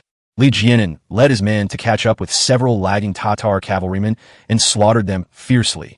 Unlike infantry, who can retaliate, cavalry, once caught up, have no chance to fight back. One by one, the Tartar soldiers were cut down and fell to the ground, only to be trampled to pieces by the cavalry behind them. Split up, the Tartar soldiers in front suddenly scattered and fled in all directions. Li Jianan hurriedly raised his sword, signaling not to scatter. He led his cavalry to charge towards the Qing army's camp. Zhu Bazin was overjoyed. He imitated Li Jianan, raised his sword, and shouted, "Don't scatter! Run with me!" 50 cavalrymen from the Windang battalion followed and ran after them. On this side of the Qing army camp, the innermost part consisted of slaves and livestock, while several rings around the outside were lined with 100 large carts. Bannermen and their servants guarded the outermost perimeter. Several flag bearers standing on the cart panicked when they saw Solomon and the others scattering and fleeing. "We've lost! We've lost! Run for your lives! Run!" Hundreds of people were shocked and in uproar. The entire camp erupted in chaos. Several flag bearers jumped off the cart and immediately began to untie the horses. The Ming army was attacking on cavalry, and without horses, there was no way to escape. The other soldiers panicked and rushed forward to seize the dozen or so horses on the outermost ring. There were 100 large carts, with 40 on the outermost ring. But they weren't all horse-drawn carts. There were also ox carts and donkey carts. There were only a dozen or so horse-drawn carts. More than 100 bannermen frantically grabbed a dozen or so horses, and chaos immediately ensued. The more than 100 Aha around panicked. Their masters were fighting over horses. What were they fighting over? Seeing that Li Jianan's cavalry was about to charge, the Aha panicked and ran away in all directions. The bannermen, already in disarray, panicked. Li Jianan was too fast. They didn't have time to grab the horses, and the bannermen scattered and fled. Li Jianan took the lead, leading his cavalry to circle around to the east side of the camp. Zhu Bazin immediately understood. This was a trap. This kid was too ruthless, too vicious. Follow me to the west. Zhu Bong shouted, leading his cavalry westward. The two cavalry units circled around to the east and west, cutting down anyone who tried to escape, scaring them back and completely trapping them. The fleeing flag bearers and Aha darted around like headless flies, knocking each other down in a flurry. Some of the bannermen and their men were so confused that they ran in the direction the Ming army had come from. Not far away, Commander Liu led 100 swordsmen from the Wundang battalion over and immediately surrounded and intercepted them, hacking and slashing them. Behind Wundang camp, Hu Dashin led the steel knife team, running over. The steel blade squad had just fought a major battle, and their heavy armor caused them to fall behind the Wundang battalion. As Hu Erdeo ran, he shouted, "Dad, how come those guys from Wundang camp are running so fast?" Hu Dashin shouted, "Nonsense. Their tattered leather armor only weighs a few ounces. These paupers are desperate for money. Everyone, be careful. Don't rob paupers of their things." Haha, the soldiers of the steel blade team laughed. Chapter 50 is too brutal. Not even a pair of underwear was left. Ahead, under the encirclement and attack of two cavalry units, more than 200 bannermen and Aha were unable to escape, rushing around aimlessly like headless flies. The dozen or so horses were seized by some bannermen, but before they could mount them, they were stopped by some huts. The Aha were all lackeys, usually bowing and scraping before the bannermen. But now, the Aha had gone mad. Nobody cared who their masters were anymore. The Aha drew their swords and began to fight with their bannerman masters, vying for a horse and hacking and slashing at each other. "You dog slaves!" One by one, the bannermen died tragically under Aha's blade. Just as Aha was about to mount the horse after seizing it, another bannerman pulled him down. Only a few soldiers managed to mount their horses and break out of the encirclement. Soon, the entire camp was surrounded by Ming troops. The flag bearers and the Aha scattered and fled, hoping to escape. The 100 knife-wielding car players from Wundang camp surrounded and intercepted them, hacking and killing them mercilessly. Logically speaking, the flag soldiers also had a layer of armor and swords, and their combat power was no less than that of the Wundang battalion. But the army collapsed like a house of cards. Everyone fled for their lives, and no one organized resistance, so they could only be slaughtered. In the chaos, the remaining horses were snatched away, and several soldiers charged toward the Wundang camp. The Wundang battalion infantry were frightened and had no choice but to move aside, and several more riders escaped. Zhu Bazin felt humiliated and shouted angrily, "Useless! A bunch of useless trash! Kill them all!" There were 3 horses left, and a dozen or so bannermen and Aha were fighting over them. Before Wundang battalion could even charge forward, Hu Dashin led the steel knife team ahead and scattered the enemy. The 3 horses were protected and gathered together. The entire encirclement was completely closed, and the Ming army had them firmly surrounded. The trap flag bearers and Aha were panicked and stunned, not knowing what to do. Suddenly, an Aha knelt on the ground, threw down his waist knife, and shouted, "I surrender! I surrender! Iman Chinese." Then one by one, the Aha knelt down and threw down their weapons. "We surrender! We surrender! We are Han Chinese too." The surrounding guards panicked, looking around nervously. Suddenly, one of the flag bearers screamed in agony. Everyone was shocked. Upon closer inspection, they realized that the flag bearer had been stabbed in the back by an idiot and had been killed instantly. "You dog slave!" Chi Ding cursed, wanted to turn around and fight Aha to the death. That I had a pair of leopard eyes and a cold, fierce face. He grabbed the flag bearer's rat tail braid and drew his waist knife. The flag bearer let out another scream.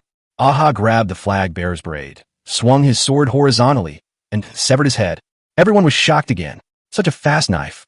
Quick knife Aha kills without blinking an eye, expressionless, kicking down a bleeding corpse. The flag bearer's head was held in quick knife Aha's hand, but he was not dead yet. He opened his mouth as if to say something, but no sound came out.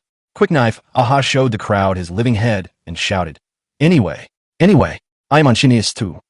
The many soldiers were terrified and enraged, glaring fiercely at Quick Knife Aha. "Quick Blade," Aha shouted to the bannermen. "You Tartar dogs! Surrender now!" One of the guards was furious. "You dog slave! I'll kill you first." A flag bearer rushed over and swung his sword at Quick Blade Aha. Quick Knife Aha dodged the attack. Then with a backhand slash, head fell to the ground. Everyone was shocked. What a fast knife. What incredibly fast swordsmanship.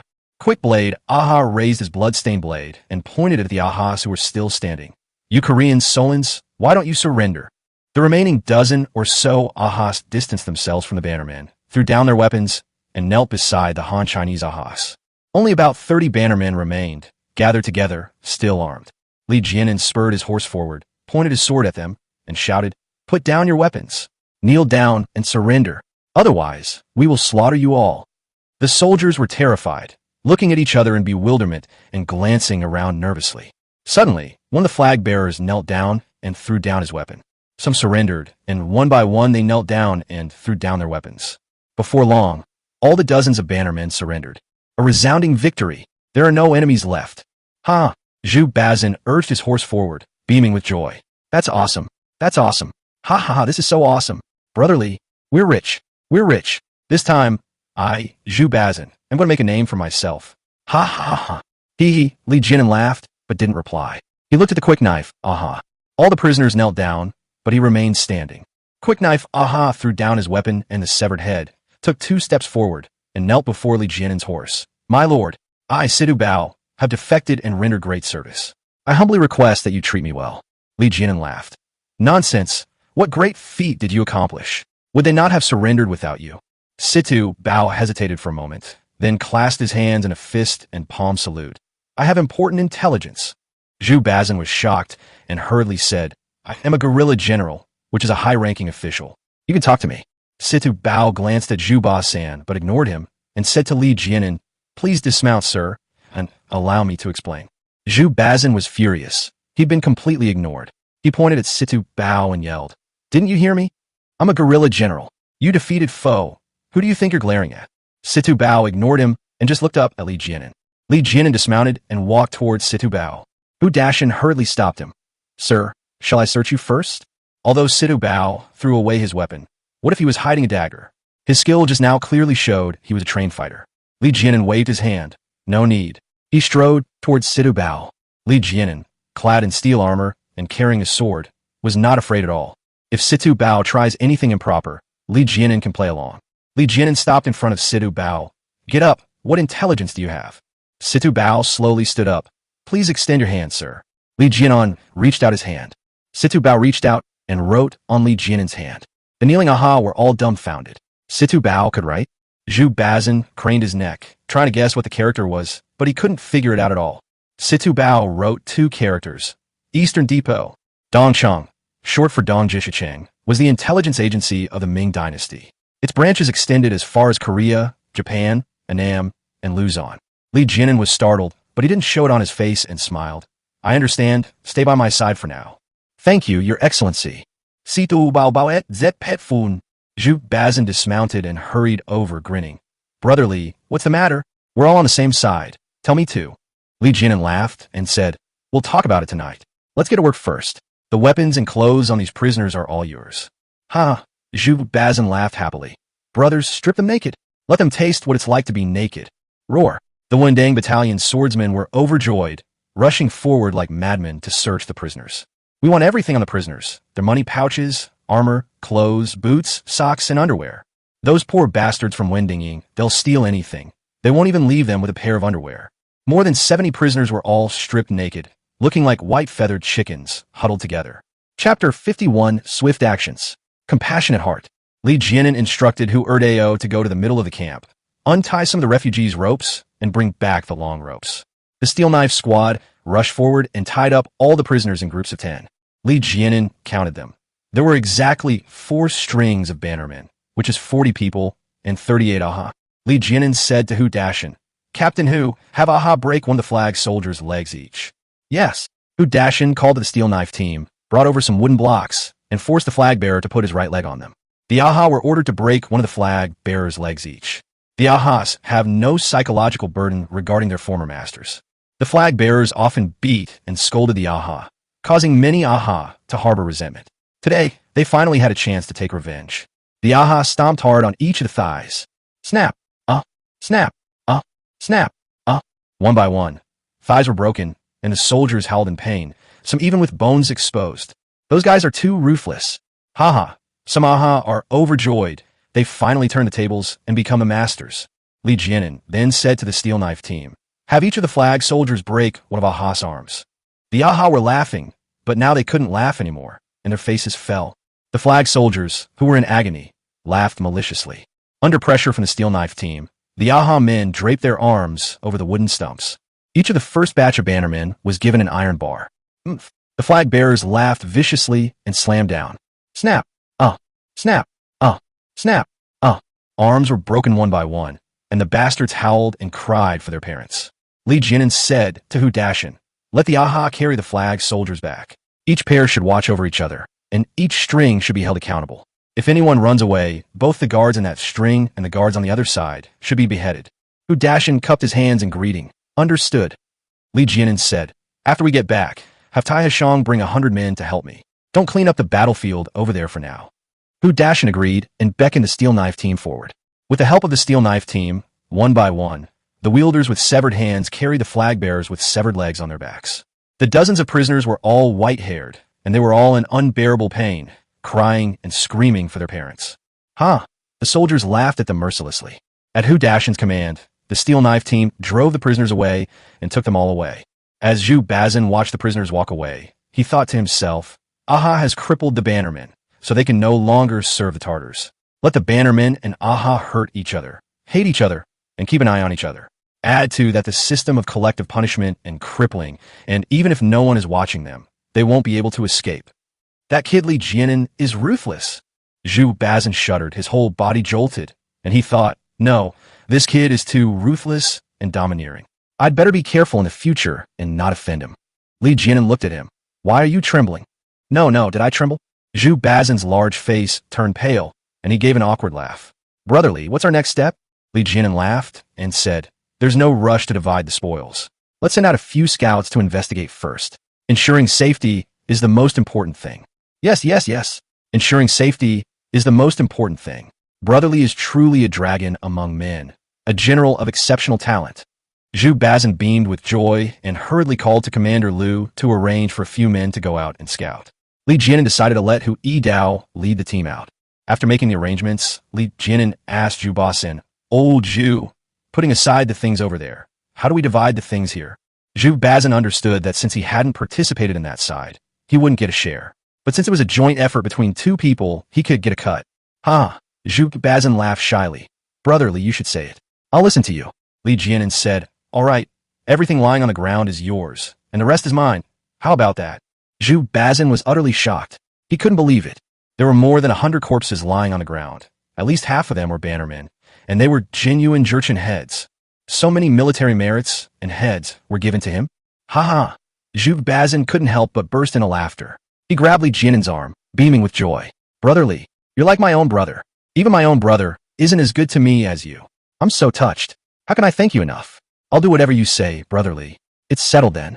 I only want the ones lying on the ground. I don't want any of the carts or the villagers. They're all for you, Brotherly.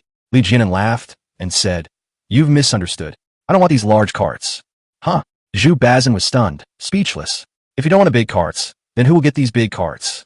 Li Jianan said, the things on these carts were all looted by the Tartars from the refugees' homes. We rescued the refugees, so of course we should return everything to them. Zhu Bazin was so surprised that he stared in disbelief, as if he had heard something from heaven. This idea had never crossed his mind. He was happy just now because Li Jianan let him take the lion's share. Zhu Bazin is no longer laughing. Li Jianan returned the things to the villagers, which means he had a wasted trip and had nothing left. In that case, Zhu Bazin would be hogging all the benefits, which would be extremely unfair. Zhu Bazin panicked. Brotherly, we rescued these villagers, so it's only right that we take some military supplies. Li Jianan reached out to interrupt him. Stop talking. Just do as I say. Hurry up and pack. My family is big and wealthy. We don't need this little bit of stuff. Of course, Brotherly's wealth goes without saying, Zhu Bazin said with an embarrassed smile. Brotherly, shall I take care of it? Pack up. It's all yours, Li Jianan said. Zhu Bazin was overjoyed. Brothers, did you hear that? Thanks to Brotherly. The Wendang battalion shouted in unison. Thank you, Brotherly. Li Jianan laughed. These poor bastards are acting like gangsters. The soldiers of Wendang battalion looked at Zhu Bazin. Zhu Bong shouted, get to work. The poor bastards in Wendang camp were in an uproar. They immediately scattered and fled. The flag bearer and Aha, who had just been killed, were on the outskirts. The poor bastards knew that the flag bearer had money, so they immediately started fighting over him. At first, no one wanted Aha's body, but it was immediately snatched up. The poor bastards of Wendang camp were overjoyed and began to loot. Weapons, money bags, armor, clothes, boots, socks, and underwear. These poor bastards, they won't even spare a dead man's underwear. Like a locust swarm passing through. After stripping them naked, the corpses were beheaded one by one as military merits, and the headless corpses were buried in pits. Among the poor people in Wendeng camp, many managed to snatch money bags, and they were all grinning from ear to ear. At this moment, the Iron Monk arrived with 100 men to help. Li Jianan led 100 men to a large cart loaded with clothes and began to untie the ropes binding the refugees and distribute the clothes. The distribution of clothes started with the women and then the men. On Zhu Bazan's side, after tallying the military merits, there were 73 heads of bannermen and 68 heads of aha. Zhu Bazan was so happy he was practically snotting from his nose. If this military achievement were reported, not only would he get a promotion, but even the emperor would look at him with new respect. Zhu Bazan wanted to tell Li Jianan the good news, but found that Li Jianan was busy. More than 2,000 refugees have been given a new lease on life. Although most of them have lost their families, some are still worried about their loved ones and are eager to go back to find them. Li Jianan advised them to wait a few days, because the area was full of Tartar soldiers and rushing over there might be like lambs to the slaughter. Many people ignored the advice and insisted on going back. Helpless, Li Jianan gave them travel expenses and food and encouraged them to form small groups of fellow villagers and travel together. Li Jianan provided each of his fellow villagers' teams with a vehicle, several head of livestock, and some weapons to facilitate their survival. More than 20 groups of fellow villagers left, leaving about 1,800 refugees. Zhu Bazan was dumbfounded. He hadn't really believed Li Jianan when he said he would return the things to the refugees, thinking that Li Jianan was just trying to gain fame. But now, Zhu Bazan really believed it. Those groups of departing refugees really did take the livestock and vehicles with them, as well as a lot of supplies and weapons. Li Jianan is either an idiot or has ulterior motives. It's impossible for a fool to do that. Zhu Bazan was certain of that. The only explanation is that they have ulterior motives. To be able to do something so unconventional shows that this person has great courage. People with grand ideas are often the ones who win people's hearts and value their reputation. Not only was Zhu Bazan dumbfounded, but the poor bastards of Wendeng camp were also stunned and couldn't figure it out. Those guys in the Gulf camp fought tooth and nail, yet they didn't want anything. How terrifying. How twisted. The refugees, however, thought differently. They felt the Gulf camp was good and Li Jianan was a good person. What refugees fear most is losing their freedom and property. Li Jianan guaranteed that he could leave at any time and that the property would be returned. As a result, public morale was greatly restored, and the refugees felt much more at ease. Chapter 52 Brotherly. You like my own brother. The sun was beginning to set. Once everything was arranged here, Li Jianan and Zhu Bazan led a large group of men to join the other team and assemble in one place. On the battlefield, the corpses of Tantai and other cavalrymen lay scattered, yet to be harvested. Li Jianan said to Gao Dayton, "Take 50 men and collect the heads and military tags. Don't take anything from the corpses, not even the valuables or money bags. Also have One-Eye Dragon cook horse meet immediately, starting with 5 dead horses." Yes, Gao Dayton agreed and led the 100-gun squad to get to work. Before long, the heads were all harvested along with the military flag and dog tags. Li Jianan counted them. There were 130 heads in total. Some of them were already broken, so he had to put them in a bag.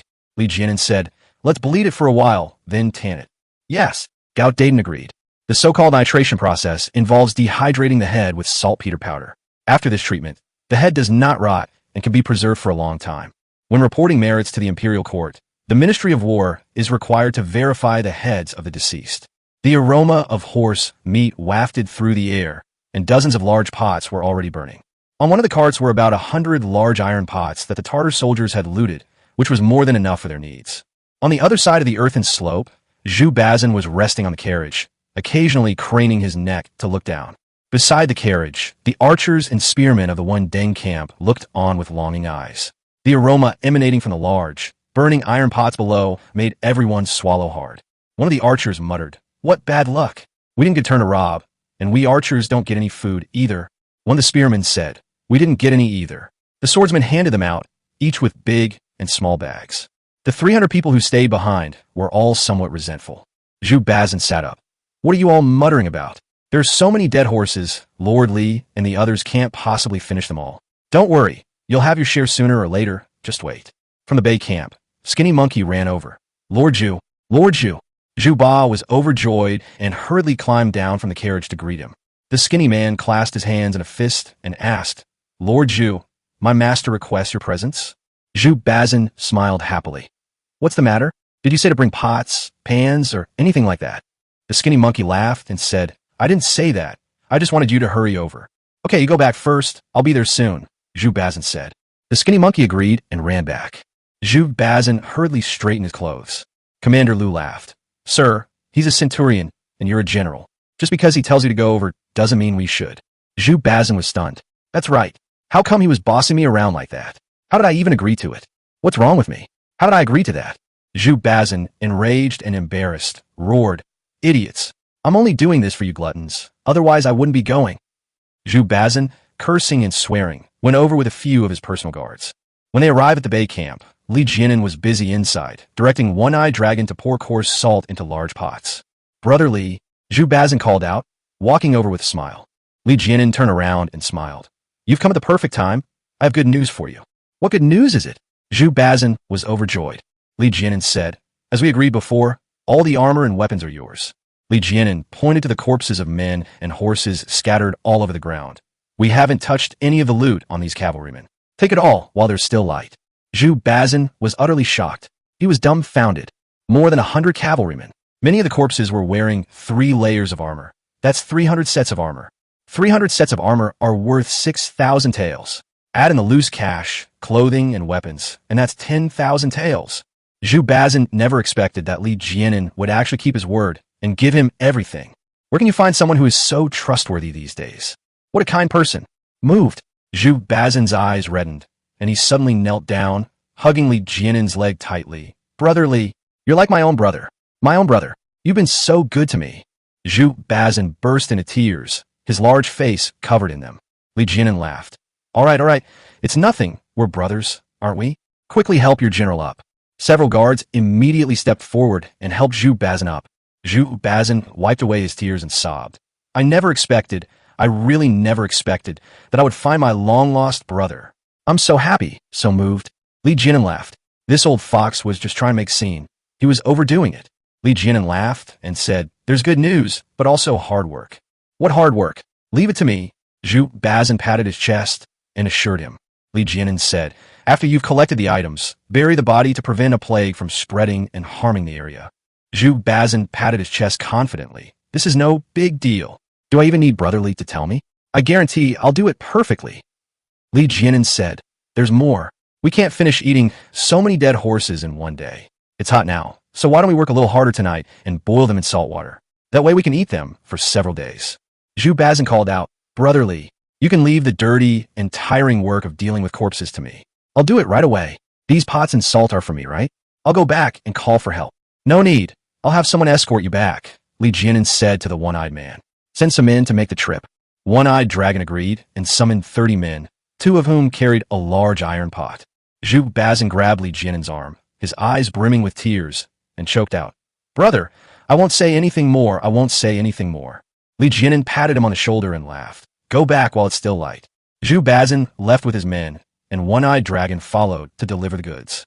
Back in front of the earthen slope, Zhu Bazin straightened his back, shook his head, and felt incredibly proud of himself. The poor bastards of Wendang camp all stood up, staring at the big pots, their mouths watering. Is it horse meat? It looks white.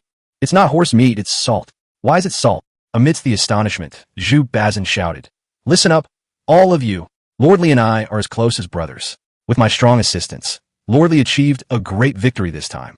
To thank me for my strong support, Lord Li said that everything below is ours. Wow, the Wendang camp was in an uproar.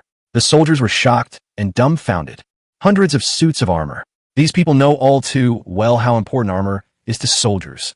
No one expected Li Jianan to be so generous. He gave away hundreds of sets of armor without a second thought. Zhu Bazin shouted, This time, the sword and shield team will all stay up here. No one is allowed to go down and loot. There are 300 archers and spearmen in total, each with a set of armor. No more looting.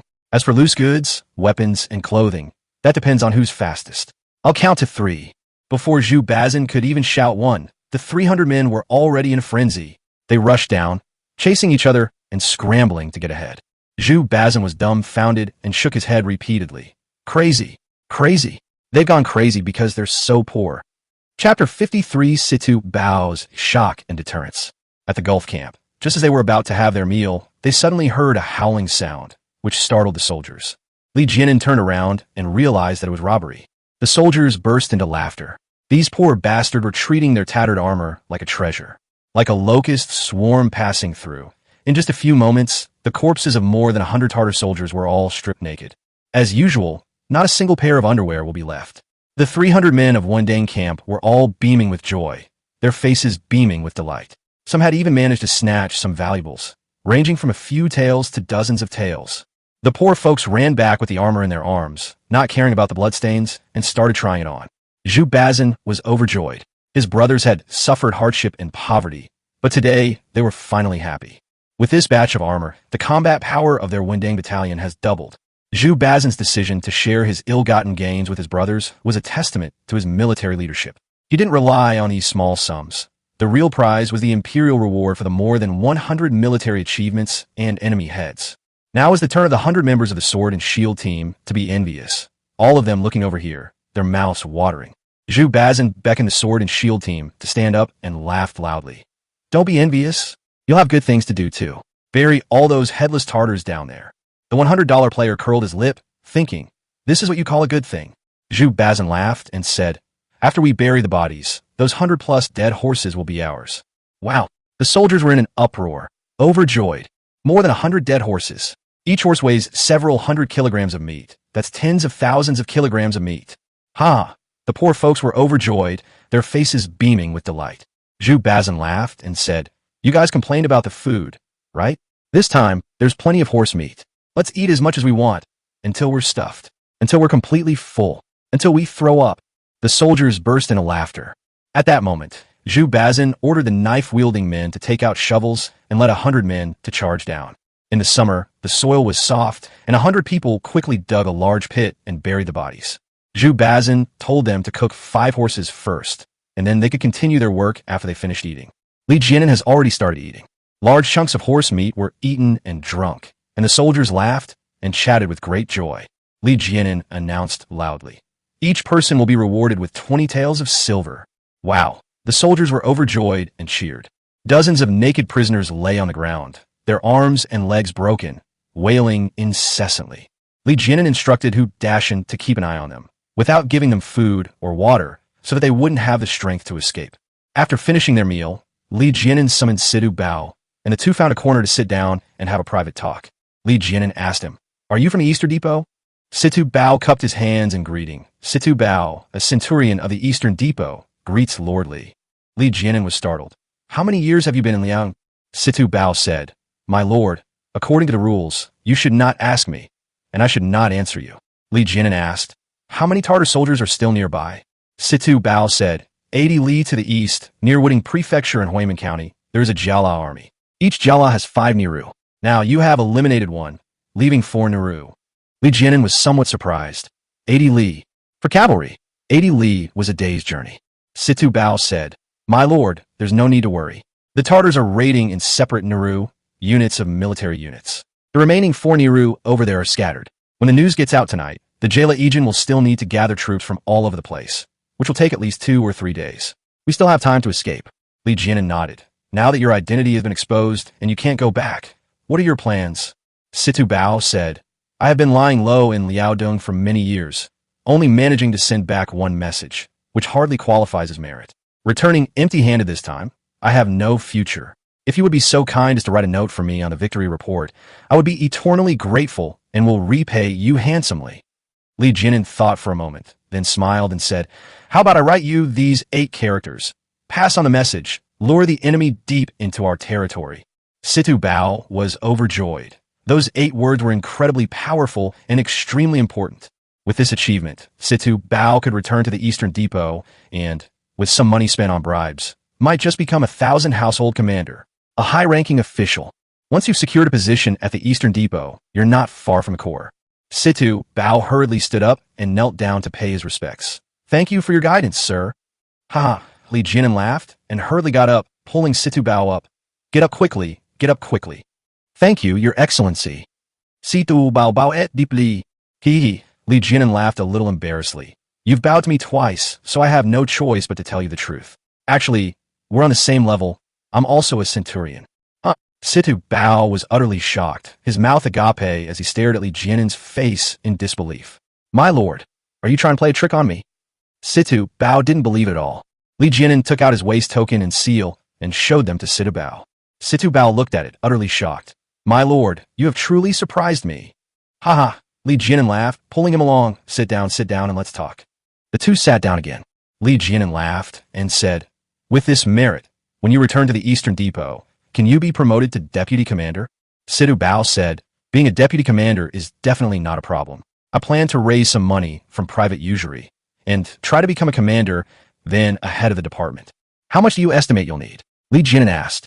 Situ Bao thought for a moment. It's hard to say.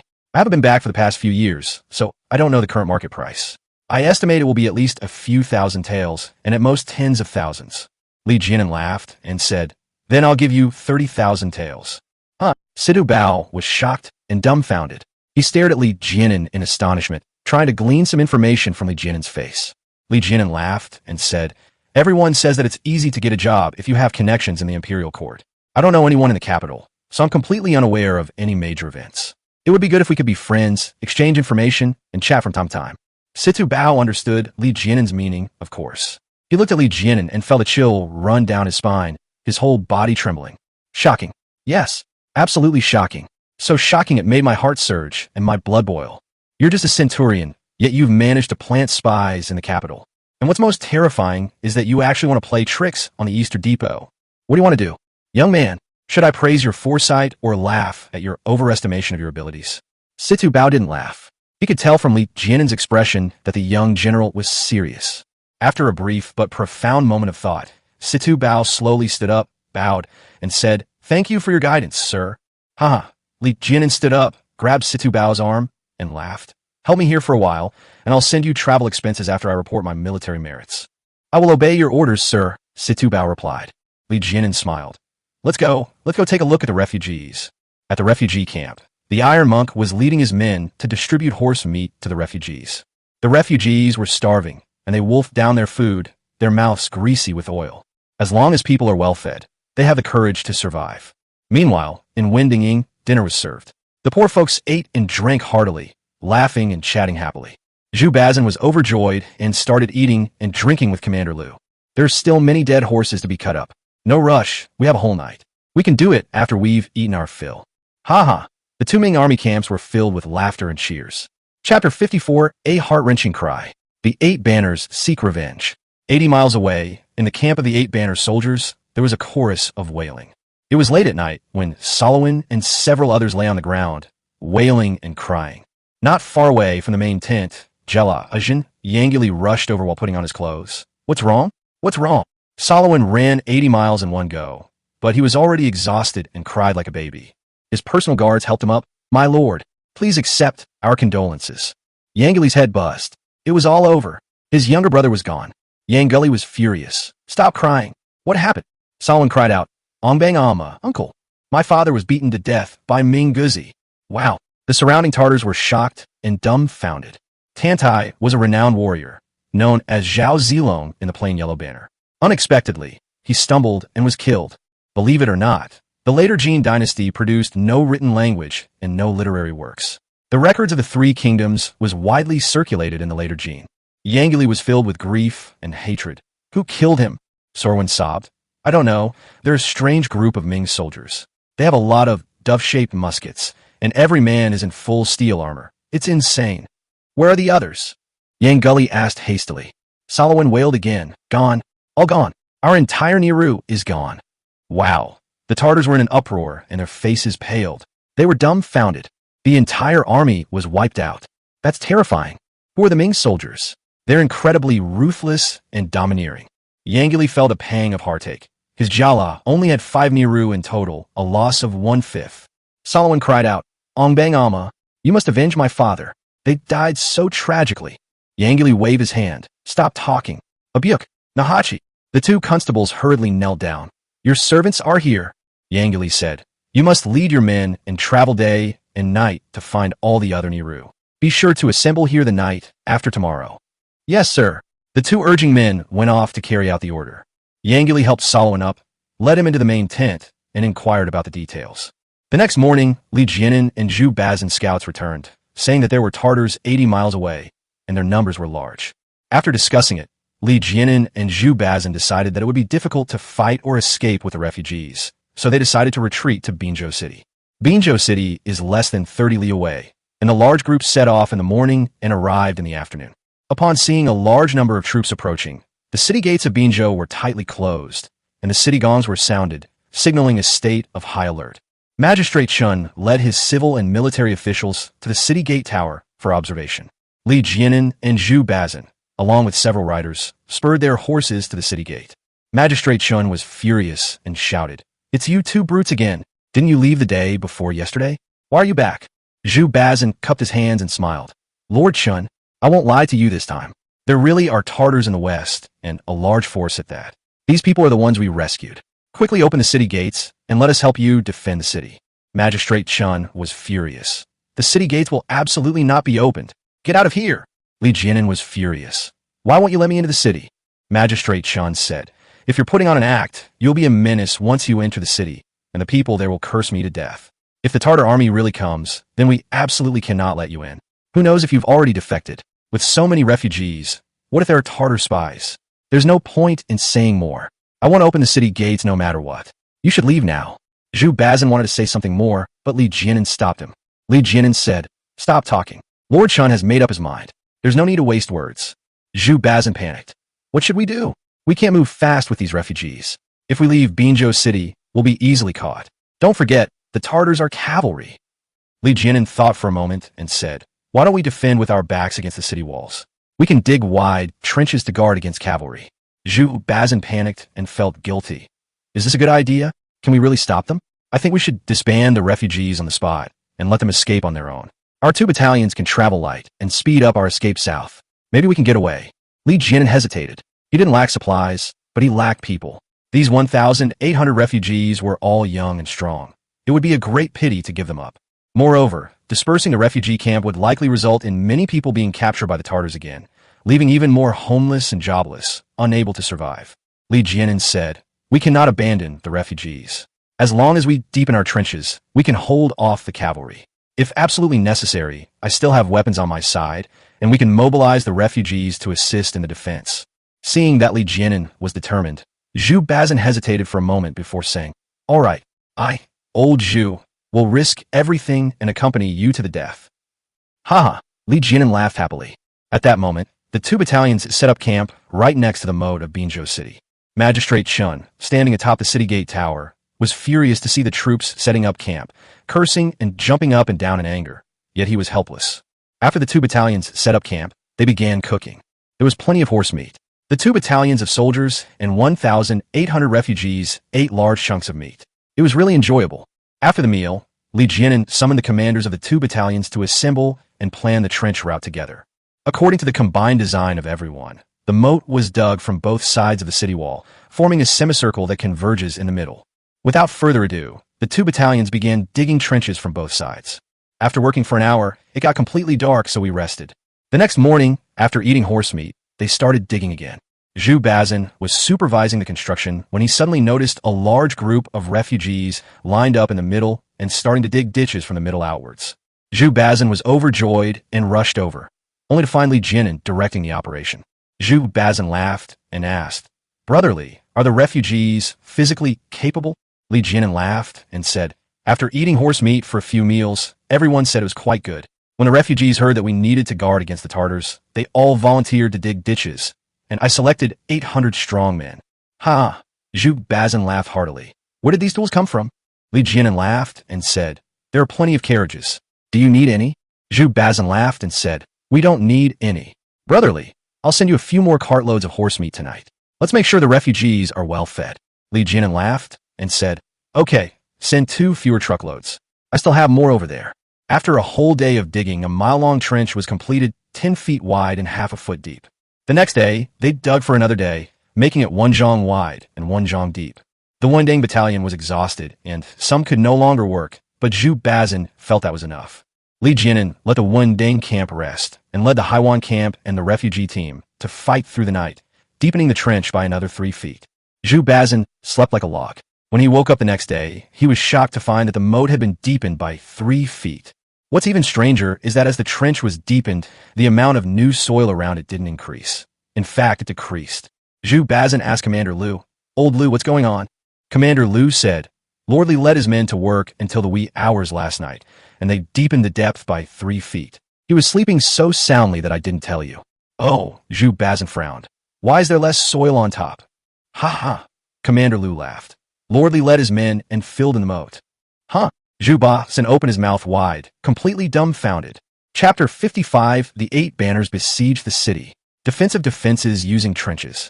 Zhu Bazin was dumbfounded. He found it hard to believe. Had Li Jianan gone mad to provoke that stubborn magistrate Qin?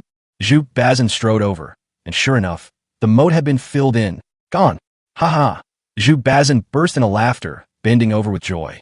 Ha ha ha. This is hilarious. Ha. My brother Li is the best at this. Ha ha. Commander Liu laughed. Last night, Magistrate Qin came to see us. He was so angry that his face turned white, and he was blowing his beard and glaring at us. It was quite a sight. Ha ha. Zhu Bazin laughed heartily. Lord Li is so interesting. He has so many clever ideas.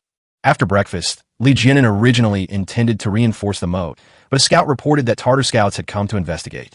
Li Jianan decided to rest and conserve energy so that his soldiers could maintain peak physical condition. After noon, Tartar scouts kept coming to spy on the area. Li Jianan and Zhu Bazin began to set up their formation. Following Li Jianan's suggestion, the Haiwan camp was positioned in front of the trench, while the Wendang camp was positioned behind the Haiwan camp.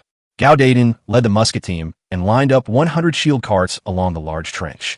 Because the trench was more than a mile long, there was an empty space between each shield cart. After noon, dust rose in the west, and the main force of the Tartars arrived. The Tartars arrived as soon as they were told, with 500 or 600 cavalrymen leading the way, and in the middle was a large group of prisoners, numbering at least 10,000. Then came the livestock, and finally hundreds of carts. Ding ding ding. A yamen runner struck a wooden clapper on the city gate tower. Magistrate Qin immediately led his civil and military officials to the city gate tower. As the saying goes, climbing high to see far. When they saw large swathes of Tartar soldiers, the officials of Binzhou, both high and low, turned pale with fright and stared in disbelief. Magistrate Shui panicked and shouted, "It's all over. It's all those 2 bastards' fault. Those 2 heartless scoundrels brought the Tartar soldiers here." Magistrate Qin was furious. "What are you yelling about? Be quiet." County Magistrate Shui was so frightened that he trembled all over and immediately shut his mouth. Magistrate Qin looked at the 2 city defense cannons beside him. They were 2 cannons used to destroy the enemy, each weighing 300 caddies. However, due to years of exposure to the elements and neglect, the 2 cannons were covered in rust and looked very dilapidated. Magistrate Qin, enraged, demanded of the veteran gunner, "Can these 2 lousy cannons of yours even fire?" The veteran gunner was terrified and immediately patted his chest to assure everyone, "I can fight. I definitely can. I personally fought during the Wenxiang sect incident 2 years ago." "We fought 2 years ago. Have we fought in the last 2 years?" Magistrate Qin demanded. The veteran gunner stammered, "It can definitely fire, but it's been around for a long time and the barrel is a bit loose, so it's hard to say how far it can fire." Magistrate Qin pointed downwards. "Can we break through their large trench?" The veteran hesitated. "Logically speaking, it should be possible about 80%, maybe close enough." Magistrate Qin's face darkened. He really wanted to kill the old artilleryman with a single blow. He understood. The shell might cross the trench, or it might hit one of their own men. Magistrate Qin glared at the gunners and said menacingly, "I'll spare your lives for now, but you'd better perform well later. If you mess up the job, see how I deal with you." The gunners turned pale with fright and trembled all over. Magistrate Qin was a notorious cruel official. He was good for nothing but persecuting people. The veteran gunner panicked and shouted, "Quick, wipe it again and put on some oil." Several gunners got to work. Below, the Tatar cavalry had reached a distance of 120 paces from the trench, and the cavalry stopped. The leader was Yang Guli, and Solomon was right next to him. Yang Guli sat on his horse, avoiding the sunlight, and carefully gazed at the Ming army's positions. The Ming army numbered less than 1,000 men, divided into 2 battalions, front and rear. The first battalion, clad in steel helmets and armor and wielding large muskets, was imposing and powerful. Beside Yang Guli, Chui Lingnahachi said, "Master, it seems to be the Beijing garrison, possibly even the Dog Emperor's Tiger Legion." Yang Guli nodded repeatedly. "That's right, it should be the Beijing garrison." The Ming dynasty army was most elite in the 9 garrisons, but in terms of equipment, The Beijing garrison was the most luxurious. The Beijing garrison not only had the spotted dove gun, but also the Lumi gun, the self-propelled firearm, the nine-headed bird gun, and the eagle-raising cannon. Although the Beijing garrison had the best equipment, its combat effectiveness was lacking. This was because the garrison was staffed with many imperial relatives and nobles, many of whom couldn't even ride a horse and only knew how to exploit soldiers for personal gain. Yang Guli found it strange that the Beijing garrison wasn't protecting the Dog Emperor in Beijing, so what were they doing in Shandong? At this moment, the scout ran past and shouted, "Master, this servant has checked. The trench has been dug all around. There are no gaps." Understood. Yang Guli carefully examined the trench. The moat was 10 feet wide, but its depth was indiscernible. Yang Guli was a seasoned combatant. He carefully examined the mounds of earth in the trench and estimated that the trench was at most 10 feet deep. Yang Guli also had a basis for making this judgment, namely time. Given the number of Ming soldiers and the tools they had, digging a depth of 1 zhang, approximately 3.3 meters, within 2 days was already the limit. However, Yang Guli, a seasoned veteran, knew the importance of seeing is believing. "Dismount," Yang Guli shouted. With a whoosh, hundreds of cavalrymen dismounted. "Nahachi," Yang Guli shouted. "Your servant is here." The short and stocky Nahachi knelt on one knee. Yang Guli said, "Go and see how deep the trench is?" "Yes, sir," Nahachi replied and got up to go to the back. Within the Ming army's ranks, the Gulf Battalion stood ready for battle. Li Jianan stood on the carriage, looking toward the other side. Salwan pointed at Li Jianan. "Ongbang Ama, that's the person." Yang Guli looked closely but couldn't make out the features. He just felt it was a young man. At this time, Nahachi brought a male slave with him. The male slave was tall and fat. He was completely naked, only bound by ropes. The male slave, clearly a wealthy landowner, burst into tears, crying, "What are you doing? My family is rich. Let me go back to my father." Slap! Nahachi slapped him across the face. "Behave yourself, or I'll kill you." The wealthy landowner was terrified and dared not utter a sound. Nahachi, dressed in 3 layers of armor, straightened himself and drew his waist knife. "Master, this servant is about to depart." "Go," Yang Guli said. Nahachi was a renowned warrior of the plain yellow banner, a seasoned veteran and a skilled fighter. Yang Guli was at ease, sending him personally. Nahachi held a knife in one hand and grabbed the landlord's ropes with the other, shoving the landlord forward. With his large human shield, Nahachi could see how deep the trench was as soon as he got close. Within the Ming army's ranks, Gao Dayton shouted, "Move the muskets!" 100 musketeers set up their dove-shaped muskets and jammed them against the shield carts. Nahachi didn't care and quickly moved within 60 paces. Li Jianan jumped off the carriage and came to the front of the formation. "One-eyed dragon? I'm here." The one-eyed man next to him was aiming his beloved dove gun. Of the entire musket squad, One-Eyed Dragon was the most accurate marksman. He kept a close eye on Nahachi and the meat shields every move, ready to take aim at any moment. Nahachi seemed to sense this. As he moved within 50 paces, his speed slowed down, and his short, stocky body hid behind a meat shield, almost completely blocking the view. The one-eyed man couldn't find an opportunity and could only watch anxiously. Li Jianan looked at the steel knife team beside him. "Prepare for the bridge." Chapter 56, One-Eyed Dragon. A single shot that dominated the show. "Prepare Banqiao." "Yes," Hu Dashan replied. The steel knife team had prepared a plank bridge long ago. They could simply throw it across the trench and charge across. Li Jianan had made up his mind. If Nahachi got any closer, he would send men to rush over. However, rushing forward might result in Nahachi killing the hostages and then escaping. But that's no longer a concern. From the Tartar army's side, Yang Guli shouted, "Divine archers!" The best archers were selected from the infantry. 100 archers stepped forward 10 paces, each firmly planted in a horse stance, arrows nocked and drawn. They weren't using mounted bows, but rather foot bows with a power of 12 gene, approximately 600 liters. Their power astonishing. Yang Guli had made up his mind. If the other side dared to send people out, he would unleash a hail of bullets. Seeing Nahachi getting closer and closer, Tai Hashang grew anxious. "Let's just fire our guns together and kill them all." "Shut up. Don't disturb the adults and the one-eyed man." Gao Dayton scolded him. Bang! Suddenly, a loud explosion rang out. The one-eyed man fired his gun. Wow, the whole audience was shocked. A huge uproar ensued. The bullet flew past Nahachi's ugly face and missed. Nahachi was terrified and trembled all over. Enraged, he grabbed the rich man, flicked his waist knife, and the rich man's ear flew off. The nouveau riche wailed and howled, scared out of his wits. "Ha!" The Tartar soldiers behind him burst into laughter. "Yang Guli Laugitu. These hypocritical bastards are all just pretending to be benevolent and righteous." The Ming dynasty court outwardly claimed to love its people like its own children, but if a military general harmed an innocent person, he would be impeached by censors. The censors of the Ming dynasty were the most ruthless. They often upheld righteousness and emphasized etiquette and law, making the emperor and his officials hesitant and overwhelmed. Many of the censors were idealists, and their opponents were the eunuchs and the emperor. Even when Wei Zhongxian was extremely powerful, there were still censors who impeached him and publicly criticized him. Many officials who dared to speak out were killed by Wei Zhongxian, but these officials were fearless because they possessed an unyielding spirit. In public places like this, with Magistrate Chun and others still on the city wall, if a military officer dared to act recklessly, it would be a stain on his life and his official career would be over. Ha ha! Nahachi laughed wildly, pressing forward with his meat shield, now within 40 paces. Come on, fire! You Ming bastards! Your dub guns are so awesome, aren't they? Shoot me! Nahachi shouted, hiding behind him and advancing step by step. If we get any closer, within 30 paces, he might be able to see the bottom of the trench. Just as the soldiers were getting anxious, Li Jianan suddenly raised his sword and shouted, "Ready!" The entire audience was shocked. Speechless. Nahachi's smile vanished. What was this all about? Were they going to fire all their guns? What happened to your promise to love the people like your own children? What happened to your promise to consider all aspects of the situation? You're a military general of the Ming dynasty. Aren't you afraid of being impeached by the censors? Yang Li panicked. What was going on? Was this young general going to kill everyone in sight? Does he not want to be promoted in the future? Isn't he afraid of being punished by the imperial court? Yang Li felt apprehensive and his heart was pounding. Nahachi was one of his top warriors, with formidable fighting prowess. He couldn't just be sacrificed in vain.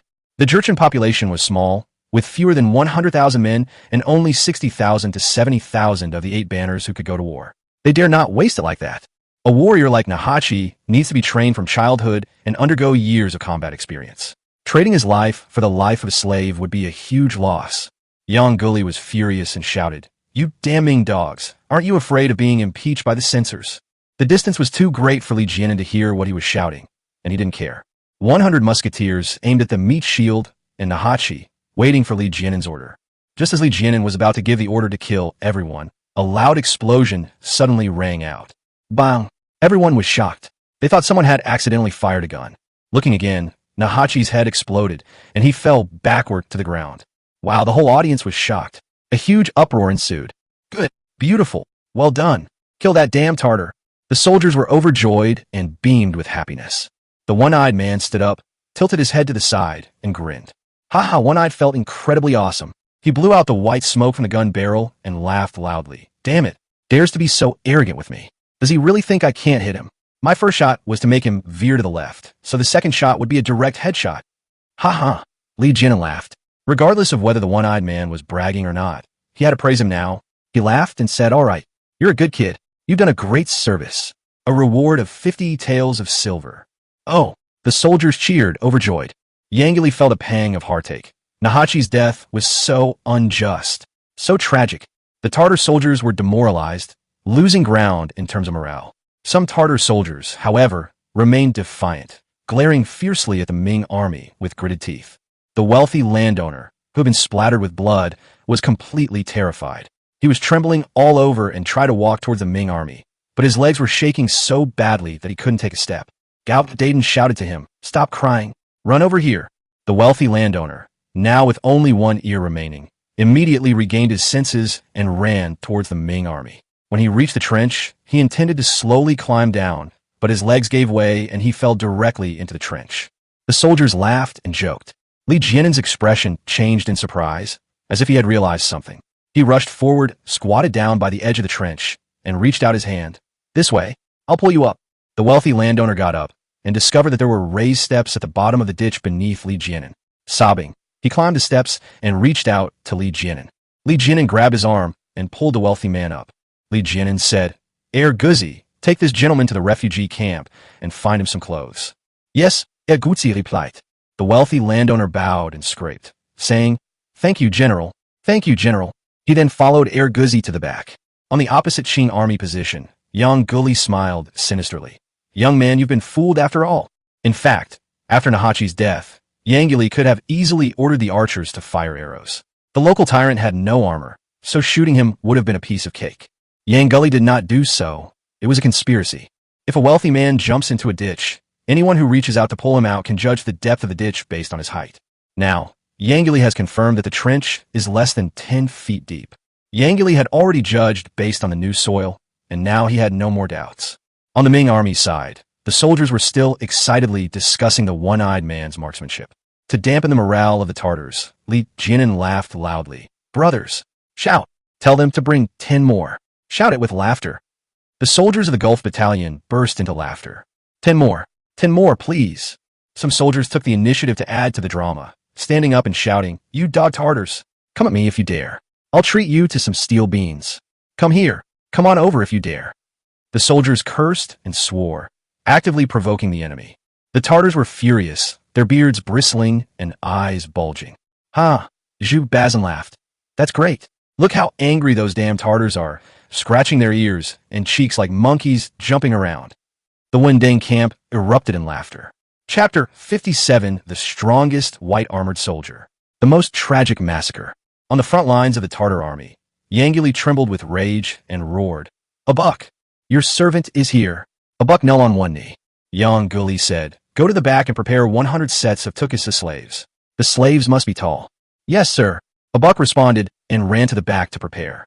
Tukisa is a Manchu word, the name of a type of double-headed yoke. Originally, Tukisa was a type of torture instrument, but it was later mostly used for siege warfare. Before long, Abuk brought in 200 male slaves. 200 naked slaves, all very tall. 2 of them wore a Tukisa hat. This is a square, double-headed yoke, a large, thick wooden board with 2 holes cut out. 2 slaves stick their heads out, carrying the Tukisa on their 4 shoulders. The Jurchens were mountain people.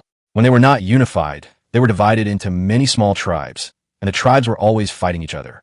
Their mountain city was very small, and during the siege, 2 men would carry the Tukisa, a type of siege weapon, and lean it against the earthen wall. Those charging from behind leaped onto the Tukisa, and 2 men pushed upwards, propelling the charging soldiers up. Yang Guli decided to use Tukisa to break through the Ming army's defenses. Yang Guli's plan was to send out 68 elite white-armored soldiers to drive 200 slaves carrying Tukisa. The slaves ran ahead, preventing the Ming soldiers from firing their guns. Upon reaching the trench, the slaves were forced to jump down. The white-armored soldiers following behind, stepping on the Tukisa, leaped directly into the Ming army's ranks and then slaughtered everyone in their path. Finally, the warriors swarmed forward, and the already chaotic Ming army defenses were no match for them. Although the Ming army had white steel armor, Yang Guli firmly believed that in bloody hand-to-hand combat, the Ming army was no match for the white-armored soldiers. The white-armored soldiers were elite soldiers trained from childhood and seasoned in battle. They were simply no match for the Ming army. In fact, Yanguli's confidence is justified. Even with the added armor of white steel, the Gulf Battalion Steel Knife Squad might not be able to defeat the white-armored soldiers, given their fighting prowess. Tan Tai's cavalry charge and the Steel Blade team's ability to turn the tide against the Tatar soldiers were mainly due to several advantages. One was the numbers, 70 against 20. Another was that the Tatar soldiers at that time did not have shields. Cavalrymen charge without shields, putting them at a disadvantage in close combat. Yang Guli firmly believed that even if the Ming army had steel armor, they could not stop his elite white-armored soldiers. Among the Ming army ranks, Li Jianan looked at the slaves and Tukisa and was puzzled, not understanding what kind of tactic they were using. Situ Bao stepped closer and said, "My lord, that is a Tukisa, originally a torture instrument, later used for siege warfare. The Tartars' plan was to drive the slaves into the moat and then jump over it on double yokes." Li Jianan frowned. "I don't quite understand. How do they ensure the slaves are standing? What if a slave jumps into the trench and falls over or squats down?" Situ Bao said, "The slaves will not squat down. They will remain standing." "Why?" Li Jianan asked. Situ Bao said, "It's an instinct. In the Tukisa style, the slaves are most comfortable standing up. Usually when they jump into the trench, the slaves instinctively feel afraid and will stay standing, because only by standing up can they have a chance to escape. This is the human nature that the Tartars have learned in several battles. Even if a slave falls down, they are not afraid because there are fewer Tartar soldiers than slaves, and there will always be Tukisa to step on." Li Jianan nodded. "Is there any way?" Situ Bao laughed. "You jest, sir. The Tartar has already fallen for your brilliant plan. You just need to play along." "Haha," Li Jianan laughed with a hint of smugness. On the opposite side, the Tartar army began to move. 68 soldiers in white armor, carrying iron shields and waist knives, began to drive away 200 slaves. In a panic, the slaves began to walk towards the Ming army's position. This time, Yanguili had staked everything. He had already lost 1 Niru, and of the remaining 4 Niru, a total of 68 white-armored soldiers, he was betting them all. Besides all the white-armored soldiers, Leguin, eager for revenge, volunteered to lead the charge. Yangili appointed him as commander, leading 68 white-armored soldiers to press forward. Holding an iron shield and a waist knife, Leguin's eyes were filled with hatred as he thought, "Father, I will avenge you and kill all these Nikan, Han Chinese." Gao Dayton shouted, "Set up the guns." 100 musketeers set up their guns and positioned themselves, but they couldn't aim. The white-armored soldiers were all behind the slaves, making them impossible to see. Leguin shouted from behind, "Beat the slaves! Run!"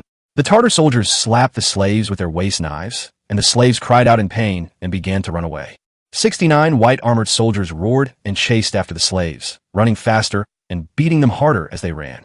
Fearing being beaten and killed, the slaves howled like wolves and ghosts as they charged toward the Ming army's trenches. Leguin jumped onto the carriage, raised his sword, and shouted, "Ready! Aim at the thigh!" Everyone was shocked. Was Leguin really going to shoot the refugees? The musketeers aimed their guns at the slaves' thighs. On the city gate tower, Magistrate Chun and his men stood there, trembling with fear and utterly dumbfounded. Had Leguin, this military man, gone mad? Shooting refugees is something that will be condemned by everyone and condemned for eternity. Seeing the slaves rushing towards him, Leguin hesitated and was filled with indignation, but he did not draw his sword. The slaves were overjoyed and jumped into the deep trench in pairs. The slaves were delighted, but Leguin and the white-armored soldiers were even more delighted. Is that all? These cowardly Ming lackeys are utterly pathetic. The white-armored soldiers yelled and frantically drove the slaves away. Pairs of slaves jumped into the trench, and sure enough, most of them remained standing. However, when Leguin and his men rushed forward and were about to step on the slaves to jump over the trench, all the white-armored soldiers were dumbfounded. The trench is too deep, more than 13 feet deep. 13 feet deep. It's a full 3 feet deeper than expected. The slaves in the trenches looked like dwarfs. Even standing on their tekisa, they were still more than a meter taller than the people on the other side of the trench. That's over a person's height. Forget jumping. You might not even be able to climb up there. Of course, the Ming army wouldn't give you a chance to climb up. All the soldiers in white armor were dumbfounded and hurriedly stopped in their tracks. They were terrified and panicked. Leguin drew his sword. Release. Bang, bang, bang. The first row of muskets fired. The distance was too close. Even with their iron shields, the 69 white-armored soldiers still erupted in a cloud of blood mist. Flesh and blood flew everywhere. 40 of the 69 white-armored soldiers fell instantly. The remaining 30 people cried out in despair and ran away. Change platoons, Gao Dayton shouted. The first platoon of musketeers quickly withdrew, and the second platoon moved in to block their positions. Leguin waited 2 seconds, then shouted, "Release." Bang, bang, bang. 100 steel bullets flew out. 30 soldiers in white armor had only run a dozen steps when they were facing away from the Ming army, with no shields to protect them. Crack, crack, crack. A burst of blood mist erupted as more than 20 white-armored soldiers were blown to pieces. Only 3 soldiers in white armor survived, howling and screaming in terror as they fled towards the Tartar army's ranks. Well, Chapter 58, he cried. He was beaten to tears. The Tartars broke down and cried, "Great, great, beautiful, that was awesome." The Ming soldiers burst into laughter, beaming with joy. These damn bastards are so stupid. They charged in like madmen without even understanding the situation. Haha, Leguin was overjoyed and extremely pleased with himself. Situ Bao cupped his hands and smiled. "Your Excellency is wise. I admire you." Haha, Leguin was so happy that his face turned red. The hundreds of Tartar soldiers opposite were filled with shock and disbelief. Yangili stared in disbelief, feeling as if his heart was bleeding. He looked at the 3 people who had run back in a disheveled state, and for a moment he was in a daze, unable to believe it. How is that possible? Why? Why didn't they jump over? The intense heartache made it hard for Yangili to breathe, causing him immense pain. Yangili could no longer hold back and broke down in tears. "My white-armored soldiers. My warriors. Why? Why?" Young Gully beat his chest and stamped his feet, crying his heart out, tears streaming down his face. Yangili has already lost a Niru, reducing his fighting strength by 20%. Now, with his elite white armor soldiers almost completely wiped out, he has lost another 30% of his fighting strength. His fighting strength has been reduced by half, which is equivalent to crippling him. The Jurchen population was already small, let alone the elite white-armored soldiers. With such heavy losses, even though Yangili was a confidant of Huang Taiji would still punish him. Around Yangili, hundreds of Tatar soldiers looked ashen-faced, as if their fathers had died. Their previous arrogance had completely vanished. Morale is wavering within the army. On the city gate tower, Magistrate Shun and his entourage were still in shock, unable to recover. They stared blankly down below, utterly stunned. Those guys in the Gulf camp are too fierce, too brutal. Those giant muskets are incredibly powerful. They can blow people to pieces. Who can withstand that? No wonder it needs to be mounted on the shield vehicle. If you were to hold it upright and fire it, the recoil would be enough to send a person flying. Good, good, well done. Those damn Tartars, they're behaving themselves now. Ha ha, the officials and Yamen runners on the city wall were all smiles. The Tartar soldiers were happier than the Gulf camp when they suffered a setback. With the Gulf camp defeated, the fate of their families in the city would be tragic. Those 10,000 naked slaves filled the city dwellers with resentment towards the Tartars. They didn't want to be slaves. Ha ha, Magistrate Shin laughed. That fellow surnamed Li, I really underestimated him. He's got some skills. Magistrate Shui laughed and said, It's all thanks to your excellent command, sir. Without your foresight and strategic coordination, they wouldn't have achieved such great results. Ha ha, Magistrate Shin laughed, glancing at Assistant Magistrate Shui. The two exchanged a glance and immediately understood. Their military achievements in Binzhou City should certainly be counted. Zhu Bazin was overjoyed in the Ming army camp. He had been a little apprehensive about resisting a single Tartar soldier. Now, Zhu Bazin is completely confident. Li Jianan is a really good fighter. They actually made the enemy chieftain cry. Yang Guli's cries were so heart-wrenching that even the Ming army could hear them. Ha! Zhu Bazin burst into laughter, shaking with joy. Ha ha! Wendang Battalion laughed along. With Haiwan Battalion in front, they felt so safe. Commander Lu chuckled. Sir, are you here to steal a corpse? Zhu Bazin woke up with a start and hurriedly took 2 steps closer. Brotherly, shall we, the Wendang Battalion, go out and snatch the corpse? Li Jianan laughed. These guys from Wendang camp might not be good at anything else, but they're definitely experts at collecting corpses. Go ahead and grab it. I'll cover for you, Li Jianan said with a smile. Zhu Bazin was overjoyed and shouted, Brothers, let's go snatch the corpse. The bombing of Wendang camp was immediately ignited. 100 card players carried several plank bridges, immediately set them up on the trench, and rushed out. Solowin was covered in blood, but he wasn't quite dead yet. He choked back tears. Why? Sorowin sobbed, his tears flowing uncontrollably. The swordsmen from Wendang camp rushed over, and seeing that he wasn't quite dead, they slit his throat with a single blow. 100 card players, one by one, carried the corpses and ran back. On the opposite side of the Tartar army, Yangili was in tears, still wailing. A buck panicked and shouted, Master, they're stealing the corpse. What do we do? Yang Guli was in a state of utter confusion, momentarily disoriented, and unsure of what to do. Sending men to charge over is impossible. The enemy's muskets are too brutal. A buck shouted, Why don't we fire the arrows? Let it go, let it go. Yangili was feeling guilty and timid, and even lacked confidence. Fire arrows. Fire arrows. A buck shouted. The archers in front began to fire their arrows. A hail of arrows flew past. However, due to the distance, its lethality is not strong. The Wendang Battalion was carrying corpses on their backs, and they were wearing 2 layers of armor, so they couldn't be hurt at all. Li Jianan shouted, Free fire! Some gun squads had their view blocked, while others did not. The musketeers began firing freely, striking the archers on the opposite side. Explosions rang out one after another. The opposing archers were hit one after another, falling to the ground one after another. Sharpshooters are all infantrymen, wearing only 1 layer of armor. Because of the distance, although the bullet can penetrate a layer of armor, it cannot penetrate the body. Several archers were seriously injured, but 2 unlucky ones were shot in the head, and their heads exploded. We've been taken advantage of again. Yangili wailed. Stop shooting. Back off. The archers retreated, and the main force also retreated a few steps. At this moment, the 3 white-armored soldiers who had escaped back had already run up to Yangili. Of the 3 soldiers in white armor, 1 collapsed to the ground, vomiting blood and beginning to convulse. Another one was in tears, lying on the ground and wailing. Yangili stepped forward, grabbed the normal-looking one, and shouted, Why didn't you jump over the trench? Why didn't you jump across? The soldier in white armor was pale and panting heavily. The trench is too deep. It's over 13 feet deep. There's no way to jump over it. Yangili was utterly shocked and dumbfounded. How could this happen? I had clearly calculated that the trench shouldn't be more than 10 feet deep. Yang Guli burst into tears, realizing that he had fallen for the treacherous scheme of the young Ming general.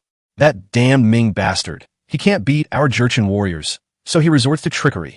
I refuse to accept this. Yang Li roared to the sky, tears streaming down his face. Suddenly, he drew his sword and prepared to slit his own throat. Master!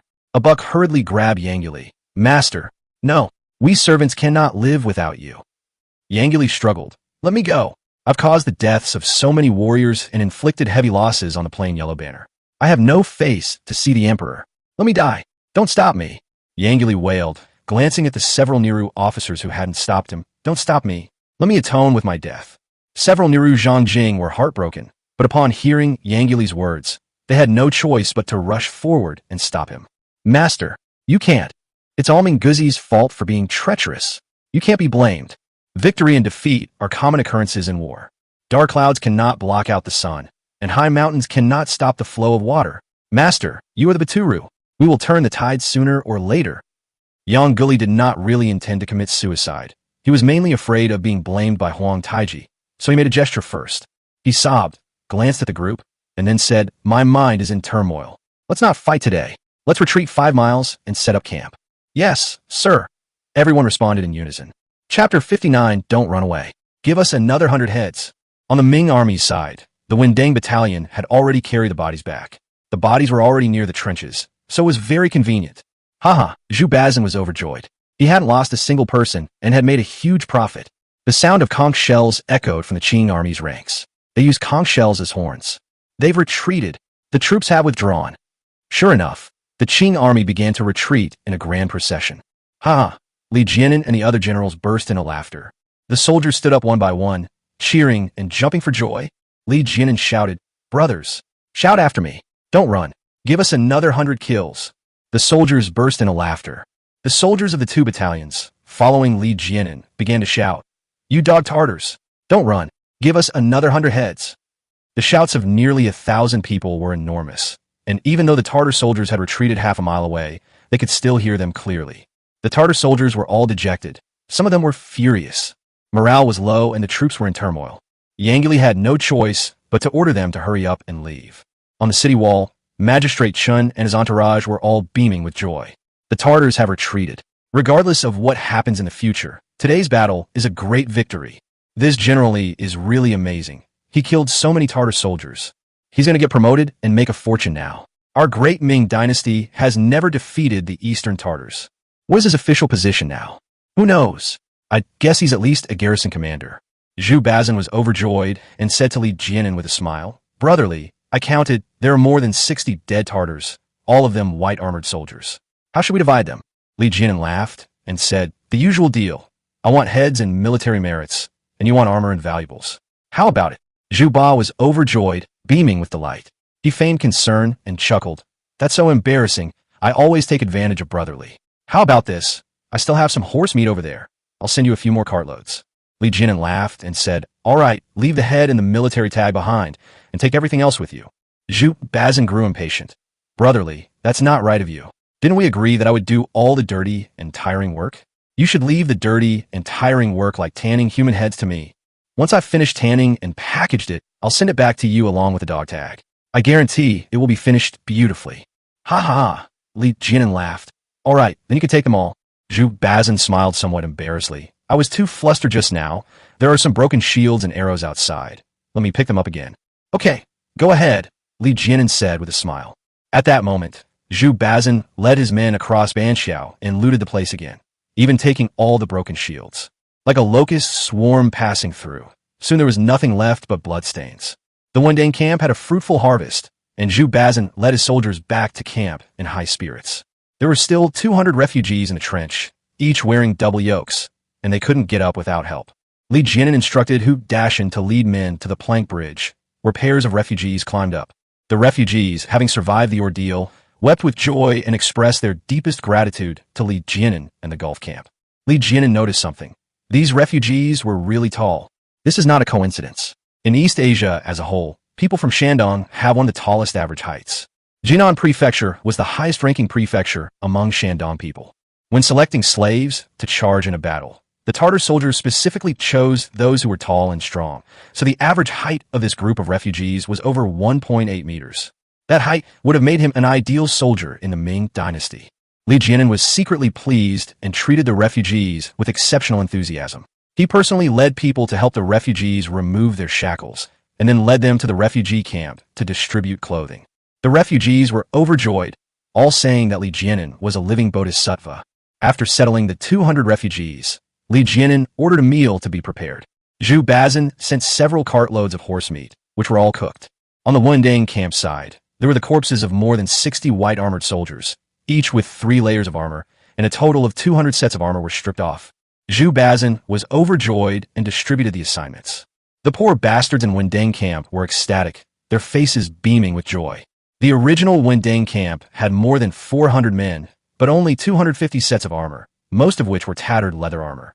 In just a few days, all 400-plus men in the Wendang battalion have donned armor, with 300 of them now wearing double-layered armor. Wearing these hundreds of sets of armor more than doubled the strength of the Wendang battalion. The horse meat was cooked, and the soldiers of both battalions ate and drank heartily, filled with laughter and joy. Li Jianan announced that each member of the Haiwan camp would receive an additional 10 taels of silver as a reward. Roar! The soldiers cheered. Over at the refugee camp, 2,000 refugees were wolfing down their food, filled with a strong will to live. A short while later, the city gates suddenly opened, and a carriage came out. It turned out that Magistrate Shui had brought some wine and meat to reward the troops. Li Jianan and Zhu Bazin were having dinner together when Li Jianan hurriedly went over to greet them. Magistrate Shui beamed with joy. Generals, our joint resistance against the Tartars has been a resounding victory, truly a cause for celebration. Zhu Bazin was so angry his nose was crooked. Hey, my skin is thick enough, but yours is even thicker than mine. What do you mean by fighting the Tartars together? What have you done? You didn't fire a single shot. Whose credit is this resounding victory? It's all thanks to my brother Li's wisdom and courage in turning the tide. What have you done? What did you say when we wanted to enter the city? Now that we've earned military merit, let's begin. Who says you're us? You civil officials are all the same. Not a single one of you is any good. Zhu Bazin originally wanted to curse, but seeing that Magistrate Shui's face was too ugly, he had no choice but to keep quiet. County Magistrate Shui was extremely embarrassed. It was truly humiliating to be in front of everyone. Left with no other choice, Magistrate Shui forced a smile and said, "Let's not dwell on the past. Magistrate Shun and I have prepared wine and meat to reward the troops. Please accept them, generals." "No," Zhu Bazin shouted. "We have wine and meat, and we're having a feast. Who wants your wine and meat?" As Zhu Bazin spoke, his large mouth twitched, revealing a smug, petty person's face. He's successful now, and he's not the same person he was a few days ago when he was asking for grain. Magistrate Shui was furious, thinking, this scoundrel, he looked so pitiful when he asked for grain a few days ago. And now, after only a few days, he doesn't even want wine and meat. Look how arrogant he's become. You smug little man, I'm ignoring you.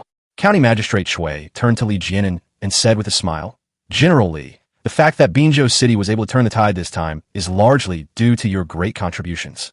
Please accept some of this wine and meat. It's just a small token of our Lord Shen's appreciation." Li Jianan laughed and said, "We don't need the meat. We can't even finish all the horse meat here. Just unload the wine." Zhu Bazin was shocked and couldn't understand Li Jianan's intentions. Chapter 60.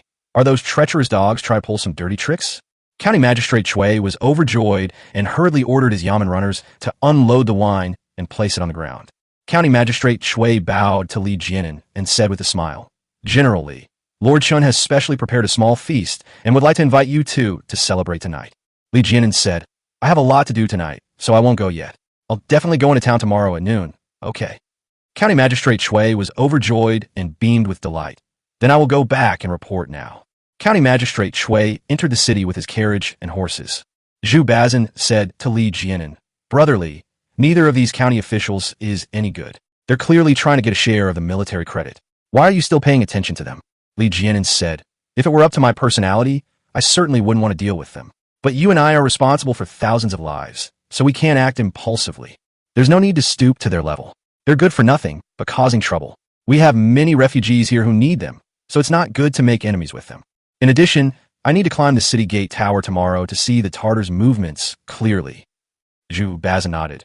"I understand, but in that case, they will inevitably have to share some of their military merits." Li Jianan laughed and said, I have enough military merits on my side, so it doesn't matter if I share some with them. Zhu Bazin was shocked. Oh, Brother Li, no wonder you're a man destined for great things. You have the magnanimity of a prime minister. With your spirit, your breadth of vision, your stature. I admire you, old Zhu. Truly admire you. Ha ha ha. Li Jianan laughed. Don't try to fool me. Go back and keep an eye on the heads. Don't break them apart. Zhu Bazin laughed and said, Don't worry, I have skilled craftsmen over there. I'll go back and keep an eye on them right away. After Zhu Bazin finished speaking, he led his men back. At dusk, Zhu Bazin personally led men to deliver the severed head. A whole cartload of heads, all nitrate. Li Jianan took a look and found it to be quite good. Some of the broken heads had even been pieced back together with wire. Li Jianan smiled and said, Not bad. You did a great job. Ha ha. Zhu Bazin was overjoyed, his eyebrows dancing with pride. That's right. One can't be half-hearted. I, old Zhu, may not be good at other things, but I'm absolutely a master at dirty and tiring work. Haha, everyone laughed. Li Jianan accepted the severed head, military insignia, and several small command flags. In the evening, the Qing army set up camp 5 miles away, and the camp was brightly lit all night long. It was unclear what they were doing. After arranging the night watch, Li Jianan dozed off for a while, still dressed. The next morning, there was no movement from the Qing army. Just as Li Jianan was about to have breakfast, County Magistrate Shui came to invite him again. Li Jianan told him to set up a banquet at the city gate tower, and then he went over. County Magistrate Shui returned home happily. When morning came, seeing that the Qing army had not made any move, Li Jianan had Zhang Matsi pack up 10 human heads and prepare to send them to Magistrate Shun. 10 severed heads constitute 1 military merit, which leads to a promotion. This is a great reward. Li Jianan took Situ Bao with him to find Zhu Ba-san. Zhu Bazin, accompanied by Commander Liu, led a group of 8 people through the city gate and went upstairs for the banquet. The 8 men arrived at the city gate tower, where Magistrate Shun and several other officials had already set out a feast and were waiting for them. The two sides exchanged greetings, engaging in a series of insincere pleasantries. Magistrate Shun and his companions kept their eyes glued to the sack on Zhang Matsi's back. Magistrate Shun smiled and said, We had some misunderstandings a few days ago. We are both serving the country and should help each other to resist the Tartars and protect the people. As Magistrate Shun spoke, his eyes were fixed on Zhang Matsi's sack. Li Jianan laughed and said, Lord Shun is right. Lord Shun also deserves credit for repelling the Tartars yesterday. Zhang Matsi opened the bag. Yes. Zhang Matsi put the sack on the chair and opened it in front of everyone. Wow. Everyone's expressions were a mixture of fear and greed, for they were all Tartar heads. Li Jianan laughed and said, 10 in total, enough for 1 military merit. Magistrate Shun beat his chest and stamped his feet, his face contorted with laughter. Oh, Brother Li, you're too kind. Tell me, what am I supposed to do? How about this? After we finish eating, I'll give you 100,000 caddies of grain, all of last year's good grain. Li Jianan smiled and said, Thank you, Lord Shun. There's no rush for food. I'd like to take a look at the Tartar camp first. Magistrate Shun smiled and said, Why don't we eat first, so the food doesn't get cold? Li Jianan smiled and said, Old Zhu, you keep the gentleman company while I eat. I'll be right there. All right. Zhu Bazin greeted the officials and said with a smile, Gentlemen, let's take our seats first. Magistrate Shun smiled and said, Then you all eat first. I'll accompany generally to take a look. County Magistrate Shui and his entourage dared not, and all laughed and said they were not in a hurry. So the group came to the city gate tower and looked out at the Qing army camp in the distance. At a distance of 6 or 7 li, you can see the general outline, but not the details. Li Jianan sensed that the Qing army was busy and showed no intention of retreating. Magistrate Shun said they were busy all night without a moment's rest. It seems they were forging some kind of weapon. Old Cannon, where's your telescope? The old gunner, nicknamed Old Iron Cannon, hurriedly pulled out a telescope from his pocket and handed it to Magistrate Shun. Magistrate Shun handed it to Li Jianan and said with a smile, Use this to read. Li Jianan was overjoyed. He hadn't expected such a high-end product. The telescope has been introduced to China for more than 10 years. Just last year, Grand Secretary Su Guangxi petitioned Emperor Chongzhen to install 3 astronomical telescopes in the Imperial Observatory. Emperor Chongzhen even personally observed the heavens, saw the moon, and accepted the idea that the Earth is round. Nowadays, boat owners along the canal are embarrassed to say they run boats if they don't have a Dutch hose. Binzhou is not far from the Grand Canal, so it's normal to have a few telescopes there. Li Jianan took the telescope, opened it, and looked in the direction of the telescope. They could see it clearly from a Qing army camp. Many Tartars were busy directing slaves to carry large wooden beams. Li Jianan wanted to see inside, but the Tartars deliberately blocked it, so he couldn't see behind the tent. Li Jianan handed the telescope to Situ Bao. Take a look. Thank you, Lord Xia. Situ Bao took it, examined it carefully, and looked somewhat melancholy. Let me see too. Zhu Bazin snatched it and looked at it as well. Li Jianan looked at Situ Bao. How is it? Situ Bao said, if I'm not mistaken, did the Tartar soldiers demolish houses all over the place last night? County Magistrate Chui was shocked. Yes, that's right. Last night, there were flickering flames in several villages over there. This morning, when I looked, all the houses were destroyed. Luckily, the people had already fled, otherwise it would have been another case of families being torn apart and people dying. Situ Bao said, the Tartar soldiers dismantled the roof beams and are probably making long-headed carts. Everyone was shocked and suddenly realized what was going on. Long-nose trucks are nothing special. They're just flatbed trucks. The only difference is that the long-nose truck is much longer than the flatbed truck. Generally speaking, the Tartar soldiers used long-headed carts to attack the earthen city. Push the long-nose cart to the foot of the city wall, raise the front of the cart and lean it against the wall, then jam it from below. This way, the long plank cart becomes slope. Soldiers can run up the cart and then attack the city. Yangul led the Tartars to build long-headed carts, not for attacking cities, but for crossing moats. Everyone thought of this and couldn't help but worry. Ha ha! Li Jianan laughed. Everyone was surprised. Did he have a brilliant plan? Li Jianan laughed and said, don't worry, everyone. Those damn barbarians are wasting their time. I have a way to deal with them. Everyone seemed to have full confidence in Li Jianan, and seeing his confidence, they felt reassured. Magistrate Shun smiled and said, General Li is young and promising, and possesses both wisdom and courage. Everyone, please don't worry about him. Come, let's take our seats.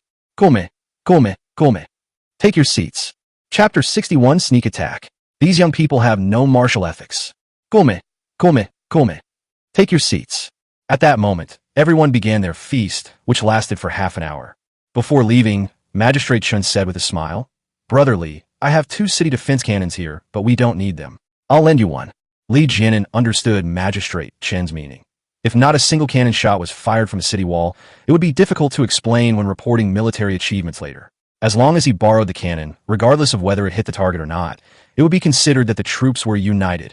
Li Jianan laughed and said, All right, I don't have any gunners down here, so I'll borrow them along with the gunners. Of course, Magistrate Shun said to Old Cannon, Take your men and carry down a cannon to help generally fight the enemy. Yes, Old Iron Cannon replied. At that moment, Old Cannon called over a few of his apprentices to help him move the cannon. The 300-pound annihilation cannon was a bit difficult for 4 people to lift. Li Jianan asked Air Guzi and Zhang Matzi for help, and the group carried the extinction cannon down. Magistrate Shun escorted them to the city gate and saw them out of the city. The group arrived at the front of the battle line, and Li Jianan instructed Lao Taipao to set up the destroy the enemy cannon on the edge of the trench.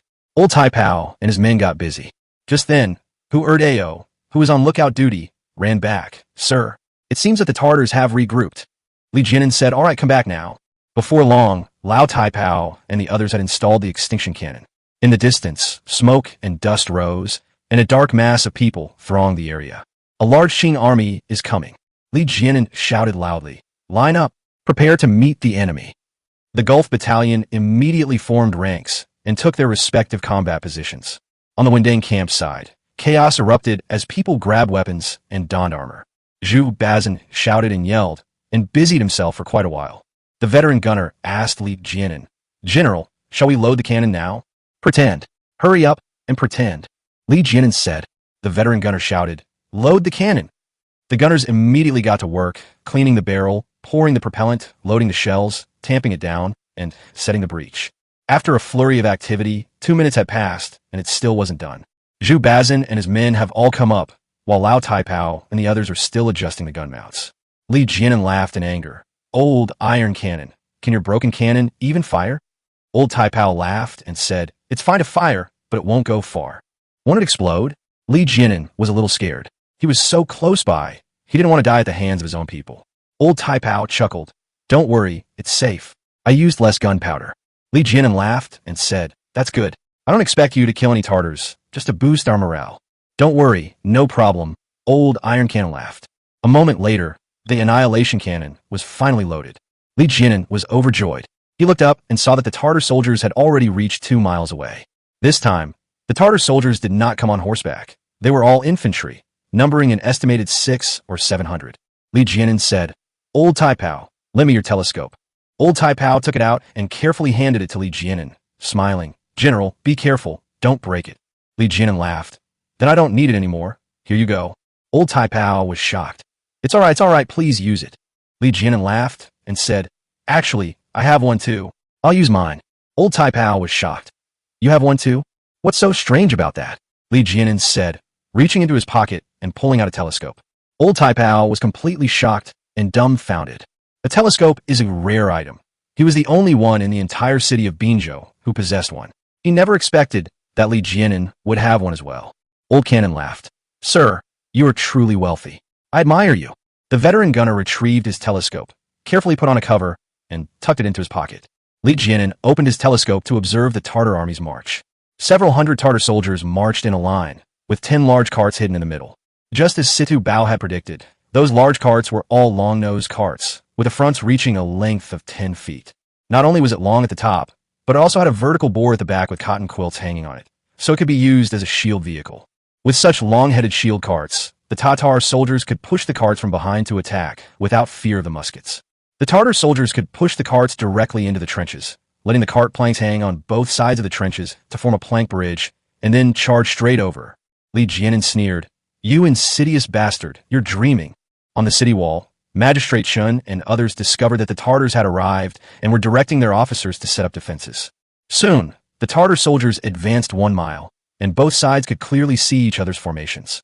Li Jianan asked the Old Cannon man, Hasn't it entered firing range yet? Old Cannon was shocked. They've already entered. Then why don't you fire? Li Jianan asked.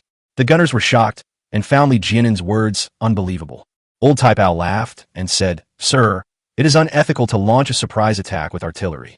Besides, our cannons are time-consuming and laborious to assemble, and they need to dissipate heat after each shot. It would be better to wait a while before firing. What's the point of talking about martial arts with those Tartar dogs?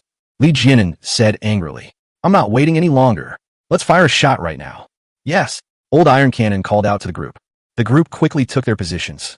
Old Tai Pao, holding a fire stick, lit the fire door. Shishel, boom. With a deafening roar, the Annihilation Cannon unleashed a torrent of fire, sending a 1-pound iron bullet flying. The Tartar soldiers, who were on the march, were all startled when they suddenly heard the loud noise. The cannonball landed in the army formation, tearing apart the armor of a soldier. Then the ricocheting shells flew up, terrifying the Tartar soldiers who screamed and fled in all directions. Cannonball! Cannonball! Yangeli was so frightened that he immediately lay down on the ground. The Tartar soldiers fell to the ground in droves. Good, well done. The Ming army cheered, and the soldiers were overjoyed. Haha, Li Jianan laughed. That's the kind of momentum I wanted. On the city gate tower, Magistrate Shun and his men were overjoyed. Binzhou City had finally won. Yangeli got up from the ground and heard the cheers from the other side, which made him grit his teeth in anger. Those damn Ming soldiers, they actually launched a sneak attack. These young people have no sportsmanship. They don't play by the rules at all. How despicable. How infuriating. How hateful. Just wait. Once my great Qing's long-headed wagons pass by, you'll be overjoyed but then suffer a terrible tragedy, crying for your fathers and mothers. Yang Guli shouted, Get up. What are you afraid of? That damn Ming army only has 1 small cannon. Let's go. The Tartar soldiers rose to their feet and quickened their pace. Soon, the Qing army approached the large trench and stopped 120 paces away. Spread out the formation. Yang Guli and several Niru Zhangjing shouted. The Qing army deployed its troops. Yangeli sneered triumphantly and shouted, Long-nosed wagons, advance. 100 Tartar soldiers pushed 10 long-headed carts, slowly moving forward. The long-nosed cart had a heavy door panel on it, with a large cotton quill hanging on it, so was not afraid of the dove gun at all. Yang Guli laughed smugly, anticipating the terrified expressions on the Ming army's faces. Sure enough, the Ming soldiers seemed somewhat alarmed when they discovered those huge, long-headed wagons. Ha! Yang Guli was even more smug. It seemed that his secrecy work had been done very well, giving the Ming army a surprise attack. A surprise attack! Li Jianan shouted. Don't be afraid. I knew it all along. Everyone listen to my command. The entire battalion retreat 20 paces. 20 steps is 30 meters. The entire Haiwan battalion began to retreat, forcing Zhu Bazin and the Wendeng battalion to retreat as well. Yangeli was shocked and dumbfounded. What's going on? The Ming army reacted the moment I revealed my secret weapon? Shouldn't we observe first, then consider it further, or discuss it for a while? How come there was action right away? The Ming army's lines retreated 20 paces, yet remained perfectly aligned and orderly. Young Gully was shocked again. Did the other party already know about the long-nosed car and had planned it all along? Taking 20 steps back, what kind of fighting style is that? When two armies clash, how can one retreat before even engaging in battle? This is a disastrous move that undermines morale. A buck was excited. Master, the Ming army is terrified and has retreated. Let me lead men to charge and slaughter them all. Wait, don't rush. Chapter 62, the Tartars' mentality collapsed. The Ming army's insults were too vulgar. Wait, don't rush. Yang Guli was becoming somewhat unsure, suspecting that the Ming army had a trump card and was definitely plotting something. Niru Zhongjing stepped forward. Master, the news has leaked. The Ming army has a trick up their sleeve. What trick? Yang Guli asked. Ilden pointed ahead. Our shield wagons can rush over and build a plank bridge over the trench. But there's a problem. The warriors have to get across the plank bridge. That's obvious. Of course we have to rush over and kill the enemy. Yang Guli said. Yildiz said, if the Ming army hadn't retreated, the warriors could have charged forward and disrupted the enemy formation directly. Now, the Ming army is retreating. Their muskets are aimed at Banqiao. When the warriors cross the bridge, they will definitely have to stick together and won't be able to separate. In that case, the Ming army's muskets and bows and arrows from all directions would not need to be aimed. They could simply fire at Banqiao without any aiming.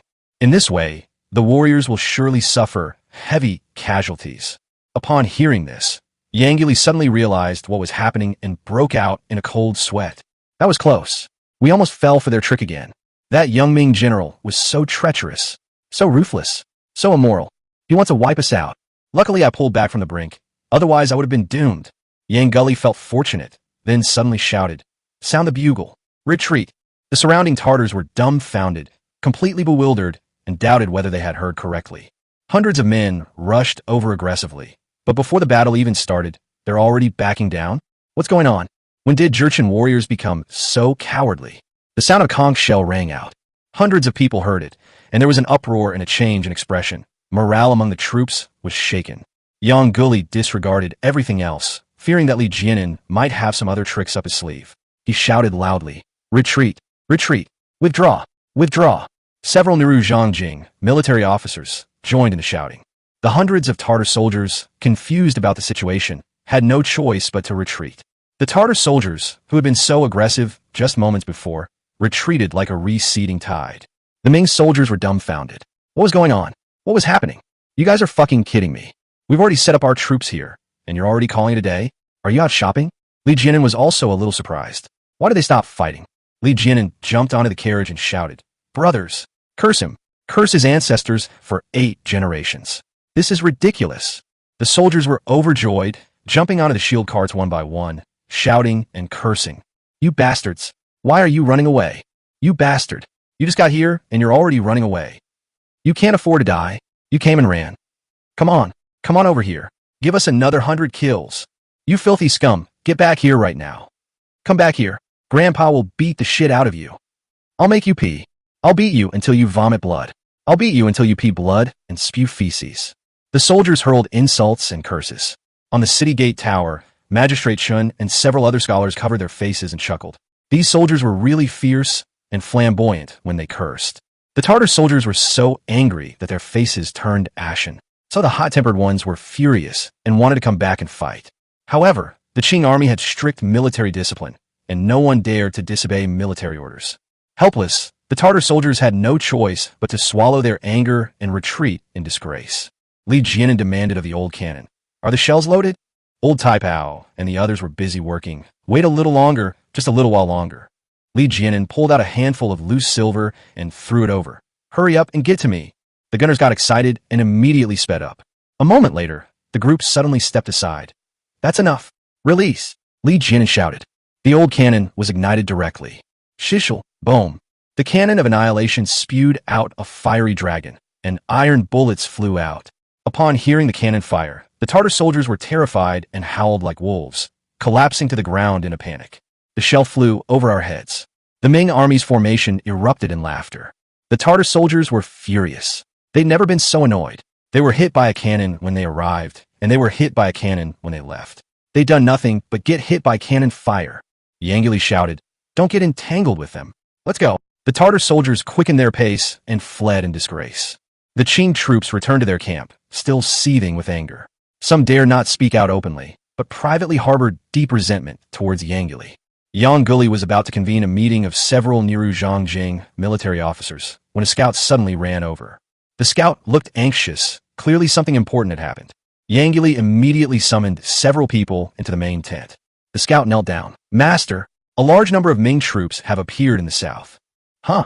Everyone was shocked and dumbfounded. Yangguli hurriedly asked, "Who are they? Have you found out?" The scout said, "The Ming army is commanded by Yang Wenyue, the governor of Dengzhou and Laizhou, including a unit under Governor Yang Chao, a unit under General Chen Hongfan of Dengzhou, and a unit under Deputy General Jin Riguan of Laizhou. The three units are said to number 30,000, but the actual number is unknown." Everyone was shocked and frightened, and their faces turned grim. Before they could deal with a Ming army in Binzhou, another 30,000 Ming troops arrived. Yangguli frowned deeply. It said to be 30,000, but the actual number should be several thousand. How much further is the journey? The scouts reported they've already set up camp 50 li away. "Investigate again," Yangguli shouted. "Yes, sir." The scout went out. Seeing the panicked state of several Niru Zhongjing, Yangguli shouted, "Don't panic. Apart from the Beijing garrison in Binzhou, the other Ming troops are no match for us." A buck said, "Master is right. Everyone need not worry. Even if there are 18,000 ordinary Ming soldiers, they are no match for us. Our Jiala has fought against 10,000 Ming soldiers before, and they were easily crushed." The officers of the Niru were somewhat reassured by what he said, but they were still uneasy. After all, the white-armored soldiers have been almost entirely wiped out. Chapter 63, Killing Innocent People and Claiming Credit. A heated debate among the generals of Dengzhou and Laizhou. 50 li away, the Ming army camp in Dengzhou and Laizhou. This time, the Shandong troops marched to Beijing to defend the emperor, mainly consisting of two main forces. The first main force, led by Zhu Dadayan, the governor of Shandong, marched north along the Grand Canal. The other main force was the detachment led by Yang Wenyue, the governor of Dengzhou and Laizhou. Currently, there are three armies under Yang Wenyue's command. The first force was Yang Wenyue's direct subordinates, the troops of Governor Yang Chao, numbering 2,000. The second force was led by Chen Hongfan, the general of Dengzhou, who also commanded 2,000 men. The third force was led by Jin Riguan, the deputy commander of Laizhou, who brought 1,000 men with him. The figure was claimed to be 30,000, but the actual amount was 5,000, which is already quite realistic. Today, we encountered the Tartars. Yang Wenyue did not rush to attack. Instead, he ordered his troops to set up camp and secure their position. While setting up camp, Yang Wenyue sent out multiple scouts to gather information from the front. At this moment, several generals in the army gathered in Yang Wenyue's tent, waiting for the scouts to report back.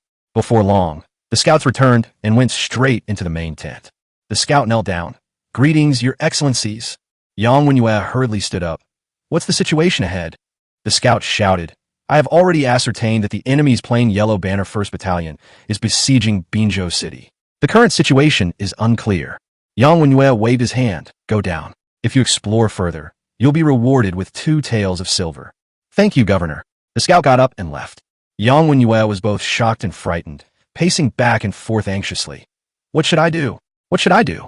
This is troublesome. This is troublesome." General Chen Hongfan of Dengzhou also looked worried, his brows furrowed.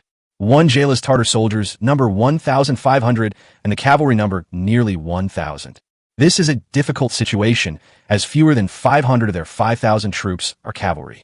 Moreover, the Tartars are fierce and most skilled in open field battles, making them truly invincible. There's a saying that goes, if the Jurchens number less than 10,000, they are invincible if they number 10,000. Jin Riguan, the deputy commander of Laizhou, was a rough, uneducated man with a full beard. Seeing the three men's worried expressions, he immediately became enraged. "What are you panicking for? Don't hesitate any longer. Advance immediately and fight the Tartars." "Bullshit," Yang Wenyue retorted angrily. "The Tartar cavalry are fierce and brutal. How could we possibly be a match for them?" Chen Hongfan said, "That's right. The situation ahead is unclear. So how can we be hasty and reckless?" Jin Riguan shouted, "You are all so afraid of death. How can you not betray the Emperor's grace? Have you forgotten the court's orders? We have already delayed for several days, and now you're not advancing when you encounter the enemy. What kind of reason is this? If this continues, when will we be able to enter the capital to defend the Emperor?"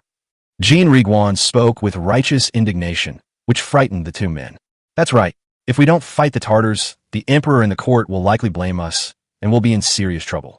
2 years ago, Huang Taiji led his troops to attack Xuanfu and Datong. After the Tartars withdrew their troops, Emperor Chongzhen was furious and reprimanded Xuanfu and Datong for their poor defense and punished a number of officials. Among them, Zhang Zongheng, the governor-general of Xuanfu, Jiao Yuanqing, the governor of Xuanfu, and Hu Zhanin, the governor of Datong, were all dismissed and awaiting further instructions. The generals of the 3 towns and the supervising eunuch were also dismissed. It was because of this incident that Yang Sikang later joined the cabinet. Yang Wenyue felt a chill run down his spine when he thought of this. Chen Hongfan said, "We will definitely fight, but the key is how to fight." Several people noticed the hidden meaning in his words and looked at him. Chen Hongfan said, "We can't defeat the Tartars, but we have to fight. If we don't fight, the court will blame us. But if we really fight, we'll be finished before the court even blames us. If you ask me, we should have a small skirmish and draw. No major mistakes, but some minor merits. That would be best. This way, the court won't blame us for being cowardly and afraid of the enemy, and we'll have an excuse to delay the battle." Yang Wenyue understood in his heart, but said aloud, "I don't quite understand. When the battle starts, how will you control the scale of the fighting? Don't forget, the Tartars are cavalry, and we are infantry. The Tartars hold the initiative. Do you think you can decide whether to fight the big or the small?" Chen Hongfan laughed and said, "Fighting the Tartars is of course extremely dangerous and uncontrollable. But what about fighting our own people?" Everyone was shocked again. How could they fight against their own people? Yang Wenyue said, "Stop beating around the bush and just tell me already." Chen Hongfan smiled sinisterly. "Governor, didn't we capture some bandits on our way here?" Upon hearing this, Jin Riguan immediately flew into a rage. He roared furiously, "Chen Hongfan, I curse your ancestors. I curse your entire family's ancestors. Are you trying to kill innocent people and claim credit for it?" Chen Hongfan was enraged. "Why kill them? They're just a bunch of bandits, so what if they die? I curse your ancestors for 8 generations. Jin Riguan was furious and drew his sword. "Those people were just rioters. What serious crime did they commit? You arrested them on a pretext. Wasn't that premeditated?" Chen Hongfan was somewhat frightened. Facing Jin Riguan's righteous and eloquent words, he was truly trembling. "What are you doing?" Chen Hongfan trembled with fear, his face turning pale. He hid behind Yang Wenyue, pointed at Jin Riguan, and shouted, "Put your knife away. The governor is here." Yang Wenyue scolded Jin Riguan. "Old Jin, put your knife away. This was just a discussion among everyone. I didn't agree to it." Jin Riguan lowered the blade and shouted, "Governor, you mustn't listen to the slander of petty people and harm yourself and others." Jin Riguan pointed his knife at Chen Hongfan again. "That kid has no good intentions. How can bandits and Tartars be the same thing? The Tartars are mountain people. Their teeth, skin, eyes, and skulls are all different from ours. They even have queues and scalps. Are all of you officials in the Ministry of War idiots? Over the years, how many of those who killed innocent people and claimed credit have gotten away with it?" Yang Wenyue hesitated upon hearing this. Indeed, the Ministry of War meticulously examines military merits. If they were ordinary mountain bandits or outlaws, they would be easy to deceive. The appearances of the Tartars and Han Chinese are very different, and there are several ways to distinguish them. It's not that the Ministry of War was incompetent. The Ming army had never won against the Tartars who had invaded the pass several times in recent years. Emperor Chongzhen eagerly anticipated a victory, hoping to stabilize morale and inspire his soldiers. It's a pity they didn't win a single game. To motivate the soldiers to fight the enemy, the imperial court raised the bounty again and again. Nowadays, if an ordinary soldier kills one Tartar soldier, he will be promoted 1 rank for each head he kills, 2 heads for 2 ranks, up to a maximum of 3 ranks. A general who leads a team to kill 10 or more Tatar soldiers will be awarded military merit and promoted 1 rank. Killing 100 or more Tatar soldiers will result in a promotion of 2 ranks, limited to 2 ranks of general. In addition, there is a reward for each severed head. Aha! 10 tails, bannermen, 20 tails, infantrymen, 30 tails, cavalrymen, 40 tails, white armored soldiers, 100 tails. That's right, the white armored soldiers cost 100 tails. Of course, to report the military merits of the white armored soldiers, in addition to heads, one also needs to provide proof of armor and military tags. If they are Tartar generals, Zhuangda and Bo Shiku, each will receive 300 taels. 1,000 taels for the Niru, Zhangjing. To report such military achievements, one needs an official seal and a military flag. Because the rewards were so generous, whenever someone reported the head of an Eastern barbarian, the Ministry of War would send an official to personally verify it. This was to ensure the authenticity of the document and prevent a major incident from occurring if Emperor Chongzhen were to personally inspect it. If someone is caught killing innocent people and claiming credit for their crimes, they'll lose their head, and many people will lose their heads along with them. After being reprimanded by Jean Leguin, Yang Wenyu was terrified and his mind became much clearer. Killing innocent people to claim credit is extremely risky. It cannot be done. Driven by greed, Chen Hongfan tried to persuade Yang Wenyu, "Governor, let's not report too much. I'll report 10 grains and get promoted. It will be much easier for us to get grain and pay in the future." Yang Wenyu shook his head. "That's not advisable. If such a major military achievement is reported, the entire court will be in an uproar. So many eyes will be watching. The risk is too great. It's best to be cautious." Jean Leguin said, "The governor is absolutely right. If you ask me, let's charge forward and fight those Tartars with real swords and spears. Back when I fought the Japanese pirates, I took on 6 of them by myself. I refuse to believe that those dog Tartars are more rampant than the Japanese pirates." Yang Wenyu said angrily, "You should take a break too. What's the rush? We'll talk about it when the scouts return." At this moment, Yang Chao, the military commander of the Dubiao battalion who had been silent until now, spoke up. "Governor, I think it is more important to fortify the main camp to prevent the Tartars from launching a surprise attack." Yes. Go and make the arrangements," Yang Wenyu said. Yang Chao agreed and went out. Chen Hongfan glared at Jean Leguin, feeling sullen. "I'll go out and take a look too." Chapter 64 Hostage Exchange. Li Jianan makes a huge profit. Qing Army Camp. It was already dark, but Yang Li's masters were still discussing matters in the main tent. The group discussed the matter for a while, but couldn't come up with a solution. At that moment, a buck suddenly led in a soldier in white armor. Everyone was shocked. The white-armored soldiers on this side had been almost completely wiped out. The white-armored soldier knelt on the ground. "Master Yang Li, the prince sent me to deliver a message that he has plundered enough and wants you to return north quickly so we can cross the border together." The prince refers to Prince Wuing, a judge, whose main force of the Qing army had already returned north, and he specially sent someone to summon Yang Li. Yang Guli said, "I understand. You can go and rest now." "Yes, sir." A buck led the white-armored soldiers away. The officers of the Niru Zhongjing had long since given up on fighting, so they readily agreed to back down. Ilden said, "My lord, the prince is urging us to return north, and we really can't delay any longer. Now that there are Ming troops in both the north and the south, it's the perfect time to withdraw." Yang Guli said, "But this time the losses were heavy, and the bodies of the warriors are still in the hands of the Ming army." Ilden said, "That's easy. The Nikan, Han Chinese, are greedy. We've robbed quite a lot. It would be best to use some of it to buy back the remains of the warriors." Yang Li glanced at their expressions. "All right then, let's rest tonight and exchange for the warriors tomorrow." "Yes, sir," everyone responded. The next morning, just after the 2 Ming army battalions had finished breakfast, County Magistrate Shui shouted from the city gate tower that Tartars were coming. Li Jianan hurriedly ordered the Haiwan battalion to assemble and form ranks. Things are much better in Wendingying today. They're taking their time. After lining up the cannons, Li Jianan had Lao Taipao load them. A short while later, a rider came galloping from a distance. It was a buck. A buck ran while waving his hands, shouting, "Don't fire! Don't fire!" Li Jianan said, "Don't fire yet." A moment later, a buck stopped 20 paces away and shouted loudly, "Young general, my master, Lord Yanguli, wants to talk to you. Don't fire the cannon yet." Li Jianan shouted, "What are you talking about?" A buck cried out, "Talk about buying the remains of the warriors." Li Jianan thought for a moment, then shouted, "Fine, I won't fire." A buck rode back. Before long, more than 100 Tartar soldiers rode over, pulling several carts in the middle. Yang Li and the others stopped 120 paces away. A buck ran over again and shouted, "Young general, my master requests a mid-court discussion."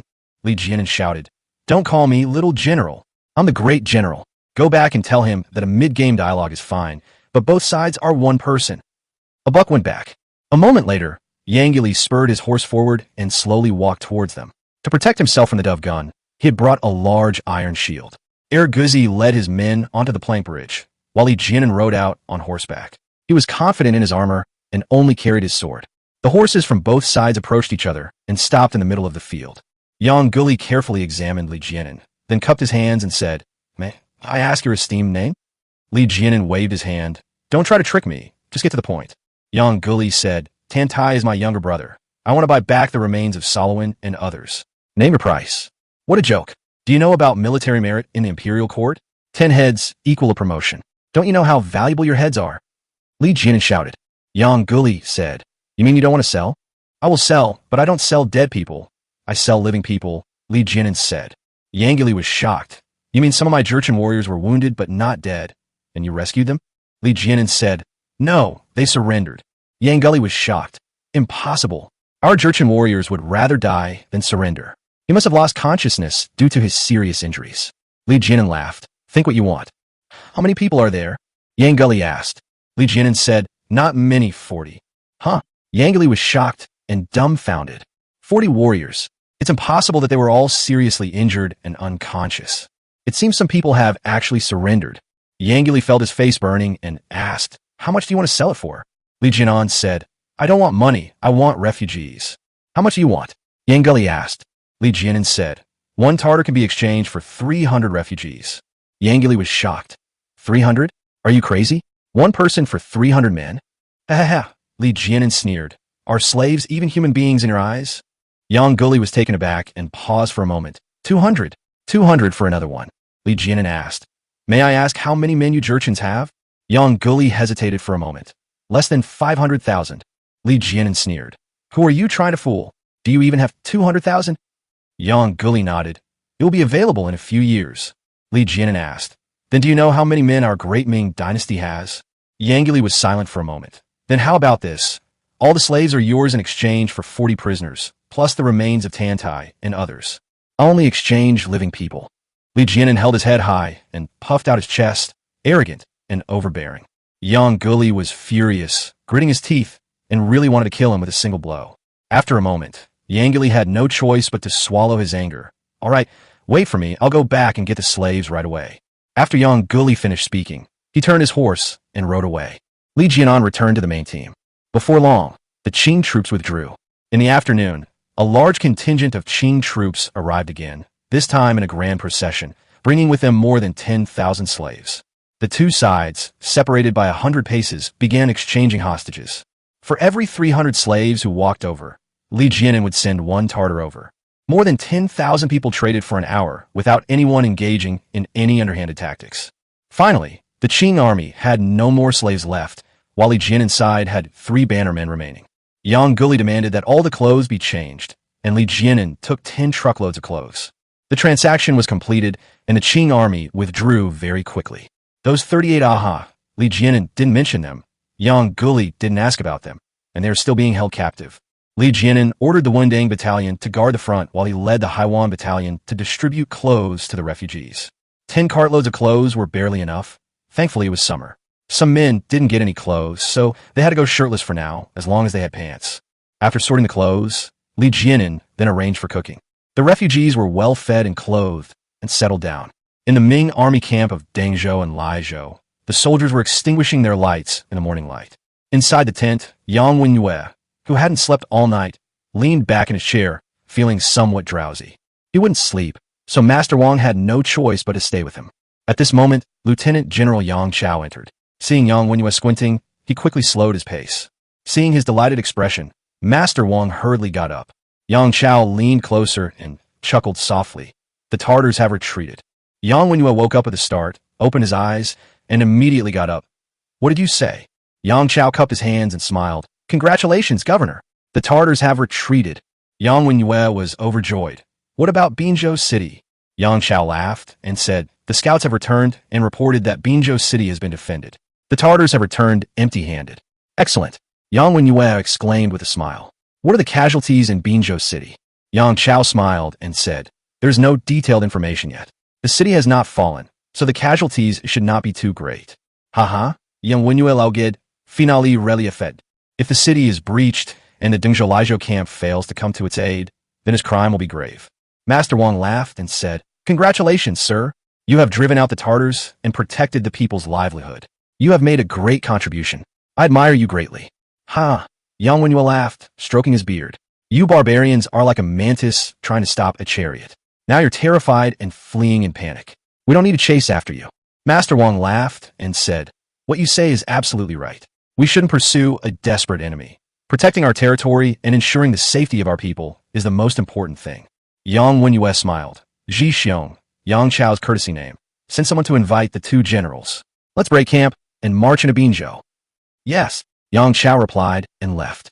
Chapter 65, Unruly and Arrogant. Li Jianen's young Wenyue. At the foot of Binzhou City, the two battalions had finished breakfast. The Wendang battalion was on duty at the front, while Li Jianen led the Haiwan battalion to distribute breakfast to the refugees. Just as they were busy with this, Zhang Matsi came to report that Magistrate Chun had left the city. Li Jianen hurriedly led his men to greet them.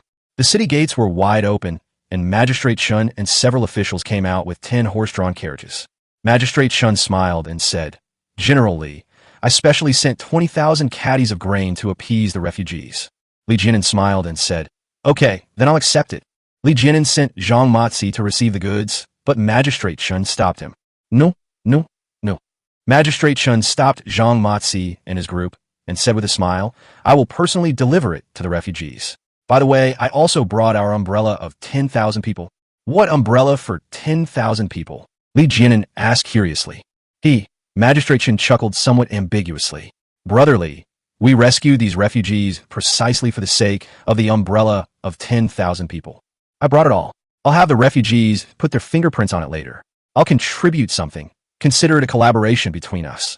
Li Jianen smiled wryly, looking at Magistrate Chun, speechless for a moment. Just then, Zhu Bazin came running over, laughing as he ran. "Quick, quick! Governor Yang is here. Governor Yang is here." Everyone was shocked. Magistrate Chun asked him, "Which Governor Yang?" "Nonsense.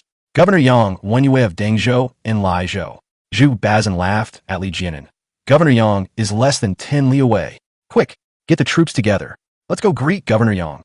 Li Jianen said, "I'm feeding the refugees here. What's with the whole procession? Go and get them." "That won't do. Don't bother lining up. I'll go to the front and block you out. That'll look better. Let's go together." Zhu Bazin said anxiously, pulling Li Jianen forward. "I'll go too." Magistrate Chun hurriedly led his men to follow. Li Jianen had no choice but to give Zhang Matsi a few instructions and then went with him. Outside the trench, the Wendang battalion was hurriedly putting on their armor. Zhu Bazin shouted, "Line up! All of you stand up straight! Stand tad!" Zhu Bazin was whimpering and making a lot of noise, and he was busy for quite a while. The Wendang battalion had completed its formation, and Zhu Bazin was very satisfied. He led Li Jianen and Magistrate Chun toward the main road to meet them. 5 miles away, the Dengzhou Laizhou army was marching. Governor Yang Wenyue and several generals rode side by side. On a sunny and breezy day, the group chatted and laughed, their mood exceptionally pleasant. Leguin was the only one who was somewhat depressed, occasionally muttering, "Those Tartars ran away so fast. It's a pity we didn't get a chance to fight them, and let those dog Tartars know how powerful I, old Jean, am." The group ignored him and didn't speak to him. Just as they were walking happily, a scout came galloping back, stopped his horse, and saluted. "Reporting to your excellency, there are 3 officials ahead. Lord Zhu of Wendang Camp, Lord Li of Jinghai Guard, and Lord Chun of Binzhou County. They are waiting for your excellency about 2 miles away." Yang Wenyue frowned, thought for a moment, and said, "I understand. We'll head over now." "Yes." The scout went ahead to report the news. Yang Wenyue looked his left and right. "Hurry up. Speed up. Speed up." The military leaders shouted, and the ranks quickened their pace. It was only a short distance to the second. From afar, Yang Wenyue, sitting on his horse, saw several people coming from the roadside. A fat guy came running over, looking just like a big duck. "Your Excellency! Your Excellency!" Zhu Bazin greeted him with a beaming smile, as if he had seen a long-lost relative. "Stop!" Yang Wenyue shouted softly. "Stop! Stop!" The military leaders shouted, and the ranks came to a halt. Zhu Bazin ran up to Yang Wenyue and saw that Yang was about to dismount. With lightning speed, he flew to Yang Wenyue's horse and beamed with joy. "Governor Yang, let me help you dismount, slowly, slowly." With Zhu Bazin's help, Yang Wenyue slowly dismounted. Everyone dismounted, and Jean Leguin, who is 63 years old this year, jumped off his horse directly. Yang Wenyue looked at Zhu Bazin and smiled. "You walk pretty fast. You've gotten ahead of us." Zhu Bazin beamed with joy. "That's right. When have I, old Zhu, ever fallen behind in serving the nation?" "Hey, Yang Wenyue and Yang Tao Laoget." Chen Hongfan and Jean Leguin stepped forward, and Zhu Bazin greeted them. Jean Leguin patted Zhu Bazin on the shoulder and laughed. "Old Zhu, I heard you had a fight with those Tartar dogs. How was it? Did you win?" Zhu Bazin patted his chest, beaming with pride. "We won. Of course we won. Don't you know who I'm working for? The governor has given us so much support these past 2 years, and the supplies have been so timely. If I hadn't won, how could I have done right by the governor?" "Ha ha," several people laughed. "This kid has no real talent, but he's a natural at flattery." The group didn't think much of it, assuming that winning meant driving the Tartars away. At this moment, Li Jianin and Magistrate Chun walked over. Zhu Bazin smiled and said, "Your Excellency, let me introduce you. This is Lord Chun, the magistrate of Binzhou County." Magistrate Chun hurriedly knelt down. "This humble official greets Your Excellency, Governor." Yang Wenyue made a gesture of support and said with a smile, "Please rise, Master Chun." Zhu Bazin laughed and said, "Chen Gong contributed a lot to this victory over the Tartars and deserves credit." Jin Riguan and his companions greeted Magistrate Chun with a cupped hand salute. Yang Wenyue smiled and said, "Mr. Chun, you've worked hard." "Not at all. This humble official has only done his bit of help. I dare not accept such praise," Magistrate Chun said with a smile. Zhu Bazin then turned to Li Jianin and said with a smile, "This gentleman is now being formally introduced. He is my brother Li, Lord Li of Jinghai Guard." Yang Chao burst out laughing. "You're a greasy, fat guy in your 40s, calling this young man brother. Are you praising him or insulting him?" Chen Hongfan and the others couldn't help but chuckle. This Zhu Bazin was just so unpredictable and unpredictable. Yang Wenyue carefully examined Li Jianin and felt that he had an extraordinary bearing, a touch of arrogance, strength and elegance, and a kind demeanor amidst his imposing presence. Li Jianin stepped forward 2 steps and clasped his hands in a salute to Yang Wenyue. "This humble servant greets Your Excellency, Governor." Everyone was shocked. Li Jianin had been rude. According to the rules of the Ming dynasty officialdom, those whose ranks differed by 3 levels had to perform a grand ceremony upon first meeting. There's also an unspoken rule. Scholars are valued more than warriors, and later etiquette precedes earlier etiquette. The civil official, Magistrate Chun, had already performed the grand salute, and according to any rule, Li Jianin should also perform the grand salute. Simply bowing with clasped hands is clearly disrespectful. Yang Wenyue's face was grim, and he remained silent. Zhu Bazin quickly tried to smooth things over, laughing and scolding. "Oh dear, Lord Li, you should have told me you had a leg injury. If you hadn't, the governor would have thought you were being rude. Really, haha, this guy's just so honest. Tell me, where can we go to reason with him?" Yang Wenyue laughed. "So you were injured. How are you? How badly?" Li Jianin clasped his hands in a fist and smiled. "Thank you for your concern, sir. I'll be fine after a few days of rest." Yang Wenyue nodded and smiled. "That's good. Lord Li, forgive my poor eyesight, but I've met several officials from the Jinghai Guard before. What is your official rank?" Li Jianin smiled and said, "Your Excellency has a good eye. I am the head of the Haiwan Hunter Household Office under Qinghe Fort of Jinghai Guard." Everyone was shocked and dumbfounded. No one expected that a centurion would actually lead troops in a battle. Is there no one left in Jinghai? Why? Are they all dead? The most shocked person was Magistrate Chun, who had always thought Li Jianin was a garrison commander, so he had been calling him General Li for several days. "Majestata Shen Bazdum Funda." "Li, you're not the garrison commander, are you?" Li Jianin chuckled mischievously. Chapter 66, A Tremendous Achievement. Shocking the generals of Dengzhou and Laizhou. Li Jianin chuckled mischievously. "Lord Chun, you've misunderstood. You've been calling me General Li these past few days, and I'm a bit lazy, so I haven't corrected you." Magistrate Chun was trembling with rage, his nose practically twitching from anger. "And all that courtesy I've shown you. Turns out you're just a centurion." Yang Wenyue was somewhat angry. Chao Yuxuan, Lord Chao, is really making a mess of things. Such a momentous matter as raising troops to defend the emperor, and he sends out a mere centurion. Does he treat the imperial decrees like a joke? I'll make sure he's punished when I get back. Li Jianin cupped his hands in greeting. "Your Excellency, please calm your anger. It's not Lord Chao's fault. It was this humble servant who volunteered to lead the troops out." Everyone was shocked again. In this day and age, people still volunteer to go to war? Is your family rich and have nowhere to spend their money? Aren't you afraid of dying? Kim Ilguan laughed, patted Li Jianin on the shoulder, and said with a smile, "Not bad. Young man, you've got the style of me back in the day. When I was fighting the Japanese pirates in Korea, I was about your age." "Don't interrupt." Yang Wenyue scolded Jin Riguan. "Fine, I won't say then." Jin Riguan said sullenly, and had no choice but to walk away a bit. Yang Wenyue asked Li Jianin, "How many soldiers did you bring?" Li Jianin cupped his hands in greeting. "Reporting to the governor, I have brought 1,000 men. What about real numbers?" Yang Wenyue pressed. "The actual number is a little over 300, Li Jianin said. Yang Wenyue nodded. "It's all right. The Jinghai Guard managed to muster 300 men, which is quite an effort." Zhu Bazin laughed and said, "Your Excellency, you've misunderstood. These 300 men aren't beggars cobbled together by the Jinghai Guard. They're my brother Li's own personal guards." Everyone was dumbfounded and shocked. A centurion, with 300 servants? Unheard of. Unbelievable. Ha! Zhu Bazin laughed heartily when he saw the group, looking dumbfounded. You still don't believe me? If it weren't for my brother Li's elite guards, we wouldn't have been able to turn the tide and achieve this incredible feat. Huh? Everyone was completely dumbfounded, their mouths agape, utterly speechless. What earth-shattering feat? You just defended the city walls and prevented the Tartars from massacring the city, right? That's a merit, but it doesn't seem to be an earth-shattering feat at all. Yang Wenyue was excited, trembling all over. He pointed at Zhu Bazin, speechless. Yes, is that right?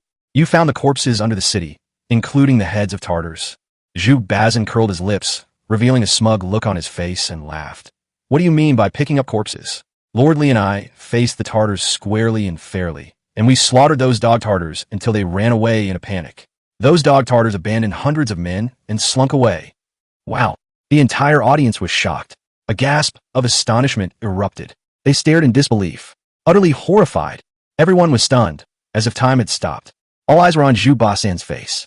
Yang Wenyue trembled with excitement. He pointed at Zhu Bazin, speechless. You say it again. How many people did you abandon?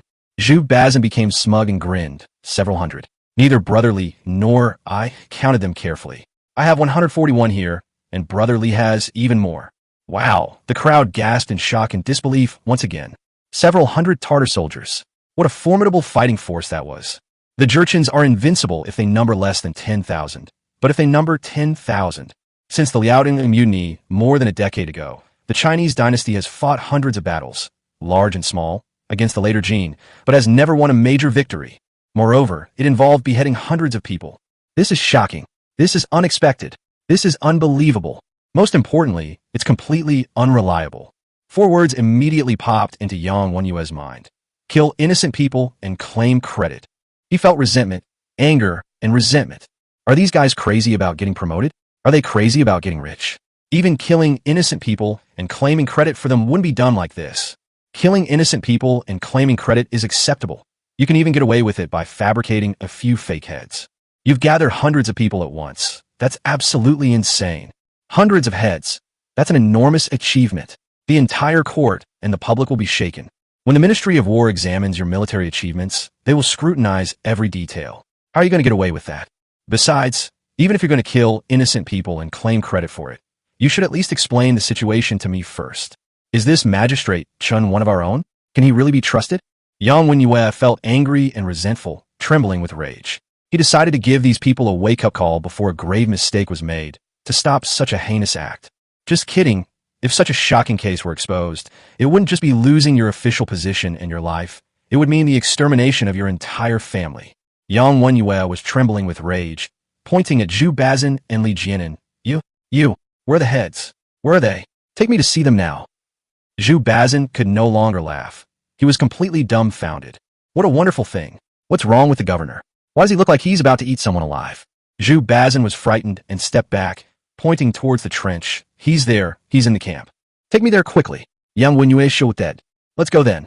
Zhu Bazin was afraid, so he had no choice but to bite the bullet and lead the way. So the group headed toward the trench. Yang Wenyue was anxious and walked very fast. The crowd had no choice but to follow suit, their expressions varying, all feeling a sense of unease. Li Jianan noticed Guzi guarding the front and hurriedly shouted at him. Go! Run back quickly and bring over that cartload of heads. Hurry! Understood. Guzi replied and hurriedly ran back. Everyone was shocked. It seemed the heads had all been chopped off.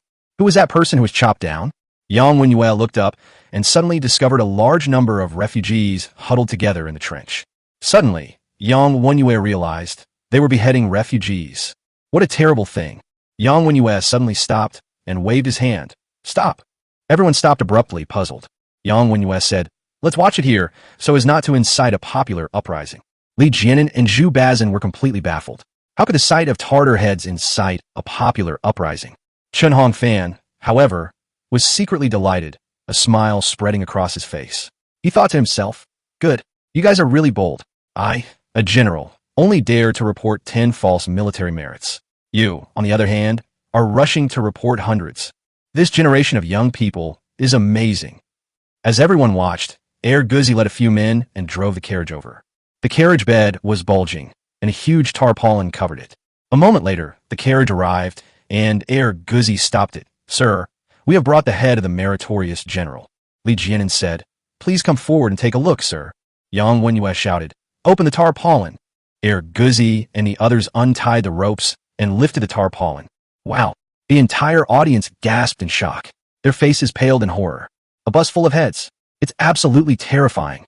A dozen people were stunned. They were completely shocked. Those guys had bald heads, with long, thin rat tails, and huge bald patches of their bodies. The most terrifying thing is that many of the heads still have their eyes open, maintaining the expression they had when they died. Pain, grief, hatred, doubt, confusion, sorrow. Each head, with its unique expression, exudes an aura that sends chills down your spine. Even though no one had experienced the great battle of the previous days, just by looking at these heads and their expressions, one could completely feel how fierce and brutal that battle was. Yang Wenyue trembled all over, feeling his heart pounding. He suddenly realized that the head of the soldier might actually be real. Yang Wenyue took shaky steps and slowly lunged forward. Chapter 67, Overjoyed and Ecstatic. Yang Wenyue took shaky steps and rushed forward. He picked up a human head and examined it carefully. Scalp, bones, teeth, corners of the eyes. Ha ha ha. Yang Wenyue suddenly burst into wild laughter, groping for each head. It's real. It's real. It's all real. Ha ha, it's all real. Ha ha ha. Yang Wenyue threw his head back and laughed wildly, as if he had gone mad. Everyone was terrified. They hoped Governor Yang hadn't lost his mind. Lord Futai, Dong Wang, Master Wang, and Yang Chao rushed forward and pulled Yang Wenyue away. Yang Wenyue laughed wildly, patting his heart, beaming with joy. I'm fine, I'm fine. I'm so happy my heart can't take it, but I'm fine. As soon as Yang Wenyue was pulled away, Jean Leguin rushed forward and examined each severed head one by one. My goodness! My goodness! My goodness! Lord Li, you have truly impressed us. Li Jianan smiled. You flatter me, sir. TSK, TSK, TSK. Jean Leguin clicked his tongue in amazement. Wow, wow. Even better than I, old Jean, was back in the day. Amazing. Ha ha. Li Jianan laughed. Chun Hongfan pushed Jean Leguin aside. Get out of the way. Let me see. Chun Hongfan picked up a few severed heads, examined them, and beamed with joy. He put the heads down, gave Li Jianan a thumbs up, and smiled. Brotherly, you're awesome. I'll give you 3 words. A hero emerges from among the young. Ha ha. Li Jianan laughed. You flatter me, sir. Li Jianan said to Guzi, don't just stand there like an idiot. Bring out your dog tags and flag. All right. Guzi pulled out a burlap sack from the front, opened it, and dumped it directly on the ground. Hundreds of military tags, a large yellow flag, and several smaller flags. Ha ha. Chen Hongfan laughed heartily. I believe it. I believe it. How could this be fake? He walked up to Yang Wenyue and laughed. Your Excellency, there's no mistake. It's an undeniable military achievement. This is truly a monumental feat. Ha ha ha. Ha. Yang Wenyue was so happy he couldn't speak. He waved his arms, asking Yang Chao and Master Wang to help him up. The 2 people helped him up. Yang Wenyue laughed. That's right. It's an incredible achievement. I really didn't expect it. How could it be so? Yang Wenyue choked up, tears welling up in his eyes. Master Wang laughed and said, Sir, heaven bless our dynasty. Heaven bless Deng Zhou and Lai Zhou. That's right, that's right. Yang Wenyue choked up, looked at Li Jianan, and smiled. Lord Li, you've really surprised me today. Don't worry. You've made such a tremendous contribution. I won't treat you unfairly, and neither will the nation or his majesty. Thank you for your guidance, sir. Li Jianan bowed respectfully. Ha ha. Zhu Bazin chuckled, took 2 steps forward, and laughed. So the governor was afraid we'd kill innocent people and claim credit for it. I was almost scared to death just now. I thought I'd said something wrong. Your Excellency, you're overthinking it. Military merits are being rigorously investigated right now. Who would dare kill an innocent person and claim credit for it? That would be utterly foolish. Ha ha ha. Yang Wenyue stopped laughing and glared fiercely at Zhu Bazin. Zhu Bazin was in high spirits when he noticed Yang Wenyue's expression change again, which frightened him so much that he stopped laughing and stepped back. Zhu Bazin thought to himself, what did I say wrong? Why is he always hostile towards me? I should stay away from him for now. Chen Hongfan laughed and said, Gentlemen, today is a day of double celebration. How about I host a banquet, and we all go to the city to celebrate with a toast to Brother Li's success? Yang Wenyue laughed and said, It's rare for you to be so generous. I think it's good. Mr. Chun, is it convenient in the city? Magistrate Chun laughed and said, This is so convenient. Of course, I'll treat you all to a meal here. I was just talking to Brother Li about inviting him to a banquet in the city. Now that you gentlemen have graced us with your presence, it's truly wonderful. Haha, everyone laughed. At that moment, the group headed towards a trench. As he walked, Li Jianan realized that he had unknowingly moved to the center and was walking alongside Yang Wenwei. Everyone laughed and chatted, seemingly not finding anything amiss. Upon reaching the trench, the Wendang battalion's ranks had been waiting for some time. The soldiers of Wendang battalion stood tall and straight, each one fully armored. Yang Wenwei and his companions were very satisfied with what they saw. Jin Riguan laughed and said, "Old Zhu, you're amazing. You're fully equipped. Where did you get so much armor?" "Ha ha ha," Zhu Bazin said, beaming with pride. "It was all arranged by my brother Li, robbed from the Tartars, ha ha." Everyone was surprised and puzzled. Logically speaking, there were only a few hundred sets of armor among the 300-plus Tartar soldiers. Why were they all given to Zhu Bazin? Doesn't Li Jianan need it? Seeing everyone's confusion, Zhu Bazin laughed and said, "My brother Li doesn't care for tattered armor, so he gave it all to me." Everyone was both angry and resentful upon hearing this. They were so angry that they hadn't seen this kid for several days, and they thought he was really arrogant. "And you're still wearing tattered armor?" What's infuriating is that this kid is incredibly lucky, getting so many freebies for nothing. Those hundreds of suits of armor were worth nearly 20,000 taels of silver. He got the benefits, but still acted innocent. That perfectly describes Zhu Bazin, that shameless bastard. Hearing about Li Jianan's generosity, everyone held him in even higher regard. Upon entering the city, Magistrate Chun hosted a banquet at the county government office. Li Jianan, holding the official rank of centurion, sat to Yang Wenyue's left. The bigwigs congratulated Li Jianan and toasted him. Everyone laughed and chatted, eating and drinking heartily. Many people, remembering Li Jianan's military achievements, addressed him affectionately as Brother Li. While drinking tea after the meal, Magistrate Chun brought up the matter of the 10,000 people's umbrella. Yang Wenyue and the others strongly agreed. Feeling obligated to help others, Li Jianan had no choice but to agree, seeing everyone's enthusiasm. So, Master Wang wrote a merit article, which was then framed on the umbrella for the people. Yang Wenyue's name was listed first, followed by Li Jianan, Magistrate Chun, Zhu Bazin, and Chen Hongfan. After the banquet, everyone returned to their respective camps. The next morning, Magistrate Chun led a large number of carriages and personnel out. Accompanied by Li Jianan, Magistrate Chun gave the villagers clothes, medicine, and a doctor to treat them. After a busy day, 10,000 people finally pressed their handprints on the 10,000 people's umbrella. With the mission accomplished, Magistrate Chun was overjoyed. That evening, Yang Wenyue hosted a banquet in the camp, and everyone enjoyed themselves immensely. Despite the lively atmosphere, no one mentioned to Li Jianan the matter of sharing military merits. Li Jianan knew in his heart that everyone was waiting for the right opportunity. The next morning, some refugees formed small groups of fellow countrymen, wanting to return home. Li Jianan provided travel expenses, food, and supplies. This action greatly surprised the officers, who began to look at Li Jianan with new respect. In the evening, Chun Hongfan hosted another banquet at the camp. Li Jianan had been busy all day and didn't really want to go.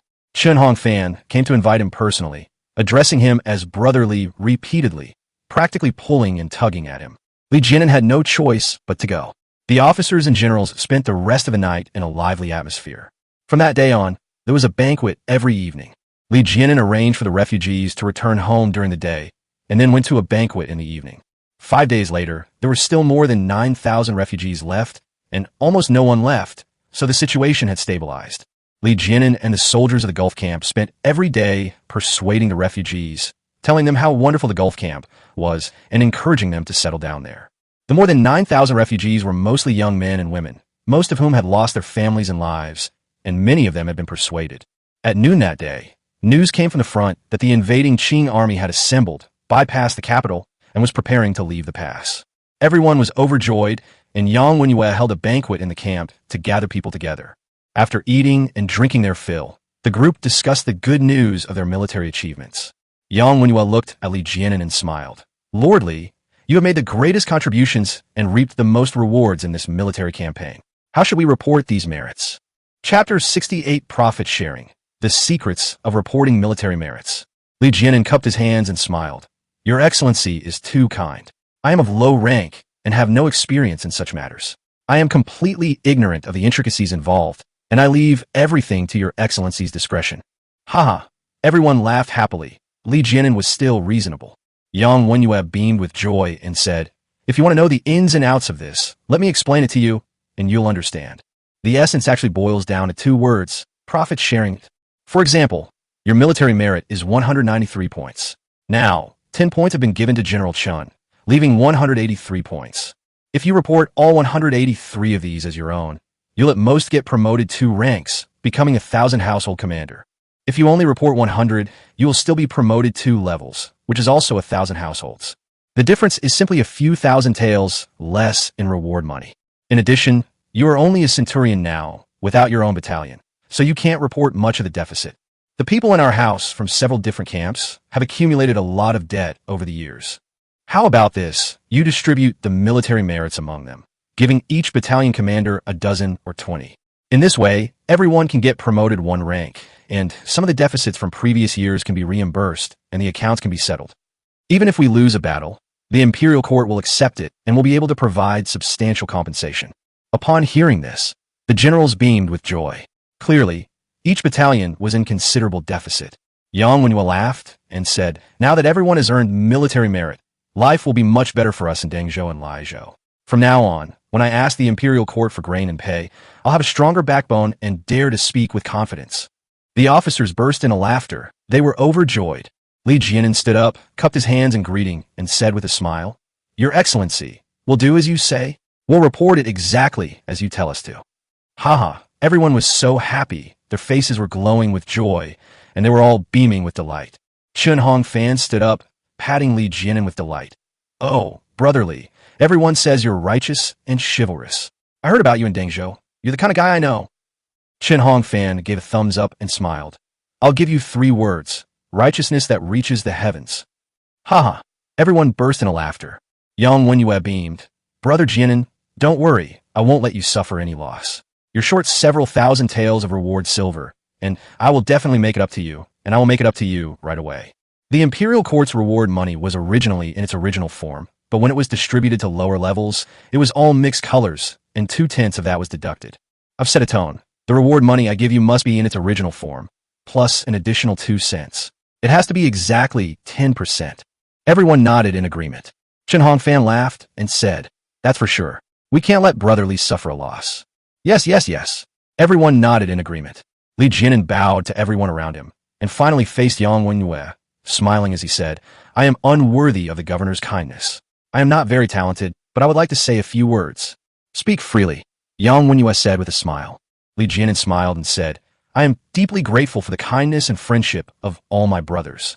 In the past few days, I passed through the various camps many times and found that life is not easy for any of them. It seems the imperial court is facing difficulties, and its provisions and pay must be limited. I am a foolish younger brother, but I still have some family property, so I'll make a big show of it and give up those several thousand taels of silver as a reward." Everyone was shocked and dumbfounded. Several thousand taels of silver. You're just going to give it up like that? Does your family own a money exchange? Could there be a gold mine? Everyone was both surprised and delighted, and they were overjoyed. Yang Chao laughed and said, "How could I possibly accept that? Let's just give you the mixed colors."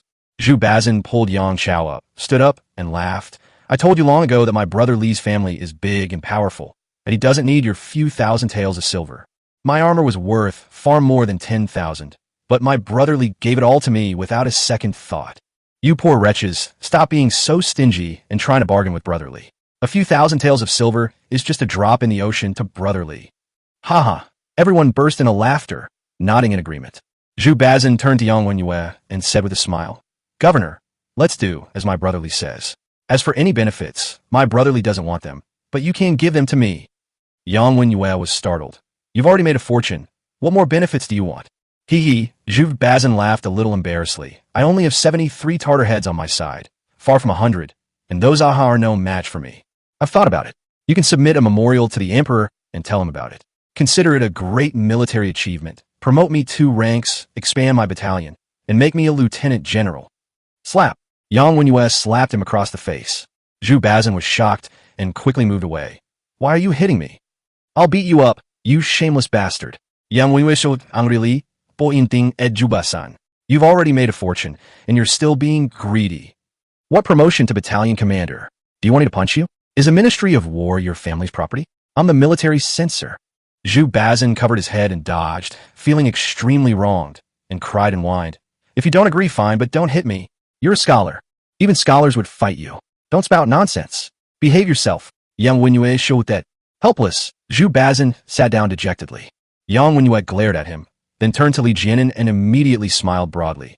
Brother Jianan's sincerity has truly moved us. I think we should consider this a loan from everyone. If we are better off in the future, we can make up the difference for Brother Jianan. Chen Hongfan laughed and said, yes, yes, yes. What the governor said makes sense. We'll all make up for it later. Also, if anyone has anything good, please send a couple of things to Brother Li as a token of our past friendship. Everyone nodded in agreement. Yang Wenyue smiled and said, then let's sit down and discuss the specific allocation. At that moment, everyone sat down to discuss the matter. It was finally decided. Li Jianan, 110 pieces. General Chen Hongfan's battalion, 37 pills. Governor and Commander-in-Chief Yang Chao, 21 pills. Lizhou Deputy Commander-in-Chief Jean Riguan's unit, 15. Lord Chun of Binzhou County, 10 pills. After the allocation was discussed, Yang Wenyue said, the amount is settled. Everyone go back later and calculate with the clerk, making a list of deficits, expenditures, meritorious personnel, and pensions, and submit it to me before dark. I will draft a draft overnight, and we will discuss it again tomorrow. Chapter 69 Gift Giving. Li Jianan becomes a big celebrity. Everyone agreed and went their separate ways. When Li Jianan returned to the camp, Song Yuanqing was not by his side, so he had to ask County Magistrate Chui for help. Li Jianan has more than enough 110 heads to use. There weren't many people with official positions in the Gulf camp, but Li Jianan reported them all.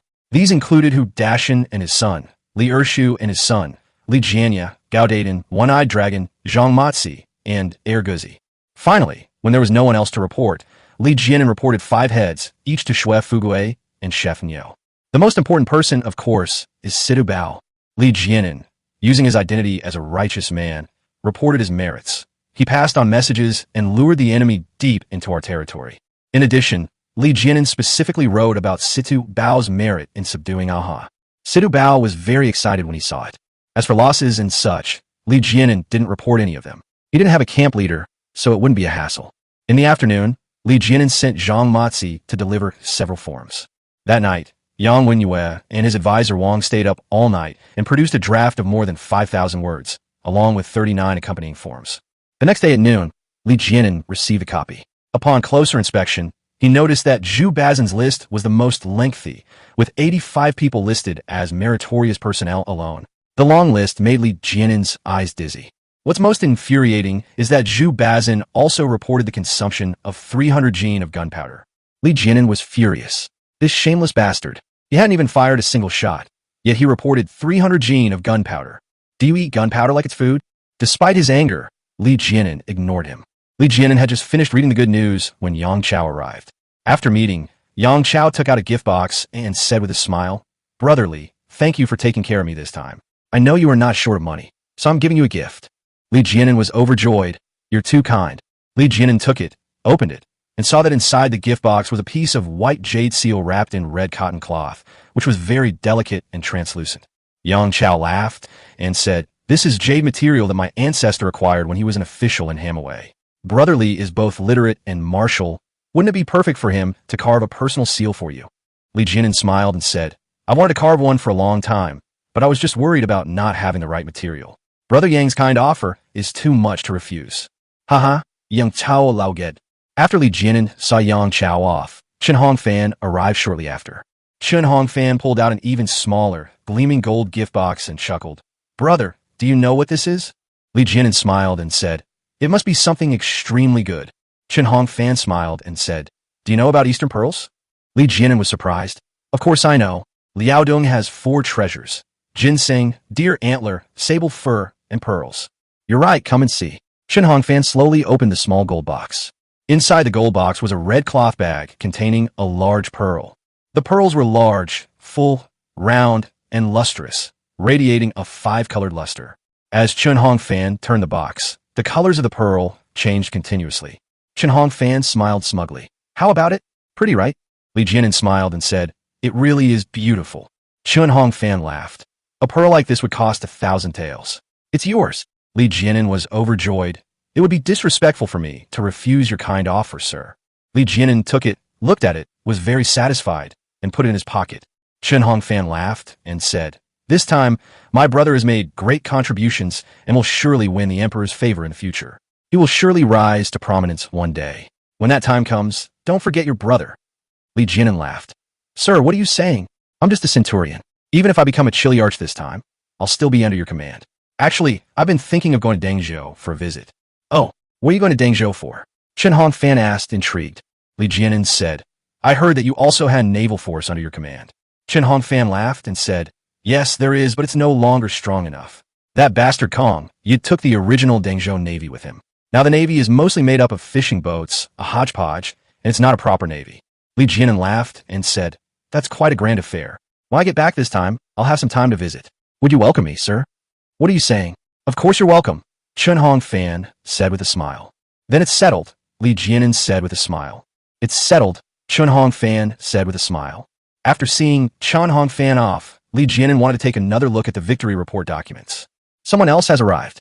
Jean Leguin followed Air Guzi in, his face full of anger and fury.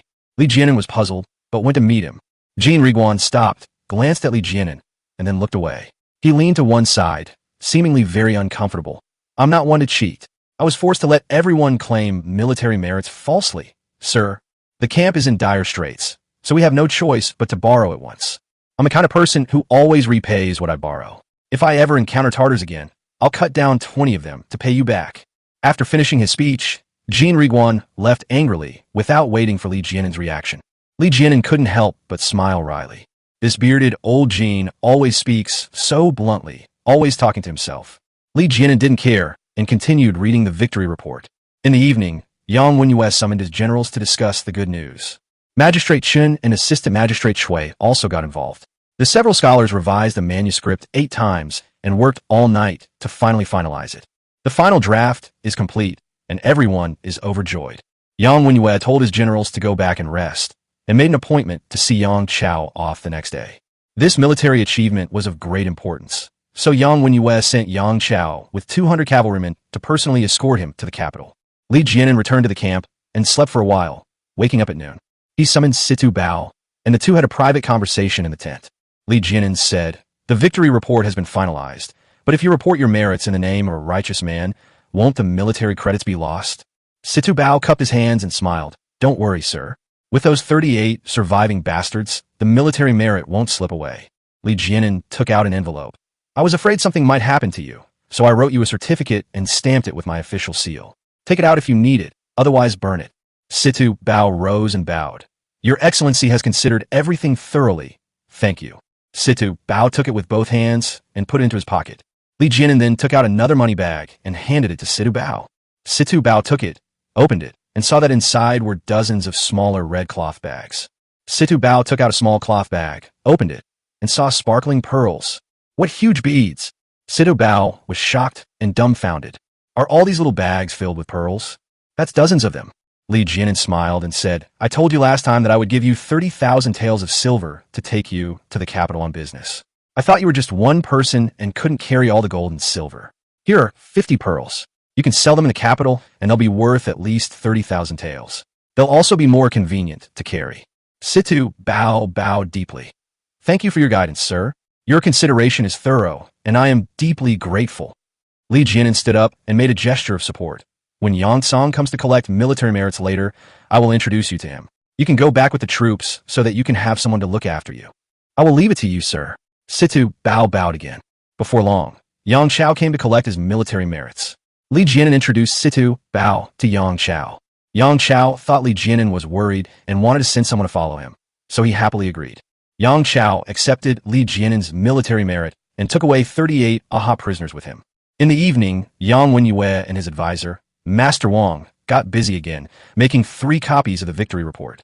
One copy was submitted to the Ministry of War, another to the Grand Secretariat, and the third was presented after burning incense and washing hands before the emperor. After finishing their work, the 2 scholars were exhausted. They drank a little wine and went to sleep.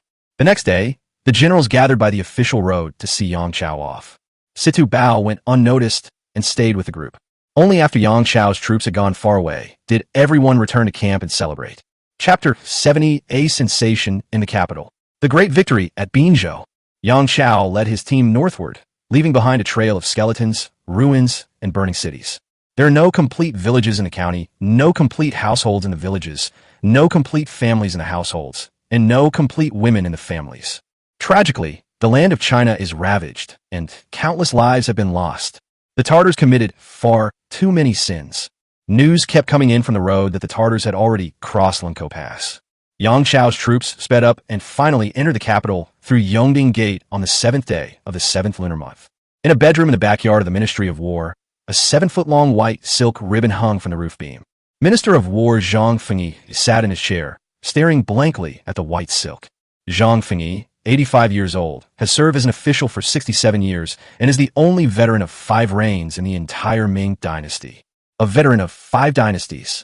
Even if we disregard those apocryphal and unofficial histories, there aren't many veterans of 5 dynasties in official history. Today, Zhang Fengyi decided to hang himself.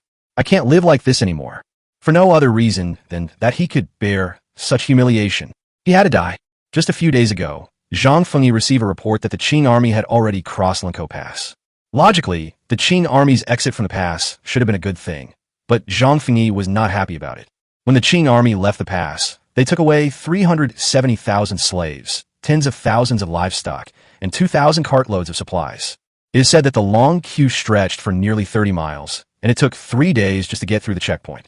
What angered him most was that Ajij, the prince of Wuying of the Pseudo-Qing dynasty, had many wooden plaques thrown down, with 4 large characters written on them.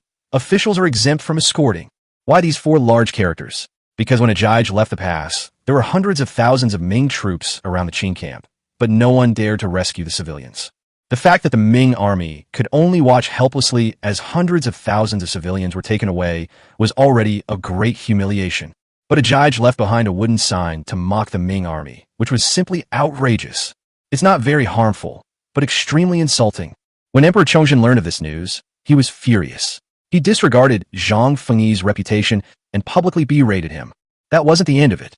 As the Qing army withdrew, news of blockades in various places began to arrive. Aside from losing cities and territory, the only consequences were heavy casualties. Aside from massacring the city and burning it, there was the loss of both people and livestock. Not a single piece of good news. Not a single one. Bad news kept coming, and Emperor Chongzhen's face grew increasingly grim, and his temper worsened.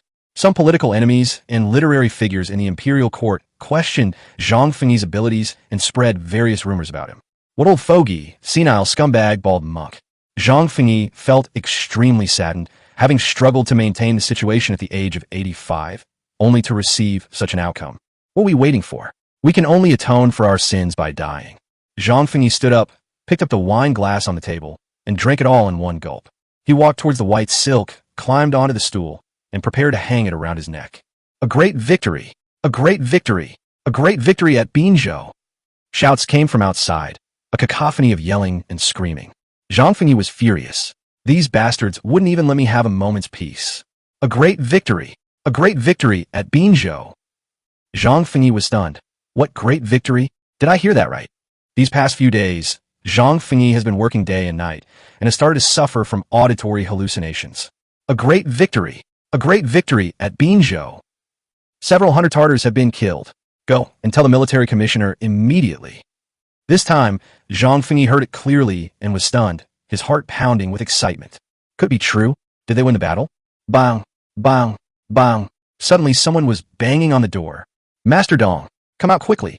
We have achieved a great victory at Binzhou. Master Gu shouted from outside. They're here. Zhang Fengyi trembled all over, trying to get off the stool, but he was a bit flustered. Ouch! Zhang Fengyi fell straight to the ground. He didn't care about anything else. Hurriedly got up, limped over, and opened the door. As soon as the door opened, the noise outside grew even louder.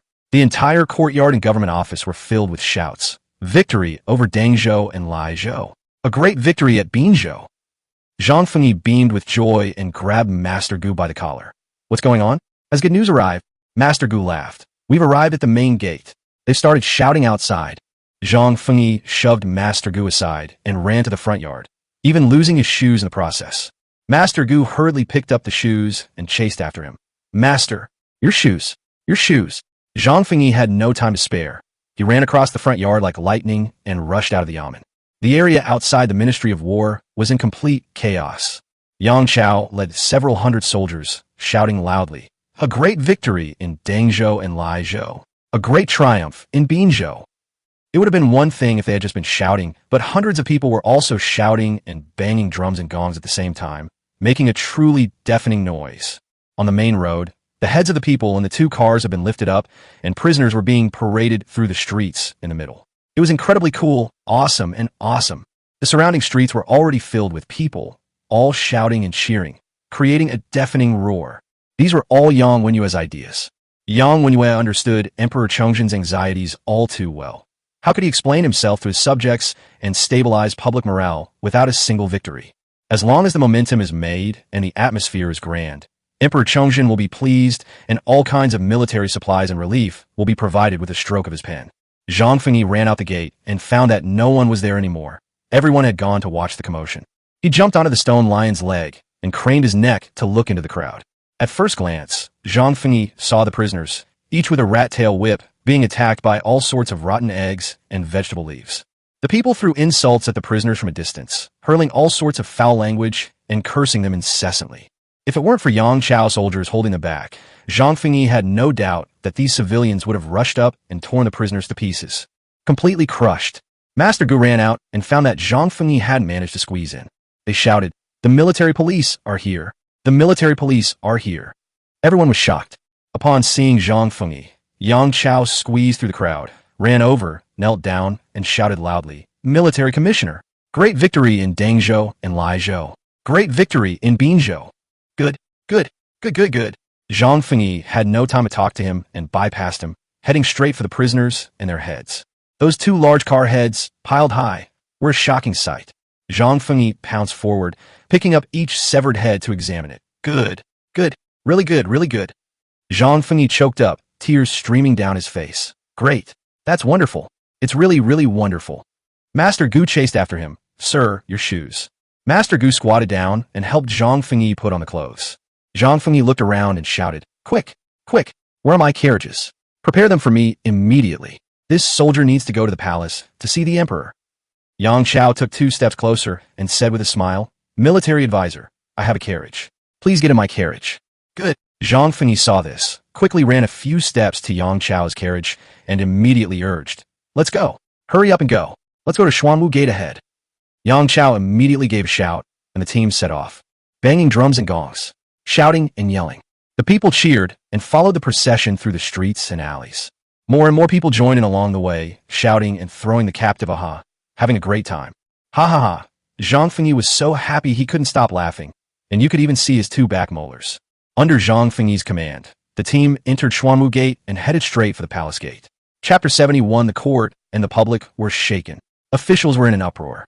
Inside the imperial study in the Forbidden City, Emperor Chongjin and several grand secretaries were discussing matters. In short, it's a chaotic mess. I'm completely overwhelmed. The area within a radius of several hundred miles around the capital had been burned, killed, and looted by the Qing army, leaving a wasteland. They either lost cities and territories or suffered heavy losses in battle. It was either a massacre and burning of the city or the loss of both people and livestock. Not a single piece of good news. Not a single one. Even more terrifying was the fact that refugees were everywhere, without clothes or food. The Tartars snatched clothes at the sight of them, leaving not a single grain for the old, weak, or sick. Millions of disaster victims need relief, but the imperial court cannot provide the necessary funds and supplies. One bad news after another gave Emperor Chongjin a headache and a deep sense of powerlessness. Among the grand secretaries were Wen Tiren, Yang Sickhang, Chen Xinjia, and Wen Jinming. At this moment, the eunuch Wang Qinjian was reading aloud the memorial submitted by Pai Dao. "Your Majesty, I humbly request the court to allocate 50,000 shur of grain, 100,000 taels of military pay, and 2,000 horses. We will then prepare our troops and horses." Bang! Emperor Chongjin slammed his hand on the table. "Stop reading." Everyone was horrified, and their faces turned pale.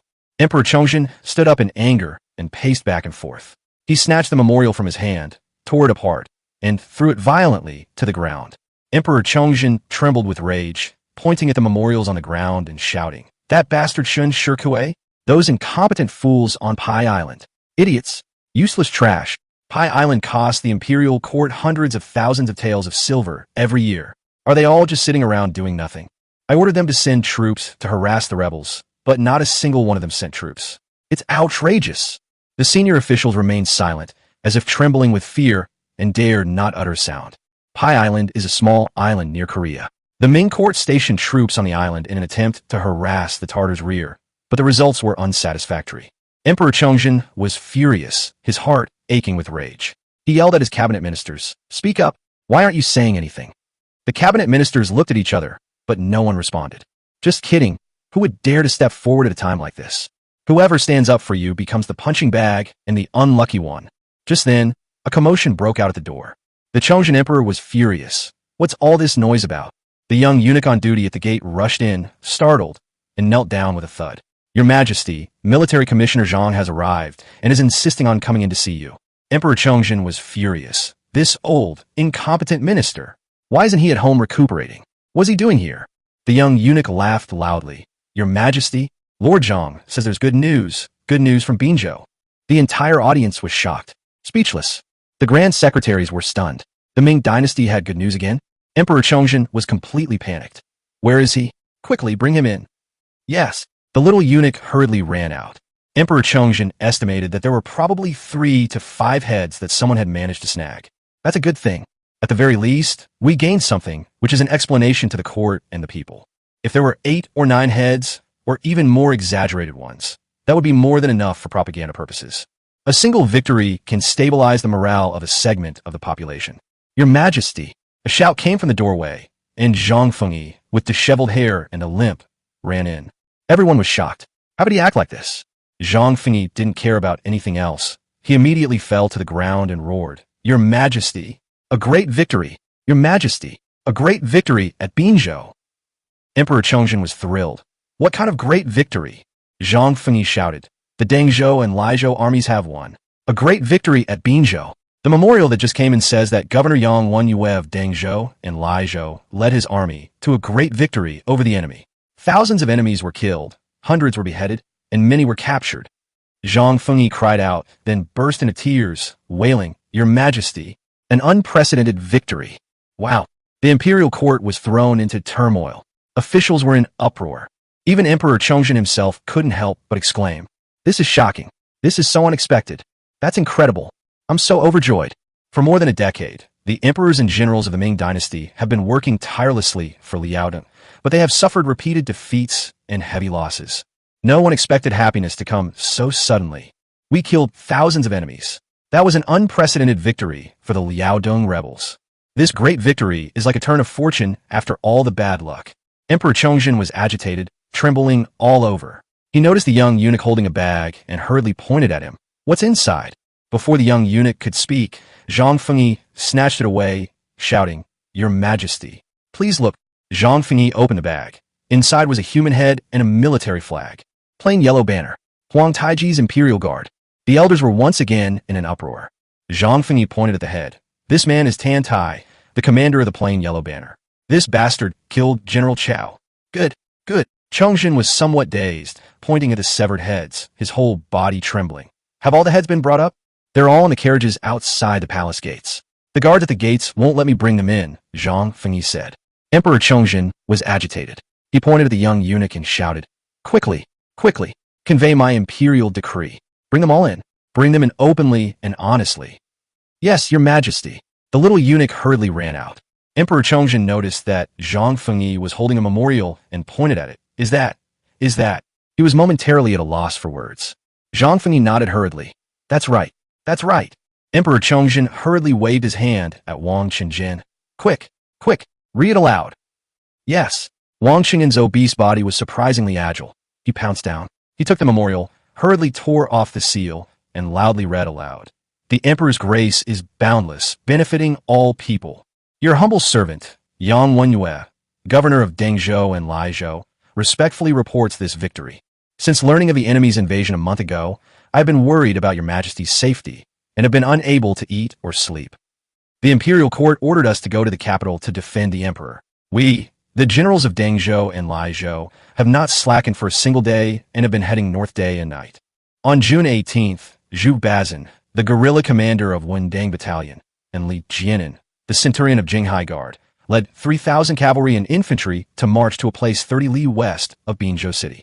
The righteous man Situ Bao reports that several thousand Tartar troops are just 10 miles away. Li Jianan, a centurion, is both wise and brave. He devised a plan to repay the emperor's kindness and save the common people. The righteous man Situ Bao, with his chivalrous spirit, spread false information to lure the enemy deep into his territory. The barbarian rebels are surrounded by our heavenly dynasty army, yet they refuse to surrender. The two sides lined up and faced off. The enemy rebels charged our lines with more than 1,000 cavalrymen. Their momentum was overwhelming. At this critical moment, guerrilla commander Zhu Bazin commanded with composure. Centurion Leguin took the lead, and squad leader Hu Dashan charged into battle. The 3,000 soldiers were united in their hatred of the enemy and were determined to repay the emperor's kindness with their lives. We will not return alive until the enemy is annihilated. The Great War begins. The enemy launched several counterattacks, causing heavy casualties to our soldiers. We are determined to fight to the death. Having fought so hard, we are out of ammunition and utterly exhausted. I can only repay my lord's kindness with my remaining body. Just then, I led my army to arrive. The enemy troops were terrified at the sight of my Yang banner, and their morale was thrown into chaos. Thanks to His Majesty's great fortune and divine might, the morale of the Wundang garrison has soared, and they have turned the tide against all odds. The soldiers turned from defense to offense and utterly defeated the enemy. Li Jianin, a centurion, has killed the enemy chieftain Shumulitantai, the head of the plain Yellow Banner. Although I am merely a civil official, I also drew my sword and charged into battle, slaying several people in succession. The bandits collapsed and scattered, howling like wolves and ghosts. General Chen Hongfan, Deputy General Jin Leguin, and Lieutenant General Yang Chao led their troops in pursuit, annihilating the enemy for over 100 li. Thousands of the enemy soldiers were killed or wounded, their bodies strewn across the fields, running like wolves and pigs, trampling each other in their panic. Furthermore, the righteous man Situ Bao assisted Li Jianin, a centurion, in capturing 38 prisoners. This battle was a great victory. A total of 336 heads of Tartars were captured, and more than 1,000 bandits drowned, the number of which is too many to count. Thanks to His Majesty's great fortune and divine might, our army suffered few losses and can be considered a complete victory. The list of meritorious personnel and the inventory of lost or damaged military equipment are hereby submitted. We hope Your Majesty will provide more comfort and encouragement and replenish the military supplies as soon as possible. We will certainly continue our efforts and strike at the enemy's lair. What a magnificent report of victory! Over 5,000 words long, it filled Emperor Chongzhen with fervor and brought tears to his eyes. Chapter 72, A Pillar of Strength. Emperor Chongzhen choked up, tears streaming down his face. Good, good, good. Yang Wenyue is good at recognizing and appointing people. Zhu Bazin is commendable for his loyalty. Li Jianin is unparalleled in wisdom and courage, and generals such as Chen Hongfan have also made great contributions. They are all my capable generals, the pillars and backbones of my great Ming dynasty. I will reward them. I will reward them handsomely. Zhang Fengyi beamed with joy, his old face turning into a chubby bun as he cupped his hands and said with a smile, Your Majesty's wisdom shines brightly, and your divine might is boundless.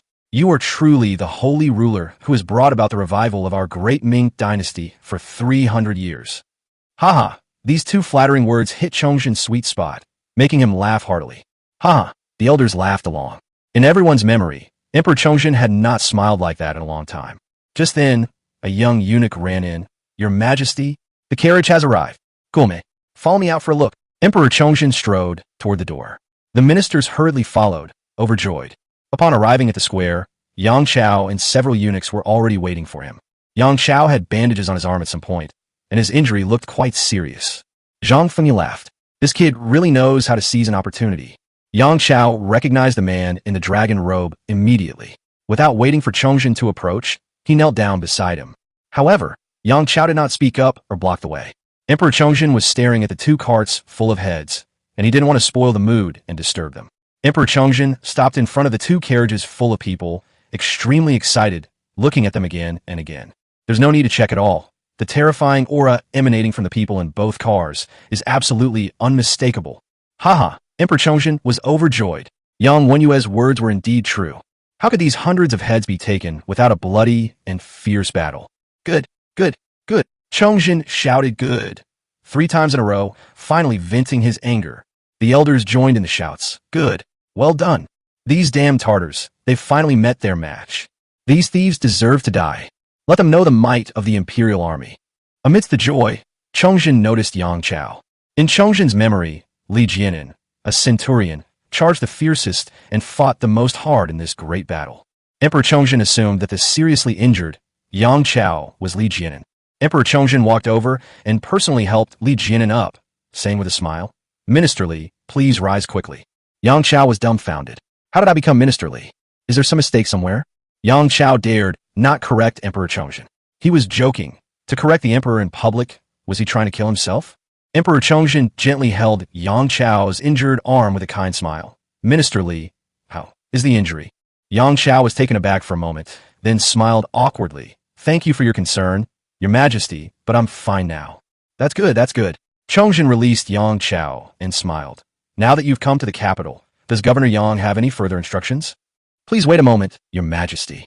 Yang Chao walked back to the carriage and took out the huge umbrella of 10,000 people. 2 eunuchs rushed to help, opening up the huge umbrella for all people. It was the hottest time of summer, but Emperor Chongzhen felt refreshed and invigorated as he was shielded from a shade. Yang Chao knelt down on the ground. "Your Majesty, our soldiers from Dangzhou and Laizhou have saved tens of thousands of people. These are several umbrellas made by the people themselves. Governor Yang specially asked me to bring one to present to Your Majesty." "Good, good, good," Chongzhen exclaimed 3 more times. Emperor Chongzhen was genuinely delighted and moved. His eyes were filled with tears. Having saved tens of thousands of people, he could finally give his subjects some explanation. Emperor Chongzhen lightly lifted his feet and slowly walked to the umbrella of 10,000 people, looking up at it. The umbrella, covered with countless handprints, blocked out the sunlight. Emperor Chongzhen paused for a moment, then called out to the grand secretaries. "Those who have made contributions in the victory reports should be rewarded handsomely. The losses in military equipment should be fully compensated. Any outstanding rations and pay should be paid immediately. But all requests shall be granted. The compensation should be doubled, and anyone who dares to withhold it will have their head chopped off." "Yes," the elders replied hastily. Chongzhen added, "The Ministry of War and the Cabinet should get busy and submit a memorial of reward as soon as possible. I will approve it and issue the decrees on the same day. We cannot keep the soldiers waiting anxiously." "Yes," the elders replied repeatedly. Emperor Chongzhen was pleased again and laughed. He said to Zhang Fengyi, "Minister Zhang, take these 2 cartloads of heads to the execution ground and let the people see them." "Yes." Zhang Fengyi was overjoyed and quickly replied, "Aren't there still prisoners?" Chongzhen asked. Zhang Fengyi laughed and said, "Yes, there are 38 in total." Emperor Chongzhen said, "Kill 5 people every day at major intersections. Make sure all the people of the capital see it. Not a single one is spared." Zhang Fengyi hurriedly knelt down. "Your subject obeys the decree." "Ha ha ha." Emperor Chongzhen laughed happily, looking up at the sky. "The weather is so nice today." The grand secretaries all smiled. Emperor Chongzhen's happiness eased their pressure. The only one who couldn't laugh was Yang Chao. "What on earth did I come here for? Such a great opportunity to meet the emperor. How come I have his surname Li?" Outside Binzhou City, the various camp leaders have been waiting for more than 10 days. Magistrate Chen Side has been supplying military rations, but even with official accounts, it's starting to feel the strain. That day, Li Jianan was resting when Heir Guzi came to report. "One ear is here." Li Jianan asked, puzzled, "Which one-eared one?" Heir Guzi laughed and said, "It's that human shield, one ear." Li Jianan remembered. It was that fat, nouveau riche who had one of his ears cut off by the Tartars. Didn't he already leave?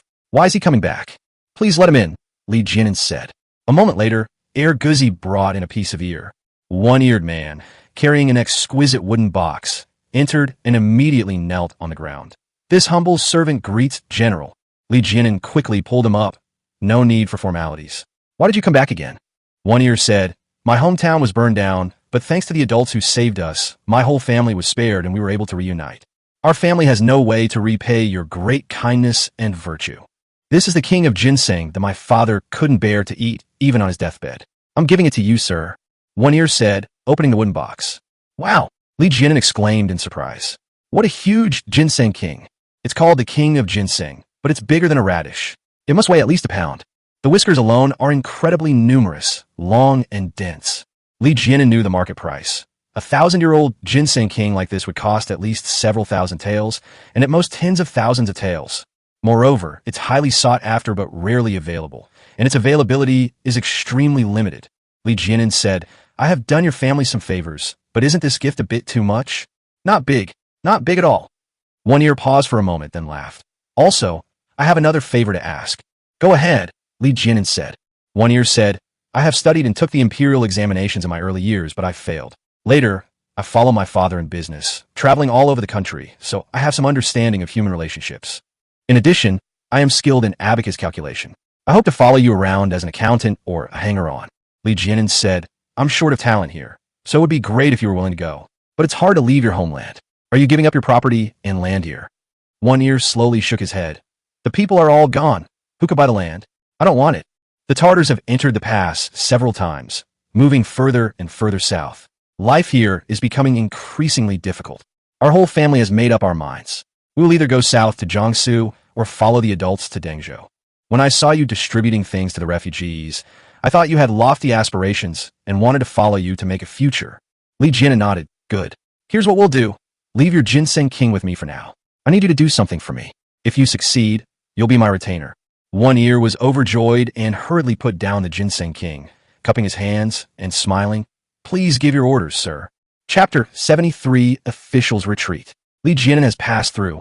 Li Jianan turned around, took out a money bag, and handed it to him. There are 50 taels of gold here.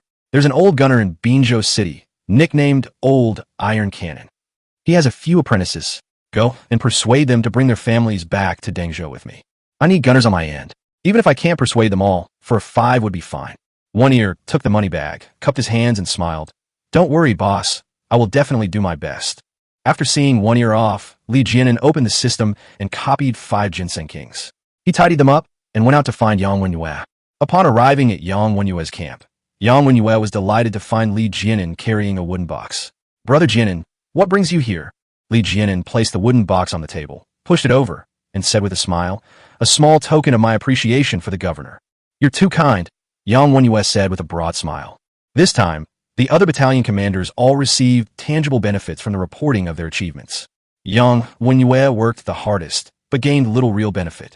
Several camp leaders gave Yang Wenyue some gifts, but because they were rather strapped for cash, they didn't have anything of value. Yang Wenyue opened the wooden box and was immediately dumbfounded. 1,000-year-old ginseng king. What huge size! Oh, Jianan, you're too kind. Yang Wenyue was beaming with joy, his eyebrows dancing with delight. Yang Wenyue has been consuming ginseng for many years, so he naturally knows the benefits of the 1,000-year-old ginseng king. The 1,000-year-old ginseng king has the power to bring the dead back to life. For common minor illnesses, there's no need to use the main ginseng. Eating just a single root will suffice. Li Jianan's move was incredibly extravagant.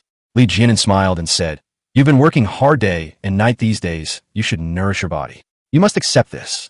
Yang Wenyue smiled, deeply moved. Okay, I'll accept it. You're so thoughtful. That brat Zhu Bazin, he's just good at sweet-talking me. And those few down-and-outs, they all know how to take advantage of me. You're so much more honest. Jianan, I'll need you to help me out in this area of Dengzhou and Leizhou from now on. Li Jianan cupped his hands and smiled. Your subordinate will do his best. At this moment, Master Wang entered and said with a smile, Master, Zhi Xiong, Yang Chao's courtesy name, is back. Yang Wenyue was overjoyed and got up to go out to greet him. Master Wang glanced at the ginseng king on the table and was about to follow him out when Li Jianan stopped him. Li Jianan smiled and said, Master Wang, I have a small gift for you. Master Wang was overjoyed and beamed with delight. What do you mean? I get gift too? Of course. Li Jianan took out a small cloth bag and handed it over. When Master Wang opened it, he was shocked and speechless. What a huge pearl. Dazzling. Breathtaking. Master Wang was overjoyed, beaming with delight. Excuse my disrespect, but I'll address you as brotherly. Brotherly, you're too kind. Li Jianan smiled and said, Please accept this, sir. I can be foolish sometimes and easily offend people. If anyone complains about me, please put in a good word for me. Master Wang laughed and said, Is that even a question? You can rest assured. Brother Li's character is what it is in Shandong. Master Wang gave a thumbs up. Anyone who crosses you is the worst bastard. I, Wang Xiaolong, will fight them to the death. Why? Because you, Li Jianan, are a living bodhisattva in Shandong. In this battle against the Tartars, Brother Li saved tens of thousands of civilians and gave away so many gifts. We've seen all of this. If anyone tries to make trouble for you, I'll risk everything, even my life, to take them down with me. If this world can't even accommodate bodhisattvas, and there's nowhere to place our kindness, then what's the point of living? Li Jianan was suddenly moved. He cupped his hands to Master Wang and said with a smile, Brother Wang's words will be remembered forever. Master Wang accepted the pearl and said with a smile, Let's go. Zhi Xiong is back. There must be good news. The two men left the camp and came to the main road. Chen Hongfan, Zhu Bazin, and several others had already run over and surrounded Yang Wenwei. On the other side of the official road, the carriages and horses of Yang Chao's troops could already be seen. Before long, Yang Chao rode over first to meet everyone. The crowd went up to greet them. Yang Wenwei, unable to wait any longer, asked with a smile, "How was it? Did you see the emperor?" Yang Chao hesitated for a moment, then smiled and said, "Yes, I saw him. His Majesty praised Deng Zhou and Lai Zhou highly. He has ordered the Ministry of War and the Cabinet to expedite the process so that our rewards can be issued as soon as possible." Haha! Everyone was overjoyed and beamed with happiness. "We're rich! We're rich! We're rich now!" Zhu Bazin exclaimed excitedly, waving his arms and shaking his head and bottom. "What did the Ministry of War say?" Jin Riwan asked. Yang Chao laughed. "The Tartars have all left the pass and told us to return to our respective camps. Everyone can rest assured and wait. They're not going to escape." Everyone was excited and beaming with joy. Yang Wenyu laughed and said, "Great. Today is truly a day of double celebration. Come on, let's set up a feast in my camp, have a drink, and then head home tomorrow." Everyone was overjoyed and invited Magistrate Shun and Assistant Magistrate Shui to have a farewell dinner in the central command tent. The next day, Kim Ilguan left first, followed by Chun Hongfan, and finally Yang Wenyue and Yang Chao. Why split up? Mainly for the convenience of fetching provisions, and also to scare away bandits along the way. Li Jianan had to stay behind because he had to lead more than 9,000 refugees. Just as Li Jianan was preparing his plans to return to his hometown, one-eared Lu, with only one ear, came back. Lu the One-Eared successfully persuaded Lao Taipao to go to Dengzhou. In addition to Lao Tipao's family of 7, he also brought along 2 apprentices. This means that with the old guns, there are now 5 gunners, enough for a squad. Li Jianan was overjoyed and returned the 1,000-year-old Ginseng King to Lu the One-Eared. Lu the One-Eared became Li Jianan's retainer, helping to manage the refugee camp and keeping accounts. After 2 days of preparation, Li Jianan bid farewell to Magistrate Shun and led his team on their journey home. There were more than 300 people when they came, and when they left, there were more than 300 plus more than 9,000, which was just over 10,000. Because of the refugees, the march was very slow, with no more than 30 li, about 25 kilometers, per day. Along the way, the landlords, wealthy people, and local officials were all terrified and fled in all sorts of ways. Some fled into the city, some delivered supplies, and some shouted threats of violence. Without a doubt, they all regarded Li Jianan as the leader of a bandit gang. These more than 10,000 ragged refugees would frighten anyone who saw them. Some timid local officials were nearly scared to death, and they all closed the city gates and imposed martial law in the area. When Li Jianan passed through the area, all the officials retreated. Some local officials knew their own people and were afraid that Li Jianan would ask for food for the refugees, so they all pretended to be cowards. Li Jianan ignored them and went his own way. That's good, it saved a lot of trouble. A clueless inspector tried to extort money from the bridge, but Li Jianan led 10,000 men across, scaring the inspector so much that he ran away in a panic. Li Jianan left happily, unaware that he had already missed the imperial edict. It turned out that the Ministry of War and the Cabinet had been working day and night to submit the memorials announcing the rewards a few days earlier, and Chongzhen had approved them on the same day. To commend the merits of Jinghaiwei and to inspire soldiers in all garrisons across the country, Emperor Chongzhen issued a special imperial edict to Jinghaiwei and Li Jianan. It was rare in the Ming dynasty for the emperor to issue an imperial edict to a garrison. The eunuch who delivered the imperial decree was faster than Li Jianan and missed Li Jianan's large entourage, ending up ahead of them. Before anyone knew it, the imperial eunuch had already arrived in Dengzhou. The entire Jinghaiwei was still in a state of confusion. Chapter 74, A Sensation in Jinghai Guard. The imperial edict arrives. Jinghaiwei, Donggo 100 household office. In the bedroom in the backyard of the official residence, Commander Zhao was still fast asleep. The third concubine beside him scrambled to her feet and shook him, calling, "Master! Master!" Zhao Baihu was shaken awake and was furious. "Why are you shaking me? It's not even dawn yet." Third aunt said, "How could you forget? You were the one who told me to wake you up early, because we were going to a meeting in Weicheng today." "Oh dear, I almost forgot. Get dressed." Zhao Baihu scrambled to his feet. His third aunt brought him his clothes and helped him put them on. Zhao Baihu then asked, "Have you been playing cards lately? Have you been spreading any rumors?" "It's over." "It was over yesterday too," said the third concubine. Commander Zhao smiled happily. "That's good. Since Li Jianan went to the Haiwan Institute, no one has been sending him money anymore." Zhao Baihu harbored resentment and hated Li Jianan, this nouveau riche. Zhao Baihu believed that Li Jianan was a petty person who had gained power, and ungrateful. I was the one who promoted him, but this kid has become too big for his britches and has forgotten his benefactor. When Li Jianan was around, Zhao Baihu dared not make a move. Now that Li Jianan is gone, he's become bolder. Zhao Baihu dared not openly confront Haiwan Suo, because Li Jianya was Chao Daren's son-in-law and Wang Qinhu also favored them. If open methods didn't work, then Commander Zhao would resort to covert ones. He spread rumors to Li Jianan, intending to use these rumors to bring down the Gulf Institute. If the Gulf Coast collapses, there will be too many benefits for such a large population. The rumors spread by Zhao Baihu mainly consisted of 2 points. Article 1.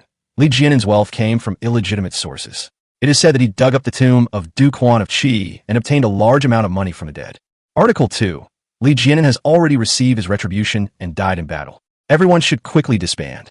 Although these 2 rumors were spread, there was plenty of food and drink in the Gulf, and people's hearts remained calm. Zhao Baihu had no choice but to hope that Li Jianan would die outside. After getting dressed, Zhao Baihu, accompanied by several servants, headed towards Jinghaiwei City. In the morning, Zhao Baihu arrived at the commander's office, signed in, and waited for the meeting to begin.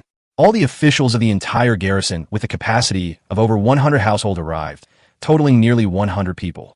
A short while later, Lord Chao came out from the back residence and invited everyone into the main hall of the yamen.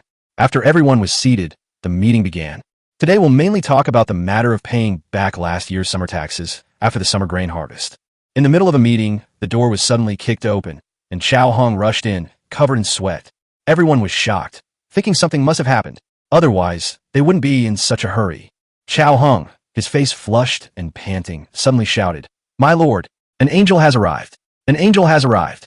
His seemingly random and incoherent statement left everyone bewildered. Lord Chao stood up and asked him, "What angel? Whose bodhisattva has appeared to you?" "No." Chao Hong stamped his feet anxiously. "Eunuch Tang from the Directorate of Ceremonial. The Emperor has issued an imperial edict." Wow! The hall erupted in uproar. Gasps of shock and palpable disbelief filled the air. The bureaucrats were shocked. They were all trembling. They were dumbfounded. "It's an imperial edict." "Just kidding." Including Lord Chao. No one who had served as an official their whole life had ever received an imperial edict. Lord Chao trembled all over as he walked out, unsteady on his feet. "Say it again. Is it the Emperor's decree?"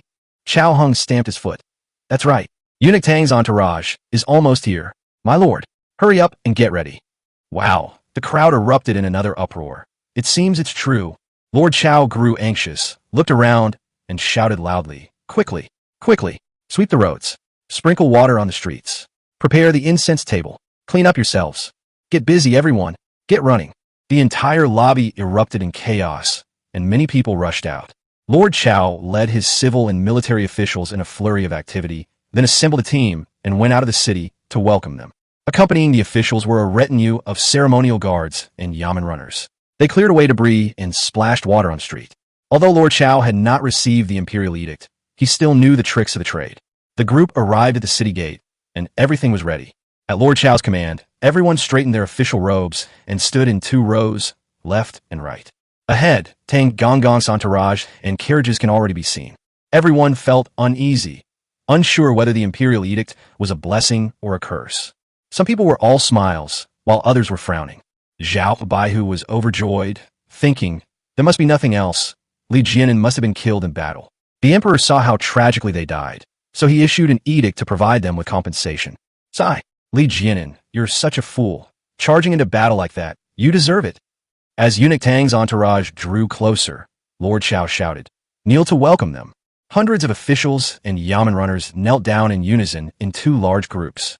The procession of Eunuch Tang stopped, and the young eunuch helped him out of the carriage. Eunuch Tang held the imperial edict in both hands and slowly walked to the officials. Eunuch Tang looked around and suddenly shouted, "Which one of you is Commander Li?" "Lord Li?" Everyone was shocked and looked at each other in bewilderment. Where did this Commander Li come from? Lord Chao had no choice but to straighten up and bow. "Your Excellency, there is no commander with the surname Li in Jinghai Guard. Are you looking for Commander Li from Weihai Guard?" Eunuch Tang laughed. "It seems we've gotten ahead of the competition. Has the Ministry of War's promotion and reward not come down yet?" Lord Chao was overjoyed. The moment he heard the words promotion and reward, his heart was at ease. "That's great news." Lord Chao breathed a sigh of relief, cupped his hands in a respectful gesture, and said with a smile, Your Excellency, please forgive me. We have indeed not received any news yet. Eunuch Tang laughed and said, It's not your fault. His Majesty was urging us, so we had to speed up. We didn't expect to get ahead of them. Listen up, everyone. Li Jianan, the centurion of your Haiwan police station, has been promoted to commander. Wow. The entire audience was shocked. A commotion erupted. Hundreds of people were stunned. Absolutely shocked. What happened? Li Jianan was promoted to commander of 1,000 households? Or was it His Majesty who personally issued the decree? Zhao Baihu stared wide-eyed in shock. What happened? How did Li Jianan get promoted to commander of 1,000 households? Why didn't he die? Instead, he became my boss? That shouldn't be happening. No way. This is outrageous. A petty person has gotten their way. Zhao Baihu was inwardly wailing, 100 times unwilling. It's worse than losing my father. It's absolutely excruciating. It's unbearable. Eunuch Tang laughed and said, Commander Li has achieved a great victory over the enemy in Binzhou, killing over 1,000. The imperial court will reward him handsomely. Wow. The crowd erupted in another uproar. Killed over 1,000 enemies. Is that really necessary? He only brought a few hundred people. Eunuch Tang smiled and said, The details are all in the Ministry of War's documents. You can take a look when the people from the Ministry of War arrive. We're in a hurry to get back and report, so I won't go into details with you. Lord Chao was thrilled, trembling with excitement and beaming with joy. He bowed again and said with a smile, Thank you, Your Excellency. Eunuch Tang smiled and asked, Are you Commander Chao? Lord Chao cupped his hands in greeting. It is indeed I, your humble servant. Eunuch Tang smiled and said, The imperial edict was issued to your Jinghai Guard and Commander Li. Commander Li has not returned. So Lord Chao, you can receive it on his behalf. Thank you, Angel. Lord Chao chuckled and straightened his appearance before looking to both sides. The officials and Yamen runners kneeling on both sides quickly tidied their appearance. Eunuch Tang opened the imperial edict. Jinghai Guard, receive the decree. Lord Chao bowed his head. Your subject, Chao Yuxuan, commander of Jinghai Guard, receives the imperial decree. Chapter 75 Ecstasy. One man attains enlightenment. The Li family ascends to heaven. Eunuch Tang read aloud. By the mandate of heaven, the emperor decreed. Jinghai Y is located in a remote area, but they are loyal to the emperor and love the people. This time, we have raised troops to defend the king, which is of great merit to the country. The summer tax for Jinghai Y last year is hereby reduced or exempted. Proclaim this throughout the land, so that all may hear it. There is now 1,000 household commander named Li Jianan. He was both wise and brave, and made outstanding contributions. Imperial gift, a golden python sword. May you wield it on the battlefield, vanquish the enemy, and achieve new merits. So be it. Lord Chao was delighted. He glanced around and exclaimed in a high-pitched voice, Your Majesty. The crowd shouted in unison, Long live, long life, long live. Everyone kowtowed together, beaming with joy. I was just worried about not being able to collect last year's summer taxes, and now the problem is solved. Li Jianan is such a good person. After everyone kowtowed, Lord Chao straightened up and spread his hands out. Eunuch Tang placed the imperial edict in Lord Chao's hands. The young eunuch brought over the golden python sword and handed it to Eunuch Tang. The hundreds of Jinghai guards craned their necks, secretly searching for the golden python sword. The scabbard of the golden python sword is carved with a lifelike golden python. Too expensive, too luxurious. Hundreds of people watched with envy and longing. Li Jianan is such a lucky guy. That's awesome. A sword bestowed by the emperor himself. What an honor. A royal sword can be used as a talisman. Even when meeting princes and nobles, Li Jianan did not need to remove his sword or kneel. Such a treasure can be passed down through generations. Lord Chao solemnly accepted the sword, kowtowed once, and then slowly stood up. Master Feng came over and took the imperial edict and sword from Lord Chao. Lord Chao cupped his hands to Eunuch Tang and smiled. Eunuch, you have come from afar and must be tired from your journey. We have prepared some simple wine and wine for you. Please come into the city and rest. Eunuch Tang laughed. That wouldn't be good. We're in a hurry to get back. Lord Chao laughed and said, It's getting late. Your Excellency, you should rest wherever you are. If we don't have a welcome feast to wash away the dust of your journey, how can we feel at ease? Eunuch Tang smiled and said, Very well. It's kind of you to be so filial. We'll stay at your house for one night. Don't make too many arrangements. I just need to see a few people. That's right. That's right. I wouldn't dare trouble you, sir, Lord Chao said with a smile. At that moment, Lord Chao led Eunuch Tang's entourage into the city. Only after the procession entered the city did the officials dare to get up.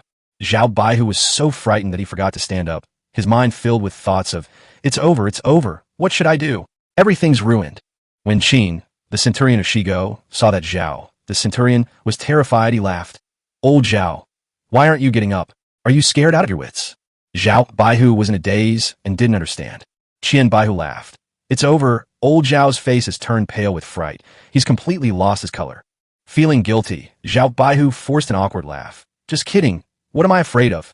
Zhu Baihu laughed and said, if you're not afraid, why are you trembling? Who's trembling?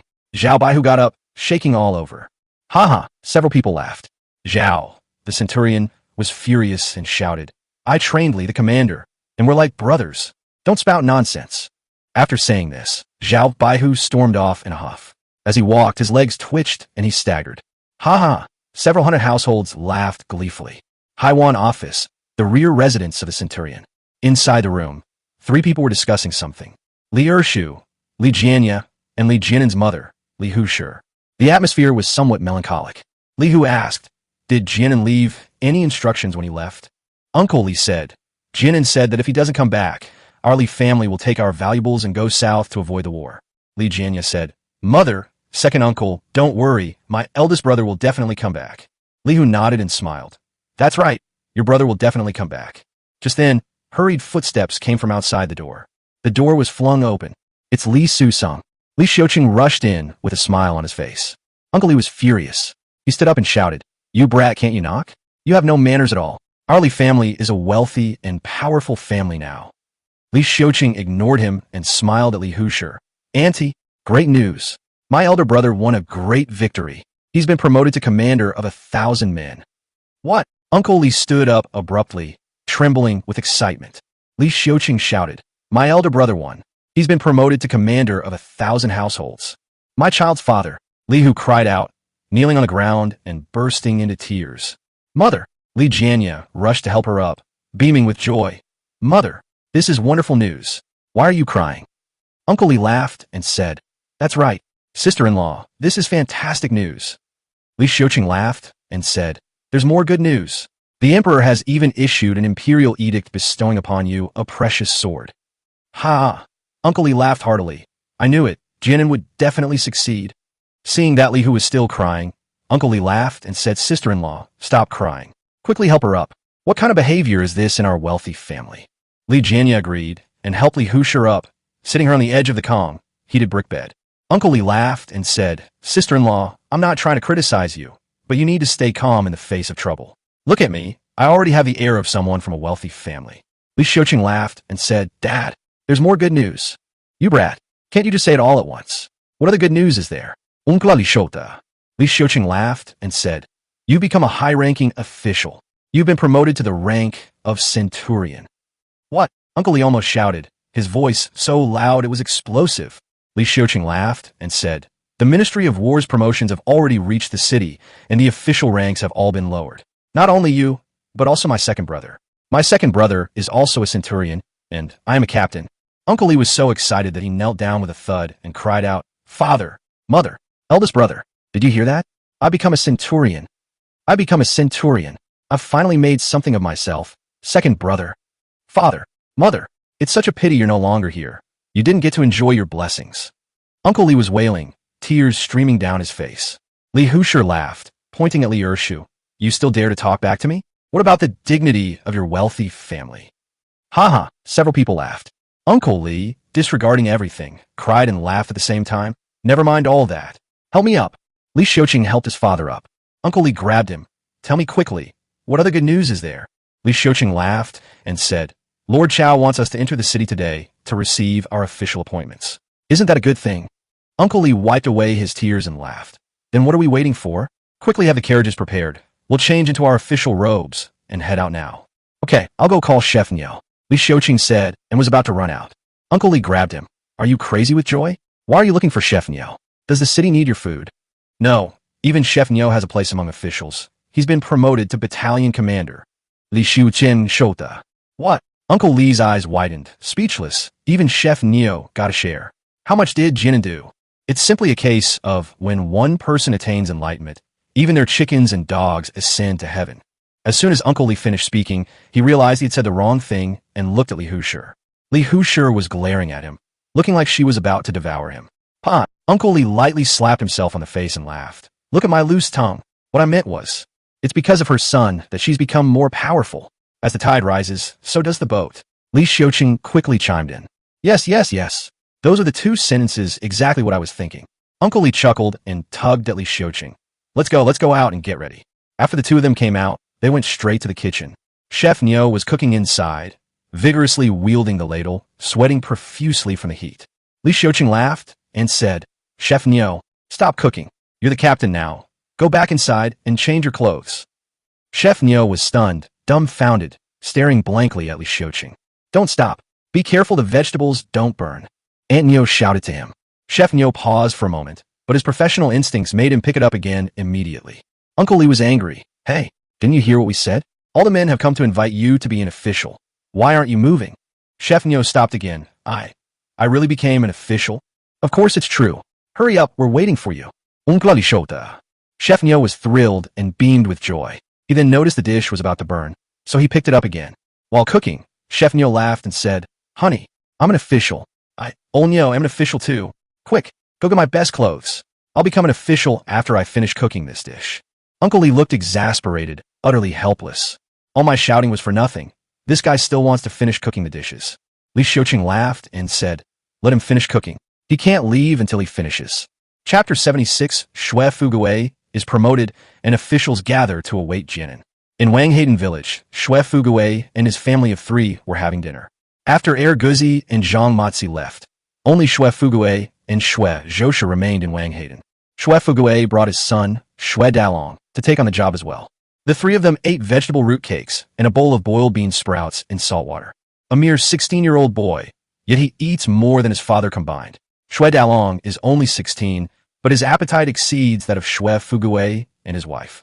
Xue Fugui said angrily, Eat slowly, eat slowly. Eating so fast will cause indigestion and waste food. Okay, Xue Dalong agreed, slowing down. Bang, bang, bang. Suddenly, someone was banging on the door. The 3 were shocked. Xue Dalong hurriedly got up and went out to open the door. Xue Fugui and Xue Zhosha were worried, so they followed them out. The 3 men entered the courtyard and knocked on the door even louder. Uncle Xue, open the door quickly. It's me, Wang Zhigua. Xue Fugui was shocked. Wang Zhigua was the eldest son of Wang Qianhu's family. Why was he coming here to find me? Uncle Xue? How did I go from old Xue to Uncle Xue? Are you just passing by and need a drink of water? Coming. Xue Fugui hurriedly went to open the door. The door opened, and Wang Zhigua, beaming, cupped his hands and said, Congratulations, Uncle Xue. You've been promoted. Xue Fugui was shocked and dumbfounded. He has been a junior officer for more than 10 years. Could it be that his luck has turned, and he is about to be promoted to senior officer? Wang Zhigua laughed and said, Uncle Xue, you've been promoted to centurion. What? The Xue family of 3 were shocked and dumbfounded. Wang Zhigua laughed and said, Li Jianan won a great victory in Jinan Prefecture. He reported 5 military merits for you. You've already skipped the rank of colonel, been promoted to probationary centurion, and risen 3 ranks in a row. Now you're a full centurion. Xue Fugui stared in disbelief, his mouth agape, completely dumbfounded. My goodness. Madame Xue Zhou was overjoyed, shaking Xue Fugui and laughing. Father, you become a high-ranking official. You're a master now. Xue Fugui looked at him with disbelief and laughed. Is it true? Is the news reliable? Wang Zhigua laughed and said, The Ministry of War's promotion and appointment documents, along with the official titles, have all been issued and are in the yamen. Come with me quickly. Xue Fugui was certain, and he was overjoyed. He hugged Xue Zhosha tightly and laughed. Damn it, I'm rich. I'm rich. I, Xue Fugui, am finally rich. I knew it. Anger can't forget me. That's great. That's great. Xue Fugui's eyes reddened, and they were filled with tears. Madame Xue Zhou laughed and said, In your whole life, you've only made one useful friend. You've really lucked out. Back then, I was short-sighted and even tried to cheat in Go. Luckily, you scolded me, otherwise I wouldn't be where I am today. His dad.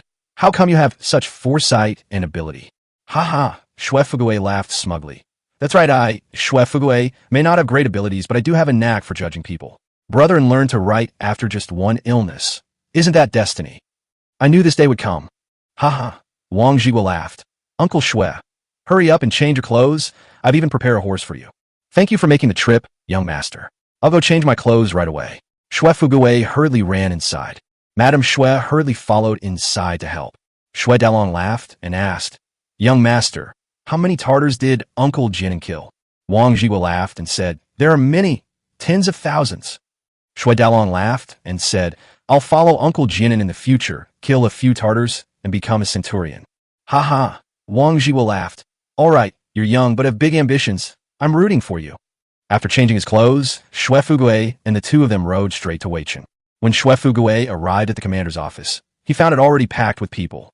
Although Eunuch Tang has left, not a single official, high or low, has left. With such a great event, who wouldn't want to share in the joy and benefit from it? Not only did officials with more than 100 households not leave, but many banner officers also came to join in the fun.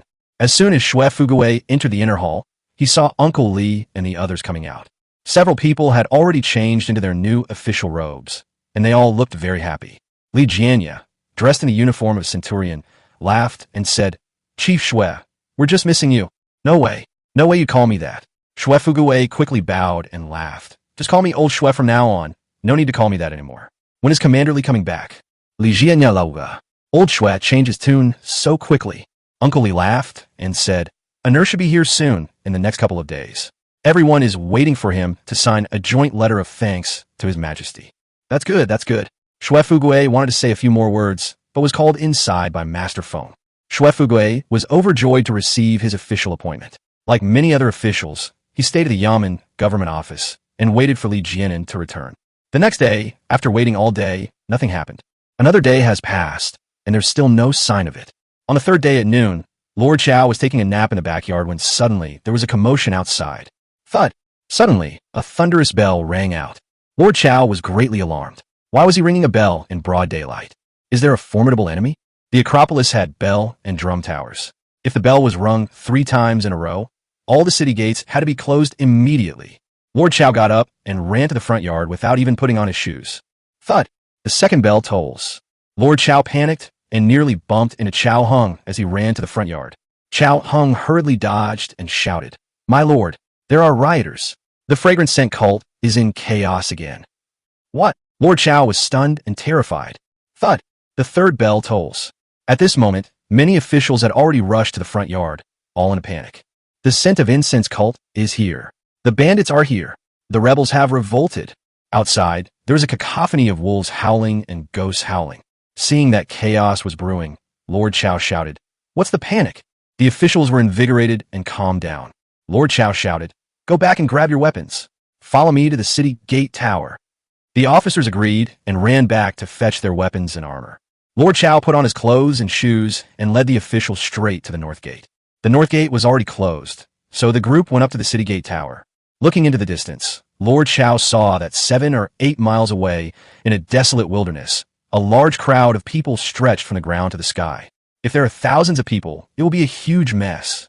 The number of people must exceed 10,000, without end. That massive team had at least 10,000 people, and possibly as many as 20,000. The entire Jinghaiwei city only has a little over 10,000 people, so it's like the whole city's population came.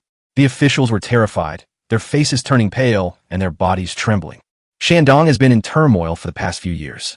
There have been rebellions by the Wenxiang sect, Kong Yud's rebellion, and the Liao people's uprising during the ice disaster. It has never been quiet. The officials were terrified, feeling that disaster was imminent. In the midst of the panic, 5 riders emerged from the front of the riders and ran towards the fortified city. Everyone squinted, watching intently. A moment later, 5 riders arrived. Shui Fugui shouted, "It's Zhang Matzi." Everyone was startled and looked at Shui Fugui. Lord Chow shouted, "You know him?" Shui Fugui said, "They're Li Jianan's men. We're from the same gang." Wow, everyone was shocked. Zhang Matzi bowed respectfully to those above. "Why are the city gates closed? Lord Li Jianan is back." Wow. Everyone was in an uproar, feeling it was unbelievable. Chapter 77. The streets are deserted. A long-awaited return. Lord Chow was furious. Pointing below, he shouted, "Zhang Matzi, who are you trying to fool? I recognize you now. Tell me, have you sided with the bandits? Are you trying to trick them into opening the city gates?" Zhang Matzi laughed in anger. Along their journey, too many people had treated them like bandits. Zhang Matzi jumped off his horse and clasped his hands in fist salute to the man above. "Lord Chow, please take a look." As Zhang Matzi spoke, he untied his bundle and threw it onto the city gate tower. Bang! Chow Han caught it, opened it, and found a document inside. When Lord Chow took it, he realized it was a military order written by Li Jianan himself. Lord Chow laughed heartily. I wrote the military order. Li Jianan is back. Quick, open the city gates. Come with me to greet him. Haha, the officials laughed with delight, relieved that they weren't bandits. Li Jianan is such a thrill. Where did he get so many vagrants? At that moment, the city gates opened, and Lord Chow led a large number of civil and military officials out of the city. The people, who were still in a panic, ran out one by one with the adults when they heard that Li Jianan had returned. Li Jianan is back. Li Jianan is back. The news spread throughout the streets and alleys, and crowds flocked to the city gates, all eager to see the spectacle. Outside the city gate,